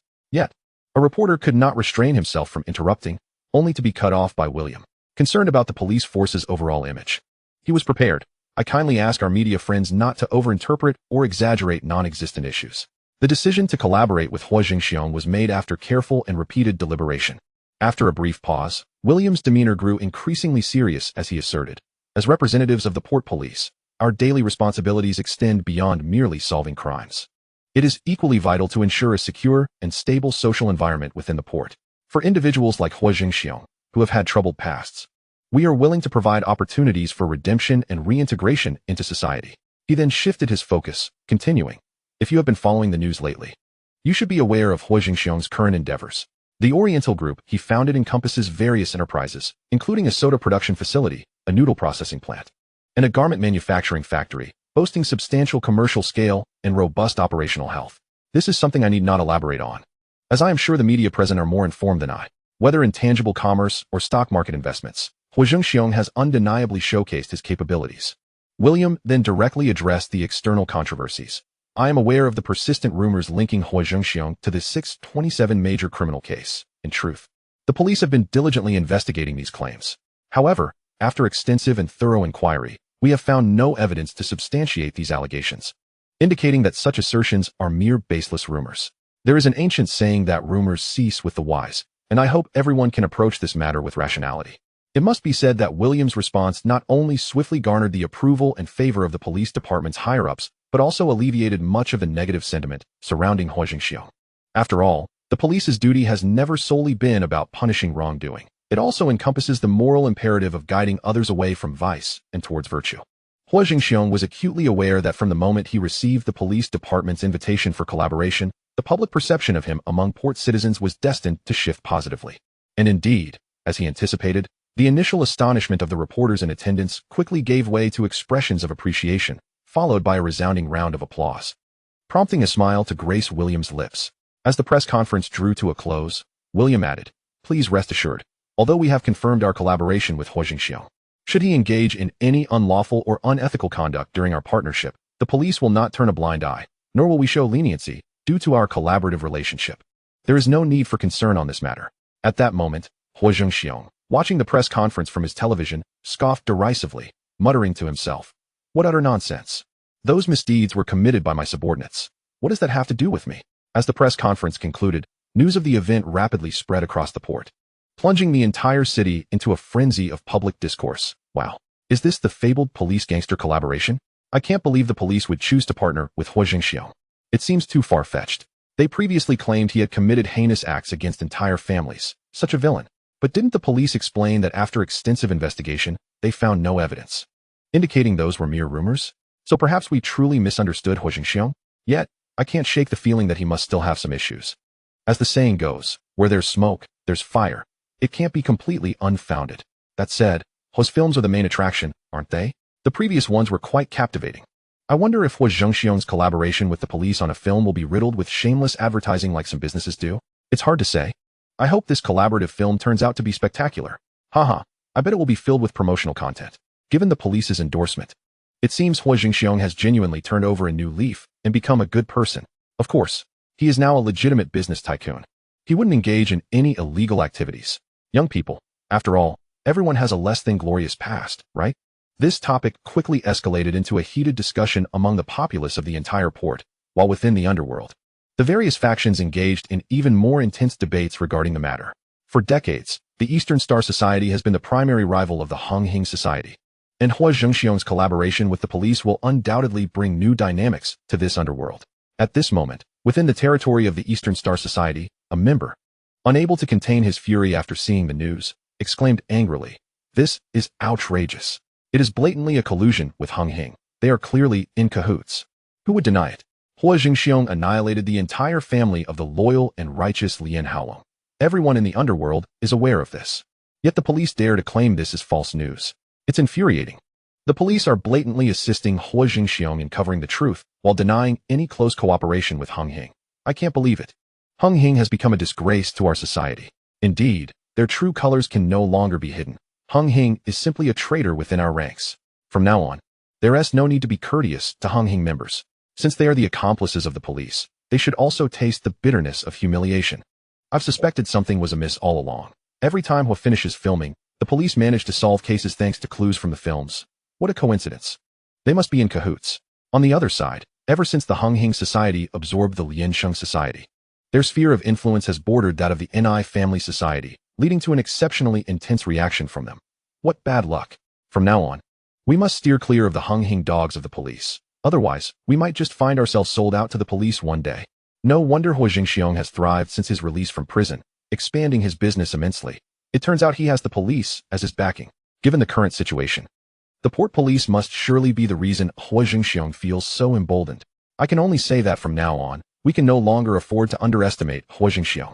Previously, we had been cooperating with them, but it now appears that we were merely being led in circles by them. The Hongxing group, with its inept members, is truly unbearable to witness. As the news rapidly disseminated, the Dongxing society and the Ni family clan began to fervently propagate the notion of Hongxing as a threat. Everyone must unite to confront Hongxing. They have now allied with the police, and we must remain vigilant. First, it was the Hongtai society, then the Lianxing society. Who knows who will be the next victim? If one wishes to avoid calamity, it would be wise to keep a distance from Hongxing's individuals, lest one be betrayed by them one day. Can it not be said that Hongxing has infiltrated our society as an insider? In an instant, the members of the Ni family clan and Dongxing society were filled with hostile rhetoric, causing Hongxing's reputation in the underworld to plummet, with lackeys becoming a common epithet used to insult them. Meanwhile, an urgent notification came from the port police's organized crime unit. Attention, all officers. Assemble in the conference room immediately. Half an hour later, Inspector Zheng convened a meeting with the entire anti-organized crime unit. In the conference room, his assistant distributed materials concerning Huo Zhengxiong to each officer. Subsequently, Inspector Zheng, holding a newspaper featuring the headline Oriental Film Industry announces filming of A Better Tomorrow, wore a grave expression. In the previous two incidents related to films, he had received no accolades, which intensified his dissatisfaction with Huo Zhengxiong. He silently vowed to uncover Huo's misdeeds and ensure his imprisonment in Stanley Prison. Through careful observation and analysis, I discovered that the box office performance of Huo Zhengxiong's films was rather peculiar. He had produced 3 films, each of which remarkably made it into the top 10 of the port's box office rankings. However, 2 of them were collaborations with criminal organizations. Despite their astonishing box office revenues, they ultimately incurred losses. Upon hearing this, the officers displayed looks of astonishment and could not help but discuss. How is this possible? Each film grossed nearly 20 million. Logically, the production cost should be less than 1/10 of that. Indeed, I heard that the leaders of Hongxing did not receive any payment for their performances. They participated for free. Inspector Zheng scoffed and immediately interjected. According to the budget reports I reviewed regarding Huo's films, the majority of expenses were attributed to the remuneration for the Hongxing leaders. The officers, upon hearing this, fell into further shock. Inspector Zheng continued. Thus, I now harbor grave suspicions that Huo Zhengxiong is not merely promoting his films, but is also utilizing them as a facade for money laundering. Otherwise, there would be no justification for such exorbitant remuneration, venue rental costs, and expenses for extras. The officers instinctively nodded in agreement with Inspector Zheng's perspective. Chapter 163. How could this happen? This is absolutely impossible. Inspector Zheng then stated. Therefore, if we follow this lead, we can certainly initiate an investigation against him. Just then, an officer rushed into the conference room, clutching a police bulletin. Ignoring Inspector Zheng's apparent displeasure, he hurriedly unfolded and presented the bulletin. Chief, you must see this. Please look at this. Inspector Zheng refrained from reprimanding his subordinate's recklessness and leaned down to read the bulletin, which declared, breaking news, senior officials of the police department have confirmed a collaboration with Huo Zhengxiong to co-produce a film, aiming to enhance the overall image of the police force. Inspector Zheng's expression shifted to one of disbelief, and as he continued to skim through the bulletin, he encountered the announcement. A press conference has already been held. He read the contents of the bulletin repeatedly, and upon confirming that the police indeed intended to collaborate with Huo Zhengxiong, he was rendered speechless, unable to utter a single word. How could this happen? This is absolutely impossible. However, the police bulletin consistently reports the latest developments concerning the port police, especially regarding such significant matters. False information is inconceivable. At that moment, Inspector Zheng's mind went blank, leaving him utterly bewildered. He never anticipated that such a scenario could unfold. Huo Zhengxiong collaborating with the police? This was utterly absurd, far beyond his expectations. After thoroughly examining the report, Inspector Zheng found himself wavering, muttering softly to himself. Could it be that all those previous negative rumors about Huo Zhengxiong were unfounded? Or has this always been one of our own? with the so-called extermination rumors merely a diversion to facilitate his swift integration into the port society? He inhaled sharply, filled with confusion and astonishment. As he contemplated this, Inspector Zheng suddenly realized that there might be many undisclosed secrets behind this matter. The deeper he thought, the more intense his feelings of dread became. No wonder Inspector Peng, who had previously been so intent on targeting Huo Zhengxiong, ended up in such a dire situation. So it was. Huo Zhengxiong's connections within the police force were far more formidable than those of Inspector Peng. It was no wonder that this was the outcome. No wonder it had culminated in such a scenario. After conjuring a series of images in his mind, Inspector Zheng's face suddenly illuminated with clarity. He then involuntarily recalled his previous naive aspirations to deal with Huo Zhengxiong. The thought sent chills down his spine, overwhelming him with intense shock and leaving him in a profoundly dismal state. Without a moment's hesitation, he resolved to cease the investigation into Huo Zhengxiong. He slammed his hand on the table and proclaimed loudly, "As for matters concerning Huo Zhengxiong, this is where we draw the line. All related operations are hereby cancelled. This meeting is adjourned. Everyone disperse."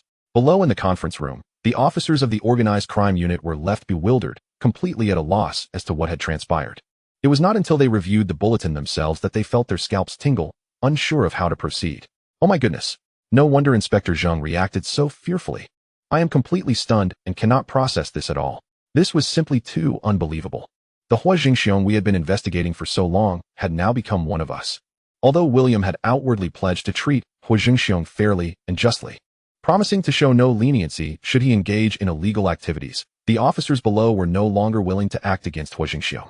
Any action taken against him would be tantamount to slapping the upper echelons of the police force in the face.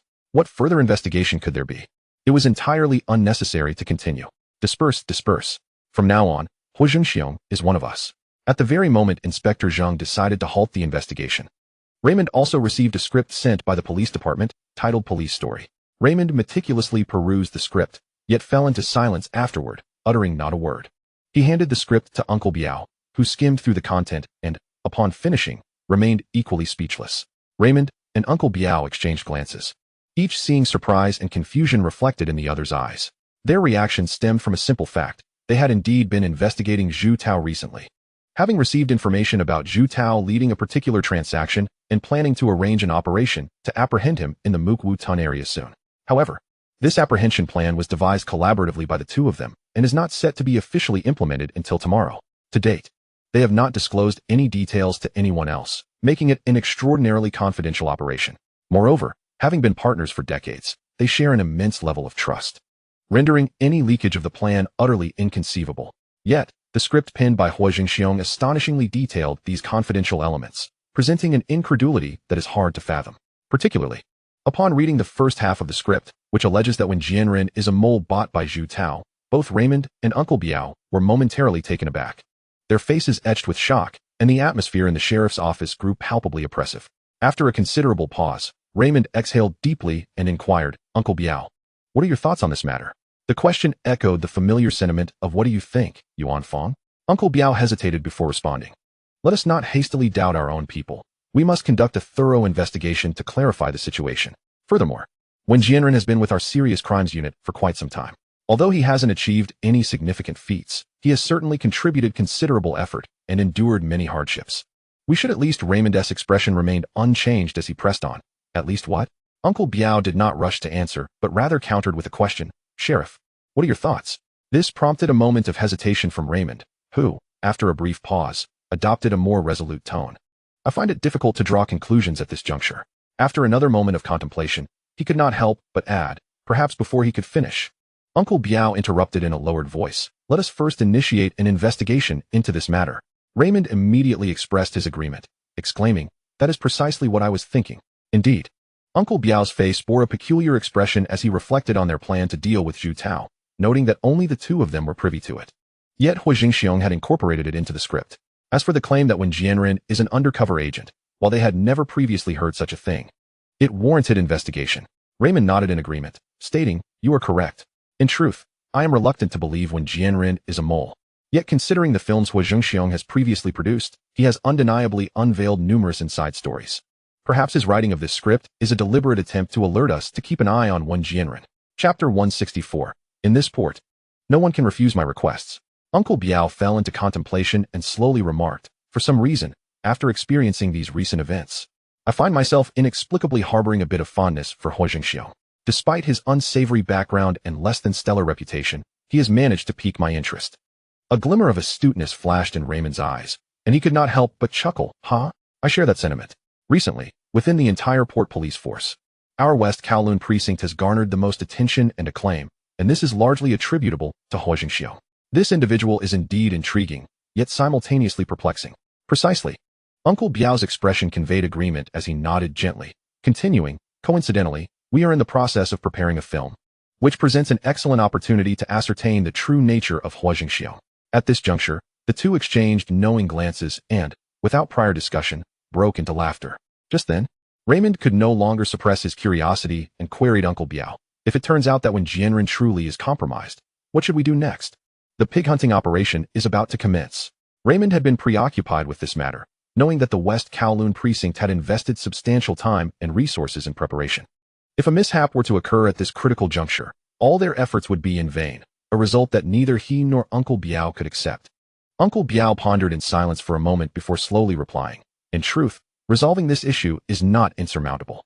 At the crucial moment, if when Jianren is indeed a traitor, we could potentially exploit this to our advantage. You make a valid point. Raymond nodded in agreement, lowering his gaze to the script on the table. Shaking his head slightly with an air of resignation, I never imagined that even as the sheriff, I would still need to play a role.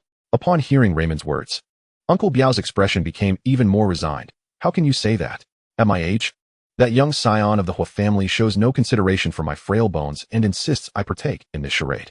In truth, both Raymond and Uncle Biao were inherently reluctant to participate in this film. At that moment, Uncle Biao suddenly interjected. I just heard some news. The decision to have the three of us star in this film was a personal request from Huo Zhengxiong. He stated that only with the three of us would the film resonate more closely with reality. He paused and mused. One wonders if this young man has already caught wind of our plan to deal with Zhu Tao? Prompted by Uncle Biao's reminder, Raymond appeared to suddenly recall something, his brow furrowing. Now that you mention it, I do remember. I received word yesterday that Zhu Tao was assaulted at the Peninsula Hotel. Do you think Huo Zhengxiong could be behind this? Uncle Biao, taken aback by the question, hesitated before responding. After carefully considering, he remarked, this aligns quite well with his usual modus operandi. He shows no mercy, and if someone crosses him, they can hardly expect to move on easily, for reasons unknown. After discussing this, both men felt an increased anxiety regarding Wen Jianren. To ensure the smooth progression of events, it is imperative that we ascertain the specifics of the situation. According to the original trajectory, Raymond and Uncle Biao would not have discovered Wen Jianren's true allegiance so early. Instead, they would have mistakenly redirected their suspicions toward Chun Jingju following Wen Jianren's demise. However, Huo Zhengxiong's emergence has disrupted all predetermined paths, exemplifying the powerful impact a film's narrative can have on reality. Surely, Wen Jianren's forthcoming actions will yield unforeseen surprises for them. By afternoon, Jimmy hurriedly returned from out of town. In the office of the chairman of the Oriental Group, the following scene unfolded. Huo Zhengxiong gazed at Jimmy, who appeared noticeably heavier than before, and found himself momentarily entranced. Could this be the same dashing principal I once knew? Good heavens! After just a few days apart, he has put on quite a bit of weight.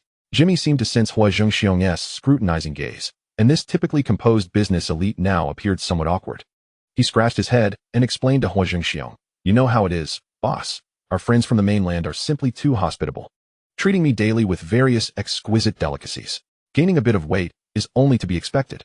Huo Zhengxiong remained silent, merely waving his hand to signal the end of their casual conversation. Jimmy promptly adopted a serious demeanor and began to report on the results of his trip to the mainland. I have successfully negotiated the collaboration for the sunglasses manufacturing, and the latest designs from Yoli are outstanding. I have already sent the relevant design blueprints over. By the time I returned, they were ready to commence production, and we should have the finished products in just a few days. Huo Zhengxiong nodded in satisfaction, clearly approving of Jimmy's work. Subsequently, Jimmy continued to report on other matters. Additionally, the design for the new trench coat has been fully completed. We ultimately decided to enlist the same few factories that previously produced suits for us to take charge of the manufacturing, ensuring the quality of the products is undoubtedly guaranteed. A smile graced Huo Zhengxiong's face as he acknowledged Jimmy's commendable work during his time in the mainland. He then instructed Jimmy to take a rest, as there had been no news from the port yet. After Jimmy departed, Wang Jing entered the office. His portly figure appeared in the room, his face adorned with a somewhat ingratiating smile as he addressed Huo Zhengxiong. Boss, is there something you need? Huo Zhengxiong inquired. Indeed, Wang Jing nodded, directly stating, Everything regarding the film crew has been arranged. The various hallmasters of the Hung Hing gang have been quite cooperative with our efforts. However, the casting for the lead role remains undecided, so I came to inquire if you have any specific preferences regarding the lead actor. It was only then that Huo Zhengxiong recalled that the preparations for A Better Tomorrow were still ongoing, and he promptly relayed his earlier thoughts. For the roles of Song Ziho, Song Zijia, and Xiao Ma Gu in the film, I wish to cast Di Long, Leslie Chung, and Xiao Yunfat respectively. The temperament and appearance of these three actors align perfectly with the characters they are to portray. Wang Jing nodded in understanding. Yet with a hint of concern, he countered, what if they are unwilling to accept these roles? What shall we do then? Huo Zhengxiong replied calmly, this is not your first time handling such matters. Simply proceed as you did with the Hong family troupe. I will have Zhao Yi accompany you with personnel and firearms, and as per our usual protocol in the port, no one can refuse my demands. Chapter 165. Such treatment is simply irresistible. Wang Jing's face immediately lit up with joy. Very well, boss. In fact, I have quite an admiration for Zhao Yi. He is always decisive and efficient, never dragging his feet. He paused for a moment before continuing. The three individuals you mentioned should not be difficult to invite. Xiao Yunfat is currently referred to as a box office poison in the industry, so inviting him should be quite simple. Leslie Chung has yet to gain significant fame, so that should pose no issue either. But as for Di Long, I trust Zhao Yi will have the capability to persuade him. Huo Zhengxiong took over the conversation, smiling after hearing Wang Jing's remarks. Let this matter be entrusted to you. Understood, boss. Wang Jing then exited Huo Zhengxiong's office. The moment he left, Huo Zhengxiong promptly called his assistant, instructing them to reach out to the three actors he had previously specified. 2 hours later, Wang Jing's assistant arrived at Xiao Yunfat's doorstep and gently knocked on the door. Upon its opening, a voice from within inquired, "May I ask who you are looking for?" With a hint of pride, the assistant clearly stated, "I am the assistant to director Wang Jing." This sense of pride was not unfounded. It is well known that the three films previously directed by Wang Jing gained increasing popularity, achieving remarkable box office results. Wang Jing had firmly established his reputation in the port's entertainment industry, holding a position of considerable esteem. Countless actors eagerly awaited the chance to collaborate with him, even if it were merely for a minor role. However, those within the industry were well aware that Wang Jing had the backing of Huo Zhengxiong, a widely recognized fact. Upon hearing the name of director Wang Jing, Xiao Yunfat's expression transformed, revealing surprise as he promptly responded, "Ah, so you are assistant to director Wang Jing." He then cautiously inquired, "May I ask if you have come to convey any matters today?" The assistant, direct and to the point, clarified, "What other matters could there be? I am here to extend an invitation for you to star in our new film." He added, "Please give me a straightforward answer. Are you willing or not? This way, I can report back to the director." Upon hearing this, a wave of excitement washed over Xiao Yunfat, exceeding his expectations and leaving him somewhat exhilarated. Just as Wang Jing had surmised, Xiao Yunfat's recent films had performed dismally at the box office, marking a significant downer in his career. Coincidentally, during the release of his recent films, they had coincided with the highly popular Dragon in the River and the Black Society. The clash with these high-profile films had caused his own projects to plummet at the box office, resulting in a disheartening situation. Consequently, he had found himself receiving fewer offers, and the industry had even quietly dubbed him box office poison. At present, the few remaining film offers he had were for lowbrow adult films, which posed a substantial blow to his hard-earned reputation. For an actor, the absence of film opportunities equated to career stagnation. If this were to persist, he would inevitably fade into obscurity, with no prospects for future development. Thus, upon encountering Wang Jing's assistant, Xiao Yunfat perceived a glimmer of hope for his career. Unable to suppress his disbelief as he exclaimed, "Is this, for real?" The assistant, with a touch of arrogance, confidently replied, "In the port, I doubt many would dare to misuse director Wang's name for such matters." Hearing this, Xiao Yunfat wasted no time, eagerly nodding in agreement. "I accept the role."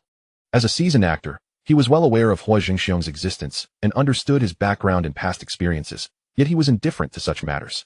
Particularly after seeing reports recently that even the police collaborated with Huo Zhengxiong on film projects, his last shred of hesitation vanished. Just then, the assistant smiled, producing a contract from his bag. "Consider yourself fortunate. Our esteemed boss holds you in high regard and has specifically reserved this opportunity for you." Xiao Yunfat's face was a picture of confusion, and before he could voice his inquiry, the assistant pulled out another contract. "There is also this one, inviting you to endorse a trench coat and a pair of sunglasses." The assistant elaborated, "These items will be worn and used by the main character in the new film. Once you sign this contract, the products you endorse will bear the name of the character Xiao Ma Gu from the script, and an exclusive celebrity edition will be released, naturally at a higher price than the regular version." He paused before adding, "Moreover, for each exclusive edition sold, You will receive a $1 royalty, applicable across all of Asia. Chow Yun-fat was utterly taken aback, and before he could gather his thoughts, the assistant continued. However, there is one condition. During the validity of this contract, you cannot endorse clothing or sunglasses from any other company. Upon hearing this, Chow Yun-fat felt a moment of hesitation. Although he had several brands seeking collaboration, and no other artist had ever been prohibited from endorsing competing products, he reasoned that how many actors could secure product royalties in such a manner? Such treatment was simply too favorable to refuse. His face instantly lit up with excitement as he declared, I will sign the contract right now. It was only after both contracts were duly signed that he let out a long sigh of relief, feeling as though the weight that had burdened him for so long had finally lifted. Having successfully secured Chow Yun-fat, the assistant swiftly contacted Leslie Chung. Just as Wang Jing had anticipated, at that time, Leslie Chung had yet to achieve significant fame and rarely received scripts from film crews. Now, receiving an invitation to collaborate with a top-tier director like Wang Jing, he did not hesitate and immediately accepted the role. As for the influence of Huo Zhengxiong's gang behind Wang Jing, Leslie Chung had no inclination to consider. For him, the opportunity to film a movie and avoid hunger was already a tremendous blessing. How could he possibly concern himself with anything else? However, on Dilong's side, matters encountered a slight setback. Dilong, possessing a lofty demeanor, inherently exuded a degree of pride and integrity, steadfastly refusing to sign the contract laden with endorsement demands. Just as the parties found themselves in a stalemate, Zhao Yi personally intervened, pressing the barrel of a gun against Dilong's forehead and threatening to have his pay. Faced with such pressure, Dilong ultimately chose to acquiesce. Overall, the situation progressed relatively smoothly. At least from Zhao Yi's perspective, the entire process appeared devoid of significant issues. By the following day, the actors involved in the film's production arrived punctually at the designated location, and the commencement ceremony for the movie A Better Tomorrow was officially held. Chapter 166. Goodness. Must it be so terrifying? On the day of the ceremony, Dilong, Leslie Chung, and Chow Yun-fat hurriedly arrived at the shooting site. Yet, upon entering the film set, the trio felt an overwhelming discomfort. They were restless while seated and awkward while standing, unsure where to place their hands and feet. It turned out that in the studio, several gang leaders, Liang Kuan, Fatty Lai, and Dinosaur, were seated nearby, scrutinizing them with piercing gazes. Chow Yun-fat opened his mouth but could not utter a word. Dilong remained silent, his expression tense. Leslie Chung also refrained from speaking, standing quietly with his head lowered. The atmosphere gradually became oppressive, and Wang Jing remained silent, his arms crossed over his chest, a faint smile adorning his face as he appraised the three actors. Aside from Leslie Chung, both Chow Yun-fat and Dilong had already garnered a measure of fame, instilling in them a sense of arrogance. Wang Jing had anticipated this, and hence, prior to the film's official shoot, invited the gang leaders specifically to instill a sense of intimidation, aiming to temper their fervor. It must be said that Liang Kuan, Dinosaur, and Fatty Lai were notorious for their fierce reputations within the Hung Hing gang, accustomed to violent confrontations. The collective gaze of the three bore an invisible weight that was indeed unsettling. For these three actors, this sense of pressure was particularly pronounced. A ferocious aura seemed to engulf them. The stifling atmosphere lingered for quite some time until Leslie Chung could no longer contain himself and quietly inquired, "Brothers, we surely haven't kept you waiting, have we?" Liang Kuan, in his signature gravelly voice, retorted, "Who said you were late?" Just as Dilong and Chow Yun-fat breathed a sigh of relief, Fatty Lai let out a cold chuckle, his tone dark as he remarked, "But the leads are indeed different." He paused before continuing, "To arrive right on the dot, even more punctual than us." At this remark, Chow Yun-fat, Leslie Chung, and Dilong were momentarily rendered speechless. A chill ran down their spines, as if a cold wind had swept past them. Goodness, must it be so terrifying? Even the seasoned Chow Yun-fat felt beads of cold sweat forming on his forehead. He opened his mouth but couldn't find the words to explain, standing awkwardly in silence. He couldn't help but cast a pleading glance at Wang Jing. Yet, Wang Jing had already resolved to instill a lesson of humility, choosing to ignore the silent plea for help and offering no response whatsoever. At this moment, the atmosphere grew increasingly bizarre. Even Dilong began to feel overwhelmed. Just the day before, he had been threatened with a cold gun barrel to his head, and now faced with such a daunting scenario. His mental fortitude was on the verge of collapse. In fact, upon realizing that Wang Jing was not stepping in to alleviate the tension for the three actors, Liang Kuan and his companions quickly discerned his intentions, intensifying their pressure on the trio. "Damn it, I've been in this line of work for so many years, and no one has ever dared to disrespect me like this. What exactly do you want?" The silence in the face of their accusations was tantamount to admission. Was it not? As the unfounded accusation of intentional tardiness loomed over them, Leslie Chung's face paled in fright, and he hastily interjected, "Brothers, please don't misunderstand. We were delayed due to traffic. Yes, it was traffic. Chow Yunfat chimed in, equally uncertain, while Dilong merely managed a dry laugh, choosing not to elaborate further. Dinosaur remained silent, his cold gaze fixed on the trio, inciting further unease within them. Fortunately, these actors possessed decent psychological resilience. Had it been others under the scrutinizing eyes of these gang leaders, they would have long been paralyzed with fear.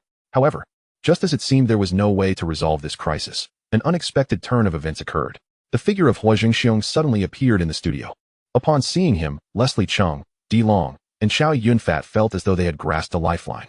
Dinosaur immediately dropped his fierce demeanor, respectfully greeting Huo Zhengxiong, Brother Xiong. The previously grim expression on Fatty Lie's face vanished without a trace, as if it had never existed.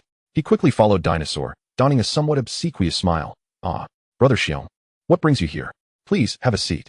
Even Liang Kuan, who had exuded the most intimidating aura, underwent a rapid transformation in expression. Instinctively, he rose from his seat, offering his position to Huo Zhengxiong, and loudly commanded a crew member, "Damn it, are you blind? Hurry and fetch Brother Xiong a cup of tea." The crew member nodded vigorously and hurried off to prepare the tea. Leslie Chung, Dilong, and Chow Yunfat were once again rendered speechless by this sudden turn of events. The speed of their changing expressions was truly astonishing. The contrast in their demeanor was almost comical. Their attitude towards Huo Zhengxiong was worlds apart from that towards themselves. With them, they appeared to regard them as inconsequential ants, while in Huo Zhengxiong's presence, they displayed the utmost reverence, akin to that of a beloved elder. Though the three actors were somewhat taken aback by the starkly different treatment from Liang Kuan and his associates, they could nonetheless glean from their respectful demeanor and titles that Huo Zhengxiong was undoubtedly a person of significant stature. Instantly, they adopted respectful expressions, bowing their heads and politely addressing him, Brother Xiong. Huo Zhengxiong took a seat in the place vacated by Liang Kuan, first nodding to Dinosaur and the others before turning his gaze toward Leslie Chung and his companions, scrutinizing them closely. Noticing the reverent and humble expressions on their faces, he smiled and waved his hand, saying, "No need for such formality. Please, take a seat." In stark contrast to the previously fearsome Liang Kuan, Fatty Lie, and Dinosaur, their reactions upon encountering Huo Zhengxiong were laden with humility. Though Liang Kuan and his associates were already prominent figures in the gang, it was evident that Huo Zhengxiong was the paramount leader among them, which necessitated their heightened show of respect. While Huo Zhengxiong appeared courteous and amiable, presenting the first impression of a refined gentleman adorned with gold-rimmed spectacles, everyone understood that at this juncture, it was well known that the formidable Huo Zhengxiong was also a man of ruthless methods. Thus, the reverence displayed by Dilong and his companions was entirely justified. Huo Zhengxiong expressed great satisfaction with the three individuals and, with a smile, remarked, "Perfect timing. The new trench coats and sunglasses have just arrived. I came here specifically to see how you all look in the coats and sunglasses."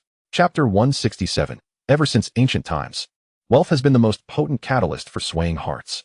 Indeed, Huo Zhengxiong's true purpose for visiting the set was to evaluate the styles of the sunglasses and trench coats, assessing whether these products could become bestsellers. Soon, his subordinates entered, carrying the trench coats and sunglasses. Dilong and his companions were astute observers of the situation. Quickly discerning his thoughts, they eagerly donned the trench coats and sunglasses for Huo Zhengxiong's inspection. As the three actors sequentially changed into the trench coats and adorned themselves with the sunglasses, their entire demeanor underwent a dramatic transformation. Particularly striking was Fa Go, who exuded an effortless charm and unrestrained aura that instantly became apparent. In summary, they appeared exceedingly dashing and exceptionally cool. Huo Zhengxiong's face radiated satisfaction as he nodded repeatedly, stating, "From the effect presented thus far, there seemed to be no issues." Even Liang Kuan and Fei Lao Li were momentarily taken aback by the remarkable change in the trio once they donned the trench coats and sunglasses. They exchanged glances, swiftly realizing that these trench coats and sunglasses would likely follow in the footsteps of the previous black suits, emerging as popular blockbuster products. Given this momentum, it seemed Huo Zhengxiong was poised to earn a significant profit through advertising once again. This was indeed enviable. The feeling of envy was palpable, almost unbearable, as they longed to partake in the windfall. Clapping his hands with satisfaction, Huo Zhengxiong declared, "Then it's settled." He then turned his gaze towards Wang Jing. Wang Jing immediately replied with a smile, "Rest assured, boss. I'll handle this. There won't be any problems." Huo Zhengxiong acknowledged with a nod, and then departed the set with his subordinates. The moment Huo Zhengxiong exited, Fei Lao Li and Dilong could hardly contain their excitement as they rushed forward, each grabbing a set of trench coat and sunglasses to wear. Then turning to Liang Kuan, exclaiming, "Kuan Go, don't we look exceptionally handsome like this?" Liang Kuan did not respond, but silently stepped forward to change into a trench coat and sunglasses himself, confidently proclaiming, "I look the best in this." The onlookers were momentarily at a loss for words. Meanwhile, at the West Kowloon police station, Lemon and Biao Shu had received the results of their investigation. The atmosphere in the office felt heavy and oppressive as their eyes met. After a brief silence, Biao Shu couldn't help but express his astonishment. "I never imagined that when Jianren was truly an insider within the police force."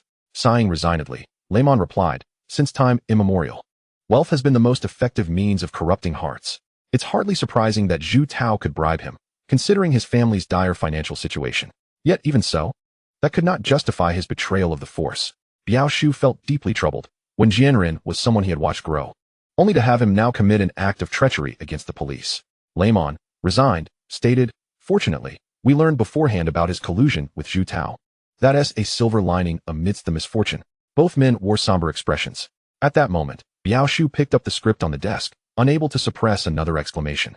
"What shocks me the most is that the script written by Huo Zhengxiong reveals he knew about when Jianren being an insider. This Huo Zhengxiong is truly formidable, bordering on terrifying." Lemon nodded slowly, fully agreeing with Biao Shu's assessment. Such insight was undeniably astute. He couldn't help but chime in, adding with confusion, "I simply cannot fathom how he acquired this information. How could he uncover such a clandestine matter?" Biao Shu, seizing the opportunity, spoke with a hint of relief. "If we hadn't seen his script, our plans would have been completely thwarted, and all our previous efforts would have been in vain." Upon hearing this, Lyman's expression subtly shifted. After a moment of contemplation, he remarked, "It seems we must take Huo Zhengxiong seriously from now on, with his impressive channels for information. If we could align ourselves with him." Before he could finish, Biao Shu grasped his unspoken thoughts and continued, "If we can cultivate a good relationship with Huo Zhengxiong and establish a stable partnership, our future endeavors will undoubtedly proceed more smoothly and with less hassle." Lemon nodded in agreement, but, upon reflection, hesitated. Yet, considering Huo Zhengxiong's past experiences, who hasn't made mistakes in their youth or been impulsive? Biao Shu waved his hand, interrupting Lyman's concerns. "Besides, we are merely looking to collaborate with him. We can discuss the specifics when we meet." Lemon responded, somewhat alleviating his prior worries. Subsequently, Biao Shu moved the script aside, and Lemon immediately inquired, "Now that we have confirmed when Jianren is an insider, how should we proceed with him?" Biao Shu answered without hesitation, "We absolutely cannot act against him now. If we strike at this moment, we risk alarming the snake in the grass. If Zhu Tao catches wind of our intentions, it could spell disaster."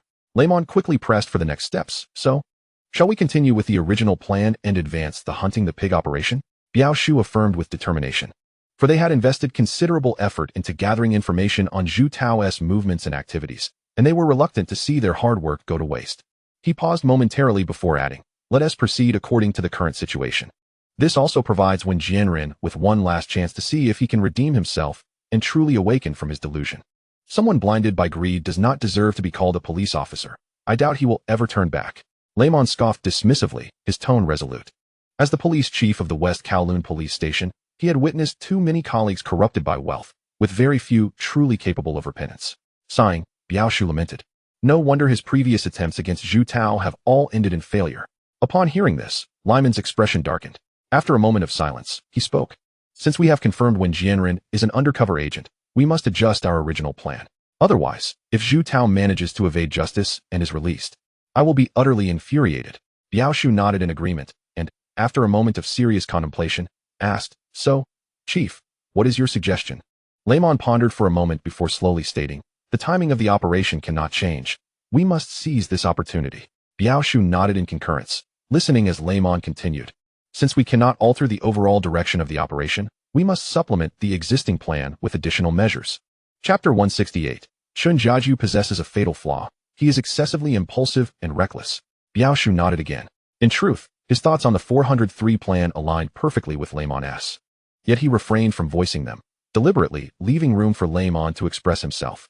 This is the hallmark of an excellent subordinate, allowing superiors to maintain sufficient authority and a sense of accomplishment. Subsequently, Biao Shu followed Lyman's lead and further inquired, "Chief, do you have any specific ideas in mind?" Raymond lightly tapped his knuckles on the table and remarked, "Uncle Biao, what do you think about discreetly assembling a task force behind Wen Jianren's jurisdiction, specifically to intercept Zhu Tao?" Upon hearing this, Uncle Biao immediately applauded, exclaiming, "Excellent. What a brilliant idea. I find it quite feasible." After a brief pause, he added, This approach allows us to maintain the original action plan while addressing the vulnerabilities left by the traitor Wen Jianren. I wholeheartedly agree. Under Uncle Biao's praise, a proud smile spread across Raymond's face. However, it wasn't long before his brow furrowed again. Uncle Biao, do you think we should reassign Chen Jiejun? The issue of Chen Jiejun had long been a source of frustration for Raymond. To be fair, Chen Jiejun was indeed capable.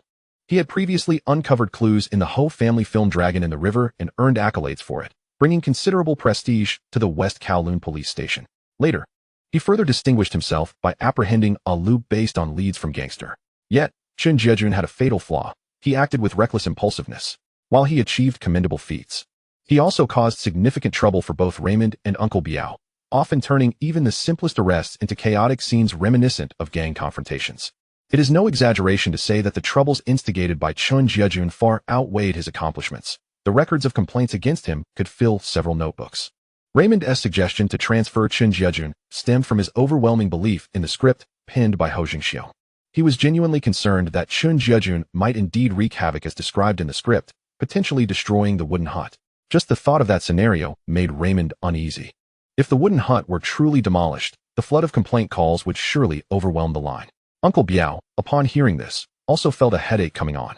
He recognized Chen Jiejun's abilities and had a fondness for the young man. But over the years, he had repeatedly cleaned up the messes created by Chen Jiejun, leaving him feeling quite exasperated. He almost acquiesced to Raymond's proposal, but then hesitated, voicing his concern. But what if transferring Jiejun raises suspicions in Wen Jianren? Raymond covered his forehead with his hand, conceding, "You have a point. For now, our primary objective must remain capturing Zhu Tao." After a moment of contemplation, Raymond reluctantly yielded. "Then let us proceed according to the original plan. We shall see if events unfold as depicted in Huo Zhengxiong's script. We shall find out whether Chen Jiejun truly will drive a vehicle into the wooden hut." Uncle Biao clasped his hands together, his expression earnest as he murmured, "May the heavens protect us. Let us hope such a calamity does not come to pass." Frankly, Uncle Biao's sudden gesture nearly provoked a laugh from Raymond.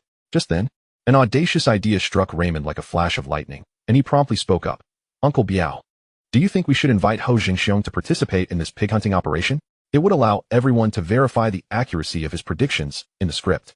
Uncle Biao's face was filled with confusion, his expression seemingly questioning. After a moment's hesitation, he nodded. "I think that's a good idea." The chief had mentioned that Huo Zhengxiong and Zhu Tao had past grievances at the Peninsula Hotel, so the likelihood of him tipping off Zhu Tao is exceedingly low. With Uncle Biao's support, Raymond's face lit up with a smile. "Then it's settled. I'll trouble you, Uncle Biao, to inform him." Uncle Biao felt a moment of exasperation, inwardly muttering, "Why does this troublesome task always fall to me?" However, he consoled himself, realizing that this endeavor was, at least, merely a phone call and not overly complicated. Soon after, Raymond sifted through a pile of contacts, found Huo Zhengxiong's number, and pushed the desk phone toward Uncle Biao. Uncle Biao displayed a hint of disdain, pursed his lips, and proceeded to dial Huo Zhengxiong's number. Before long, a clear voice resonated from the other end, instantly recognizable. "May I ask who is speaking?" Huo Zhengxiong inquired. "This is Biao, currently serving as a senior superintendent at the West Kowloon police station." Uncle Biao began by introducing himself. "Biao." Huo Zhengxiong immediately recognized the name, his tone tinged with surprise. "You actually know me?" Uncle Biao's face filled with astonishment, hardly able to believe it. After a brief pause, Huo Zhengxiong, with a smile, explained, "Of course. Otherwise, before the 620 incident, I wouldn't have suggested to Assistant Commissioner William that you and Chief Raymond participate in the film project." Uncle Biao slapped his forehead, suddenly recalling this matter, which he had nearly forgotten. "I'm curious, is there something you need from me?" Huo Zhengxiong asked, his tone very cordial. "You're not inquiring about when the film will officially commence, are you?" he added half-jokingly. Uncle Biao quickly responded, shaking his head to indicate otherwise. "No. I'm calling because after reviewing your script, the content it describes strikingly mirrors the highly confidential operation we are currently undertaking." Huo Zhengxiong immediately grasped the implication and pressed on, his tone becoming more serious. "Are you referring to the operation to apprehend Zhu Tao?" Uncle Biao found himself momentarily speechless, only able to remain silent, and the conversation fell into a brief lull. "You're so astute, it makes me seem somewhat dull." Finally, Uncle Biao had no choice but to concede. "Indeed, that is precisely the matter." Huo Zhengxiong internally marveled at the remarkable coincidence of the situation. What an incredible coincidence. After pondering for a moment, he continued, "So, did you call to confirm whether someone has leaked your operation plan?" Uncle Biao promptly denied this and clarified, "No. Both the chief and I believe this is merely a coincidence, as currently, Only the chief and I are aware of this operational plan. The reason for my call is that given this remarkable alignment, we would like to invite you to observe our arrest operation, which we have dubbed the hunting operation. Chapter 169. If I were to refuse, it would be exceedingly impolite. Hunting operation? And you're inviting me? Huo Zhengxiong was somewhat taken aback. Logically speaking, police secret operations are typically known by as few people as possible. The goal is to execute the mission quietly and then surprise everyone in the end. Why would Chief Raymond and Uncle Biao think to invite him to the scene? In a fleeting moment, a multitude of potential reasons flashed through Huo Zhengxiong's mind, which he subsequently dismissed. Ultimately, he chose to trust Uncle Biao's invitation, no longer hesitating, and replied with a smile, since Uncle Biao is so warmly inviting me. To refuse would be quite inconsiderate. Upon hearing Huo Zhengxiong's acceptance, Uncle Biao felt a sense of relief, finally accomplishing the task unexpectedly assigned by Chief Raymond. Beside him, Raymond also wore a satisfied smile, pleased with the smooth progression of events. Just then, Huo Zhengxiong's voice echoed from the other end of the line again. Holding the phone, Huo Zhengxiong couldn't help but mumble softly, inviting only me feels somewhat lacking. Suddenly, an audacious thought struck Huo Zhengxiong's mind. Why not bring Wang Jing along as well? Subsequently, he decisively spoke up. Uncle Biao, since you have invited me, I trust you won't mind if I bring a few more people along? Upon hearing this, Uncle Biao couldn't help but jest. What? Do you not trust us? Do you fear we might pose a threat to you? Not at all. Huo Zhengxiong chuckled softly. Articulating his thoughts, ISNT had already written in my script what is to transpire in Muwutan. Therefore, I wish to bring along director Wang Jing and a few professional cinematographers. This presents a perfect opportunity to capture the classic scene of the car speeding away and the destruction of Muwutan. This way, when we film the movie later, we won't have to spend additional time and effort preparing these scenes, which will save us a considerable amount of trouble. Uncle Biao was momentarily rendered speechless, completely taken aback by Huo Zhengxiong's line of thinking. Are you so certain that the events you penned in your script will indeed unfold? What fuels this confidence of yours? However, Uncle Biao refrained from responding immediately to Huo Zhengxiong. Instead, he turned to Raymond, casting an inquisitive glance in his direction, eager to hear his opinion. Since the call was on speakerphone, Raymond was privy to their entire dialogue, missing not a single word. At that moment, upon hearing Huo Zhengxiong's proposition, Raymond was also taken aback, entirely unprepared for such a suggestion. One thought echoed in his mind. Is that truly feasible? This approach is rather ingenious. Uncle Biao felt that Huo Zhengxiong was perhaps overly self-assured, verging on the unrealistic. Meanwhile, Raymond, stirred by Huo Zhengxiong's unwavering tone, began to ponder earnestly. Although Chen Zhejun was indeed known for stirring up trouble, this operation surely wouldn't escalate to the catastrophic scenarios detailed in Huo Zhengxiong's script. Would it? Moreover, the plan they had devised was quite comprehensive, making it hard to believe that the scenes from the script would actually materialize. Nonetheless, Raymond's competitive spirit was thoroughly ignited. He promptly nodded at Uncle Biao, signaling his agreement with Huo Zhengxiong's proposal. Seeing Raymond's affirmation, Uncle Biao decisively responded to Huo Zhengxiong. Very well, but your movements must remain strictly confidential. He deliberately emphasized the importance of discretion. I am well aware of that. Huo Zhengxiong replied with a smile, his tone brimming with certainty. Subsequently, Uncle Biao informed Huo Zhengxiong of the meeting time, and after finalizing the specific details, they ended the call. Setting down the phone, Uncle Biao couldn't help but murmur softly, his impression of Huo Zhengxiong quietly shifting. Isn't Huo Zhengxiong quite polite and easygoing? How unlike the arrogant and ostentatious persona others have described. Raymond, standing beside him, nodded in agreement, sharing the same sentiment. Uncle Biao shook his head, attributing the negative evaluations of Huo Zhengxiong to the age-old adage that 3 people make a tiger. Believing that rumors had sown misunderstanding about him, Huo Zhengxiong's inner monologue. Yes, you are absolutely right. Time flew swiftly, and in the blink of an eye, 3 days had passed. One morning, Huo Zhengxiong, accompanied by Su Zhengyang, Wang Jing, and a modest filming crew, arrived at the West Kowloon police station as per their prior arrangement. As they entered the police station building with their filming equipment, they immediately attracted the attention of numerous officers. Although the officers at the West Kowloon police station were not entirely unfamiliar with Huo Zhengxiong, having interacted with him during previous film collaborations, a substantial number still wore puzzled expressions, unable to comprehend the suddenness of their appearance. What is going on here? One officer whispered, his eyes filled with curiosity. Why are they here? Another officer echoed, equally baffled. And they brought professional cameras. Could they be filming a movie here? Someone speculated. Hey, hasn't Mr. Huo been absent for a while? Why this sudden visit? Another noted, recalling their absence. Wow, perhaps they are here to scout filming locations. One officer exclaimed excitedly, convinced of the possibility. Have you heard? The police department is collaborating with Huo Zhengxiong on a film, and our West Kowloon police station is a key participant. An informed officer couldn't help but share the news. Wow, then what are we waiting for? Let us perk up and not look so lackluster. Upon hearing this news, everyone instantly became animated. It must be said, the word spread faster than Huo Zhengxiong and his entourage could walk, and in no time, the entire police station was aware of their arrival. Consequently, every officer passing by Huo Zhengxiong stood taller, exuding enthusiasm, fearful of leaving a poor impression. Their innate desire to perform could no longer be contained, as they all wished to showcase their talents before him. After all, even the dimmest among them understood that Huo's films held immense popularity and influence in the harbor. Even a stray dog passing by would know to perk up, let alone these officers eager for a chance to appear in a film. They were naturally keen to seize this opportunity. Huo Zhengxiong clearly noticed this scene. Observing the officers' spirited demeanor, he couldn't help but chuckle, finding their naivety rather endearing. They couldn't even discern whether the cameras were rolling, yet they were all eager to shine in front of the lens. However, just as Huo Zhengxiong found this amusing, someone he recognized approached from the opposite direction. As their eyes met, an intriguing smile involuntarily graced Huo Zhengxiong's face. Chapter 170. Do I appear particularly intimidating? As the old saying goes, it's no coincidence that enemies cross paths. The individual striding towards him was none other than Superintendent Zheng, who had been fixated on Huo Zhengxiong, intent on undermining him to further his own career. Huo Zhengxiong was well aware of this fact. It is known that the officers from the Organized Crime and Triad Bureau have always been adversaries with the members of their syndicate, locked in a bitter rivalry. In the past, when Superintendent Zheng was relentlessly seeking trouble with him, Huo Zhengxiong had avoided him at all costs. Huo Zhengxiong halted his steps, intending to greet Superintendent Zheng, as encountering him here seemed to be a peculiar twist of fate.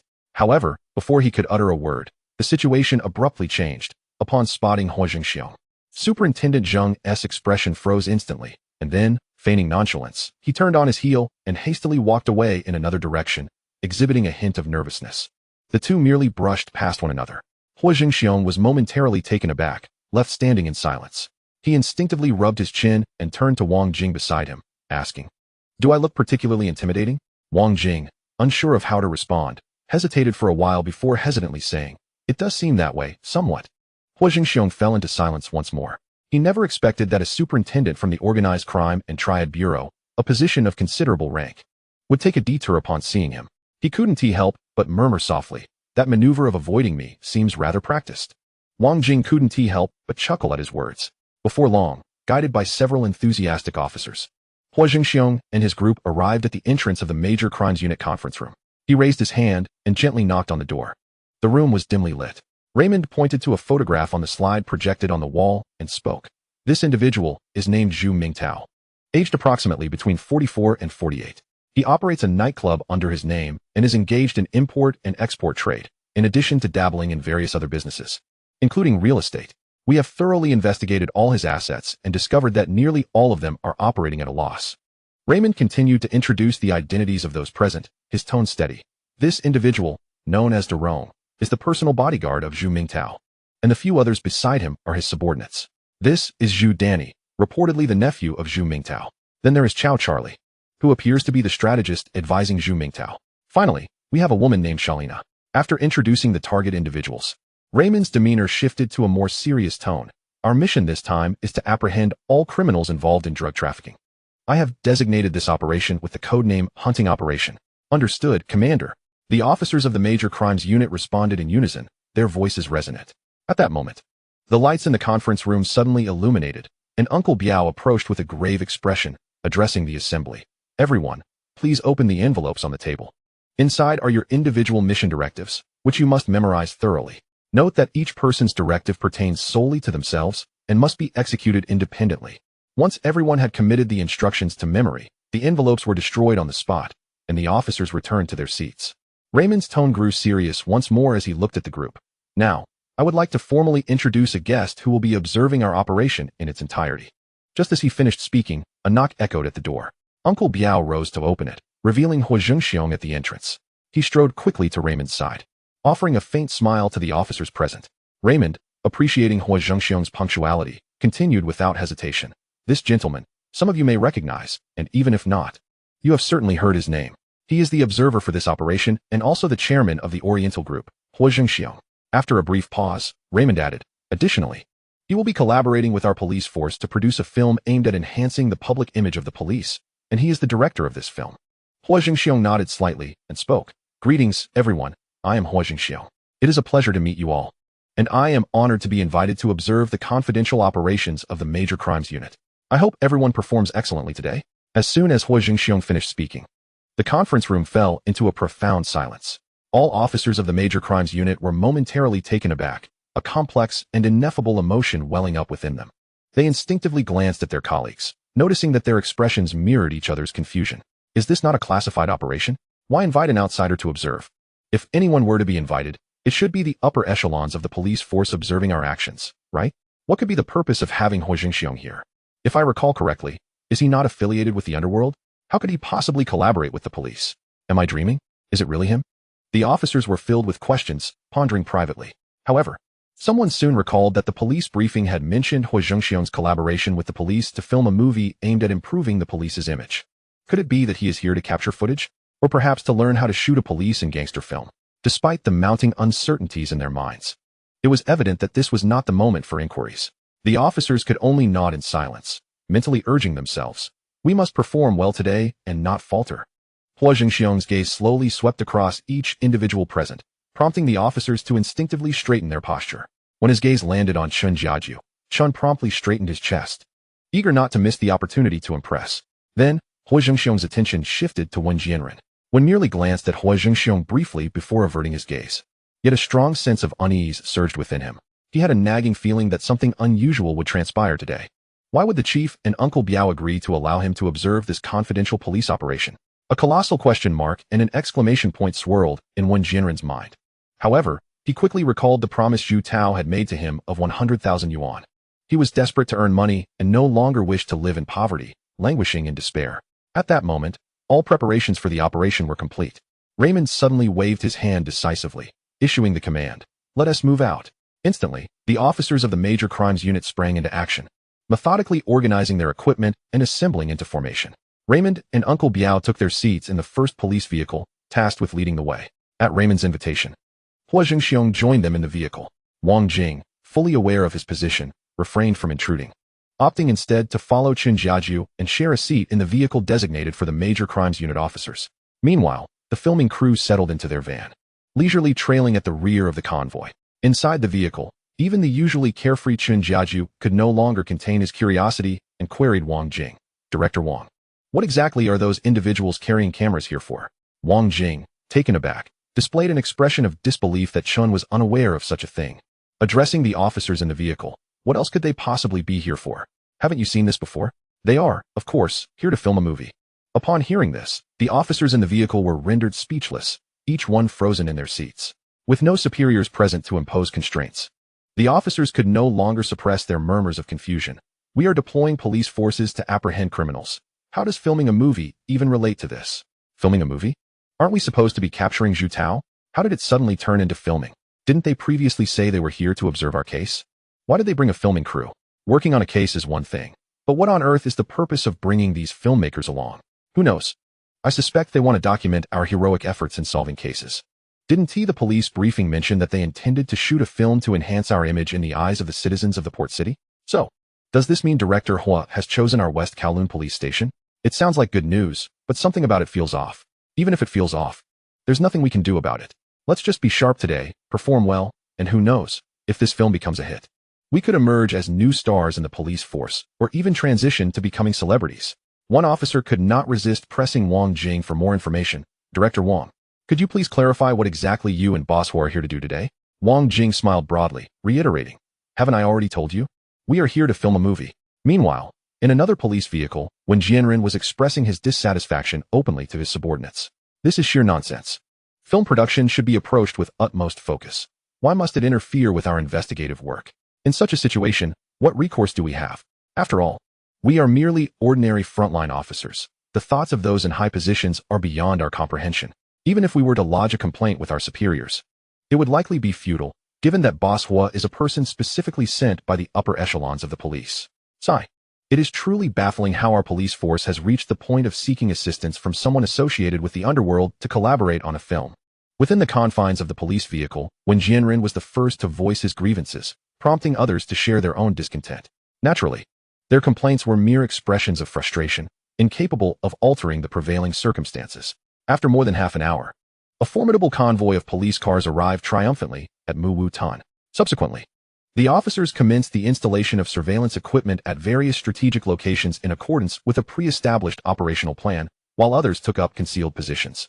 Meanwhile, the team led by Wang Jing acted with remarkable swiftness, quickly setting up multiple professional hidden cameras in the secluded corners of Muwu-tan.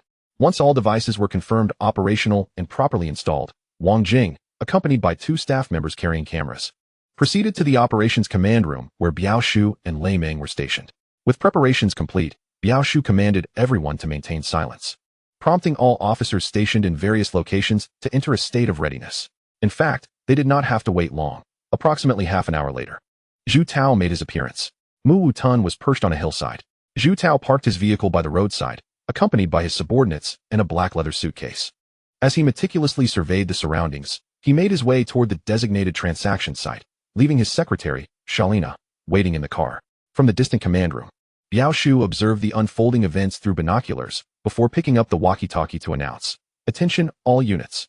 This is the temporary command center for Operation Boar-Hunt. The target has arrived at the designated location. Initiate action immediately." At this moment, Zhu Tao's figure came into the line of sight of the undercover officers from the Major Crimes Unit. Simultaneously, in the command center, Wang Jing signaled the cameraman to capture a close-up of Biao Shu, causing the recently commanding figure to blush as the camera nearly intruded upon his personal space. Huo Zhengxiong interjected timely, "Capture the situation accurately. This way we won't need to reshoot later and complicate matters." Biao Shu found himself momentarily at a loss for words, responding only with silence. At the scene in Muwu-tan, Zhu Tao entered the room designated for the transaction. According to the police's operational plan, a large truck responsible for blocking the intersection arrived simultaneously, successfully obstructing the thoroughfare, with Wen Jianren leading the task force. Just then, a member of Zhu Tao's team, tasked with protecting Shalina, noticed an undercover officer, Jin Dazue, concealed behind the tea shed. Shalina immediately reported this to Zhu Tao. "This is Shalina. I've spotted an individual exhibiting suspicious behavior. They may be a police officer." At that moment, Chun Jiejia, realizing his identity might have been compromised, swiftly sought to rectify the situation. He declared his status as a police officer, attempting to seize the phone from Shalina, exclaiming, "I am a police officer." Shalina, in a frantic tone, shouted, "The police are acting like thugs." On the other end of the line, Zhu Tao sensed the precariousness of the situation and promptly began to flee with the suitcase filled with money, leaving his subordinates behind to hinder the pursuing officers. In an instant, gunfire erupted throughout Muwu-tan, igniting a fierce shootout. The residents of Muwu-tan, startled by the sudden cacophony of gunfire, panicked and scattered in all directions, significantly complicating the police's pursuit of Zhu Tao. Within the temporary command room, Biao Shu wore a look of urgent concern as he gripped the walkie-talkie, furiously stating, "How did we end up in this predicament?" Beside him, Lei Meng, who had been monitoring the situation, furrowed his brow. Despite having arranged for Jin Dazue to execute his mission in a different area, how had he still been detected? Biao Shu hastily issued additional orders. Quickly evacuate the civilians on site. Ensure there are no explosives. Also, take care of the elderly and children. Following Biao Shu's directives, the officers worked to disperse the crowd while continuing their pursuit of Zhu Tao. Zhu Tao fled desperately, with Chun Jiejia closely trailing behind. The atmosphere in the temporary command room grew tense, while Huo Zhengxiong observed the scene before him, mirroring his scripted vision, a subtle smile curling at the corners of his mouth. Chapter 172. The fire has broken out. Hurry up and save the people. Bang, bang, bang. Da-da-da. The gunfire intensified. Following a fierce exchange, Zhu Tao ultimately managed to reach his vehicle. However, with both routes blocked by the police, his subordinate resolved to plunge the car down the hillside of Muwu-tan in a desperate bid to escape. In pursuit, Chun Jiejia quickly followed suit in another vehicle. In an instant, a classic scene unfolded. Boom.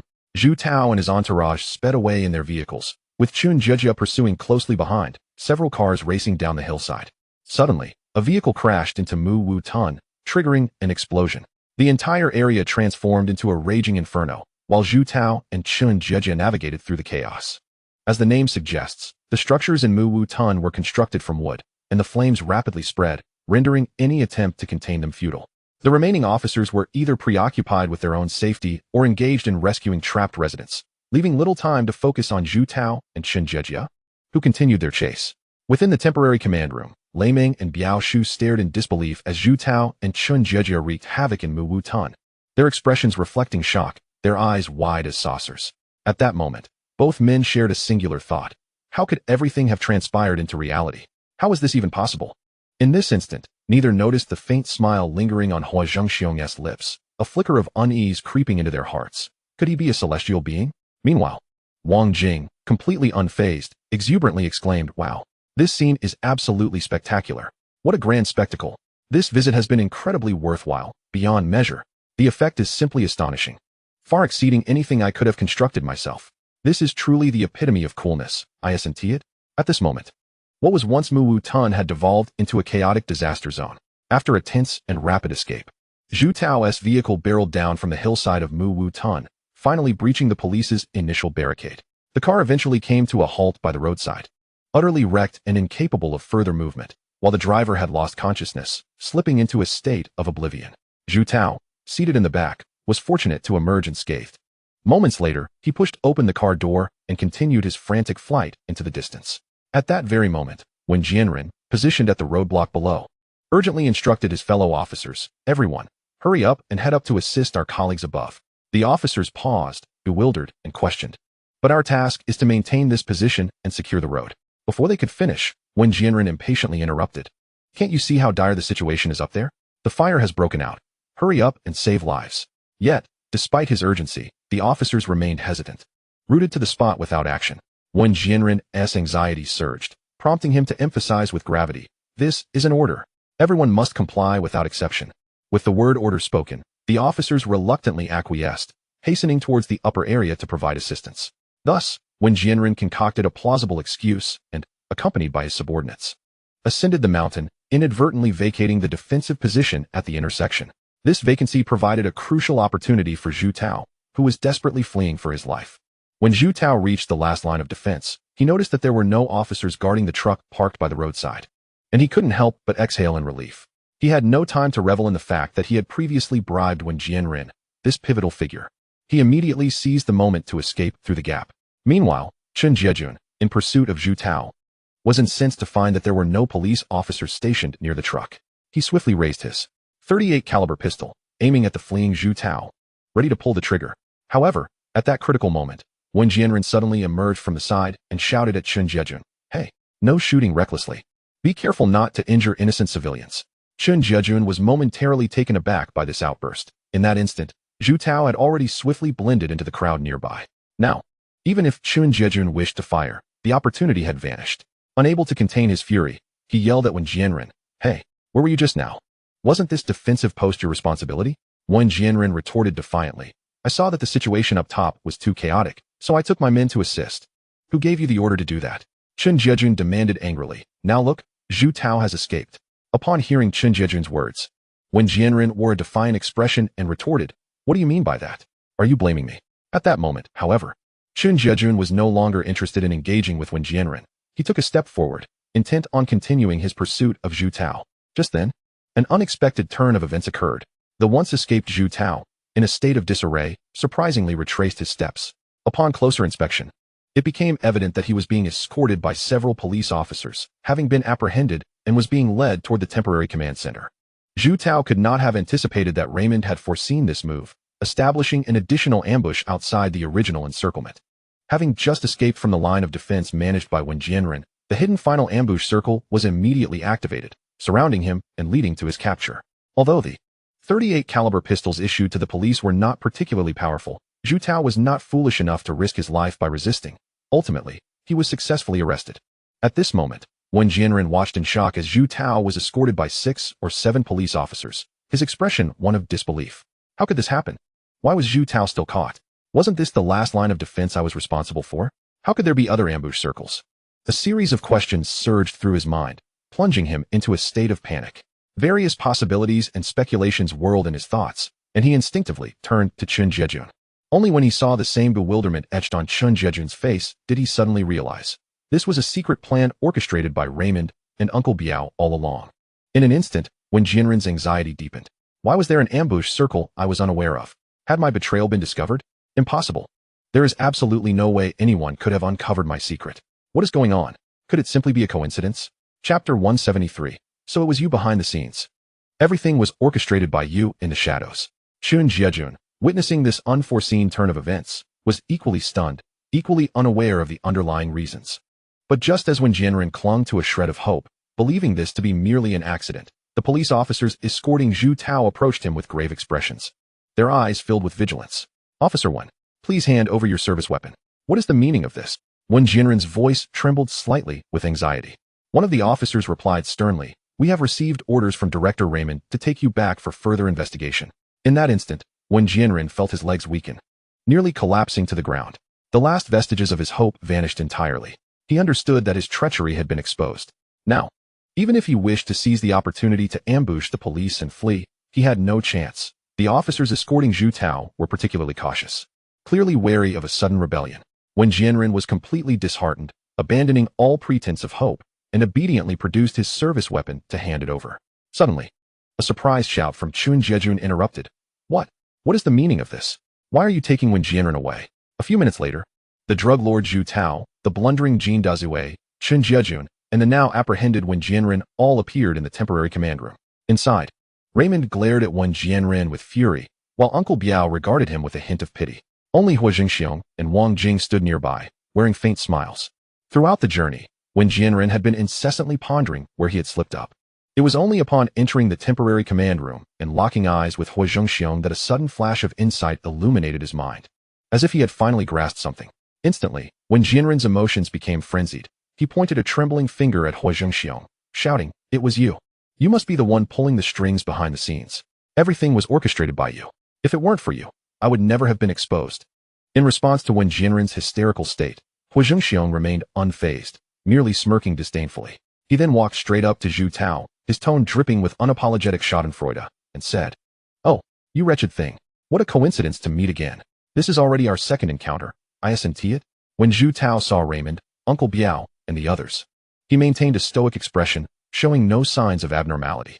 Even witnessing Wen Jianren being taken away by the police did not elicit any extraneous reactions.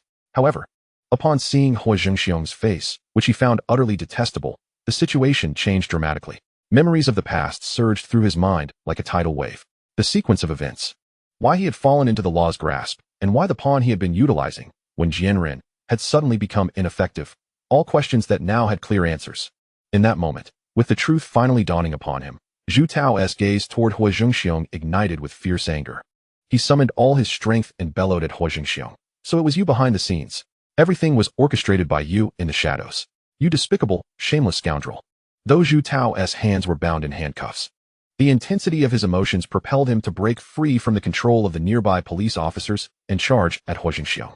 In response, a heavy thud echoed as Huo Zhengxiong delivered a kick, sending Zhu Tao sprawling backward. While Huo Zhengxiong was not particularly skilled in combat, Zhu Tao's clumsy approach made it easy for the young and vigorous Huo Zhengxiong to repel him with a single kick. At that moment, Chun Jiao and Jin Dazue, who had previously been stunned, finally regained their composure. Their eyes were wide with disbelief as they gazed intently at Huo Zhengxiong. Beside them, Raymond and Uncle Biao exchanged glances filled with a complexity of emotions. None had anticipated that this confrontation would conclude right before their eyes.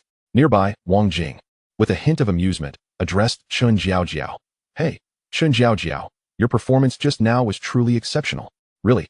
Chun Jiao, momentarily startled, responded with an excited tone. Indeed it is. Wang Jing pointed toward the direction of the burning wooden hut, where chaos reigned across the ground. He couldn't help but commend. With this, I want need to reshoot or gather supplementary footage later. Chun Jiao followed Wang Jing's gaze, rendered speechless for a prolonged moment, standing frozen in place. After a while, she couldn't help but curse, beads of cold sweat instantly forming on her forehead. It was over. This time, it was utterly finished. That evening, the renowned female reporter, Lu Huijin, appeared on the news. Good evening. We now present the evening news report. We have breaking news. This afternoon, the West Kowloon police station held a press conference.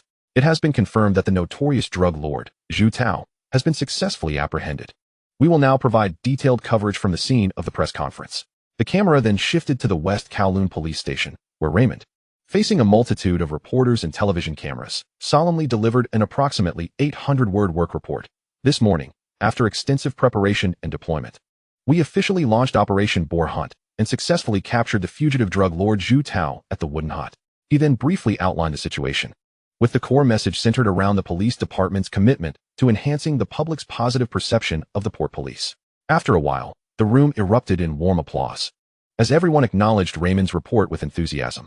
Soon after, a reporter couldn't restrain himself and stood up to ask, "Director Raymond, could you share with us the key reason behind the success of this operation?"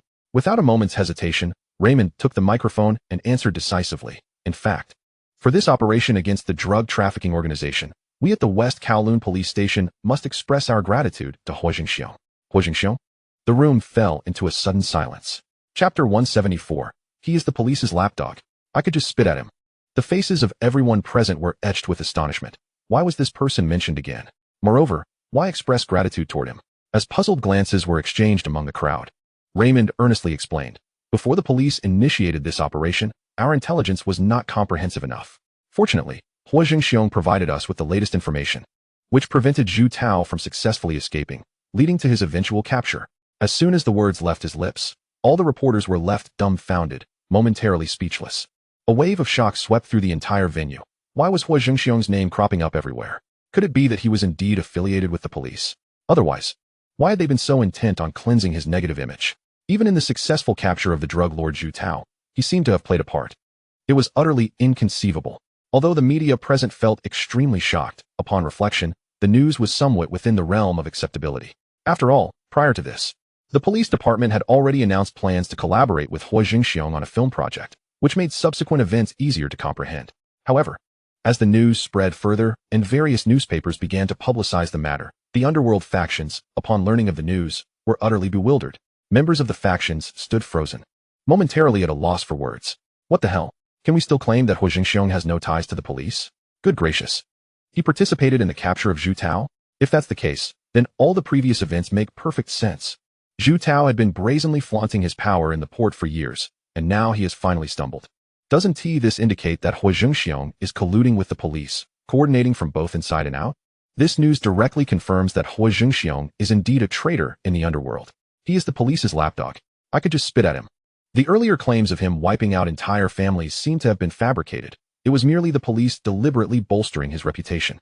The underworld buzzed with discussions about this incident, and the sentiments toward Huo Zhengxiong and the Hung Hing faction turned to disdain. Many vowed to distance themselves from the police's lapdog, steering clear of him. Public opinion surged like a roaring tide, once again placing Hung Hing and Huo Zhengxiong at the forefront of underworld chatter. However, unlike the previous reactions of shock and disbelief, the glances cast toward them now held more contempt and aversion. In the residence of Ni Yongxiao, the drug lord, upon hearing this news, furrowed his brow tightly and spoke in a deliberately lowered voice. This situation surely cannot have occurred without reason. It appears that a complex, unspoken relationship exists between Huo Zhengxiong and the police. The leader, Han Chun, stood gravely before Ni Yongxiao and took up the conversation. "I believe we must not only remain vigilant against the police moving forward, but also maintain constant caution regarding members of the Hung Hing faction." Ni Yongxiao nodded slowly, but his brow soon furrowed again as he cautioned, "You must take extra care with recent transactions. Ensure that only reliable individuals are entrusted with responsibility." "Do you understand?" "I understand." Han Chun nodded in acknowledgement. After a brief pause, he could no longer suppress his curiosity and inquired, "However, given that our territory is adjacent to a considerable expanse held by the Hung Hing faction, shouldn't we instruct our subordinates to prepare precautionary measures?" Upon hearing this, Ni Yongxiao immediately agreed. "Indeed, we must bolster our defenses." Then, unable to restrain his concerns, he voiced his worries. "What I fear most is that the Hung Hing faction may leverage the police's power to strike against us. Recently, the Hongtai faction has encountered upheaval, and even venerable factions like Lianxing, with a history spanning over 100 years, have met their demise. We must admit, Huo Zhengxiong possesses remarkable cunning and strategy." A glimmer of sharpness flickered in Han Shen's eyes as he spoke his mind. "Since the situation has escalated to this point, rather than waiting for them to suppress us, we might as well take the initiative and strike first to seize the advantage." However, before Han Chen could finish his thought, he was interrupted by Ni Yongxiao. "No, now is not the time. The Hung Hing faction's influence has significantly increased, and the number of their underlings has surged. Engaging in conflict with them at this juncture would only lead to our downfall." Indeed, although Han Chen felt some reluctance, he still nodded in agreement. Subsequently, Ni Yongxiao let out a weary sigh, his tone heavy as he lamented, "Alas, the Hongtai faction, Zhu Tao, and the likes of Di and A Lu from Lianxing, all have fallen due to the drug trade. Our current position is as precarious as treading on thin ice. Meanwhile, in another location, events of an entirely different nature were unfolding. There exists a man who, despite lacking his own territory, is the most clandestine and long-standing drug lord within the harbor, a veritable giant in the realm of narcotics. His name is Lin Kuan, from Disciples. He casually turned off the television broadcasting the news, a flicker of concern involuntarily crossing his face. Having engaged in the drug trade for many years within the harbor, his ability to operate with relative peace hinges upon his utmost caution, profound secrecy, and a steadfast control over the scale of his operations, never succumbing to avarice. Even with a dedicated site for drug production, law enforcement has consistently failed to procure evidence sufficient to bring him to justice. Initially, Lin Kuan was brimming with confidence in his plans and arrangements, scarcely entertaining the notion of imminent danger. However, after watching the news, an unmistakable shadow of anxiety crept into his gaze. The position of the Hung Hing society within the harbor is undeniably formidable, with its foundations having remained steadfast over the years. Yet now, they have conspired with the harbor police, and their actions unmistakably indicate a focus on the drug trade, compelling him to reassess his circumstances. While the police have not yet posed a threat to him, this does not imply that the various factions in the underworld are powerless against him. It is crucial to recognize that he has numerous clients in the harbor. Should he attract the attention of both the police and the Hung Hing society, he would undoubtedly lose all opportunity for redemption. Furthermore, despite his limited manpower and lack of formidable backing, he maintains deep collaborative ties with the Golden Triangle region. His drug production site boasts a staggering annual output. It seems prudent to exercise restraint and maintain a low profile for the time being. Otherwise, should the Hung Hing society set their sights on him, it would spell considerable trouble. With that, Lin Kuan locked the door of his electronics repair shop and began to organize subsequent affairs. Chapter 175. This time, I must outshine him. At that moment, another narrative unfolded elsewhere. Lin Baixin, the chairman of the Lee Sin Group, was listening to his secretary's work report. Chairman, the coat production line at Lee Sin Garment Factory has been completed, and the first batch of coats, aligning with the latest trends from Japan, has been produced. Upon hearing this news, Lin Baixin's eyes instantly sparkled, a gratified smile gracing his face. It is worth noting that, as the founder of the Lin family, Lin Baixin is not akin to Lin Jianyue, a mindless scion of wealth. A month prior, Lee Sin Group's suits faced overwhelming competition from the Dongfang Jinku brand, resulting in plummeting sales due to outdated designs, nearly leading to their complete obliteration. At that moment, Lin Baixin recognized that the Lee Sin Garment Factory's adherence to tradition and lack of innovation would inevitably lead to its market demise. Indeed, this episode with Huo Zhengxiong served as a profound lesson, a wake-up call. Once upon a time, Lee Sin Garment Factory was a dominant force in the harbor's apparel industry, a leading enterprise and a publicly traded company. Yet, it had been cornered by Dongfang Clothing Company to the extent that only a handful of suits were sold each day, an utterly unacceptable predicament. If this continued, Lee Sin Garment Factory would truly face the threat of bankruptcy. Through this failure, Lin Baixin gleaned invaluable insights, awakening to the reality that when one finds oneself at a dead end, change is imperative. Only through transformation can one discover new avenues to remedy Lee Sin Garment Factory's plight within the suit business and extricate it from this quagmire. Lin Baixin promptly dispatched a team to explore global garment markets in search of new development directions. After 2 weeks of information gathering, he finally noted the emergence of a burgeoning coat fashion trend in Japan and the United States.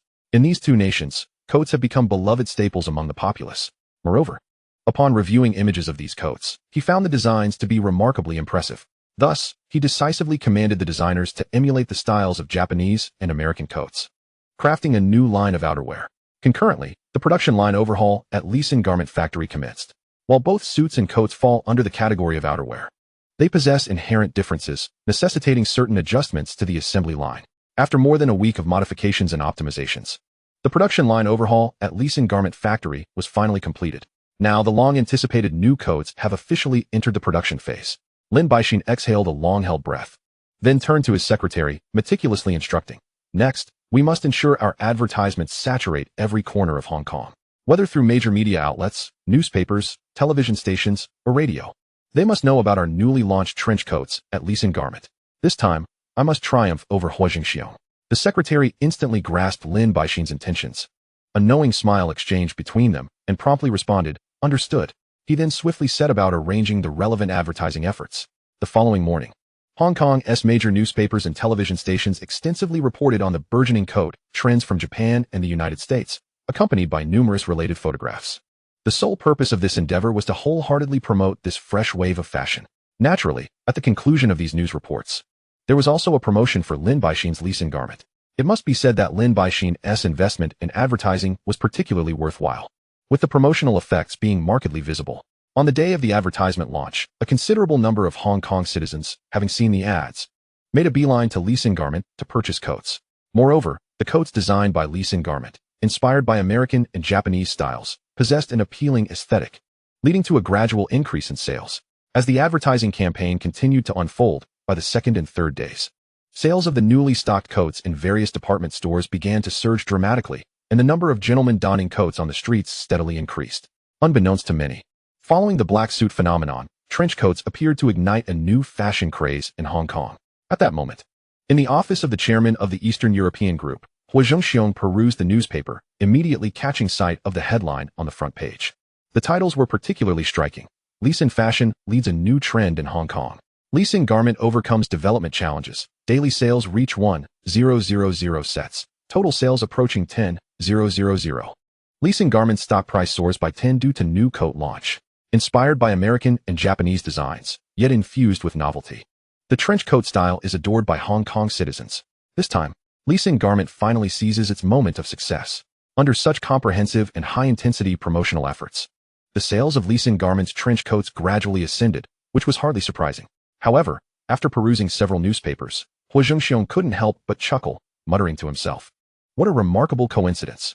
As he spoke, the smile on his face grew ever more radiant. It was indeed a stroke of luck. For Huo Zhengxiong's forthcoming product launch was precisely the trench coat and sunglasses. While the designers at Li Xin garment had demonstrated commendable skills, their trench coat designs might only enjoy fleeting popularity. However, the talent under Huo Zhengxiong, known as Yu Li, is of world-class caliber in fashion design.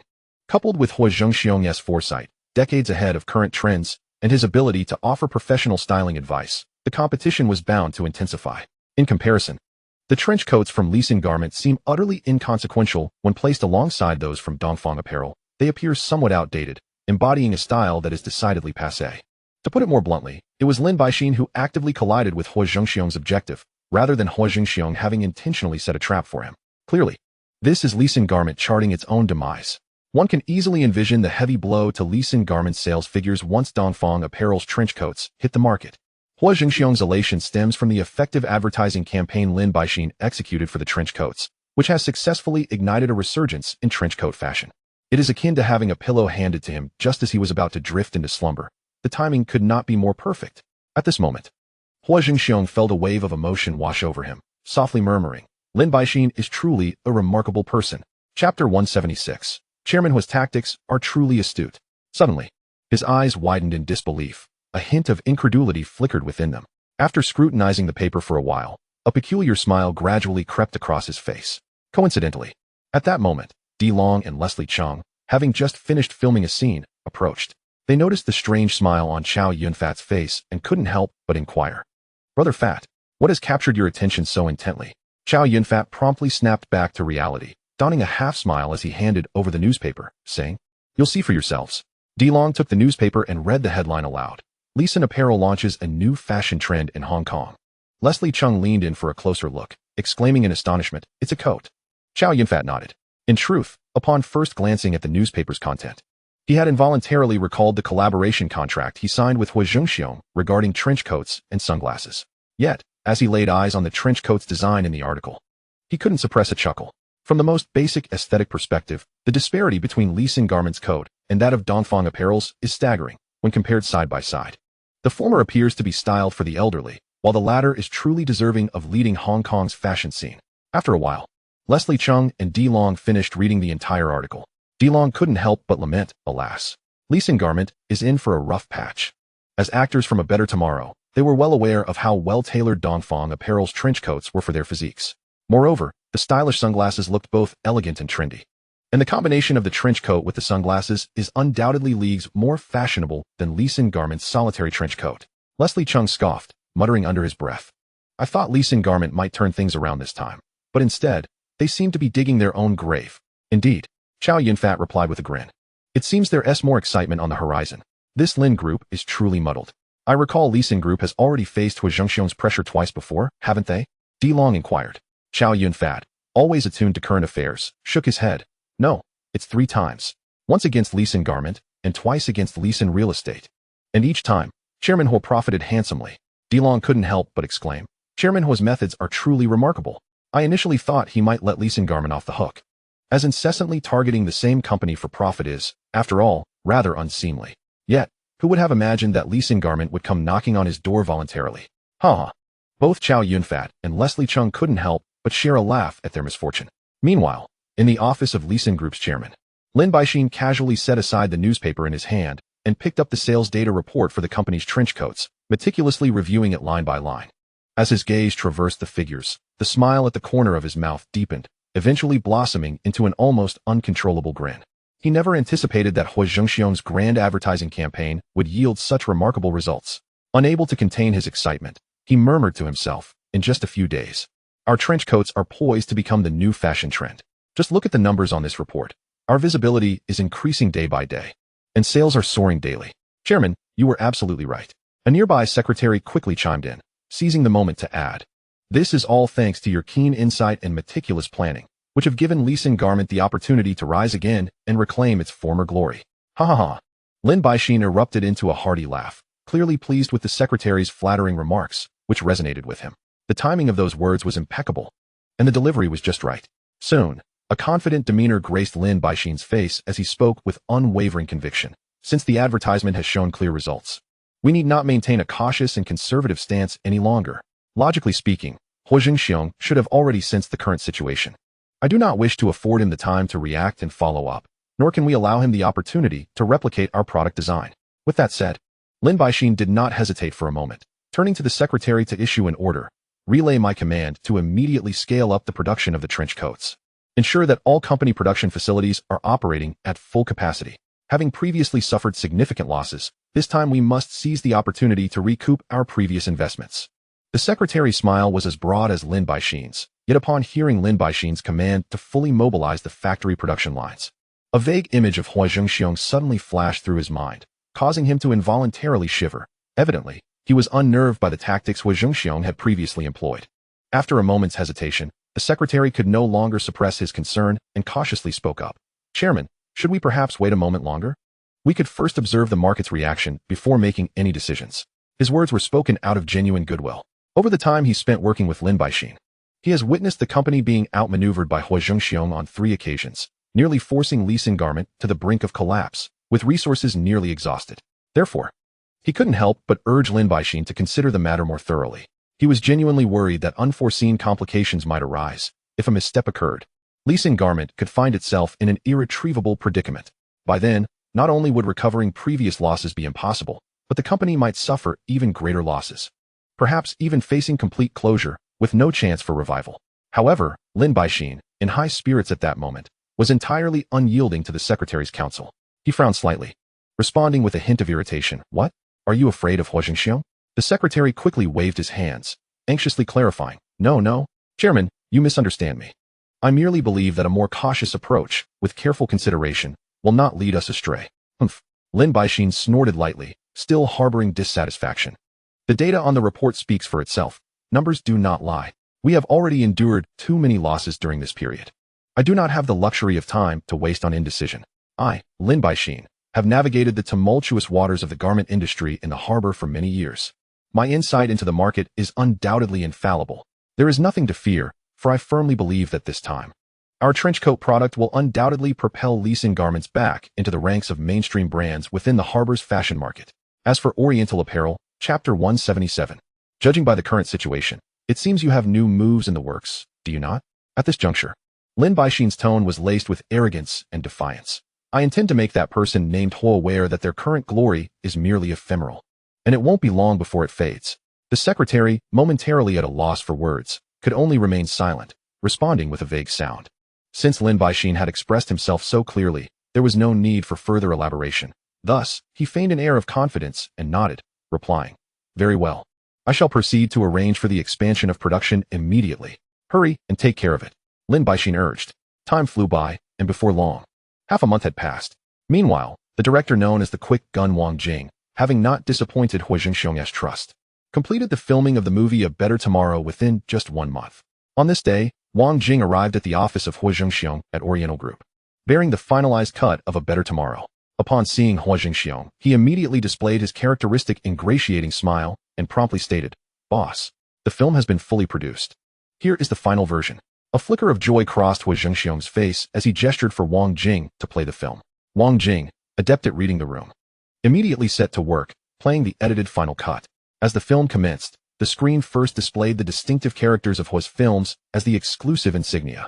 The opening sequence rapidly transitioned, and soon, the scene of the character played by D Long experiencing a nightmare came into view.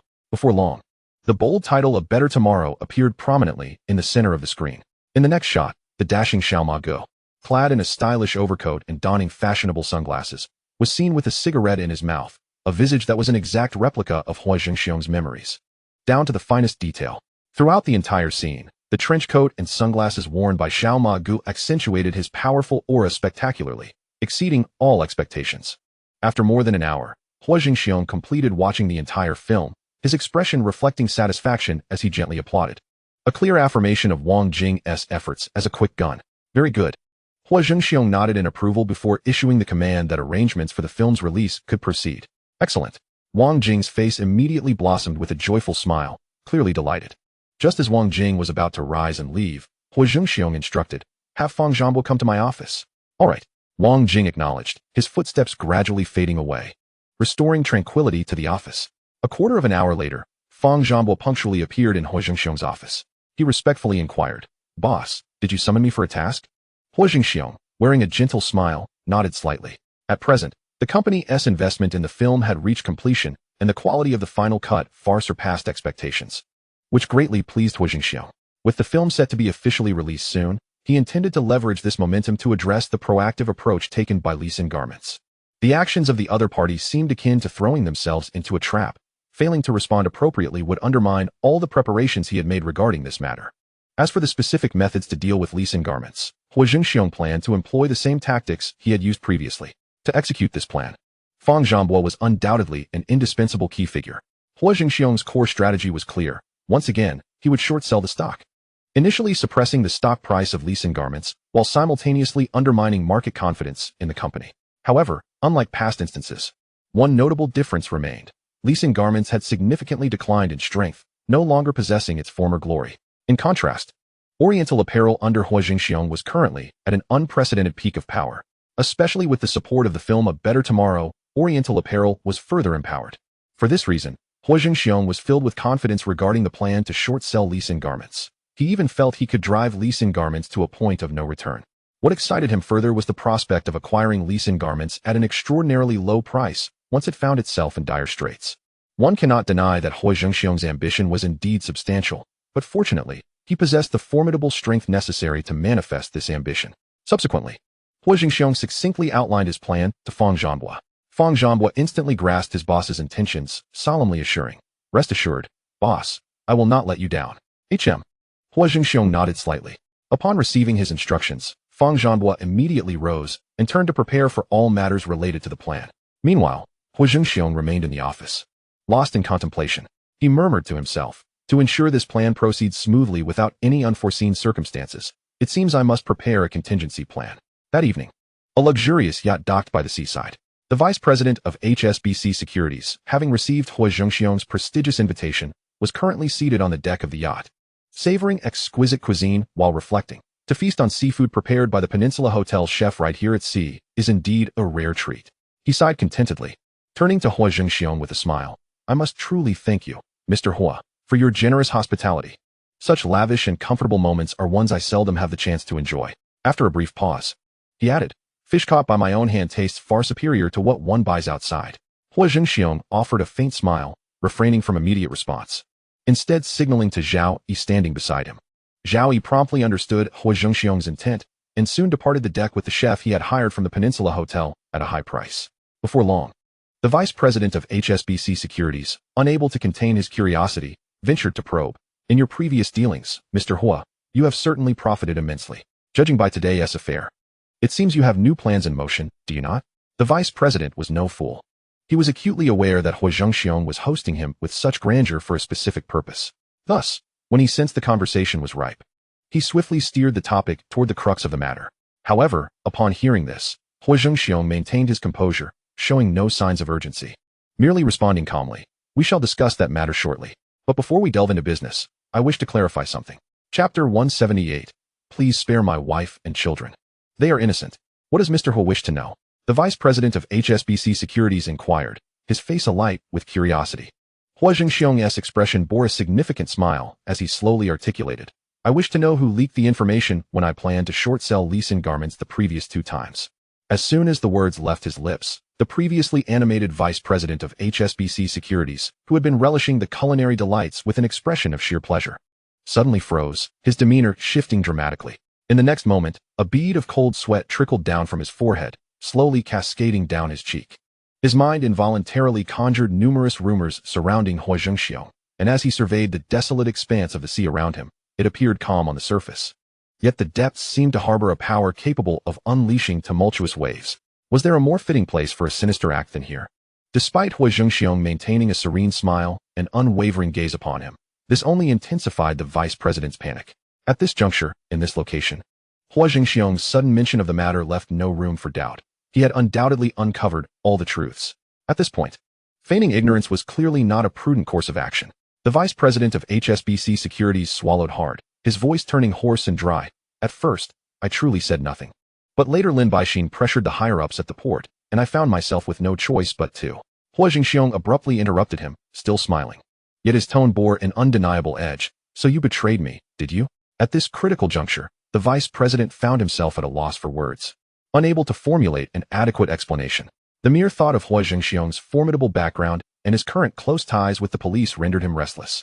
He abruptly pushed his chair away and knelt before Huo Zhengxiong, desperately pleading, "Mr. Huo, I am truly sorry. It was my inability to withstand the pressure that led me to betray you. But I assure you, it was never my intention. I promise that such an incident will never recur. If it does, I will accept any punishment you deem fit without protest." Huo Zhengxiong did not respond immediately, however. Observing the vice president's current demeanor, he slightly nodded in his mind, secretly appraising, "This individual possesses a modicum of intelligence. This will undoubtedly mitigate many unnecessary troubles moving forward." Setting aside other matters, at least he had the sense to yield rather than stubbornly resist, directly kneeling to apologize. Witnessing this, Huo Zhengxiong had no intention of resorting to harsh measures. Nevertheless, how could he easily trust the vice president's promises, which were devoid of evidence? Had he not contemplated taking action during the previous 2 encounters, he had refrained only because he had been locked in a fierce struggle with Lin Baixin. To act impulsively against the vice president could potentially trigger unforeseen complications, thus he had held back. Otherwise, with Huo Zhengxiong's temperament, how could he have allowed this man to live until now? This time, however, Huo Zhengxiong had resolved to thoroughly dismantle Lee-Sin garment.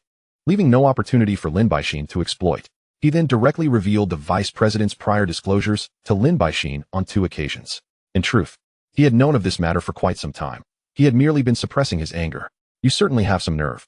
Upon hearing this, the vice president's heart filled with bitterness, and he hastily began to bow repeatedly, begging Huo Zhengxiong for mercy. Simultaneously, he could not help but curse the police in his heart. These damned individuals. If it weren't for their close ties with the Huo family, how could I be so terrified of being harmed by him? This is nothing short of collusion between the police and criminals. They have truly ruined me. However, to the vice president's utter astonishment, Huo Zhengxiong did not resort to violence. He observed the vice president's disheveled state, pulled out a few photographs from his suit pocket, glanced at them, and then tossed them before him, smiling as he remarked, "To be frank, your taste in wives leaves much to be desired. But your wife is indeed quite beautiful." Upon seeing the photographs on the ground, the vice president's expression turned frantic. Before he could utter a word, Huo Zhengxiong continued with a smile, "Moreover, I hear your son attends Xingyuchang Middle School? That is quite a renowned institution in the port." As he spoke, Huo Zhengxiong pointed to one photograph, which unmistakably featured a candid shot of his son taken from the side. The intent behind Huo Zhengxiong's actions was clear to anyone with even a modicum of sense. In that moment, terror etched itself upon the vice president's face as he hastily implored Huo Zhengxiong, "Mr. Huo, I would be willing to call you boss. It is all my fault, please. I beg you, spare my wife and child. They are innocent." At that moment, his own safety paled in comparison. He could not bear the thought of his wife and child facing dire consequences due to his transgressions. Should such a fate befall them, he would be condemned to a lifetime of guilt. "I implore you, Mr. Huo, you may do as you please with me. Just spare my family." The vice president wept as he spoke, his face a mix of tears and snot, his only wish being for his loved ones to remain unharmed. Huo Zhengxiong regarded him with a bemused smile, maintaining his composure and refraining from immediate response. The vice president, increasingly anxious, felt his fear intensify, continuing to bow in supplication. After a brief pause of about 7 or 8 seconds, Huo Zhengxiong finally spoke with a grin. "Oh dear. Vice President, please don't misunderstand. I mean you no harm." Yet, the vice president did not believe a word of it, continuing to bow fervently until his forehead bled. It was only then that Huo Zhengxiong reined in his smile, abruptly extending a hand to help him up, lowering his voice. "Now, let us sit down and discuss business matters." The vice president's face was a mask of disbelief, clearly unprepared for Huo Zhengxiong's unexpected leniency. However, in truth, Huo Zhengxiong had never intended to be excessively harsh. The vice president, now thoroughly shaken, resembled individuals like the chief editor of the Oriental Daily, possessing substantial utility. Gradually regaining his composure, the vice president quickly responded earnestly, "Mr. Huo, please feel free to express any requests. If it is within my power, I will certainly comply." Upon hearing this, a satisfied smile finally graced Huo Zhengxiong's face. He casually handed over a towel, speaking slowly. "This time, I intend to completely take over Lee Sin garment. Is that understood?" The vice president readily acquiesced. "Rest assured, Mr. Huo, I will adhere strictly to your instructions and ensure not a single error occurs." Huo Zhengxiong's lips curved into a faint smile, revealing his satisfaction. Chapter 179. Surely, we are about to embark on a profitable venture together. The following day, Huo Zhengxiong personally dialed Jiang Tianxing's number, saying, "Mr. Jiang, I have a matter I wish to discuss with you. We could collaborate on this." After a brief pause, he added, "You should take the lead in convening the Dragon Head Assembly." On the other end of the line, Jiang Tianxing fell into silence, unable to utter a word. Yet, with that single statement, he immediately grasped Huo Zhengxiong's intentions. He was well aware that Huo Zhengxiong aimed to involve everyone in a lucrative endeavor, which he was also inclined to support. The issue lay in the fact that he, as the leader of the Dragon Head, should have been the one to convene the meeting. Yet now he was to summon others on Huo Zhengxiong's behalf, leaving him with a rather unpleasant feeling. Fortunately, this was not the first time such a situation had arisen. Jiang Tianxing secretly sighed, thinking, "Fine, I'll just go along with it. I have ample experience in such matters." Subsequently, under Huo Zhengxiong's direction, the Hung Hing Society urgently convened the Dragon Head Assembly.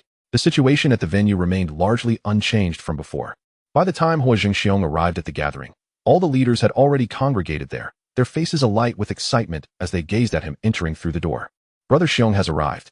Come sit down, Brother Xiong. We've all been waiting for you. Brother Xiong, do you have more good news to share with us? It's surely about making money together again. Ha ha ha. If Brother Xiong has called us here, it must be for something good." "Indeed. I heard a magpie chirping at the entrance this morning. It must be a sign that Brother Xiong has a new plan." The moment Huo Zhengxiong made his appearance, the atmosphere in the conference room instantly became vibrant. Jiang Tianxing, seated at the head of the table, watched the scene unfold with a growing sense of discomfort. Letting out a silent sigh, alas. After greeting everyone with a smile, Huo Zhengxiong adeptly took a seat next to Brother Ji. He chose this spot primarily because Brother Ji was exceptionally attentive when it came to serving tea and refreshments, always ensuring everyone felt comfortable. The leaders were all in high spirits, incessantly urging Huo Zhengxiong to reveal whether there was yet another profitable venture on the horizon. Without a moment's hesitation, Huo Zhengxiong nodded affirmatively. Witnessing this, the faces of the crowd instantly lit up with delight, their eyes widening in anticipation as they awaited his next words. With a cheerful demeanor, Huo Zhengxiong began, "The film A Better Tomorrow will soon be unveiled to the audience." Upon hearing this, the expressions of those present shifted to one of sudden realization. Huo Zhengxiong continued without pause. "I've heard that over the past fortnight, the sales of trench coats produced by Lee Sin garments have been exceptionally robust." Upon hearing this, the demeanor of the leaders changed immediately, each face adorned with knowing smiles. It is important to note that these leaders were seasoned veterans of the underworld, well acquainted with the intricacies of the trade. And they had all participated in the filming of A Better Tomorrow. They were acutely aware of which elements from the film were likely to become hot commodities. Moreover, Lee Sin garments had recently gained considerable fame, thriving in business. In that instant, all the leaders comprehended Huo Zhengxiong's intentions, their expressions revealing a hint of cunning. Huo Zhengxiong, opting to be forthright, plainly stated his thoughts, with the film about to be released. "I naturally wish to rally my brothers to seize the opportunity in the stock market and make a substantial profit." After a brief pause, he added, "Just like last time, I will devise the strategies and plans, while you contribute the capital." His message was crystal clear, succinctly summarized in 2 words: raise funds. The leaders exchanged glances, their faces reflecting the realization that their thoughts aligned perfectly. After a moment of silence, they eagerly began to voice their commitments. I will invest 10 million. I'll contribute 8 million. I can invest 20 million. I will put in. Just then, Jiang Tianxing slammed his hand on the table and declared loudly, I will invest 30 million. The excitement in the room as everyone vied to contribute was indescribable. The response indicated a stark contrast to the previous fundraising attempt. This time, due to Huo Zhengxiong's prior successes, the leaders were especially enthusiastic. It is worth noting that during the last endeavor, Huo Zhengxiong had to exert considerable effort and persuasion to gather a mere 60 million. However, this time, he needed no prompting. He simply stood by with his arms crossed, quietly observing the unfolding scene. Before long, all the leaders of the Hung Hing society, including Jiang Tianxing, had collectively raised 100 million in funds. The speed and total amount far exceeded Huo Zhengxiong's expectations. The following morning, the entirety of the 100 million raised from the leaders had been deposited. Along with his own 500 million in capital, he had amassed a total of 600 million. In the past, such an amount would have been insufficient, necessitating additional financing. However, the circumstances had changed. Following Huo Zhengxiong's previous maneuvers, leasing garment stock had become a small-cap stock. And the 600 million was more than adequate for operations, requiring neither further financing nor the collateralization of assets. Subsequently, Huo Zhengxiong made his way to HSBC. There, he encountered the brokerage's vice president, who had spent the previous evening enjoying a lively discussion with him on a yacht. The vice president, upon seeing Huo Zhengxiong, adopted a demeanor of utmost respect as if greeting an elder, promptly presenting the prepared short-selling contract, stating, Mr. Huo, everything is in order, you merely need to sign here. Huo Zhengxiong accepted the contract, meticulously reviewing each page to ensure there were no discrepancies. Once satisfied, he clandestinely signed the short-selling agreement with the broker. With that, all preparations were complete.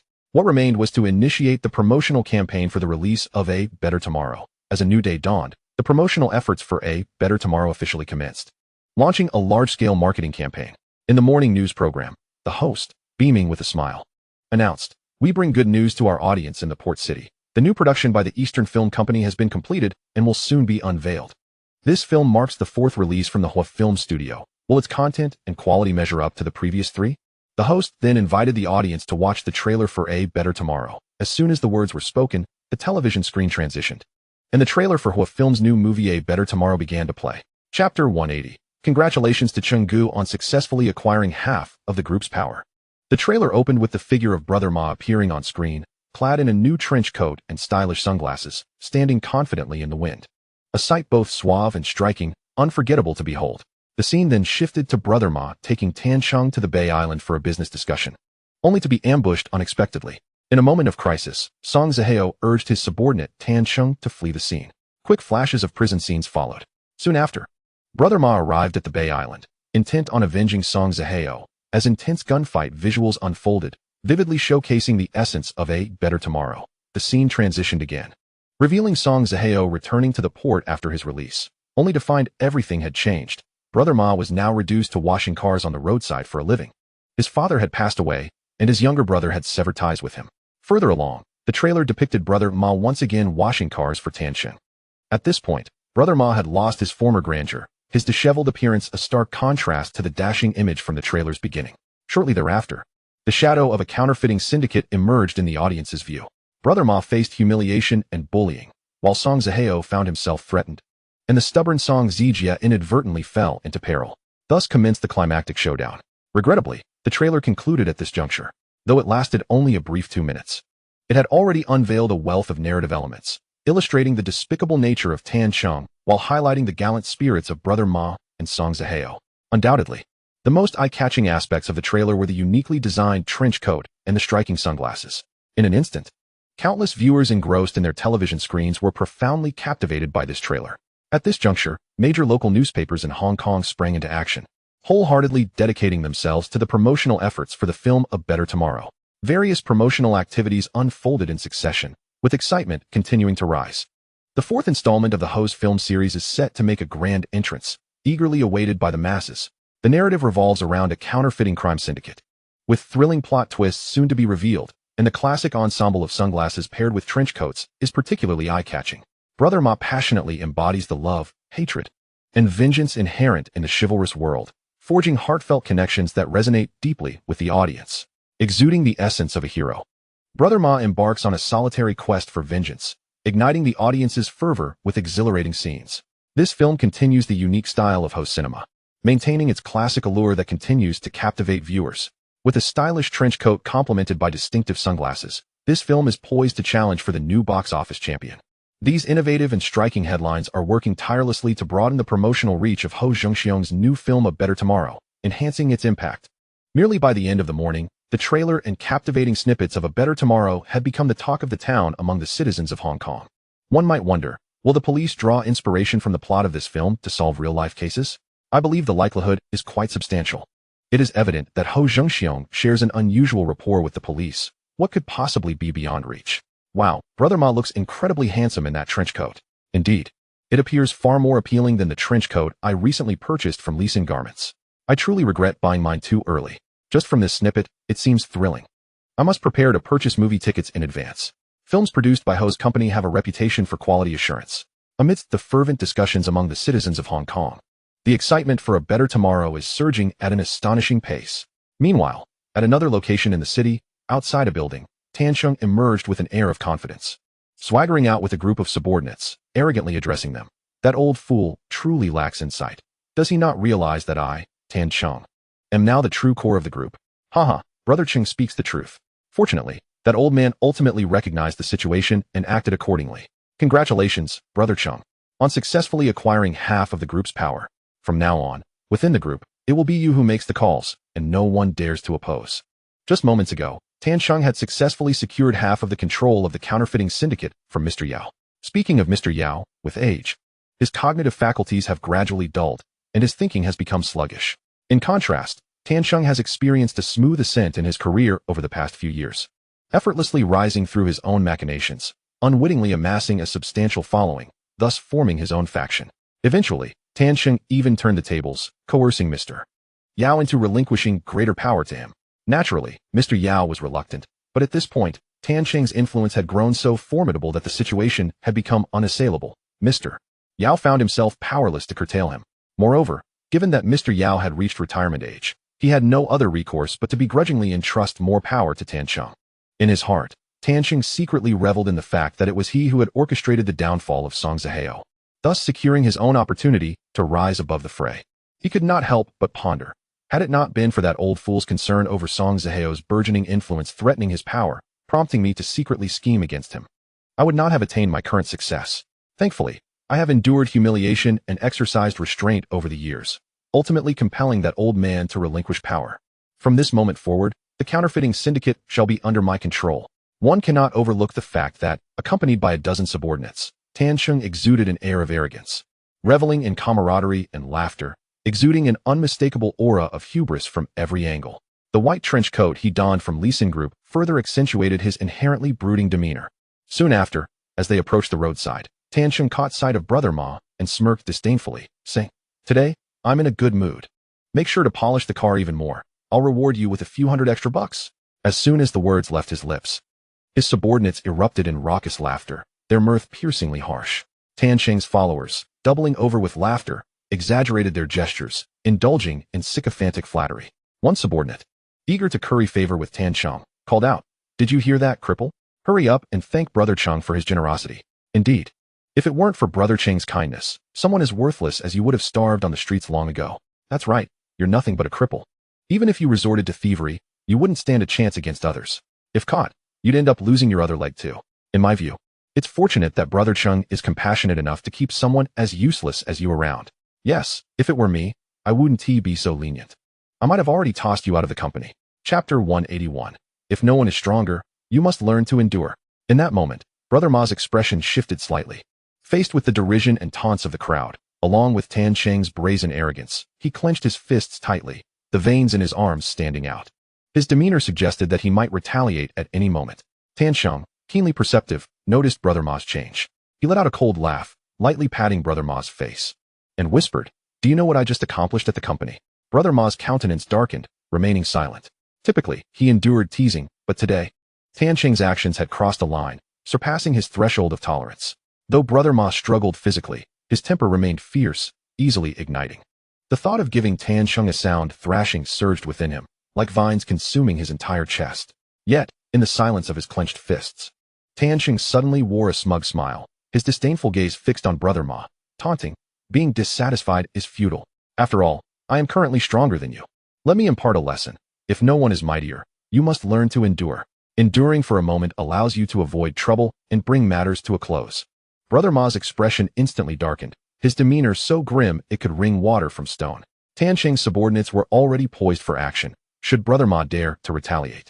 They would not hold back, determined to bring him down. Yet, Tan Sheng appeared utterly unconcerned, as if all that transpired lay firmly within his grasp. At that juncture, he continued with a hint of pride, I have some good news for you. Just now, I compelled Boss Yao to relinquish half of the company's control to me. I, Tan Sheng, have now ascended to a height previously unattainable by you or your brother, Song Zihao. Upon hearing this, Brother Ma was momentarily taken aback, standing frozen in place. Disbelief etched across his face, his eyes wide with astonishment.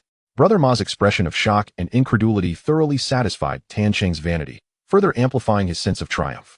Without missing a beat, Tan Sheng continued, This is the chasm that separates us. It's not that I look down upon you, or your unluckily fated brother, Song Zihao. You should contemplate this matter as well. Why was Boss Yao wary of you two brothers from the very beginning? Was it not because you garnered too much attention, causing Boss Yao to fear that you harbored ulterior motives, seeking to usurp his authority? This predicament you find yourselves in today is a direct consequence of that. If you truly possessed ambitions to seize power, it would be one thing, but the truth is, you never held such intentions. Lacking ambition, yet still inciting the leader's dissatisfaction and suspicion, who, if not you, would be cursed by fate? This was the first time Tan Sheng revealed such insider information since Xiao Ma Ji's return. This was primarily due to his exceptionally good mood today, prompting him to engage in a few more words with Xiao Ma Go. The implications of those words also served to confirm the long-held suspicions nestled within Xiao Ma Ji's heart. In an instant, fury filled Xiao Ma Gu's heart, a fire raging within his chest. He raged internally. We have devoted so much effort to the company, remained unwaveringly loyal, with not a trace of deceit in our hearts. Yet in the end, we suffered deliberate sabotage due to the suspicions of our superiors. Yet, a wretch like Tan Sheng, devoid of principles and devoid of boundaries, manages to achieve success, becoming a figure of public attention. The injustice of the world is overwhelming. At that moment, Xiao Ma Gu was besieged by a whirlwind of complex emotions. Even the earlier impulse to teach Tan Sheng a lesson gradually faded. Noticing the unintentional hint of disappointment on Xiao Ma Ji's face, Tan Sheng's smugness swelled. With an air of arrogance, he chuckled, But I am unlike you. My mind is agile. I have never committed any acts to arouse the leader's suspicion. In reality, I have been quietly amassing my own power. While the contributions I made for you and your brother are still fresh in everyone's minds, I swiftly gathered my own faction. It is precisely because of this that I have had the opportunity to expand my enterprise. You cannot fathom how ridiculous Boss Yao's expression was when I coerced him into relinquishing power. Xiao Ma Ji's complexion darkened, and he remained silent. Ha! Tan Sheng let out a harsh laugh, the sound piercing the air as if to invade one's ears. Then, narrowing his eyes, he commanded Xiao Ma Go. Clean the car. A glimmer of sharpness flashed in Xiao Ma Ji's eyes, but it was quickly suppressed. He silently picked up a towel from the ground, turned, and began to wipe the car. Witnessing this scene, Tan Sheng's sense of triumph nearly overflowed. He leisurely stood by, delighting in the sight of Xiao Ma Gu cleaning his car, a task that provided him immense satisfaction. He recalled the days when he first followed Song Zihao and Xiao Ma Gu, during which he had once wiped their cars. Moreover, it was he who had voluntarily offered to do so. Xiao Ma Gu and Song Zihao had never requested such a thing. Yet, Tan Sheng had held on to this memory, regarding it as a humiliation. Now that he finally had the chance for retribution, he would not let it slip away, as it greatly satisfied his twisted psyche. While watching Xiao Ma Gu clean the car, he pulled out a stack of bills from his pocket, tossing them one by one onto the ground, a blatant display of contempt. At this moment, Xiao Ma Ji's mood plummeted, yet a singular thought occupied his mind. Endure. I must endure. When Hao Gu returns, I will exact my revenge. I will reclaim everything I have lost. The nearby underlings, seeing the once mighty Xiao Ma Gu reduced to such a state, laughed even louder. These individuals were undoubtedly Tan Sheng's subordinates, cut from the same cloth as him. However, just as Tan Sheng reveled in throwing bills at Xiao Ma Gu, his peripheral vision caught a newspaper fluttering by, landing at his feet. Initially dismissing it as trivial, he was about to continue humiliating Xiao Ma Gu when a few familiar words and the fleeting glance at the newspaper suddenly halted his actions. Pseudo-group. Tan Xiao Ma Gu, Song Zihao. Tan Sheng froze, his actions of tossing bills ceasing immediately. Seeing the newspaper on the verge of being whisked away by the wind, he hastily commanded a nearby underling, Go. Retrieve that newspaper for me. Although the underling did not comprehend why Tan Sheng suddenly wanted the paper, he dared not disobey and promptly strode over. Chapter 182. In the face of opportunity. All are equal. Thus, he obediently complied with Tan Cheng's orders. Moments later, one of the subordinates returned with the newspaper, respectfully handing it to Tan Cheng. He lowered his head, meticulously reading the content. The newspaper announced, the fourth installment of the Huo family's film series, A Better Tomorrow, depicts the internal story of a counterfeit currency group. The once united brothers, Song Zihao and Xiao Ma Gu, face betrayal from their subordinate, Tan Cheng, while all three are, in fact, members of a certain counterfeit group in the port. Subsequently, Tan Cheng ascends through betrayal, subjecting his former brothers, Xiao Ma Gu and Song Zihao, to relentless humiliation. What fate awaits the counterfeit group? Stay tuned for the upcoming release of the film A Better Tomorrow. Upon finishing this excerpt, Tan Cheng's face turned ashen. What on earth was happening? He had always believed he was well hidden, that the police could not capture any evidence against him. Yet the content of the newspaper, especially the terms counterfeit group, Song Zihao, and Xiao Ma Gu, pierced his heart like needles. Could it be that the Huo family's upcoming film? A wave of intense unease surged within Tan Cheng. In an instant, his mind spiraled into chaos, and he lost all desire to torment Xiao Ma Gu. He barked at his subordinates, "Hurry up and investigate this matter thoroughly." As soon as he finished speaking, he shoved past Xiao Ma Gu and hastily drove away from the scene. Xiao Ma Gu, too, bore a look of confusion. He picked up the newspaper that Tan Cheng had discarded, lowered his head to examine it closely, and his eyes suddenly lit up with a blend of astonishment as he muttered, "How is this possible? How could Huo Zhengxiong know such details?" Only then did Xiao Ma Gu grasp why Tan Cheng had suddenly changed his demeanor and felt astonished at the source of Huo Zhengxiong's information. He then glanced in the direction Tan Cheng had hurriedly departed, unable to suppress a gloating smile. As Tan Cheng urgently instructed his subordinates to investigate. The police in the port city also caught wind of the promotional material for A Better Tomorrow through newspapers and television. In an instant, countless officers across the port burst into excitement. Some clutched newspapers, others fixated on the television, unable to restrain their exhilaration as they waved their fists, shouting in excitement, "It's here! It's finally coming! It's about to be released!" The reason for the police's exuberance was, of course, due to the Huo family's films, which have always harbored unique styles, often concealing internal messages about gangs or criminal organizations. If they could seize such an opportunity to solve cases and establish their merit, promotions and pay raises would be just within reach. For the police, what could be more thrilling than this? It is well known that Chun Jingju has relied on the films produced by the Huo family to successfully solve numerous cases, earning substantial accolades and advancing several ranks in his police career, a fact that has been widely publicized by the police news. Recently, the chief of the West Kowloon police station, Raymond, explicitly mentioned that Huo Zhengxiong played a pivotal role in apprehending Zhu Tao. It was indeed with Huo Zhengxiong's assistance that the West Kowloon police managed to capture Zhu Tao, thereby achieving a remarkable feat. Although the specifics of Huo Zhengxiong's involvement remain unclear to many, the officers have certainly heard whispers of some insider information unknown to the public.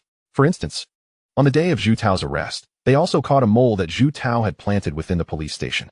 Undoubtedly, the reason they had been unable to capture this informant before, despite having no leads, was precisely because it was on that day that they succeeded in apprehending him. Moreover, judging by Raymond's tone of gratitude towards Huo Zhengxiong, the sincerity was palpable, indicating that this was clearly another of Huo Zhengxiong's accomplishments. As we now anticipate the release of the fourth installment of Huo's films, what does this signify? Clearly, it suggests that a multitude of accolades awaits them. Chen Jingju, Yuan Haoyun, and even traffic officer Zhou Xingxing are seizing such opportunities. Why should they not? In the realm of Huo Zhengxiong's cinema, every officer has an equal chance. Ultimately, whether one can seize the opportunity depends on one's own abilities. Hence, it is only natural that numerous officers display such excitement. This is not merely a film premiere, evidently. Huo Zhengxiong is poised to bestow accolades upon these officers. As for who will ultimately claim these honors, it will depend on each individual's capabilities. At this moment, Chen Jingju, who had just received the title of Super Cop and appeared on a police news program for publicity, set aside the newspaper in his hand. His inner exhilaration was impossible to contain, and he could no longer suppress his desire to act, silently vowing, "This time, the accolades shall rightfully belong to me." Meanwhile, Zhou Xingxing was also not idle. His previous accomplishments had yet to be officially recognized, so he remained in the traffic unit for the time being. Fortunately, having successfully apprehended Dong Guanzi previously, he had earned a commendable reputation, making his current duties considerably lighter. Upon receiving the news, Zhou Xingxing's face lit up with excitement, and he muttered to himself, "This time, I absolutely cannot lag behind anyone else." The last film, Black Society, saw me miss out on the credit because I acted a moment too slowly, allowing the primary suspects, Lu and Didi, to be captured by others while I was left with merely apprehending Dong Wanzi as a consolation. This time, I must muster every ounce of my spirit. Whether I can regain my former position depends on this performance. I must be the first to see this film. Subsequently, Huo Zhengxiong effortlessly obtained a leave of absence from the traffic unit's leader. However, his expression suddenly froze when he realized he was not the only one seeking time off. Numerous officers within the traffic unit were applying for leave, and more accurately, not just in the traffic unit, but across all departments of the police station. Many officers were requesting time off, each face reflecting varying degrees of excitement and anticipation. Could it be that everyone harbored the same thought? Huo Zhengxiong was utterly perplexed, unable to grasp the situation. In truth, his speculation was not misplaced. A significant number of officers shared the same aspiration. Everyone was calculating the same strategy. Consequently, the atmosphere became somewhat awkward. The entirety of Hong Kong is aware that Tung Sing has previously achieved multiple successes, with his leads stemming from films produced by the Huo family. If Tung Sing can attain accolades and promotions through this means, why should other officers be any different? In the face of opportunity, all are equal. Huo Zhengxiong found himself in a mix of amusement and despair. Chapter 183. What method should be employed to resolve this matter? He could almost envision the lively scene of officers on leave clamoring to earn accolades following the film's release. The thought alone made him feel increasingly anxious. Fortunately, Huo Zhengxiong had great confidence in his abilities, so despite the turmoil within, he quickly steadied his emotions. Meanwhile, in the office of the chief of the West Kowloon police station, Uncle Biao knocked and then entered. "Chief, you called for me." Raymond nodded, setting down the newspaper in his hand, and gestured to it, saying to Uncle Biao, "Have you seen this newspaper?" Uncle Biao's demeanor was somewhat unusual as he lowered his voice in response. "I have. There must be some clues hidden within." He emphasized the word clues. Raymond nodded. "Do you think we should join the fray?" Upon hearing this, Uncle Biao immediately laughed, the wrinkles on his aged face crinkling together, and he whispered, "Actually, I was thinking the same." "Ha!" Raymond chuckled. As expected of longtime partners, we truly think alike. Uncle Biao quickly nodded in agreement. Indeed. Now all the police in Hong Kong know that they can find numerous leads in the films directed by Huo Zhengxiong, which is why everyone is busy applying for leave to watch the movie, hoping to use this opportunity for promotions and raises. He paused and continued. For us? While it may not be necessary to personally participate in the arrest of criminals, attending the film premiere will allow us to grasp the current situation, wouldn't you agree? Raymond smiled and nodded, clearly in accord with Uncle Biao's words, and added, "Then it's settled. I'll have someone buy the movie tickets, and we'll go together to see what surprises Huo Zhengxiong has in store for us this time. Perhaps even a shock." Uncle Biao couldn't help but interject. Raymond immediately displayed an expression of agreement. Speaking of this matter, during the last apprehension of Zhu Tao, the script Huo Zhengxiong had prepared in advance had astonishingly detailed all that transpired thereafter, which indeed took both Uncle Biao and Raymond by surprise. On another front, as anticipated, Lin Baixin finally noticed something amiss in the trailer for A Better Tomorrow. Observing the stack of newspapers brought in by his secretary, all filled with promotional content regarding the trench coat and sunglasses, Lin Baixin casually flipped through a few pages, and in that instant, everyone could see his aged face turn ashen. The coat, the sunglasses, these two items were swirling incessantly in his mind. Bang! Lin Baixin slammed his palm on the desk, unable to contain his fury as he cursed. Damn Huo Zhengxiong. Is he deliberately trying to engage in a life-and-death struggle with me? The secretary, looking troubled, couldn't help but say, "Chairman, I have already investigated. The film A Better Tomorrow had planned from the start to heavily promote the trench coat and sunglasses."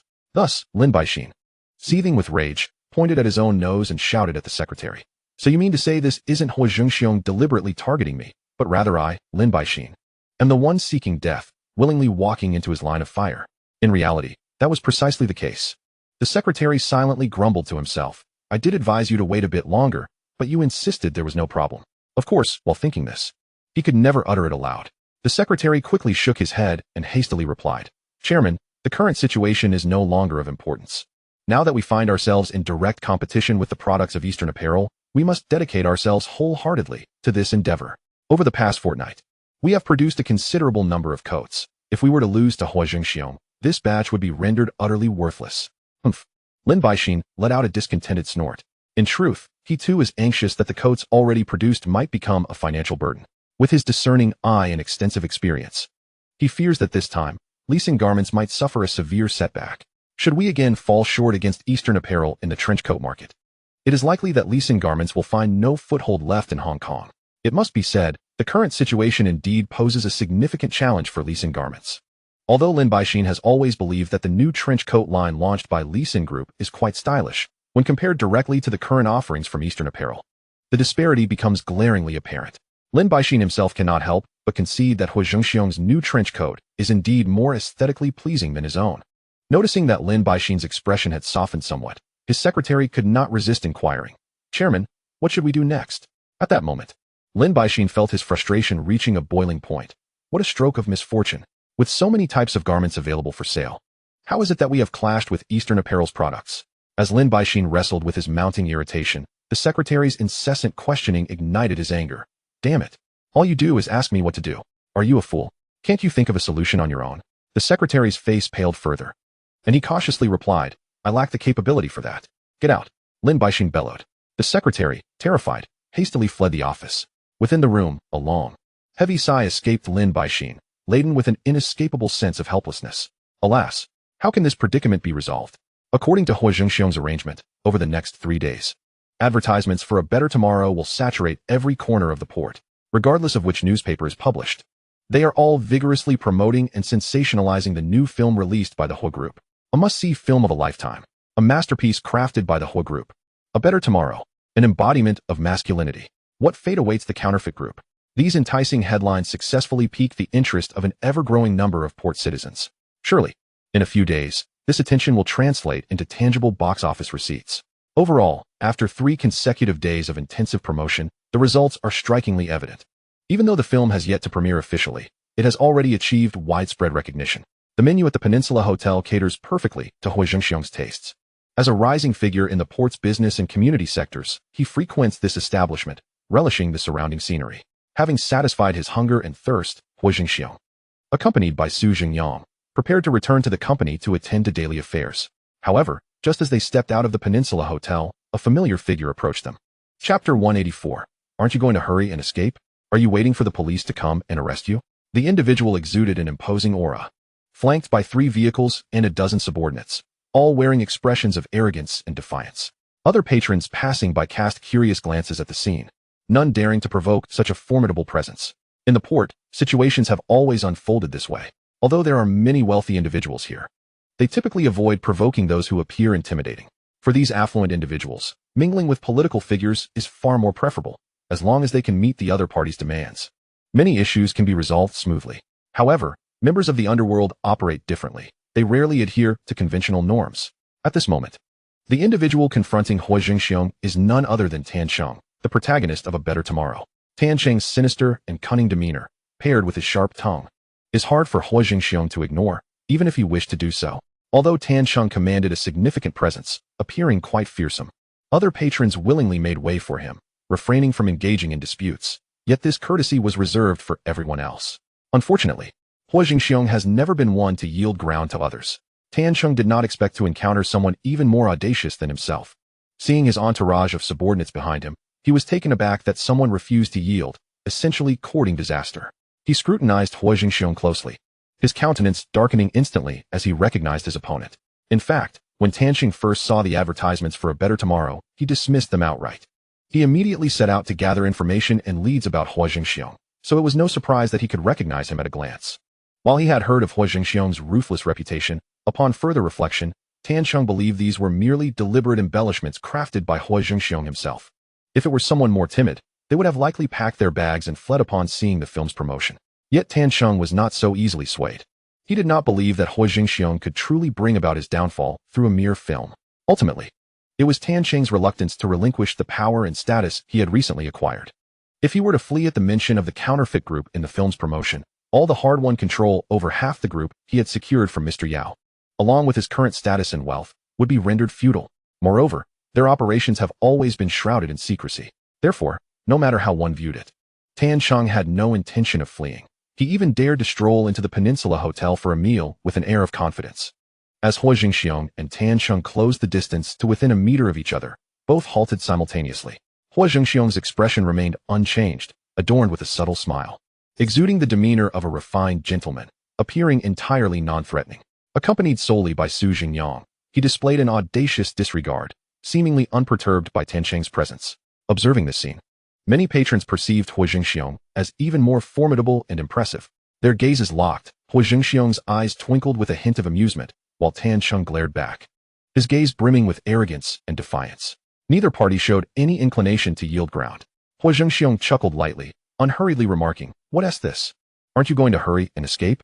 Are you just going to wait for the police to come and arrest you?" Hee hee. Tan Cheng responded with a chilling laugh. He had thoroughly investigated Huo Zhengxiong and heard numerous rumors about him, yet he stubbornly refused to believe in the absurd notion of film plots manifesting in reality. In his view, this was merely the police aiding Huo Zhengxiong in cleansing his negative image. Perhaps, the police had already grasped the leads and were using Huo Zhengxiong's film to create a spectacle.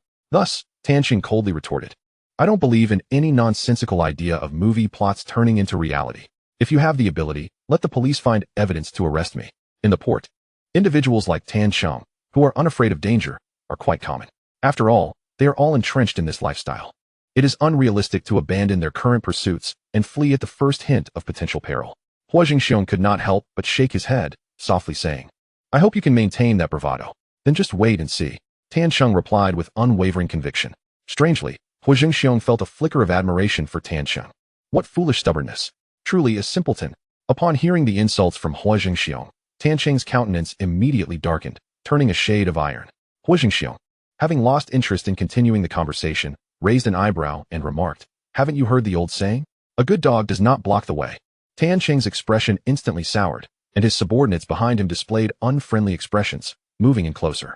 "Hey, who are you insulting? Dare to speak ill of our brother Cheng? Are you tired of living?"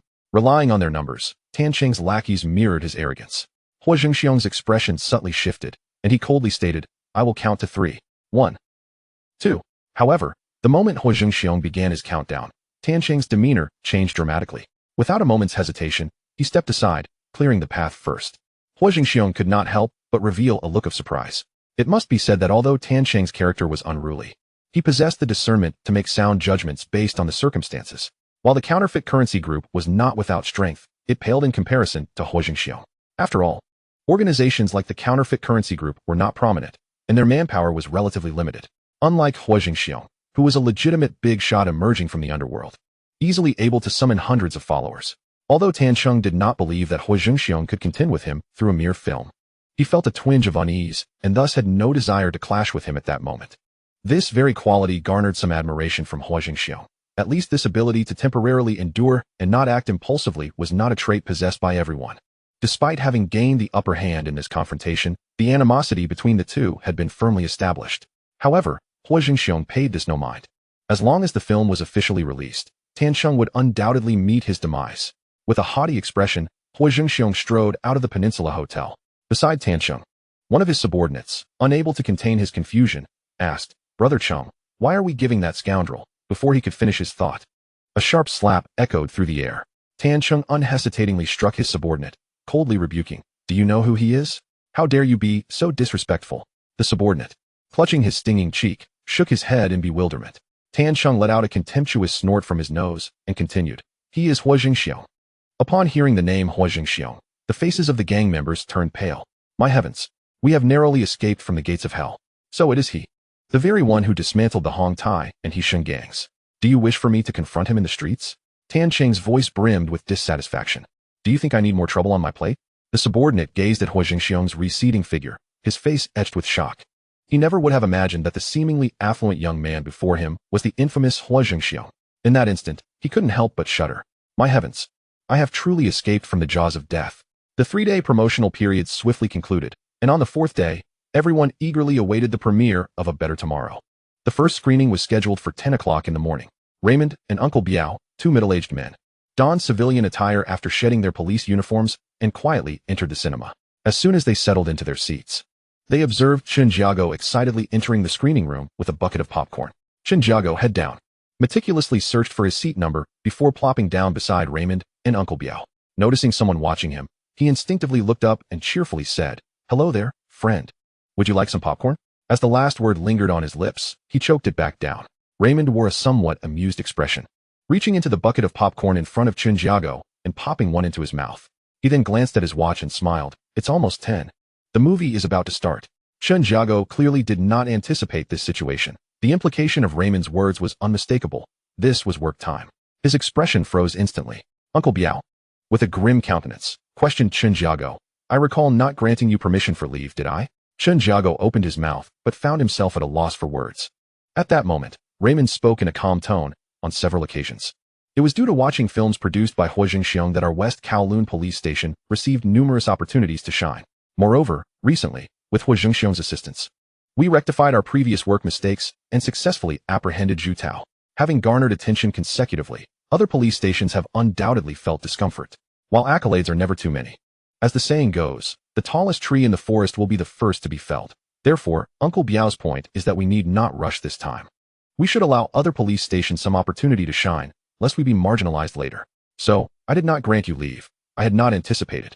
Before Raymond could finish his sentence, Uncle Biao interrupted him, his expression darkening. I have already instructed you to be on duty at the station. How is it you find yourself here? Chen Jiago wished to explain, but he was at a loss for how to satisfy Uncle Biao.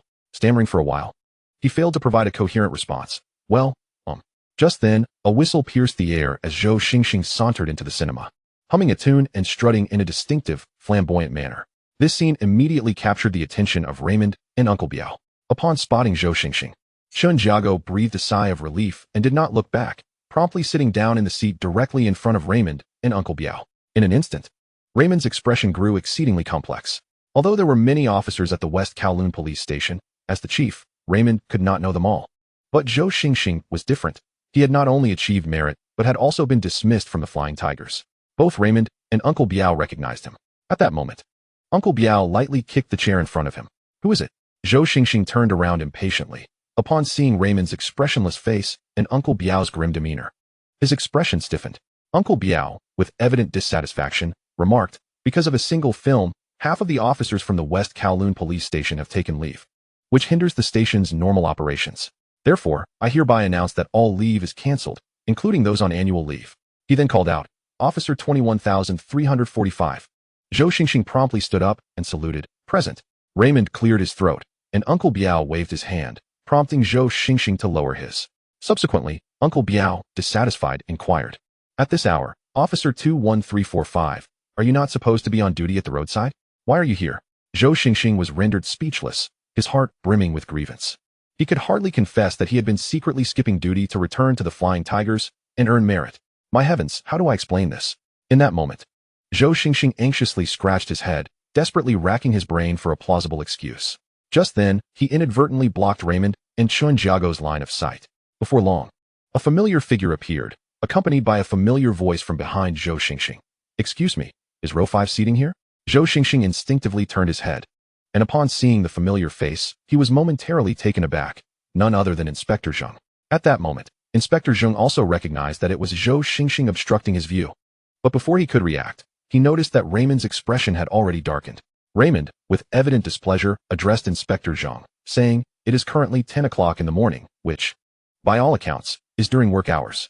Inspector Zheng, can you elucidate why you are here at this time? Inspector Zheng was utterly flabbergasted. He had not anticipated encountering Raymond and Uncle Biao at such a time and place. What a predicament. Had he foreseen this, he would have chosen a cinema farther away from the police station for convenience. His mind raced. Yet he could not conjure a plausible explanation for their unexpected meeting at the cinema. Although they all worked at the same police station, and Inspector Zheng held a higher rank, it was expected that Raymond and Uncle Biao would extend him some courtesy. However, the reality was quite the opposite. Uncle Biao was Raymond's confidant, and the relationship between Inspector Zheng and both Raymond and Uncle Biao had always been strained. He was sent by higher-ups to the West Kowloon police station to keep Raymond in check. One should not naively believe that the West Kowloon police station was entirely under Raymond's control. Those foreign superiors would never grant such authority to someone of Asian descent. While it was true that, with changing circumstances, an increasing number of locals had ascended to higher ranks within the police force, they remained subject to the constraints imposed by their foreign superiors. Thus, the dynamics between Inspector Zheng, Raymond, and Uncle Biao had always been tense, even more so than the camaraderie shared by Huo Zhengxiong and Chen Jiago with them. Since his arrival at the West Kowloon police station, Inspector Zheng had proceeded with utmost caution, striving to avoid providing Raymond and Uncle Biao with an opportunity to create trouble for him. Chapter 186. Damn it. At last, I have caught a chance to deal with you. Yet, no one could have anticipated that they would unexpectedly cross paths in a cinema. Confronted with Inspector Zheng, Raymond's demeanor instantly darkened, though internally, he was reveling in delight. Damn it. At last, I have caught a chance to deal with you. He then spoke in a tone devoid of warmth. While it may be acceptable for other officers, given that they are merely frontline and mid-level personnel. You, Inspector Zheng, are different. You are the head of the O department. During work hours, instead of focusing on your responsibilities, you have the audacity to be here in a cinema. You must provide me with a satisfactory explanation. Cold sweat beaded on Inspector Zheng's forehead as he simultaneously cursed Raymond in his mind and attributed this unfortunate encounter to his failure to consult the almanac before leaving home that day. Huo Zhengxiong discreetly took a small step back, feeling a wave of relief wash over him. The atmosphere in the vicinity grew palpably tense as the emotions of Raymond, Uncle Biao, and Inspector Zheng were all exceedingly complex at that moment. Together with Chun Jiago and Huo Zhengxiong, their situation resembled that of students caught skipping class by the principal and the dean. In truth, Inspector Zheng was particularly inclined to retort, "If you are aware that it is currently work hours, then how is it that you and Uncle Biao are here as well?" However, he was acutely aware that both Uncle Biao and Raymond outranked him, rendering him unqualified to pose such a question. Just as the film was about to commence, Raymond, wishing to avoid escalating the situation further, resorted to a neutral tone, stating, "Once the movie concludes, I expect a written report." Inspector Zheng remained silent for a moment before responding, "Understood." However, scarcely had Inspector Zheng settled down when someone passed by, noticed Raymond, Uncle Biao, and Inspector Zheng, and immediately saluted, his voice tinged with anxiety. "Chief Inspector, Uncle Biao." Inspector Zheng, Raymond, and Uncle Biao looked up, and to their astonishment, they recognized another officer from the West Kowloon police station. Subsequently, a chorus of greetings erupted. "Chief Inspector, Uncle Biao, Inspector Zheng." Both Raymond and Uncle Biao were momentarily taken aback, while Inspector Zheng was left dumbfounded. Chun Jiago and Huo Zhengxiong were at a loss. And even the officers who entered later widened their eyes, rendered speechless, all feeling a sense of helplessness. It was only when the theater filled to capacity that Raymond and Uncle Biao realized that over half of the audience were actually officers from the West Kowloon police station. This was no ordinary movie screening. It was as though the West Kowloon police station had commandeered the theater. Although Raymond and Uncle Biao had previously reprimanded Chun Jiago and Huo Zhengxiong, now, with so many officers present, it would be impractical to scold each one individually. Yet they could not simply let the matter slide without addressing it. In truth, the officers who had greeted them were equally anxious, fearing that their stealthy excursion to the cinema would be noted by Raymond and Uncle Biao, potentially leading to accusations of dereliction of duty, which would spell considerable trouble for them. Only Inspector Zheng breathed a sigh of relief, internally musing, "The law does not exempt individuals from accountability just because there are many, but it also does not hold every single person accountable. Surely, they cannot target all of us." Raymond's inner thoughts. The atmosphere in the theater turned exceedingly awkward as the officers who had slipped away periodically cast furtive glances at Raymond and Uncle Biao, intensifying the tension in the air. Fortunately, at that moment, the movie finally commenced and the lights dimmed, allowing everyone's emotions to gradually stabilize. However, just as the film began, a commotion erupted at the entrance of the theater. Given that everyone was already harboring pent-up frustration, they all turned their gazes toward the door with wide eyes. Upon looking, they saw Tan Sheng striding in with a group of subordinates, wearing an arrogant and triumphant expression. Boldly entering the theater, his subordinates brazenly shouted, "Damn it, do you not have eyes? Step aside. How dare you block our brother Cheng's path? Do you wish to die? Hey, move to the back." What an incredible coincidence. Who would have thought that Tan Sheng would serendipitously find himself in the same theater as Raymond and the others?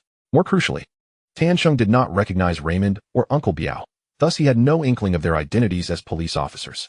However, while Chun Jiago was unfamiliar with Tan Sheng and his entourage, Raymond and Uncle Biao recognized him at a glance. Over the past 3 days, he had been the subject of extensive advertising, and they had also reviewed his profile, enabling them to identify him immediately. Ahem. Raymond cleared his throat twice, signaling to Uncle Biao with his eyes. Uncle Biao promptly understood his meaning, quickly gesturing for everyone to remain silent, while cheerfully advising Chun Jiago and Huo Zhengxiong not to address them as chief inspector anymore. If Huo Zhengxiong were to witness this scene, he would likely be laughing uncontrollably. Raymond and Uncle Biao exchanged glances, and an unusual atmosphere began to permeate the theater. Poor Tan Sheng, however, remained oblivious, entirely unaware that he was in an exceedingly awkward predicament. The reason for Tan Sheng's presence was quite simple. Though he professed disbelief in the notion that Huo Zhengxiong's film could manifest in reality, he nonetheless harbored some concern, given that Hong Tai and He Sheng had previously been implicated in related incidents. Thus, for the sake of safety, he had purchased a movie ticket to observe the situation. As the film officially began, the sight of the words "Huo's films" appeared on screen, gradually igniting excitement among the officers present. The scene unfolded with Di Long awakening from a nightmare, drenched in sweat, and the revealing of a tattoo added an intriguing layer of underworld ambience to the film. Then, Brother Ma made his entrance, clad in a sleek black trench coat and sporting sunglasses, standing in the wind while lighting a cigarette. This ensemble was undeniably striking. DeLong had come to pick up Brother Ma, who was at a street stall indulging in some snacks when the police arrived. The vendor hastily pushed his cart away, forcing Brother Ma to run while munching. This scene elicited bursts of laughter from the audience. Ha ha ha. However, only Raymond and Officer Biao, among the police, could not find humor in it. This led to a peculiar atmosphere in the theater. Despite the comedic nature of the scene, only a handful of individuals were laughing. Tan Cheng's subordinates were grumbling nearby, exclaiming, "These damn police officers. All they do is shirk their duties." Tan Cheng himself felt a twinge of unease but chose not to dwell on it, continuing to watch the film. After a moment's hesitation, Raymond leaned in to whisper to Officer Biao, "In the future, give the folks below a heads up and don't bully those street vendors anymore." Chapter 187. Is this the counterfeit currency syndicate? How audacious. Officer Biao awkwardly nodded in agreement. The scene quickly shifted to that of the counterfeit currency group, capturing the process of counterfeit production in vivid detail. Upon witnessing this, Tan Cheng's expression subtly shifted. For the production methods depicted in the film mirrored their real-life operations with uncanny similarity. The camera then turned to Song Zihao, who was holding a stack of counterfeit bills, a triumphant smile adorning his face. Meanwhile, Brother Ma became even more audacious, igniting his cigarette with counterfeit currency. Thus, a classic moment was born. The audience in the theater was left awestruck, erupting into discussions. Wow, lighting a cigarette with US dollars? How incredible. Is this truly the counterfeit currency syndicate? How brazen. Absolutely stunning. At that moment, Huo Zhengxiong, engrossed in the film, couldn't help but exclaim, "Wow, so cool." Sitting beside him, Raymond momentarily set aside his dissatisfaction, his face betraying a look of astonishment at the unfolding scene. He thought to himself, this person is indeed quite charming. Officer Biao, standing nearby, was first taken aback, but soon could no longer contain his thoughts, turning to the chief and saying, "Chief, once we take down that counterfeit factory, I'll bring you some fake money to use as matches." Upon hearing this, Raymond's face immediately lit up with satisfaction. After all, the pursuit of charm knows no age boundaries. Meanwhile, Tan Cheng's expression darkened, for he vividly recalled that such a scene had transpired in reality. He couldn't help but ponder, could it be that Brother Ma has divulged everything to Huo Zhengxiong? But then he dismissed that thought. No, I've had people watching him for years. He never had the chance to do so. So how did Huo Zhengxiong come to know of these matters? Did Song Zihao let it slip? Yet that theory was quickly discarded, as Song Zihao had never made an appearance. With several hypotheses debunked, Tan Cheng's mood soured further, feeling increasingly restless and anxious about how Huo Zhengxiong had obtained this information. Simultaneously, his underlying dissatisfaction became increasingly evident. However, individuals like Tan Cheng never believed in fate. They only trusted themselves. Thus, even with a foreboding sense, he did not entertain thoughts of retreat, remaining on the spot to closely observe everything unfolding before him. Once, Tan Cheng had merely been a subordinate to Brother Ma and Song Zihao, his daily tasks revolving around driving them around, running errands, and handling odds and ends. The present scene inadvertently stirred memories of his past humility, weighing heavily on his heart. Fortunately, his cultivated depth of thought and steady demeanor prevented him from easily succumbing to anger over these recollections. Soon enough, Brother Ma in the film lightly coughed twice, then pulled out a wad of cash from his pocket, handing it to Tan Cheng without a glance, while casually patting him on the shoulder, saying, "Take care of your health. Go see a doctor." The Tan Cheng on screen was visibly moved. It was evident from this moment that Brother Ma and Song Zihao had always been exceptionally caring towards their comrades. This scene plunged the Tan Cheng in reality into a realm of indescribable reminiscence. This had indeed happened in the past, and he had been filled with gratitude at that time. Reflecting on the present, he found himself having Brother Ma wash his car, even turning the matter into a joke, merely to obscure the kindness Brother Ma had once shown him, unwilling for others to know how well Brother Ma had treated him back then. Yet ultimately, he still betrayed his boss.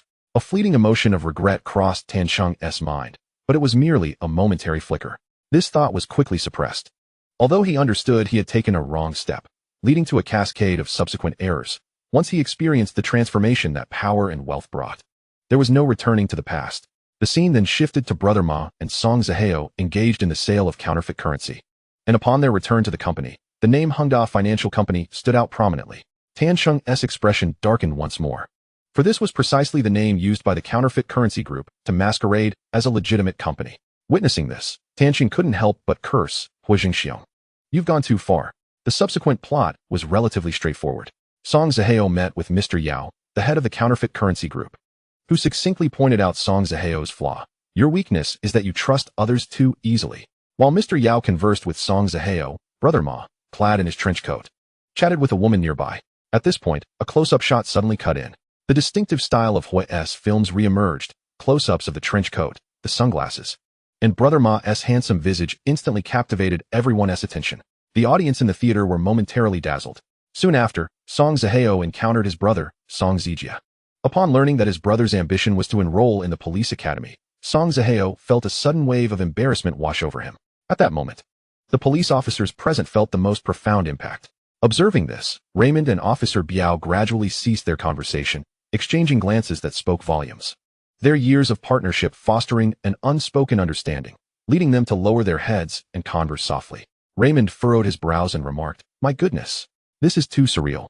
Why are there advertisements everywhere?" Officer Biao lamented, "There are just too many ads. The trench coat and sunglasses are one thing, and they do look quite stylish. But what's with the instant noodles and cola? They even got a close-up." At this juncture, the usual murmurings of the audience arose in the theater. "This is too fake. There are just too many advertisements." Indeed, the trench coat, instant noodles, cola, a plethora of ads. My goodness, how absurd. Eating a lavish meal at a hotel, and the waiter brings out Oriental instant noodles and cola? Can they not be so exaggerated? Oh dear. Suddenly, I recalled the scene from The Dragon in the Jianghu where the prince dined on instant noodles and sipped Oriental cola at the hotel. Such blatant product placement is truly remarkable. Observing this spectacle, Chen Jingbao wore an expression of exasperation. Zhou Xingxing could not help but, in a manner reminiscent of their usual banter, begin to lament the film's incessant advertising. Chapter 188. Not a soul around me is worthy of trust.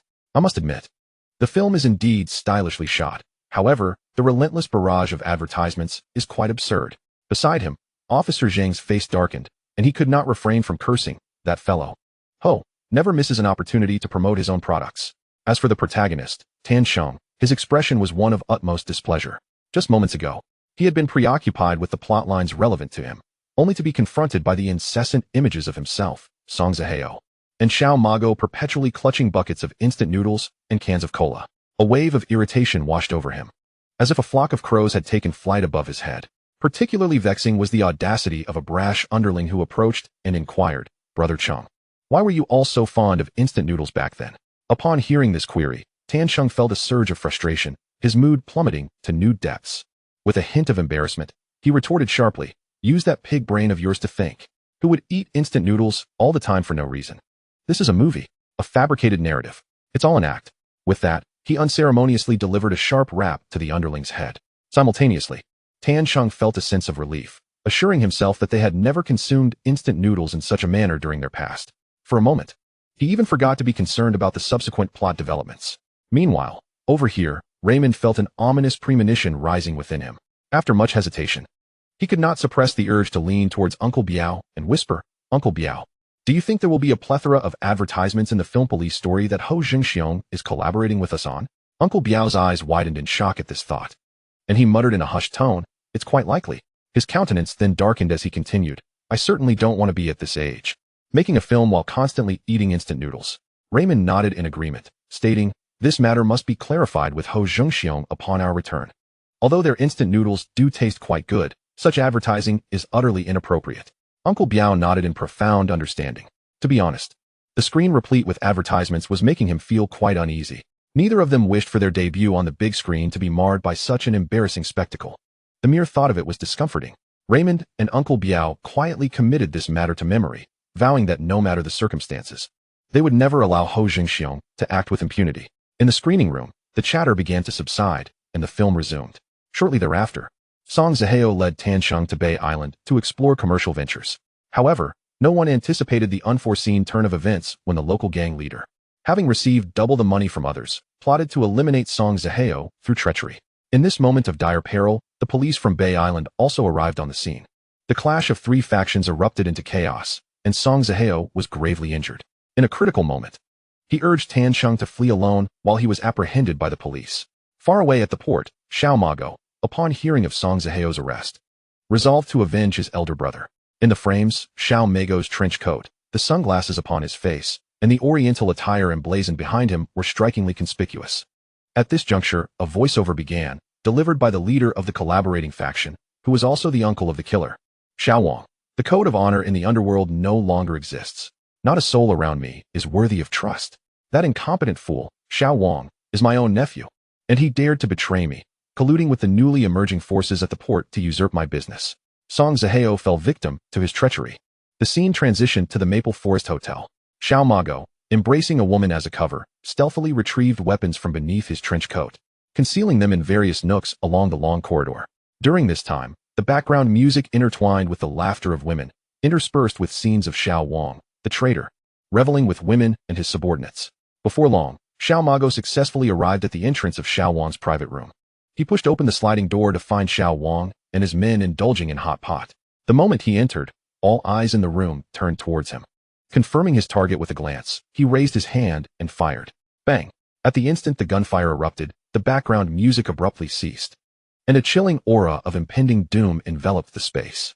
The scene then shifted to slow motion. Xiao Mago wielded a gun in each hand, pulling the triggers incessantly within the private room, blood splattering everywhere as one subordinate after another fell lifeless to the ground.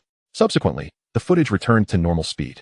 As Xiao Mago prepared to retreat, the unharmed Xiao Wang began to retaliate. Xiao Wang, a reckless and ruthless character, acted with ferocity. At this juncture, the screening room fell into a profound silence, the atmosphere thick with tension. Exiting the private room, Xiao Mago discarded 2 empty guns, swiftly retrieving previously concealed weapons from a nearby flower pot, continuing to fire at the pursuing subordinates. At this moment, the only sounds permeating the space were the gunfire and the anguished cries. Nothing else could be heard. Even without wind, Xiao Mago's trench coat billowed gently as if caught in a breeze.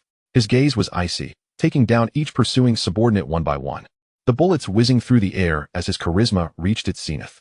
Wow, so incredibly dashing. Truly, how can one be so striking? This trench coat is exceptionally eye-catching. What a piercing gaze. Yes, they should all be eradicated. What notions of honor and brotherhood. Xiao Mago is the one who truly understands and can execute such principles.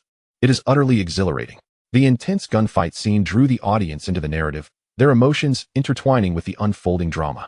Even the police present found themselves swept up in Xiao Mago's audacious and heroic demeanor.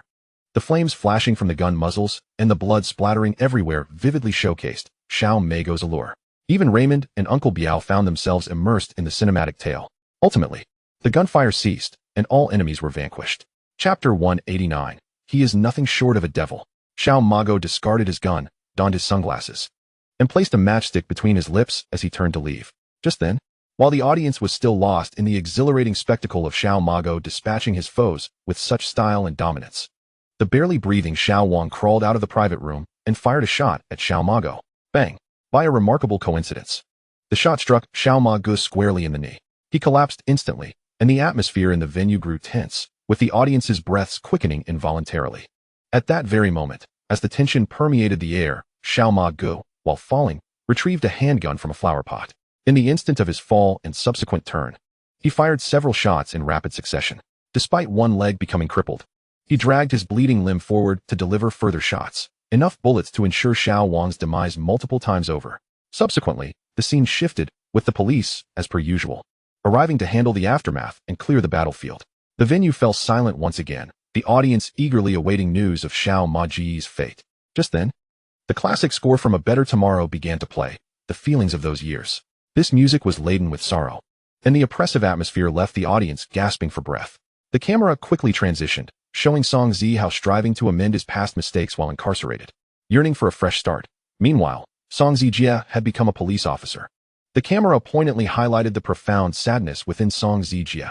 He no longer radiated the sunny disposition of his youth, instead emanating a heavy aura. The film elucidated that on the day Song Zihao was betrayed, their father had also fallen victim to enemy hands. This tragic event had fostered a rift between the brothers. At this juncture, Tan Sheng was rendered speechless. His complexion turned pale, and he felt a chill sweep through his limbs.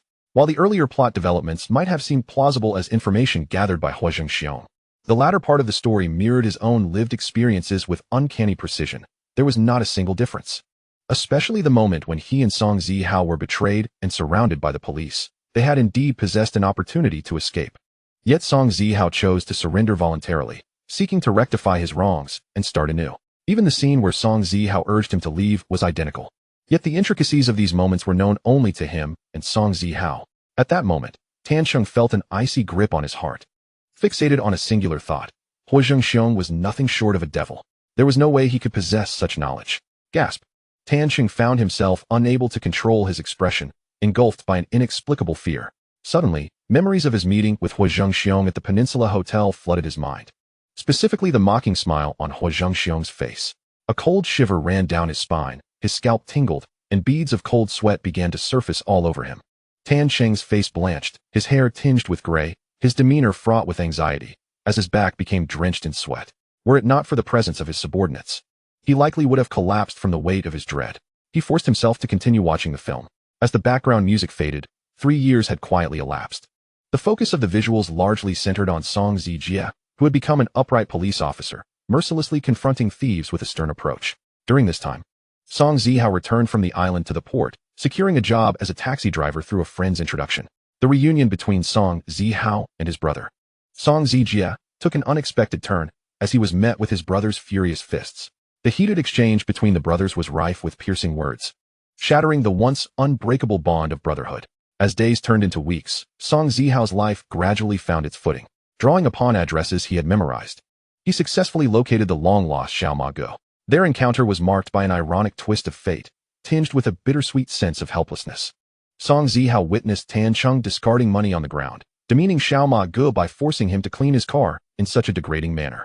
This scene stirred a whirlwind of emotions within Song Zijie, especially as he observed Xiao Ma Ji's disabled leg, leading him to reflect. This is what true brotherhood entails, standing together through trials and tribulations. The audience in the theater was equally incensed by the spectacle, unable to contain their outrage, voices rising in condemnation. That Tan Cheng is utterly repugnant. Alas, Xiao Ma Go treated him so well, and now he dares to bully him like this. As everyone says, those who uphold loyalty and righteousness in the underworld are increasingly rare. Tan Cheng is a complete waste. Someone ought to teach him a lesson.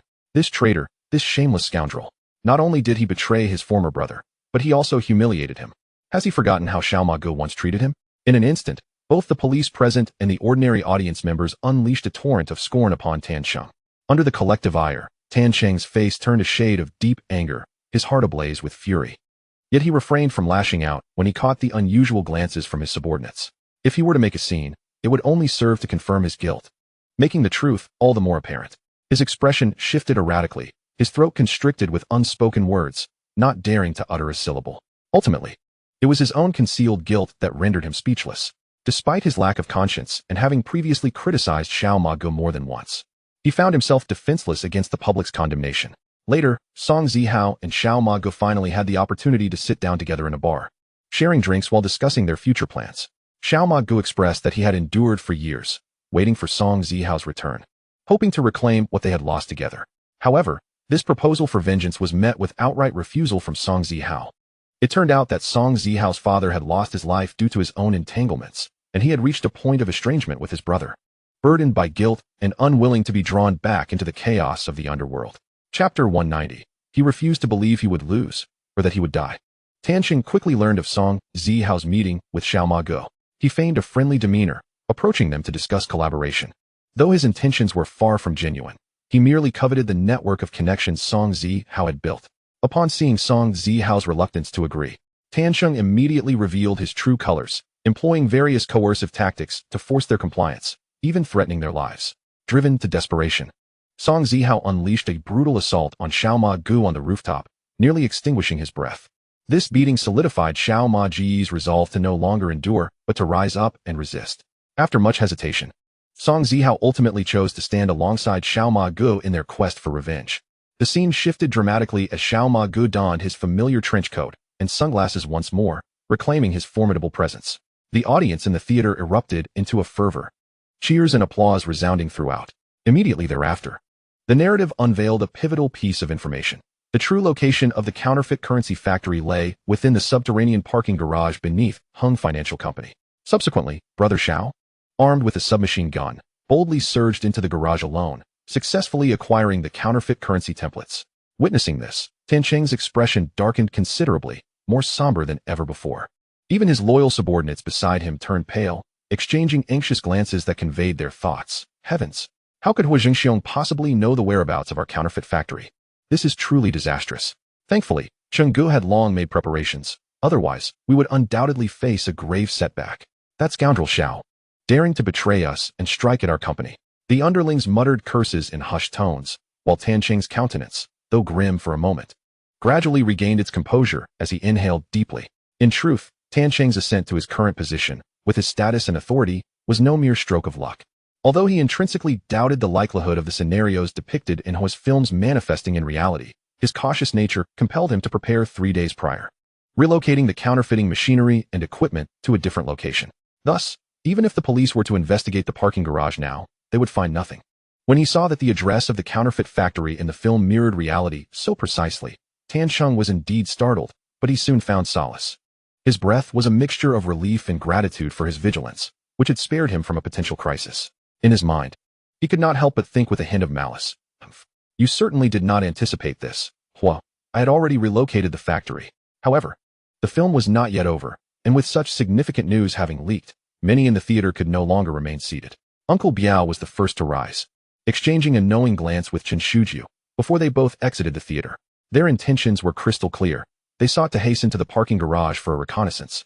For such a monumental achievement could not be squandered without due effort. Just as Uncle Biao and Chen Shujiu's figures vanished from the theater entrance, Inspector Zheng could no longer remain still.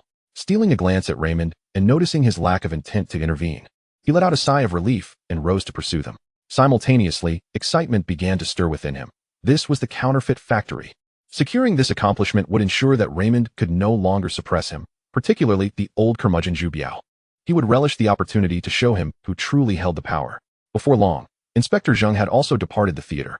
Following this, even as the movie continued, more individuals began to rise and leave, all of whom were police officers eager to discreetly reach the scene and seize the opportunity for glory.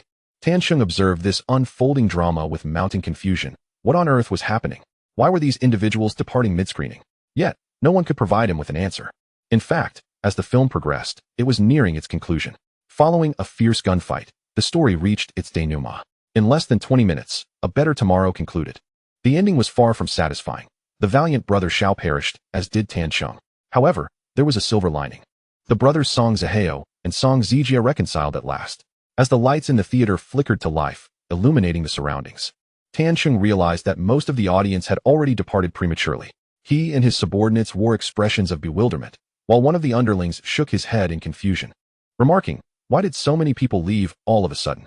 Another speculated, perhaps the film was simply unappealing. It even resulted in Cheng Ji's demise. The audience must have disliked such an ending and left early. Undoubtedly, this flattery resonated well with Tanqing. A satisfied smile crept upon his face, alleviating some of the dissatisfaction he had harbored due to the film. Initially, he had been profoundly displeased with this outcome, unwilling to accept the possibility of defeat or death. In his view, with his cautious and cunning disposition, a disabled brother Xiao and a demoralized Song Zihao were utterly unqualified to be his adversaries, let alone be the cause of his demise. That was an indignity he could never accept. Although he acknowledged that brother Xiao was a man of deep loyalty and affection, Tanqing had always held such individuals in disdain. In his world, he believed solely in the power of wealth and authority. As long as his own strength was formidable enough, no challenge could confine him. Ultimately, Tanqing surveyed the theater, now sparsely populated, and issued his final judgment on the film. What a piece of trash. Just as he stood, his face a mask of disdain for the movie, he prepared to turn away when, click, the crisp sound resonated through the air, and Tanqing suddenly felt a chilling touch at his wrist.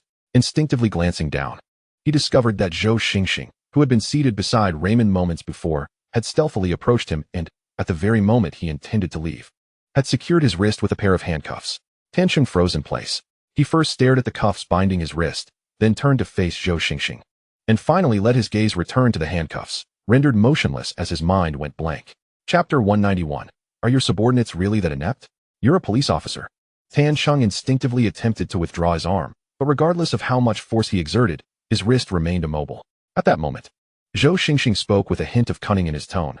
Tanqing, I hereby officially inform you that you are under arrest. Tanqing's expression darkened, radiating an aura of fierce intensity. He instinctively shouted to his subordinates nearby, attack. Teach him a lesson.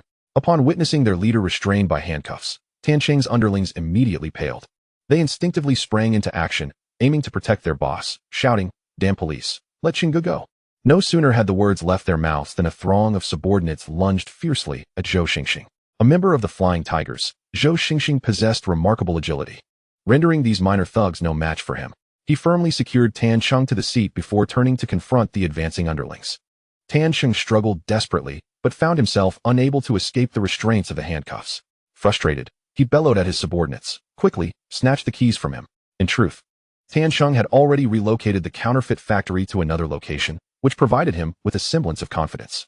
Yet, facing the police, he could not help but feel a tinge of fear. He did not wish to be taken away, lest unforeseen circumstances arise, potentially sealing his fate. Thus, he had originally intended to find a place to hide for a while, reassessing the situation before making further plans. But he never anticipated being apprehended by the police in a cinema. Meanwhile, Raymond remained quietly seated, observing the confrontation between Zhou Xingxing and the gang of underlings.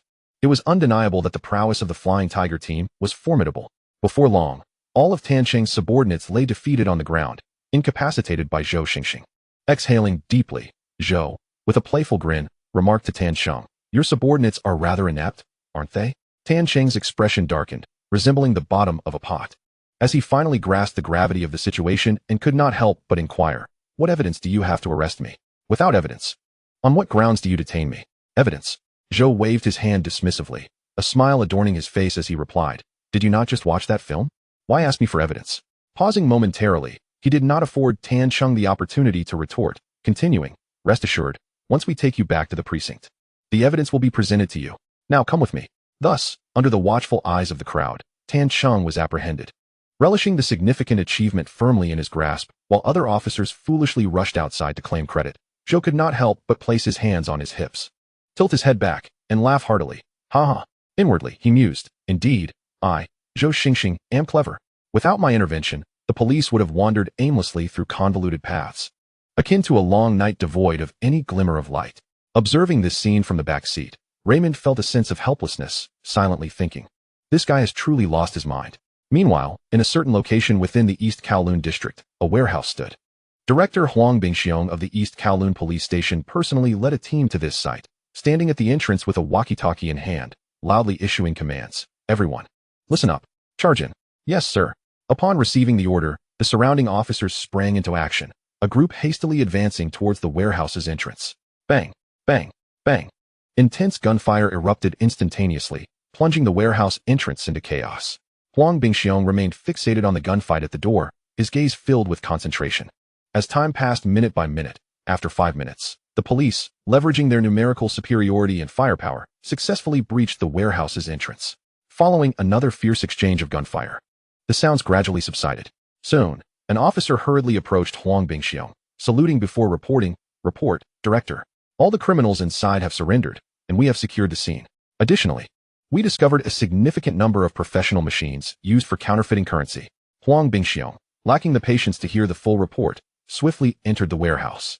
Upon entering, he observed several lifeless bodies of the criminals on the ground, while a few surrendered criminals were being restrained by officers. After surveying the area, he not only saw the multitude of machines for counterfeiting, but also uncovered large sums of counterfeit dollars, printing ink, and specialized color-changing paper. The evidence before him was sufficient to confirm that this warehouse was a fully equipped factory capable of mass-producing counterfeit currency. Witnessing this, Huang Bingxiong was instantly invigorated, his rotund body shaking with uncontainable joy as he let out a triumphant and resounding laugh. Ha ha ha. Indeed, Huang Bingxiong was a quick-witted individual. Ever since he had seen the trailer for A Better Tomorrow on television, combined with the numerous case-handling experiences shared by Raymond from the West Kowloon police station, he had immediately suspected that this matter was far from ordinary. Compared to Tan Cheng, Huang Bingxiong placed greater faith in the motto proposed by the Ho family films, to let movies illuminate reality. Consequently, he promptly arranged for his subordinates to closely monitor Tan Cheng's every move. As anticipated, on the eve of the film's official release, Tan Cheng's subordinates exhibited suspicious behavior. Huang Bingxiong quickly detected this anomaly and immediately organized a tracking investigation. Initially, he held little hope, but the investigation yielded results that left him exhilarated. At this moment, Huang Bingxiong could not help but murmur to himself, "I never expected that fool Tan Cheng would relocate the counterfeit factory at such a critical juncture. How splendid. I just happened to capture this moment." Following this lead, Huang Bingxiong diligently pursued the investigation, ultimately pinpointing and uncovering the hidden counterfeit factory. The counterfeit operation had been thoroughly dismantled. Now, only the final step remained: uprooting the entire counterfeit syndicate and apprehending all involved. One cannot deny that Tan Cheng's elaborate schemes had ultimately backfired, ensnaring him in a trap set by others, leaving him with no genuine escape. With a smile on his face, Huo Zhengxiong scrutinized the counterfeit manufacturing equipment within the warehouse, then crossed his arms, speaking softly to himself. Humph? Raymond, this time I shall see how you flaunt your prowess before me. You fool, how could you possibly outsmart me? As long as I, Huo Zhengxiong, intervene. Solving a counterfeit factory case is a task of utmost simplicity. Chapter 192. Mr. Ho is indeed formidable, just as the legends proclaim, truly remarkable. After a while, he continued to mutter with a beaming face. I always said you are not as clever as I am. You didn't believe me before. But now the undeniable truth is laid bare before us. This time, it is our East Kowloon police station's turn to bask in glory. Ha ha ha. Huo Zhengxiong's hearty and booming laughter nearly shook the warehouse's ceiling. By evening, the East Kowloon police station convened a press conference. Journalists from various media outlets crowded the venue, filling it to capacity, with an array of cameras and flashes capturing Huo Zhengxiong's ostentatious demeanor. The press conference commenced as Huo Zhengxiong, wearing a smug expression, began.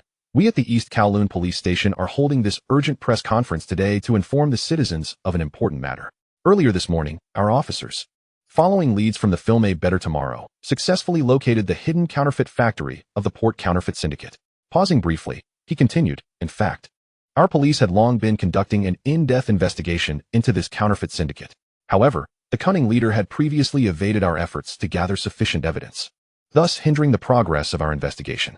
Yet, just this morning, prior to the film's official release, while monitoring Tan Cheng, we observed his subordinates exhibiting abnormal behavior. After diligent tracking and meticulous surveillance, we discovered that this deeply scheming and duplicitous individual had relocated the counterfeit factory to a new site. Fortunately, we maintained control of the situation. This morning, as Tan Cheng and his associates completed the relocation of the counterfeit factory, I led our officers to successfully breach the criminal's defenses and seize control of the counterfeit operation. He elaborated further. Subsequently, we conducted an extensive investigation, and it has been confirmed that Tan Cheng and Mr. Yao are the core masterminds behind this counterfeit syndicate. We have seized a vast array of counterfeiting machines, forged currency, printing ink, color-changing paper, and various related items from the factory. Similar to Raymond, Huo Zhengxiong was nearing retirement age. Prior to his retirement, he harbored an eager desire to leave a significant mark on his record of accomplishments. Thus, he readily attributed the considerable achievement of uncovering the counterfeit currency factory and securing evidence against Mr. Tan Cheng and Mr. Yao to himself. From the commencement of the press conference, a smile remained perpetually affixed to Huo Zhengxiong's lips, radiating a brilliant expression throughout. The journalists in attendance diligently documented the proceedings. Subsequently, during a meticulous questioning session, Huo Zhengxiong exhibited no semblance of humility, fervently extolling his own virtues. Today, during the operation, I was at the forefront of the team, leading the outstanding officers of our East Kowloon police station in a decisive assault on the counterfeit factory guarded fiercely by the criminals. This portly fellow continued to boast about his contributions. It was only when a reporter inquired, Director Huang, have the criminal masterminds Mr. Yao and Tan Cheng been apprehended by the police? That Huo Zhengxiong's demeanor became somewhat awkward. After a brief hesitation, he ultimately responded, Mr. Yao has been captured by our officer Yuan Haoyun from the East Kowloon police station. As for Tan Cheng, under the curious gazes of the journalists, Huo Zhengxiong retorted defiantly, he was fortuitously apprehended by the traffic police Zhou Xingqi of the West Kowloon police station. However, based on the evidence gathered by our East Kowloon police station, both Tan Cheng and Mr. Yao have no chance of overturning their cases. The journalists immediately displayed expressions of shock. The police undeniably achieved a monumental victory. The counterfeit factory was successfully dismantled, and the two principal offenders were captured, an exemplary resolution of the case. Yet, Huo Zhengxiong made a concerted effort to emphasize the merits of the East Kowloon police station, while describing the West Kowloon police station's role in Tan Cheng's arrest as mere luck. This behavior instantly incited great discontent in both Raymond and Uncle Biao, who were watching on television. That rotund fool, Raymond exclaimed, glaring with indignation. I specifically provided him an opportunity for the East Kowloon police station to share in some credit, and he dares to revel in it. If it weren't for my facilitation, he and Yuan Haoyun would not have had such an opportunity to shine. Truly ungrateful. Uncle Biao immediately wore a resigned smile. In truth, the relationship between Raymond and Huo Zhengxiong had been reasonably amicable. However, there always lingered a sense of rivalry between them, often competing over trivial matters. This incident was no exception. Following the relentless inquiries from the journalists, Huo Zhengxiong elaborated on additional details of the operation.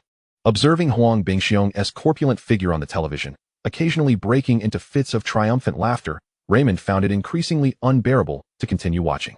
He could almost foresee the boastful demeanor Huo Zhengxiong would exhibit upon their next encounter. Enraged, Raymond switched off the television. Uncle Biao quickly approached, gently offering comfort to Raymond. The press conference was convened urgently at 8 in the evening, a peculiar timing that significantly increased viewership.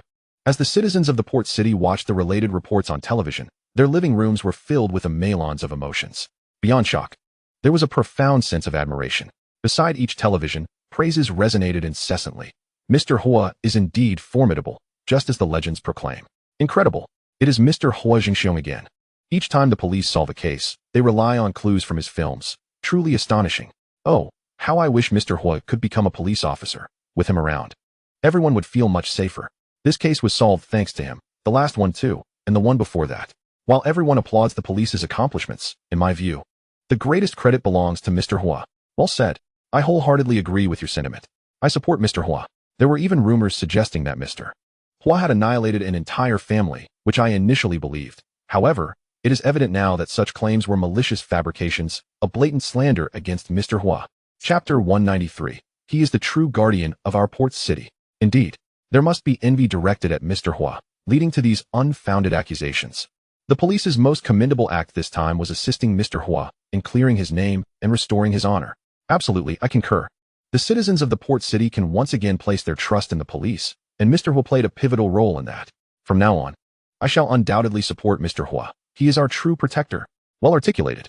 Even Mr. Huo Zhengxiong himself could scarcely fathom how, unbeknownst to him, his reputation in the port city had soared to such heights. Unless he personally acknowledged any connection to the Chongqing massacre, the citizens would resolutely refuse to believe such rumors. This was something he had never anticipated. He was merely a businessman emerging from the underworld, yet commanded such elevated status in the hearts of the people. Guardian of the citizens. This designation was indeed an exaggeration.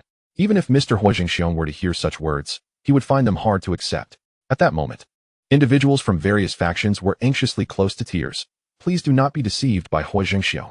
Undeniably, through 3 films under the Huo brand, Huo Zhengxiong had completely transformed the nefarious image depicted in the rumors, becoming a paragon of virtue in the eyes of the public.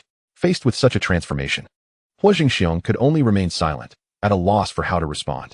Throughout that night, discussions concerning Huo Zhengxiong were innumerable, with his name becoming the most talked about topic on the streets of the port city. That night, past 1 in the morning, Jimmy hurriedly arrived to report the latest developments to Huo Zhengxiong. Boss, the box office for today's new movie premiere was exceptional, reaching to 45 million, our company's highest single-day box office record to date. Upon hearing this news, a satisfied smile spread across Huo Zhengxiong's face, and he inquired, aside from the box office, are there any other updates? We sold 200,000 trench coats, and the sales of sunglasses surpassed that of the trench coats, reaching approximately 300,000 pairs. Huo Zhengxiong nodded, noting that these sales figures exceeded his prior expectations.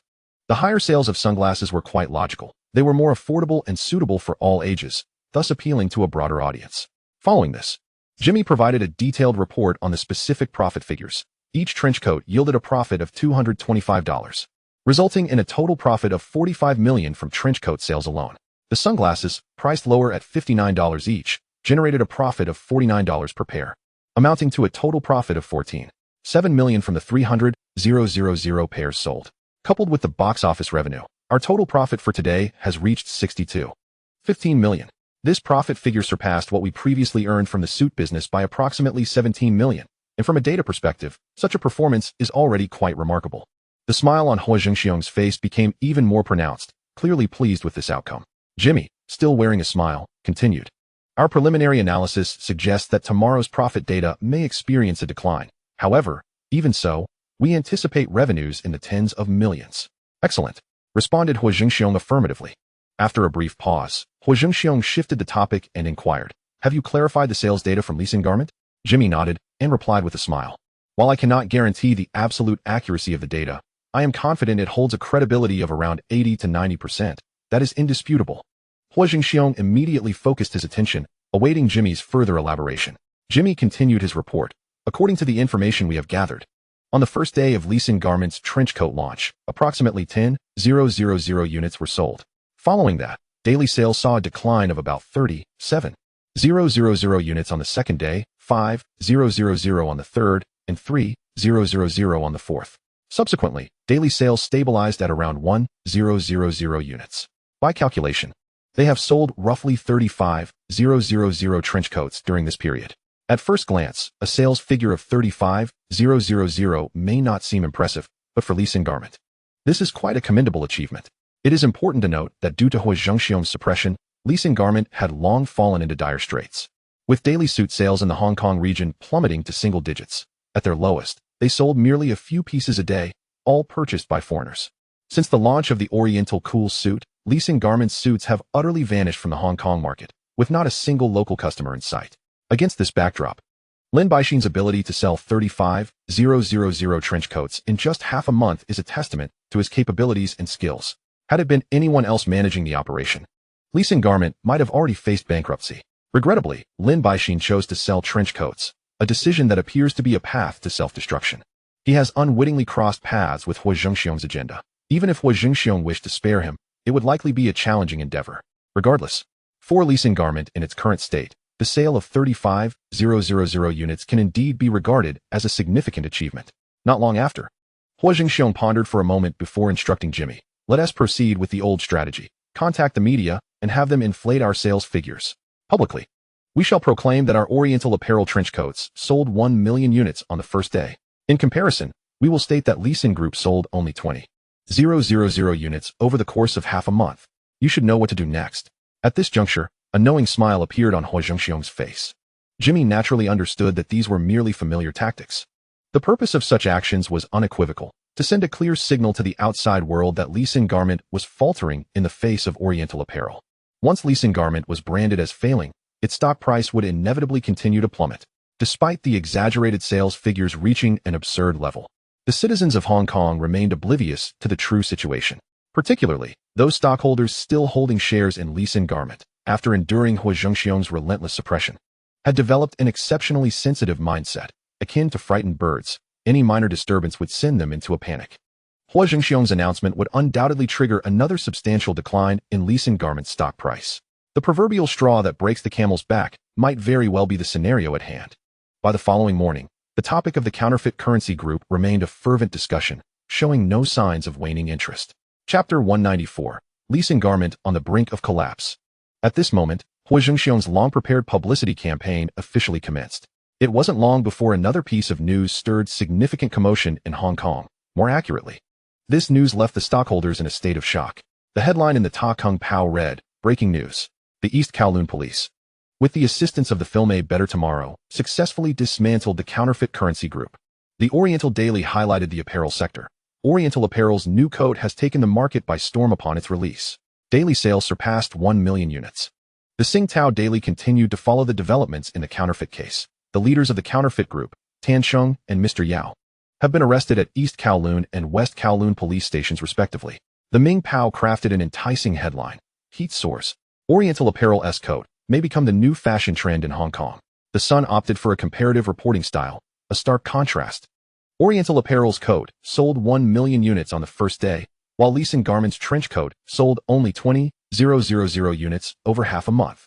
The Wenwei Po provided an industry analysis, in-depth analysis of the substantial impact of Oriental Apparel on Li Xin Garment. The Economic Daily directly commented, "With Oriental Apparel's renewed vigor, Li Xin Garment is likely to find itself in dire straits." The morning news was rich and varied, covering numerous fields. Undoubtedly, Oriental Apparel's trench coat became the focal point, with all related reports gracing the front pages and headlines. These reports meticulously detailed the sales figures of Oriental Apparel compared to Li Xin Garment. Li Xin Garment took half a month to sell 20,000 trench coats, whereas Oriental Apparel achieved 1 million units in just one day. The disparity between the two figures was so vast that even those indifferent to numbers could easily discern the monumental difference. Meanwhile, the news regarding the East Kowloon Police's successful dismantling of the counterfeit currency group was relegated to subsequent pages, serving merely as ancillary content. Upon reading these reports, the majority of ordinary citizens instinctively thought, indeed, Li Xin Garment is on the verge of collapse. As the news spread, stockholders of Li Xin Garment were thrown into utter disarray. At this moment, the predominant thought in the minds of most stockholders was, Li Xin Garment is doomed. If I do not sell my shares promptly, I will lose everything. The reality is that Lee Sin garment has become so fragile that it cannot withstand even the slightest upheaval. Moreover, the instigator of this turmoil is none other than Huo Zhengxiong, who has persistently targeted them. No stockholder could possibly retain confidence in Lee Sin garment. In an instant, stockholders holding shares in Lee Sin garment were thrown into a state of unprecedented panic. Simultaneously, Lee Sin garment's chairman, Lin Baixin, found himself in an exceedingly dire mood. The reason was quite simple. The previous evening, he had attended the cinema to watch Huo's newly released film, A Better Tomorrow. Though he was reluctant to admit it, both internally and outwardly, the unalterable truth remained. Lin Baixin was acutely aware that Huo Zhengxiong's coats were indeed more aesthetically pleasing and stylish than those produced by his own company. Particularly, when the coats were paired with trench coats, the resulting effect was simply remarkable. Even he himself could not resist feeling a sense of allure towards such combinations. What more could be said for the ordinary citizens of Hong Kong? Although Lin Baixin was aware that the news about Dongfang Fashion selling 1 million trench coats in a single day was a fabrication, he estimated that the actual sales figures were still around 200,000 to 300,000 units. In contrast, when he examined the sales performance of his own company, Lee Sin Clothing, he found it disheartening. Despite having launched their trench coats earlier than Huo Zhengxiong, they had managed to sell only 350,000 units over the course of half a month. This meager figure represented less than half of what their competitor sold in just one day. Such a stark disparity severely undermined Lin Baixin's confidence. Ever since watching the film and confronting this harsh reality, he had been brooding and was still simmering with anger upon returning home. Coincidentally, when he stormed home last night, he encountered his son, Lin Jianyue, returning from Boland Street, visibly staggering and clearly inebriated. "Dad, what's wrong?" Lin Jianyue asked, a perplexed expression on his face as he regarded his father's grim demeanor. The sight of his ineffectual son only fueled Lin Baixin's ire. If it hadn't been for Lin Jianyue's earlier offense against Huo Zhengxiong, how could Lee Sin Clothing have fallen to such a dire state? In an instant, Lin Baixin could no longer contain his rage, and dark thoughts began to surface. His eyes glowed with fury, and disregarding his image as chairman, he unfastened his belt and charged toward Lin Jianyue with a furious roar. There is a saying, a loving father wields a sword. Striking at the son who has returned from afar, seeing that the son remains unyielding, he strikes again and again. The scene before us was reminiscent of this. Suddenly, a piercing scream, sharp enough to shatter eardrums, erupted without warning in the garden of the Lin villa. Lin Jianyue, clutching his posterior with one hand, dashed forward with all his might, as if pursued by some terrifying specter. Behind him, Lin Baixin's bloodshot eyes burned with an unquenchable fury. The flames of his anger stoked ever higher. He quickened his pace, gripping the belt tightly, his fierce demeanor suggesting that anyone daring to intervene would face his wrath. According to other residents in the Hillside Villa district, that night, they heard the anguished cries of a man for a full hour. The sound was so harrowing that it was unbearable to listen to, yet upon closer inspection, it seemed oddly familiar. Ultimately, the sheer intensity of the cries compelled a kind-hearted neighbor to call the police. Thanks to this timely report, Lin Jianyue was spared from further harm. To be frank, Lin Jianyue felt a deep gratitude toward this benevolent neighbor. However, upon learning the identity of the victim, the neighbor regretted their intervention, muttering, "Lin Baixin should teach that scoundrel a proper lesson." The reason for this regret was simple. The neighbor, having little else to occupy their time, had invested in Lee Sin Clothing stocks, hoping for a small profit, only to see their investment evaporate when Huo Zhengxiong took action against the company. Chapter 195. Oh my. My chest has been squashed from a D cup to an A cup. Despite this, Lin Baixin's anger had not diminished in the slightest. The following morning, as he rushed to the office, he remained in a state of simmering rage. Time flew by, and the weekend passed in the blink of an eye. Soon Monday arrived, and the film A Better Tomorrow garnered unanimous acclaim from audiences. From the second day of its release, the box office not only held steady but surged upward, steadily approaching the target of 3 million. Such success even took Huo Zhengxiong by surprise. The box office was on fire, as A Better Tomorrow achieved remarkable success. Its ripple effects were equally significant, with sales of trench coats and sunglasses skyrocketing. Every cinema's entrance was bustling with stalls selling Dongfang Fashion's trench coats and sunglasses, drawing crowds that were nearly overwhelming. Shoppers, eager to reach the booths, had to exert all their strength and brace themselves for the occasional foot stomping. Had Huo Zhengxiong not prepared an ample supply of goods, demand would surely have outstripped supply. At that moment, the location remained the same cinema closest to the West Kowloon police station, where Raymond and Uncle Biao had previously encountered Inspector Zheng, Zhou Xingxing, and Chen Shujiu. The scene at the cinema's entrance, where stalls sold Dongfang Fashion's trench coats and sunglasses, was still packed with people, creating a lively atmosphere. Don't push. Oh my. My chest has been squashed from a D cup to an A cup. Can you please stop pushing? This is just my luck. I feel like I'm about to be crushed. Hey, there's a pervert here. You're even touching men. Amidst the chaos of shouts and angry curses, customers who successfully purchased trench coats and sunglasses struggled to break free from the throng, finally letting out sighs of relief. In front of the stall, a man shouted excitedly, "I want 2 trench coats and 5 pairs of sunglasses." Another quickly interjected, "Get mine first." I was the first to squeeze to the front. "I want 3 trench coats and 3 pairs of sunglasses." "I've already paid. I want 1 trench coat and 1 pair of sunglasses." Someone else asked, by the way, "What's the deal with the signed edition?" The stall owner quickly glanced at the questioner and replied loudly, "That's the signed edition by Brother Ma. There are limited quantities. And each item requires an additional payment of $100. What? An extra $100? Initially, those unaware of the pricing thought the signed edition was overpriced. But in the next moment, that notion was completely overturned. Wow, it's only an extra $100. I'll take 4. I want them all. With my eye for value. This signed edition's price is sure to soar in the future. Hey, don't buy them all. There's enough for everyone. I want a set. You there in front. If you dare to buy them all, you won't be leaving here today." One must admit that such a frenzied buying scene could only be witnessed at this one stall in Hong Kong, aptly summarizing it in just 2 words: explosive. In addition to the throngs at the stalls selling trench coats and sunglasses, the stock trading market was particularly lively that day. Moreover, most of the individuals in the trading market were shareholders of Lee Sin Clothing. Before long, countless investors crowded into the stock trading hall, their expressions and postures reflecting a palpable tension as they braced for what was to come. As soon as the stock market opened, Lee Sin Clothing's shares plummeted immediately. Even Lee Sin Real Estate could not escape this wave of decline, following suit as its stock price also fell sharply. Upon witnessing this, the investors in the hall became increasingly anxious, hastily rushing to the trading counter. All shareholders of Lee Sin Clothing hurriedly began to sell their stocks, fearing that if they delayed, their losses would only worsen. Even more astonishingly, several faces familiar to Lin Baixin appeared in the VIP box. Good heavens! These individuals were all shareholders of the Lee Sin Clothing Board. Even they had started to sell their shares.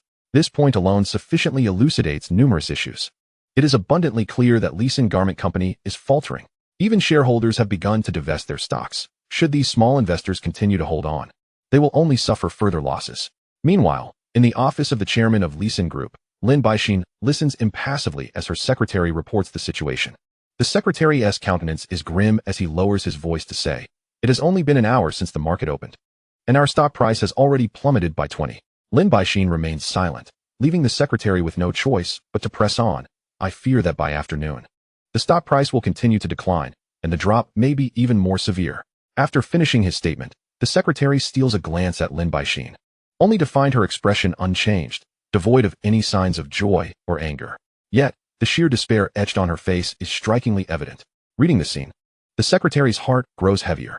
The Lin Baixin before him now stands in stark contrast to the formidable figure he remembers, one who once thrived within the Lee Sin Group and commanded the situation with authority. The secretary deliberates internally for some time, but ultimately cannot suppress his urgency, stating, "Chairman, shouldn't we devise some strategies? If we fail to act, Lee Sin Garment may truly be unable to endure." After a brief silence, Lin Baixin finally speaks, her tone slow and deliberate.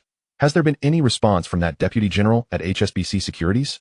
The secretary suddenly slaps his forehead, realizing he had not fully conveyed the information, and quickly adds, "The brokerage firm has indicated that they found no signs of Huo Zhengxiong engaging in short selling." Huh. Upon hearing this, Lin Baixin cannot help but let out a cold laugh. "Do you truly believe such claims?" The secretary is momentarily speechless, unsure of how to respond. It is essential to note that during the previous steepest decline of Lee Sin Garment stock, the drop was merely 10 in a single day. Yet, within just 1 hour of trading this morning, the decline has already exceeded twice that amount. If one were to suggest that Huo Zhengxiong is not covertly undermining the company through short selling, who would believe such a tale? Even the most naive and uncalculating individual would find such an assertion implausible. Lin Baixin then states in a matter-of-fact tone, "I, for one, will not believe such nonsense." The secretary's expression darkens, and he cannot help but mutter, "This brokerage firm is utterly unreliable, lacking integrity. We must remember this debt, and, when the opportunity arises, make them accountable."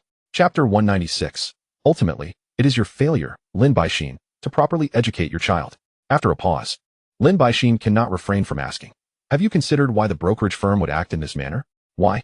The secretary instinctively retorts. "Have you forgotten what Huo Zhengxiong originally built his fortune upon?" Upon hearing this, the secretary stands frozen in place. Indeed, Huo Zhengxiong is not the type to play by the rules or follow a conventional path. This man emerged from the underworld, employing ruthless methods, sparing no sentiment.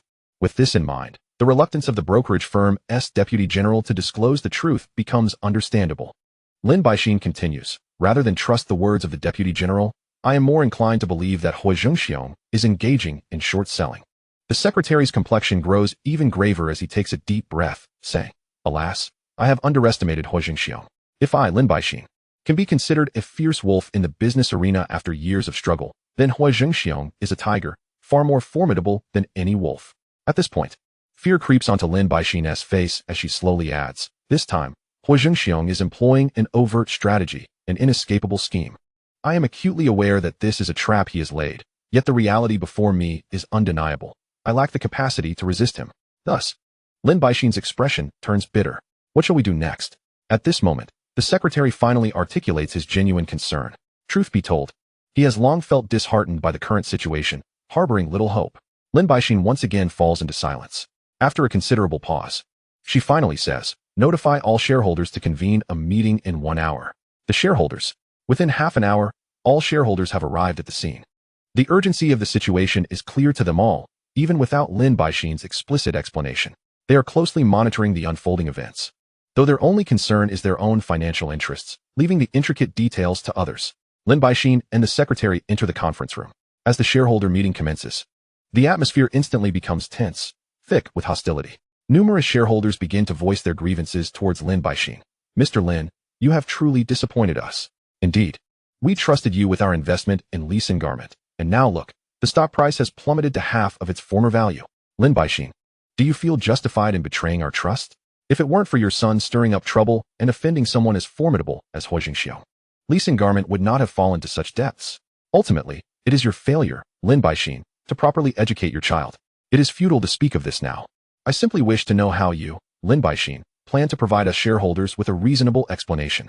I expect you to propose a viable solution. If not, I suggest we replace the chairman.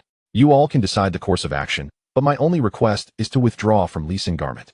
Faced with these impassioned accusations and even demands for withdrawal from Leeson Garment, Lin Baixin finds herself bereft of effective solutions. After much hesitation, she finally speaks. It is my inadequacy, Lin Baixin, that has led to your disappointment. I shall refrain from unnecessary explanations. If any of you wish to withdraw from Leeson Garment, I have no objections. I will repurchase the stocks you hold. I also hope for your understanding. Otherwise, if these stocks fall into other hands, Leeson Garment may truly change ownership. Lin Baixin's words effectively signal that Leeson Garment is on the brink of bankruptcy. With her statement laid bare, the shareholders find it difficult to continue their reproaches. Humph. The shareholders each emit a cold huff, leaving the conference room with their dissatisfaction palpable. The secretary promptly follows suit, hastening to arrange the repurchase of these shareholders' stocks. Thus concludes the shareholder meeting. By Tuesday, Leeson Garment stock continues to plunge dramatically. By Wednesday, the stock experiences another catastrophic drop. The progression of events unfolds precisely as Huo Zhengxiong had anticipated. The stock price of Leeson Garment is nearing the rock-bottom prices akin to that of cabbage. At this juncture, Huo Zhengxiong prepares to execute his final plan, revealing his truly ferocious nature. A group of individuals encircles Brother Zhao, leaving no gaps for escape. Initially, Brother Zhao's heart sinks, instinctively believing it to be trouble stirred up by Tan Cheng's faction. However, upon closer observation, he senses something amiss about these individuals. Could they be reporters? Brother Zhao, filled with questions, inquires. The surrounding individuals promptly shook their heads and hurriedly explained, We are not reporters. However, you are truly an idol in our hearts. Idol, could you grant me an autograph? I wish to have one too. Idol, please accept this bouquet. Xiao Ma Gu was momentarily taken aback, his face reflecting sheer astonishment. Idol? Are you referring to me? How can this be? Yet, the earnest expressions and enthusiastic gestures of the fans appeared utterly genuine. After a moment of hesitation, Xiao Ma Gu felt compelled to comprehend the situation, so he inquired, What exactly makes me your idol? Because you are exceptionally loyal. The fans replied with unwavering conviction. We are well aware of your story. You bravely ventured alone to Bay Island to avenge Hao Gu, taking down the one responsible for his demise. Xiao Ma Gu, we hold you in the highest regard. You are truly a man of valor. You have endured so much under Tan Cheng, and it has been most unjust. Still enveloped in shock, Xiao Ma Gu could hardly fathom that so many were aware of his past. This prompted memories of the police station, where an officer had once spoken to him about those very matters. It turned out that the fourth installment of the Huo series was centered around him, Song Zihao, and the counterfeit group.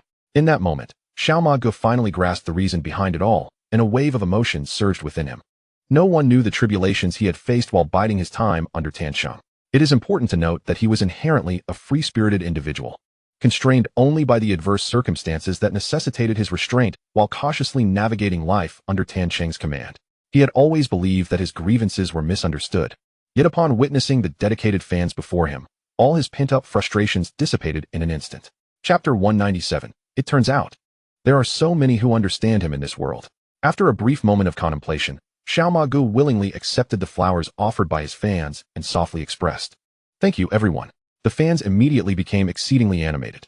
However, it took Xiao Ma Ge some time to acclimate to his sudden transformation into an idol. This monumental shift in identity left him feeling somewhat uneasy. "Xiao Ma Ge, please grant me an autograph." "Yes, do sign one for me too."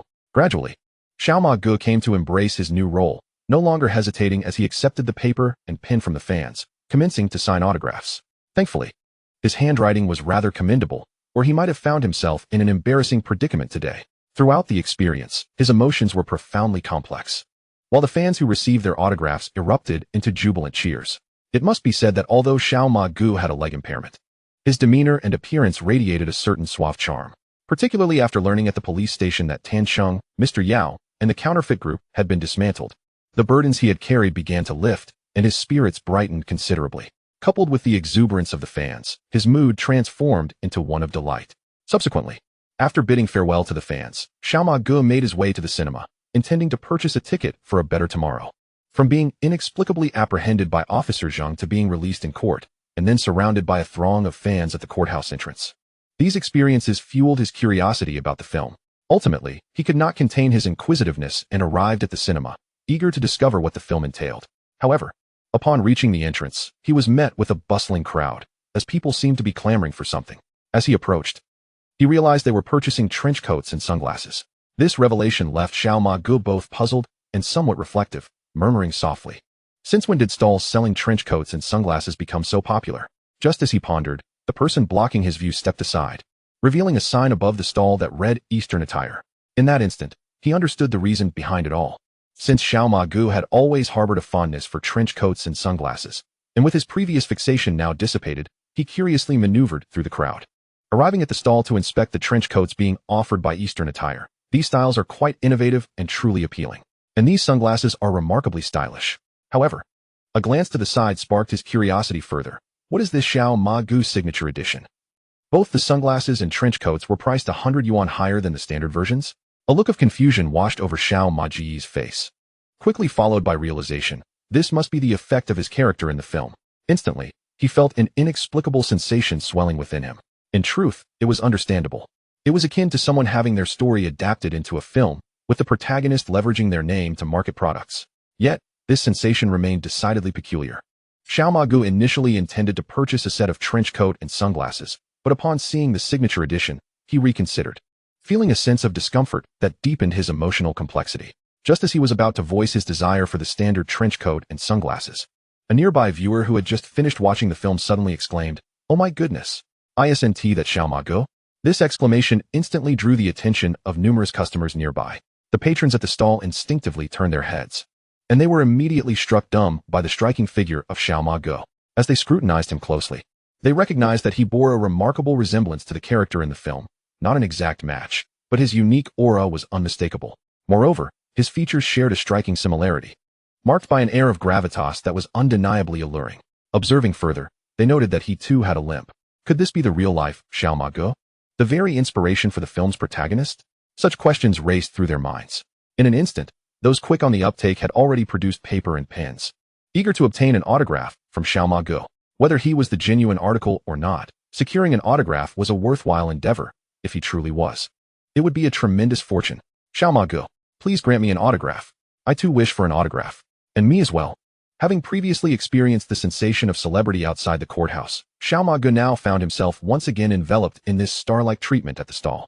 Despite having encountered this scenario before, the sensation of being surrounded by so many people left him feeling somewhat uneasy. Before long, those who successfully purchased trench coats and sunglasses had formed several layers of enthusiastic admirers around him. Meanwhile, those who had not secured their purchases wore expressions of increasing anxiety. Observing the scene, Xiao Ma Ge decided to embrace the moment, treating the gathering as a small fan meeting. He diligently worked through the requests for autographs, finally managing to satisfy each fan's request. Just as he exhaled in relief, an employee from the stall approached him, carrying a suit, a coat, and a pair of sunglasses, explaining, "Our boss instructed that should we encounter you, we must present you with this set of items." Xiao Ge felt he had done nothing to merit such a generous gift from others and believed it inappropriate to accept it casually. However, before he could voice his refusal, the employee had already turned and departed. Little brother stood frozen in place, momentarily lost in thought. He silently etched the name Huo Zhengxiong into his memory, an overwhelming sense of gratitude surging from the depths of his heart. At this moment, little brother's emotions were particularly complex, a myriad of feelings intertwining within him. On one hand, he felt immense gratitude that Huo Zhengxiong had gone out of his way to arrange for his subordinates to deliver these items to him. Though the combined value of the trench coat, suit, and sunglasses was not particularly high, the rare sentiment behind this gesture was something he sincerely cherished. On the other hand, the complete downfall of Tan Sheng, Mr. Yao, and the entire counterfeiting syndicate was significantly propelled by the film Huo Zhengxiong had produced. From a certain perspective, this could be seen as a form of retribution for little brother, thus filling him with appreciation, tinged with regret for not being able to enact this vengeance himself. Furthermore, little brother's life trajectory had undergone a dramatic transformation. He had evolved from an inconspicuous individual scraping by as a car washer to a beloved idol with a multitude of fans. A change that was equally attributable to Huo Zhengxiong. Chapter 198. This is clearly a weasel wishing a chicken a happy new year, harboring no good intentions. For these reasons, it was only natural for little brother to feel a profound sense of gratitude towards Huo Zhengxiong. With a deep gaze cast upon the oriental clothing displayed at the stall, clutching the suit and trench coat, he turned and departed. Time passed quietly, and soon it was Friday, the final trading day of the week for the stock market. At precisely 4 o'clock in the afternoon, the market closed on schedule. Throughout the week, the stock that garnered the most attention from investors was undoubtedly that of Lee Sin Garments. Since the market opened on Monday, Lee Sin Garments' stock price had entered a rapid decline. By Friday's close, within a mere 5 days, its stock had plummeted dramatically, just as Huo Zhengxiong had predicted, with a staggering drop of 83. The company's market value evaporated by over 2 billion Hong Kong dollars in just 5 days. Lee Sin Garments now found itself in utter despair, nearly devoid of worth. At this moment, within the offices of Lee Sin Garments, Lin Baixin surveyed the scene of half the staff having resigned, leaving the space eerily vacant and desolate, making him feel as if he had aged a decade in an instant.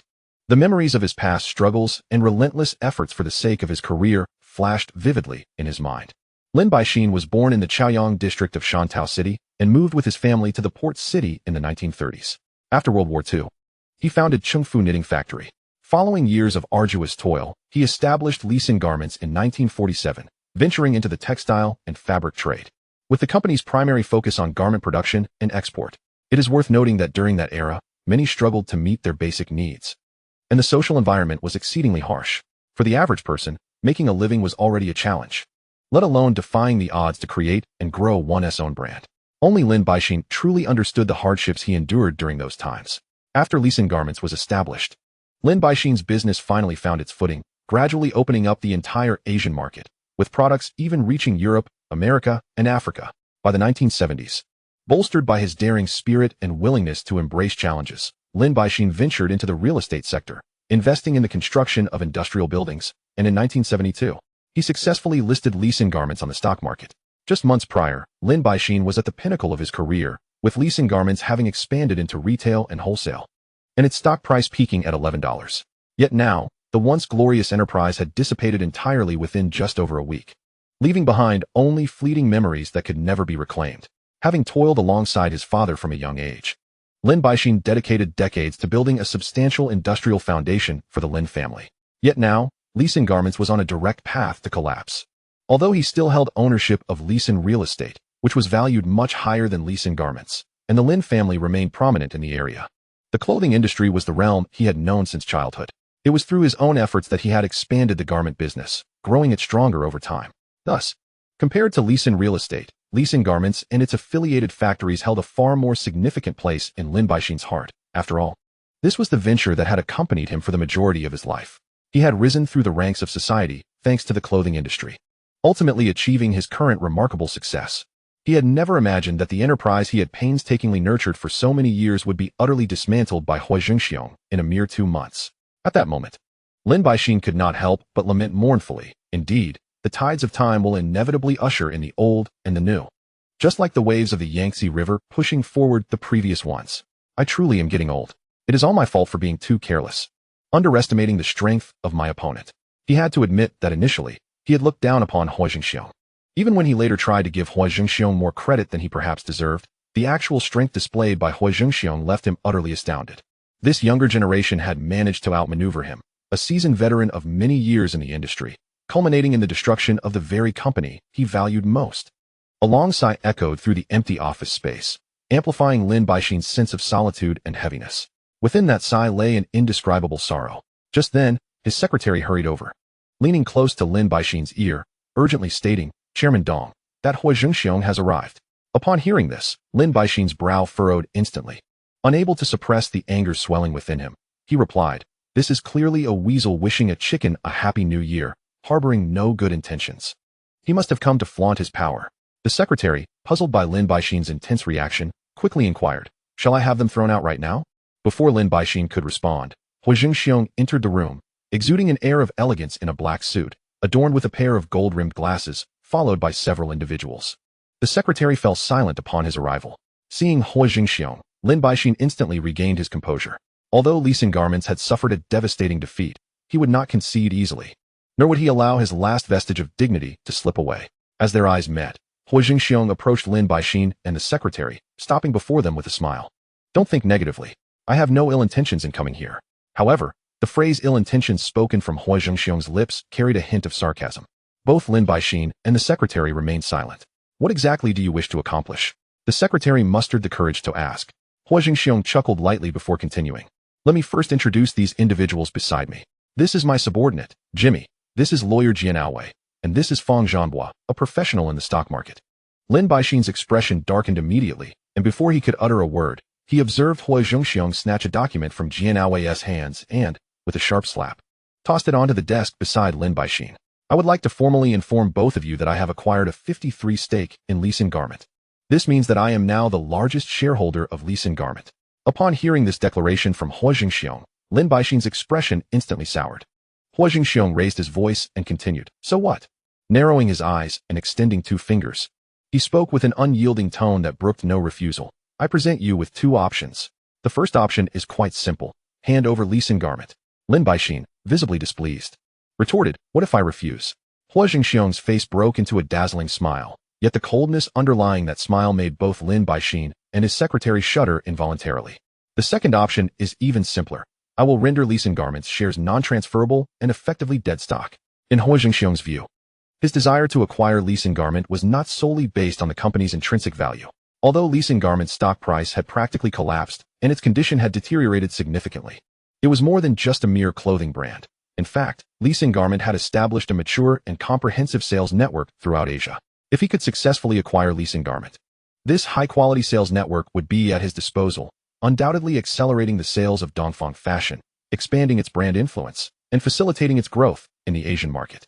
This is essentially what is commonly referred to in the business world as leveraging others' resources to achieve one's own objectives. It must be said that Huo Zhengxiong himself possesses the capability to build his own sales network, yet undertaking such a task would undoubtedly be exceedingly complex. Even if every step progressed smoothly according to plan, establishing an entire channel would take at least 2 to 3 years.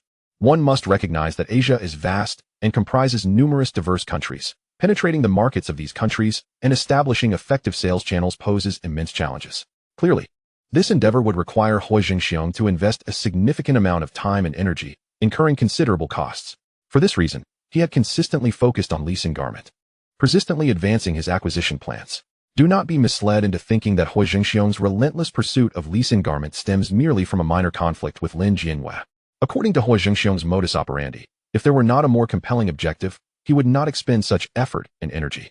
If it were solely to deal with Lin Jianhua, wouldn't it be simpler and more direct to eliminate him completely from the field? The current opportune moment for acquisition is, at its core, a result of Huo Zhengxiong's relentless efforts. Now that the timing is ripe, it is, naturally, time to formally proceed with the acquisition of Lee Sin Garment. Initially, Lin Baixin intended to outright reject Huo Zhengxiong's acquisition proposal, yet confronted with the chilling pressure hidden within Huo Zhengxiong's smile, he found himself at a loss for words. He opened his mouth, hesitating for quite some time, but ultimately failed to utter a single word. The secretary standing nearby, his eyes wide with disbelief, was struck by the realization of Huo Zhengxiong's true intentions. The atmosphere in the room fell into silence, with no one daring to speak. Huo Zhengxiong chuckled softly before continuing. I hope Chairman Lin will give this matter serious consideration. Otherwise, the consequences that arise will be yours to bear. These two sentences carried an unmistakable threat, clear to any attentive listener.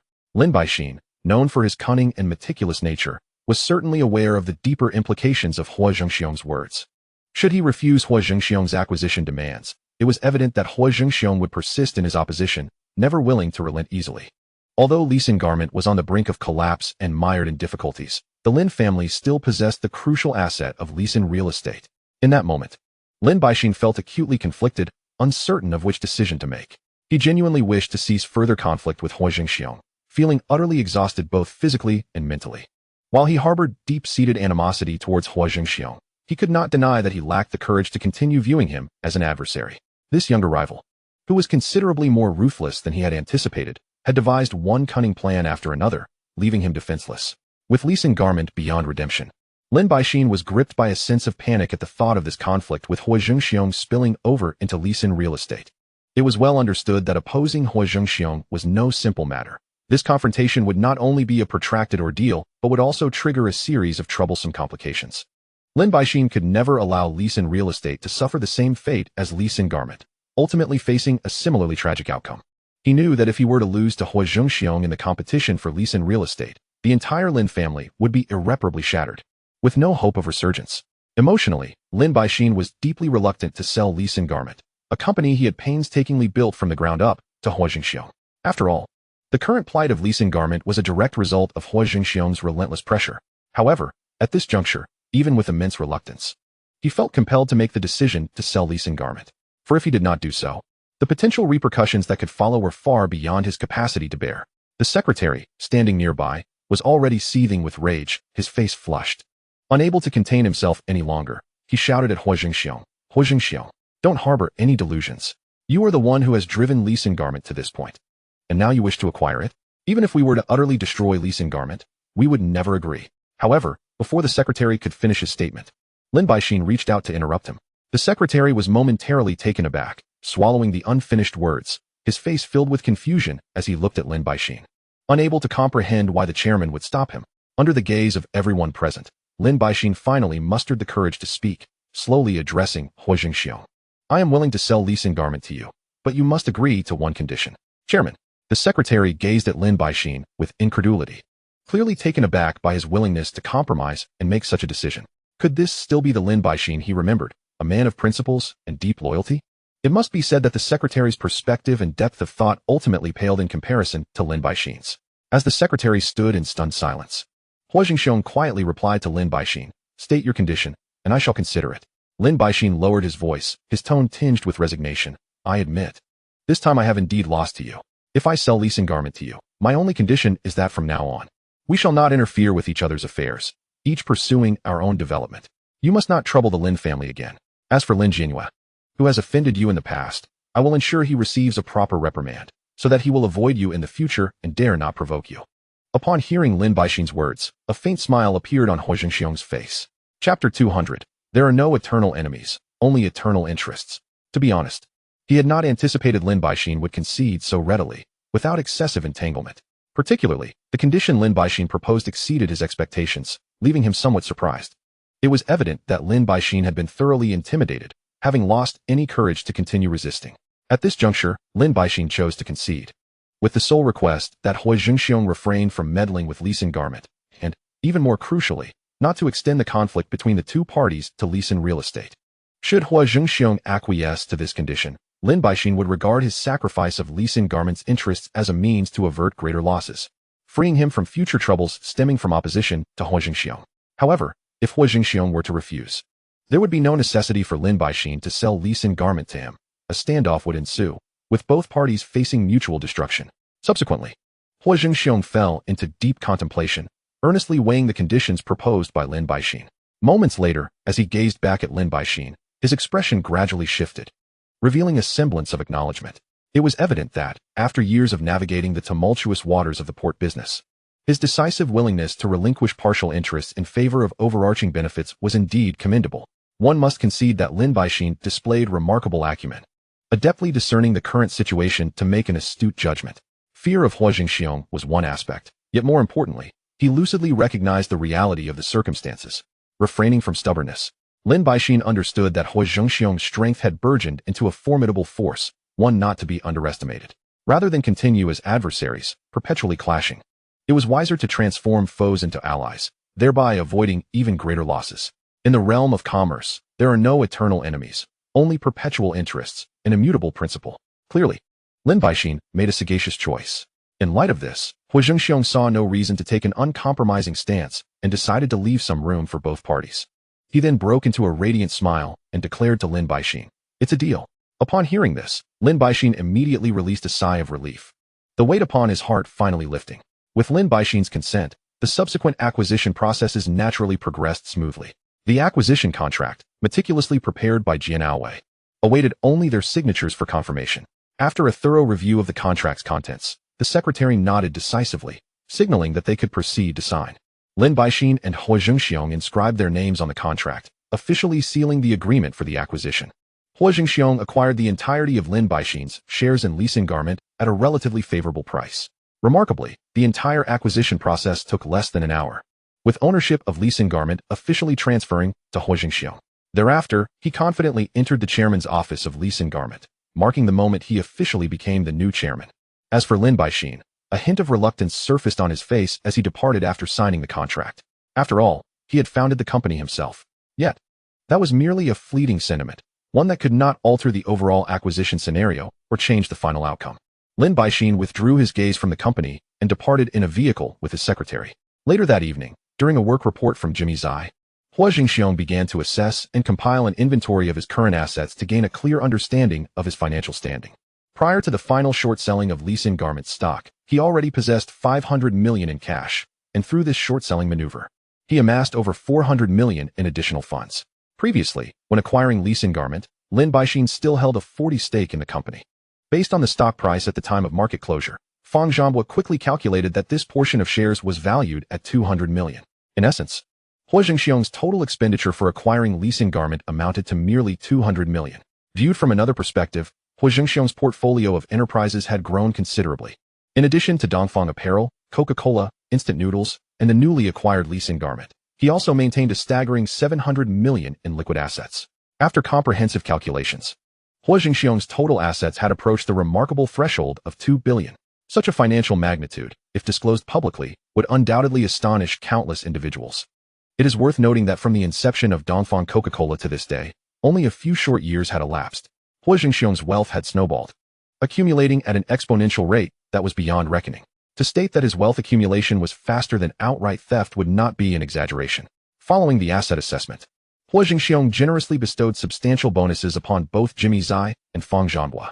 He then issued two critical directives. First, all employee benefits at Lee Sin Garment must remain unchanged, with no alterations permitted whatsoever. Secondly, the recruitment of new employees should be expedited, as I aim to restore Lee Sin Garment to normal production and operation in the shortest time possible. Huo Zhengxiong's demands were evidently paving the way for subsequent strategic planning. After acquiring Lee Sin Garment, he had secured sufficiently stable sales channels, positioning Dongfang Apparel to transcend regional limitations and launch an assault on the entire Asian market.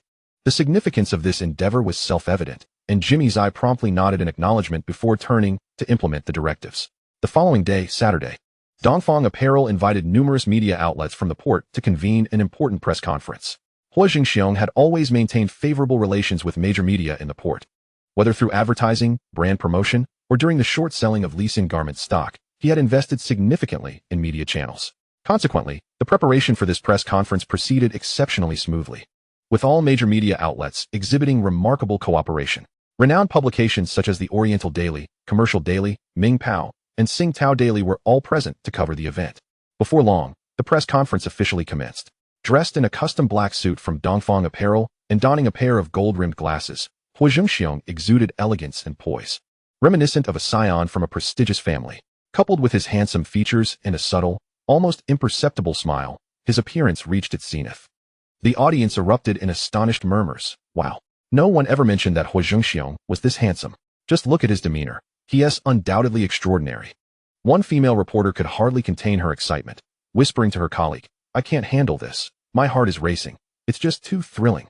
Who could have predicted that this debonair gentleman was the very figure who had recently stirred the port's business community, manipulating Lee Sin Garment's stock price and plunging the venerable company into turmoil? Chapter 201. From this moment onward, Dongfang Group has successfully acquired Lee Sin Garment Company. The murmurs of astonishment continued to ripple through the crowd, and seated in the front row, TVB host Lu Huijin felt her eyes light up upon catching sight of Huo Zhengxiong. It is, after all, a natural psychological tendency for women to admire handsome men, just as men appreciate beautiful women. Huo Zhengxiong quickly noticed that many female reporters present exhibited a palpable shift in their gazes upon encountering him, especially Lu Huijin, who, despite her efforts to maintain composure, could hardly conceal her burgeoning interest. Huo Zhengxiong held Lu Huijin in high regard. They had previously collaborated during the exposure of the Inspector Peng incident, where she had secured crucial information half an hour ahead of other media personnel, a significant factor in her rapid ascent. As a seasoned journalist, Lu Huijin possessed an exceptionally keen sense of perception. She immediately sensed that the way Huo Zhengxiong looked at her was markedly different from his gaze toward others, imbued with a hint of familiar warmth. This stirred a sense of curiosity within her, prompting her to silently reflect on the intersections of their past. Subsequently, as Huo Zhengxiong took his seat under the watchful eyes of the crowd and faced the multitude of media cameras, he smiled and began. The sole purpose of convening this press conference today is straightforward. After a brief pause, he declared with clarity and conviction, on behalf of the Oriental Group, I officially announced that last night, we signed an acquisition contract with Lin Baixin, the chairman of Lee Sin Garments. Effective immediately, the Oriental Group has successfully acquired Lee Sin Garments, which will henceforth be rebranded as the Oriental Apparel Group. Following the succinct address, Huo Zhengxiong rose and exited amidst the flurry of flashing lights. The press conference erupted into a cacophony of whispers, as reporters eagerly exchanged thoughts and hastily recorded the news, which soon graced the headlines of major media outlets. Under the concentrated coverage, the news of the Oriental Group's acquisition of Lee Sin Garments swiftly permeated the entire port city, igniting fervent discussions among the populace. Goodness, Lee Sin Garments ultimately couldn't hold on. I always thought this was inevitable. After all, the clothes from Oriental Apparel are far more appealing than those from Lee Sin Garments. Being acquired might not be so bad. Lee Sin Garments was already overpriced and outdated in style. Did you see the newspaper? That Huo Zhengxiong is extraordinarily handsome. Indeed, I wonder how many girls will be enchanted by him. Now that Lee Sin Garments has been acquired by Oriental Apparel, doesn't that imply its stock will soar? Wait, it should now be called the Oriental Apparel Group. Everyone knows Huo Zhengxiong's capabilities. If he managed to acquire Lee Sin Garments, with such a leader, the stock of the Oriental Apparel Group is bound to skyrocket. Prepare yourselves. As long as we can buy shares of the former Lee Sin Garments, no, the current Oriental Apparel Group, we're sure to make a fortune. As previously mentioned, during that era, stock trading was almost a universal skill among the populace of the port city. Consequently, a consensus quickly emerged. Acquiring shares of the Oriental Apparel Group was guaranteed to yield substantial profits. In no time, citizens were brimming with excitement, eagerly preparing to enter the market. Time flew by, and before long, it was Monday. At precisely 9 in the morning, the port stock market opened on schedule. As expected, the stock of the newly renamed Oriental Apparel Group experienced an explosive surge right from the get-go. The momentum of the increase was as fierce as a volcanic eruption, leaving all observers wide-eyed. Just how wildly did the stock of the Oriental Apparel Group rise? Within a mere hour, the stock, formerly known as Lee Sin Garments, soared by an astonishing 40. Such a rapid ascent could only be described as meteoric. Even more astonishingly, as time progressed, the stock's upward trajectory showed no signs of abating, maintaining its vigorous pace, leaving countless investors in awe and many lamenting their missed opportunity to buy in sooner. Even those who were novices in the stock market could clearly see that acquiring shares of Oriental Apparel was a surefire way to amass wealth. Yet, reality often defies expectations and can be quite cruel. Although the stock price of Oriental Apparel was surging on the trading floor, the vast majority of investors found themselves with no opportunity to purchase shares. This exemplified the typical situation in the stock market where there was a price, but no availability. In the trading hall, countless investors were in a frenzy, occasionally tugging at their hair in desperation, as they helplessly witnessed the stock of Oriental Apparel skyrocket. The feeling of powerlessness threatened to push them to the brink of despair. Concurrently, another group sank into deep regret. They had once been shareholders of Lee Sin Garments and, in a moment of folly, sold all their stocks. Now, watching the price of Oriental Apparel soar, they were consumed by remorse. Had they held on to even a portion of their shares, they would have reaped significant profits from the appreciation. Moreover, given the current surge of Oriental apparel, no one could predict where the price might ultimately plateau. This regret entirely occupied their thoughts. Meanwhile, at the Kowloon Stock Exchange, one investor emerged as the envy of many. He successfully purchased shares of Oriental apparel and was instantly overwhelmed with joy, his excitement reaching a fever pitch. "Ha! I did it. I truly bought shares of Oriental apparel." The man leaped in exhilaration, unable to conceal the elation etched across his face. Surrounding investors cast envious and jealous glances his way, their expressions intense enough to seem as if they might devour him whole. Soon after, when the price of Oriental apparel surged once again on the big screen, the envy in the room intensified. One investor could no longer contain his emotions and shouted at the stock trader, "This is outrageous. Are you doing this on purpose? Clearly. Some people can buy in. Why can't I?" Discontented voices quickly rose in a chorus. "Exactly. Why can't we buy? Are you saying all the shares are being secretly hoarded by your brokerage? With the stock price climbing like this, I refuse to believe there isn't a single leftover share." Investors clamored and debated, and the scene erupted into chaos. The trader, appearing innocent and visibly trembling, countered, "If you held shares of Oriental apparel right now, would you be willing to sell?" The disgruntled investors instinctively shook their heads. The trader quickly added, "You all know this stock is skyrocketing. You certainly wouldn't want to sell, so why would anyone else be willing to part with theirs?" This reasoning left the crowd momentarily speechless, unable to formulate a rebuttal, and the atmosphere gradually quieted. They had no choice but to concede that the trader's words held merit. Seeing the crowd calm down, the trader let out a sigh of relief and wiped the cold sweat from his brow. He continued, "It's not just our Kowloon securities. The other 3 exchanges are experiencing the same scenario." At that time, the port city housed 4 stock exchanges: Kowloon Stock Exchange, Far East Stock Exchange, Gold and Silver Stock Exchange, and the subsequently established Port Stock Exchange. Almost simultaneously, a fortunate individual emerged at the neighboring Port Stock Exchange, exclaiming with glee, "Ha! I did it. I truly bought shares of Oriental apparel." No sooner had he spoken than a throng gathered around him, their envious gazes fixed upon him. Countless investors surged forward, clamoring, "Brother, sell me your shares. I'll give you an extra 10. Only 10? That is far too little. Brother, sell to me. I'll add 30. I'll add 35. Sell to me." The crowd enveloped this fortunate investor, some casting glances filled with ill intent. Throughout history, wealth has always had the power to stir hearts. The scene before them was the perfect embodiment of the saying wealth should not be flaunted. This investor, in his exuberance, failed to temper his emotions, attracting unnecessary attention. Meanwhile, at the Gold and Silver Stock Exchange and the Far East Stock Exchange, such a lively scene was conspicuously absent. Perhaps those fortunate enough to have acquired shares possess a profound understanding of the adage wealth should not be flaunted, thus choosing to remain discreet. Alternatively, it may be the case that no successful buyers exist within these 2 exchanges. Regardless of the scenario, stockholders gathered around the traders, their eyes wide open as they watched the stock price of Dongfang apparel soar, yet they remained unable to purchase any, their expressions growing increasingly grim and their emotions deteriorating. Soon, complaints and curses erupted once more. "Damn it, what on earth is going on? Why are we the only ones unable to buy? I just heard that buyers were successful at both the Kowloon and Port Stock Exchanges, yet here we are left empty-handed. I suspect the brokerage firms are up to something nefarious. It's unbearable to stay here. The more I watch, the more anxious I become. I'm leaving. If I can't buy, then I shan't buy at all." Such voices echoed throughout the exchange, yet curiously, those who vociferously declared their intent to leave remained rooted to the spot. Even when aware of their inability to purchase, the investors clung tenaciously to the trading floor, unwilling to depart. At that moment, a trader announced, "We have stocks of Dongfang apparel available." Before he could finish his sentence, he was immediately encircled by a throng of stockholders.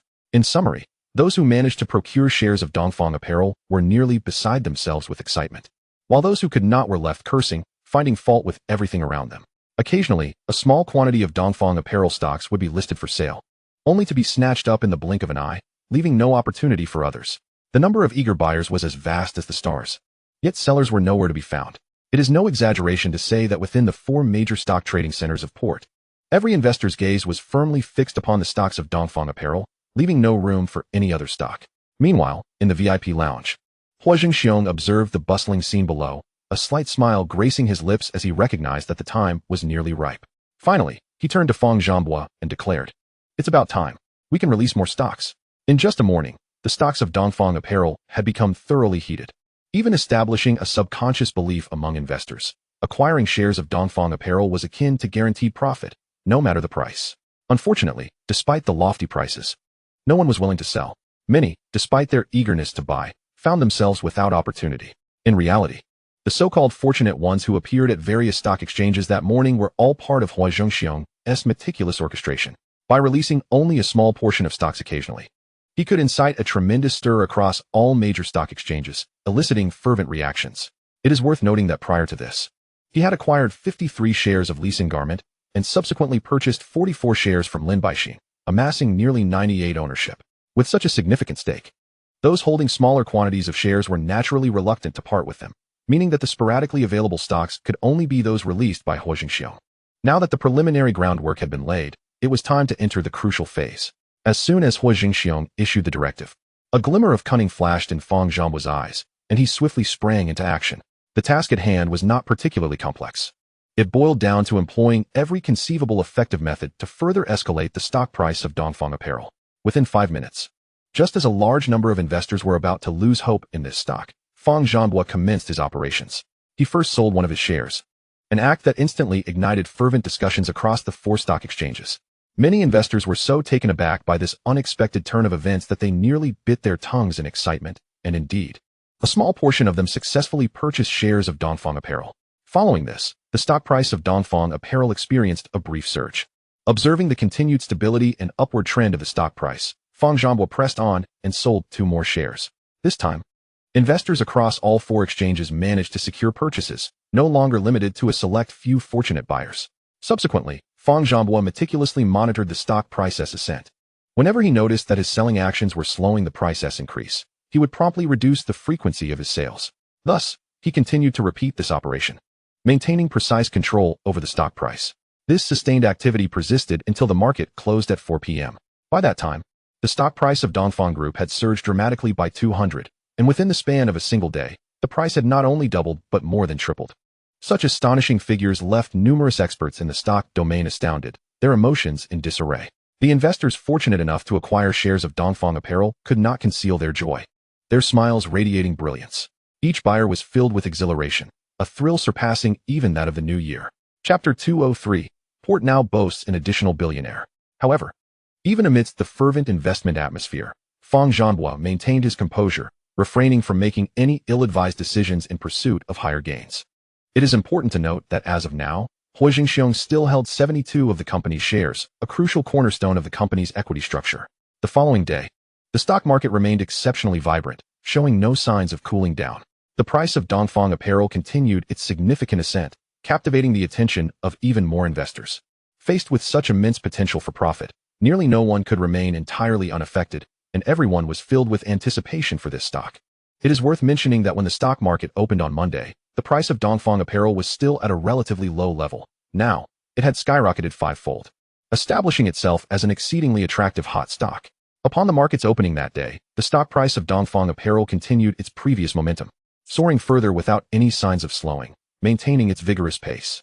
Those who had been fortunate enough to purchase shares of Dongfang Apparel the previous morning saw their assets multiply 5-fold, their excitement keeping them awake throughout the night.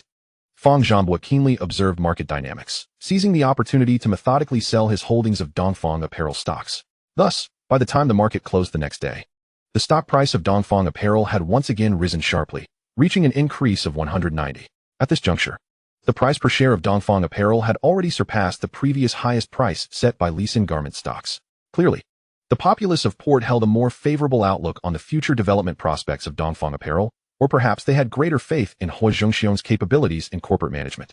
Even though the stock price of Dongfang Apparel had surged to such extreme heights, each time Fang Zhanbo sold shares, they were swiftly swept up by eager investors. These stocks lingered in the traders' hands for a mere moment, often less than 2 minutes before changing hands again. The market remained in a state of stock scarcity, with many investors willing to pay top dollar yet struggling to acquire their desired shares. Finally, as the market closed the following day, Dongfang Apparel's stock once again achieved a remarkable feat, with prices surging by an additional 210.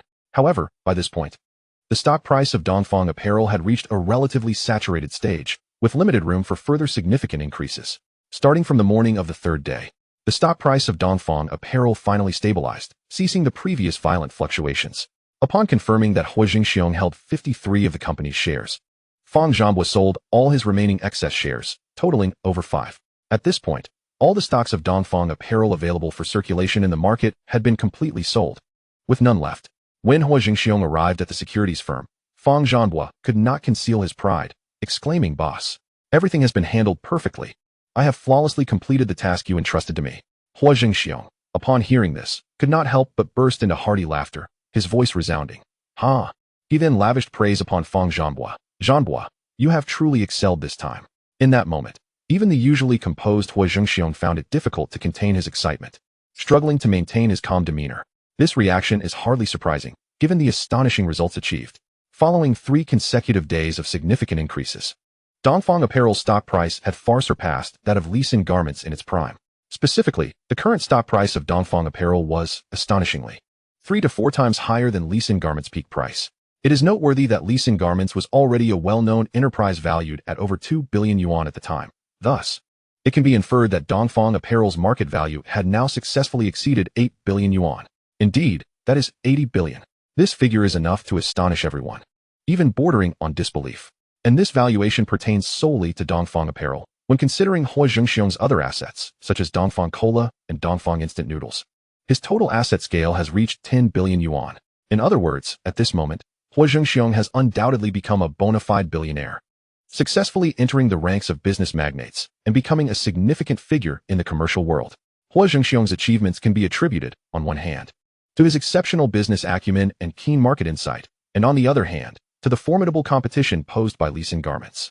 In several encounters with Lee Sin Garments, Huo Zhengxiong, initially possessing assets of merely 100 million, achieved multiple breakthroughs through precise decision-making and decisive actions. Thus, in the competition with the Lin Group, the parent company of Lee Sin Garments, Huo Zhengxiong continually grew and expanded, successfully acquiring assets from his rivals and gradually broadening his commercial territory. Eventually, he experienced a qualitative leap, transforming from an ordinary businessman into a leading figure in the business realm, akin to a fish leaping over the Dragon Gate. Within just a few months, Huo Zhengxiong's assets witnessed explosive growth, with an acceleration far surpassing others in the industry. His assets soared from a modest single-digit scale to the billionaire level, a growth rate that can only be described as legendary. In the harbor, billionaires are often referred to as business tycoons, a term that signifies the highest recognition of elite figures in the commercial sphere. Shortly after the stock market closed, many detected the surging market value of Dongfang Apparel and the news of Huo Zhengxiong's ascension to billionaire status.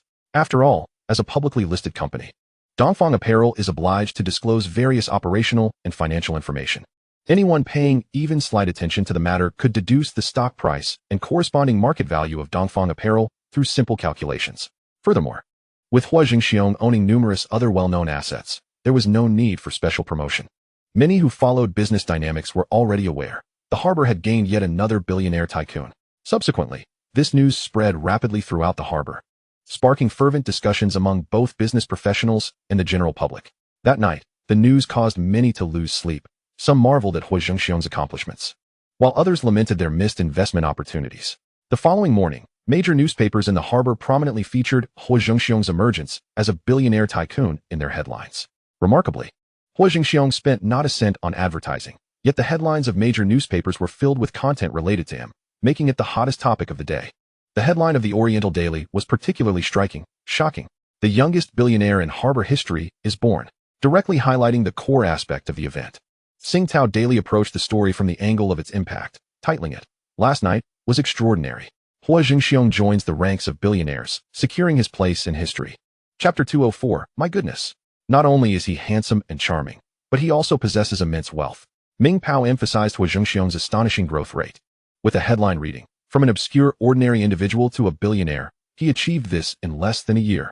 Business Daily reported from a legendary perspective, with a title stating, "Legend of the Business World, a fish leaps over the Dragon Gate." Dongfang Apparel's market value soars nearly 20-fold in 3 days, approaching the billion mark. Ta Kung Pao used a provocative title to engage readers. How long does it take to produce a billionaire? The answer lies with Huo Zhengxiong. As these reports spread and the news continued to circulate, the populace of the harbor was utterly stirred. Discussions surrounding Huo Zhengxiong's legendary journey became ubiquitous, engulfing the entire harbor in a fervent atmosphere of discourse. Recently, I had seen Huo Zhengxiong in a news report, and his appearance was remarkably impressive. I never anticipated that within just a few days, he would successfully join the ranks of billionaires. My goodness, not only is he strikingly handsome, but he also possesses substantial wealth. and this fortune is a result of his own hard work. As an entrepreneur, I genuinely hope to establish a family with him.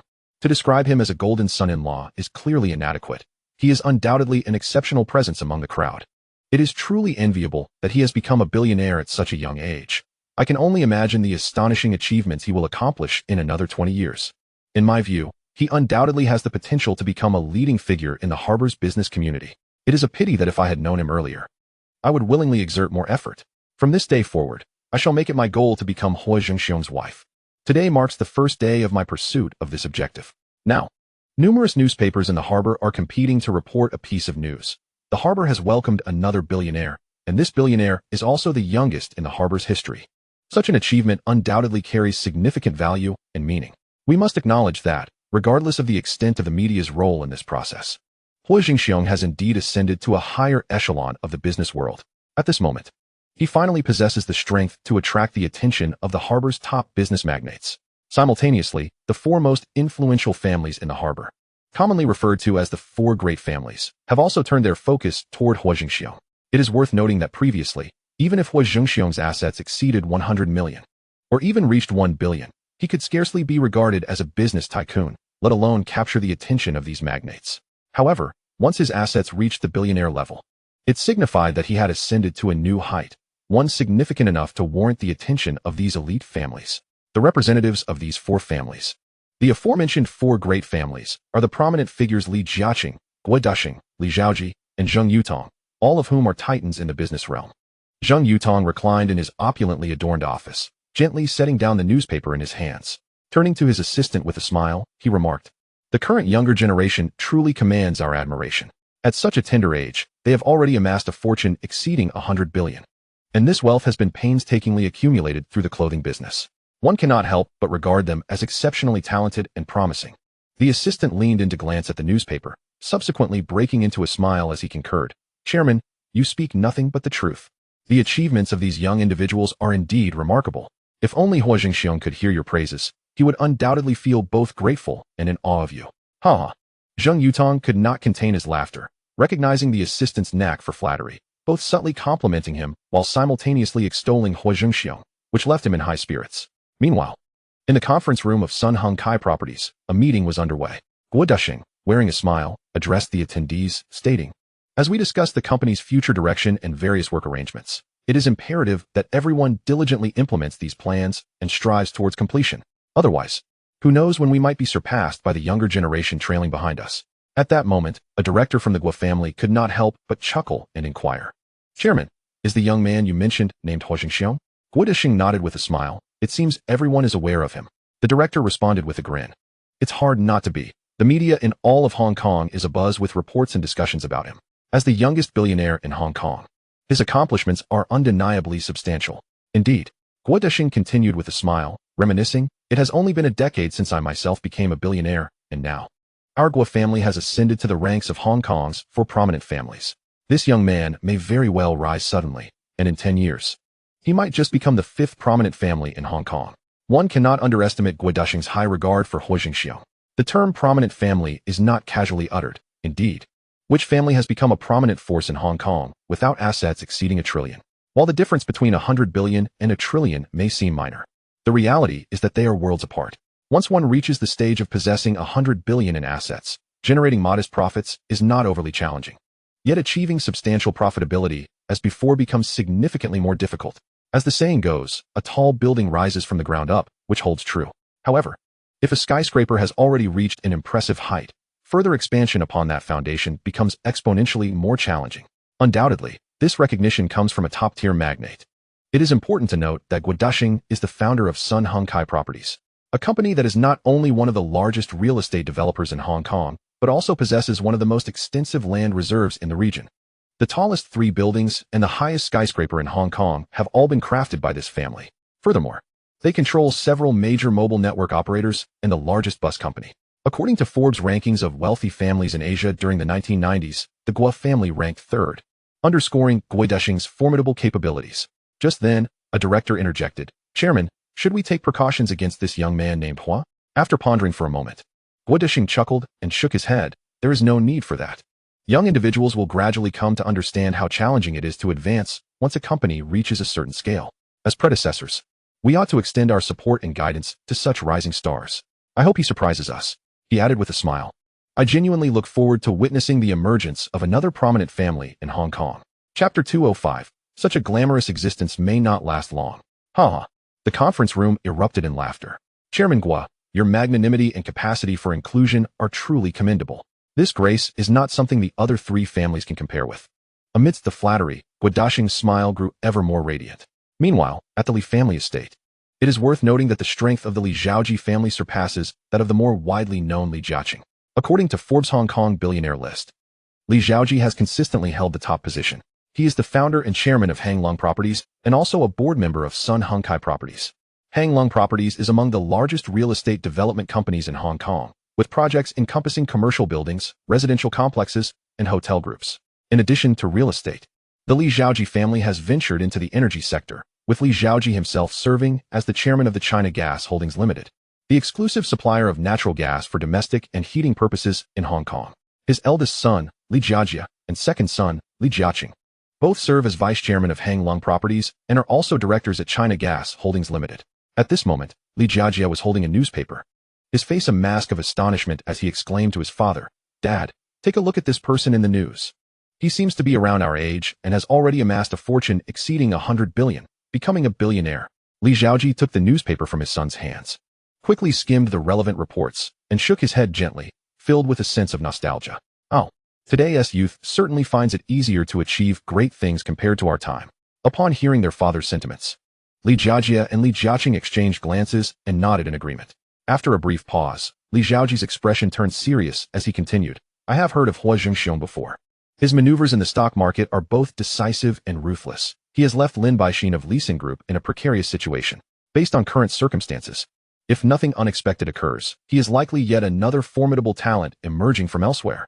Li Jiaqing interjected, his tone filled with admiration for Huo Zhengxiong. "Indeed, this young man has reached this level solely through his own abilities, without relying on the support of industry giants.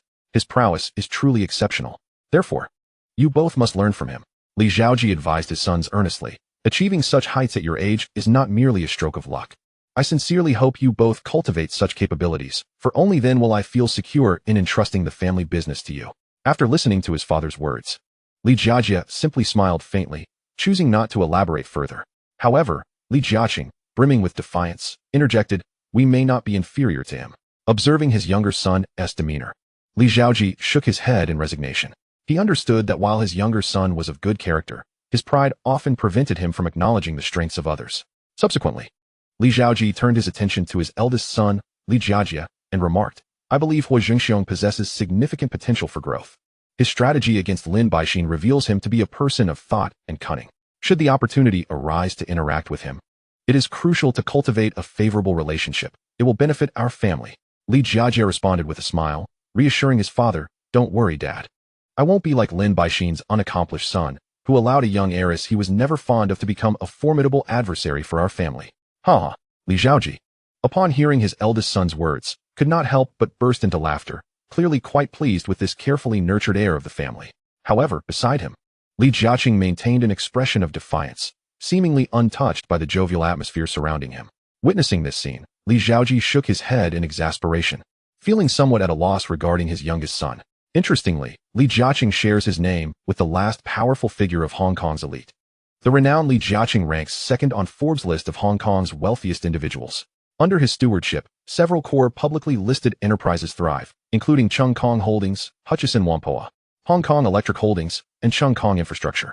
These businesses encompass a vast array of sectors, ranging from property development and investment, real estate brokerage and management services, to port operations and ancillary services, telecommunications, hotel management, retail and manufacturing, energy supply, infrastructure construction, financial planning and investment, e-commerce, building materials sales, media communication, and life sciences technology.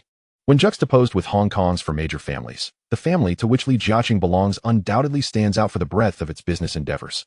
With involvement and development across nearly every industry, Li Jiaqing's eldest son, Li Zheju, has long held positions within Chung Kong Holdings and Hutchison Whampoa, assisting his father with various business-related matters. In contrast, his younger son, Li Zikai, has opted for entrepreneurship, founding the Hong Kong Telecommunications Company. Today, This enterprise has become the largest service provider in the region, with operations spanning telecommunications, television, internet, and cable services.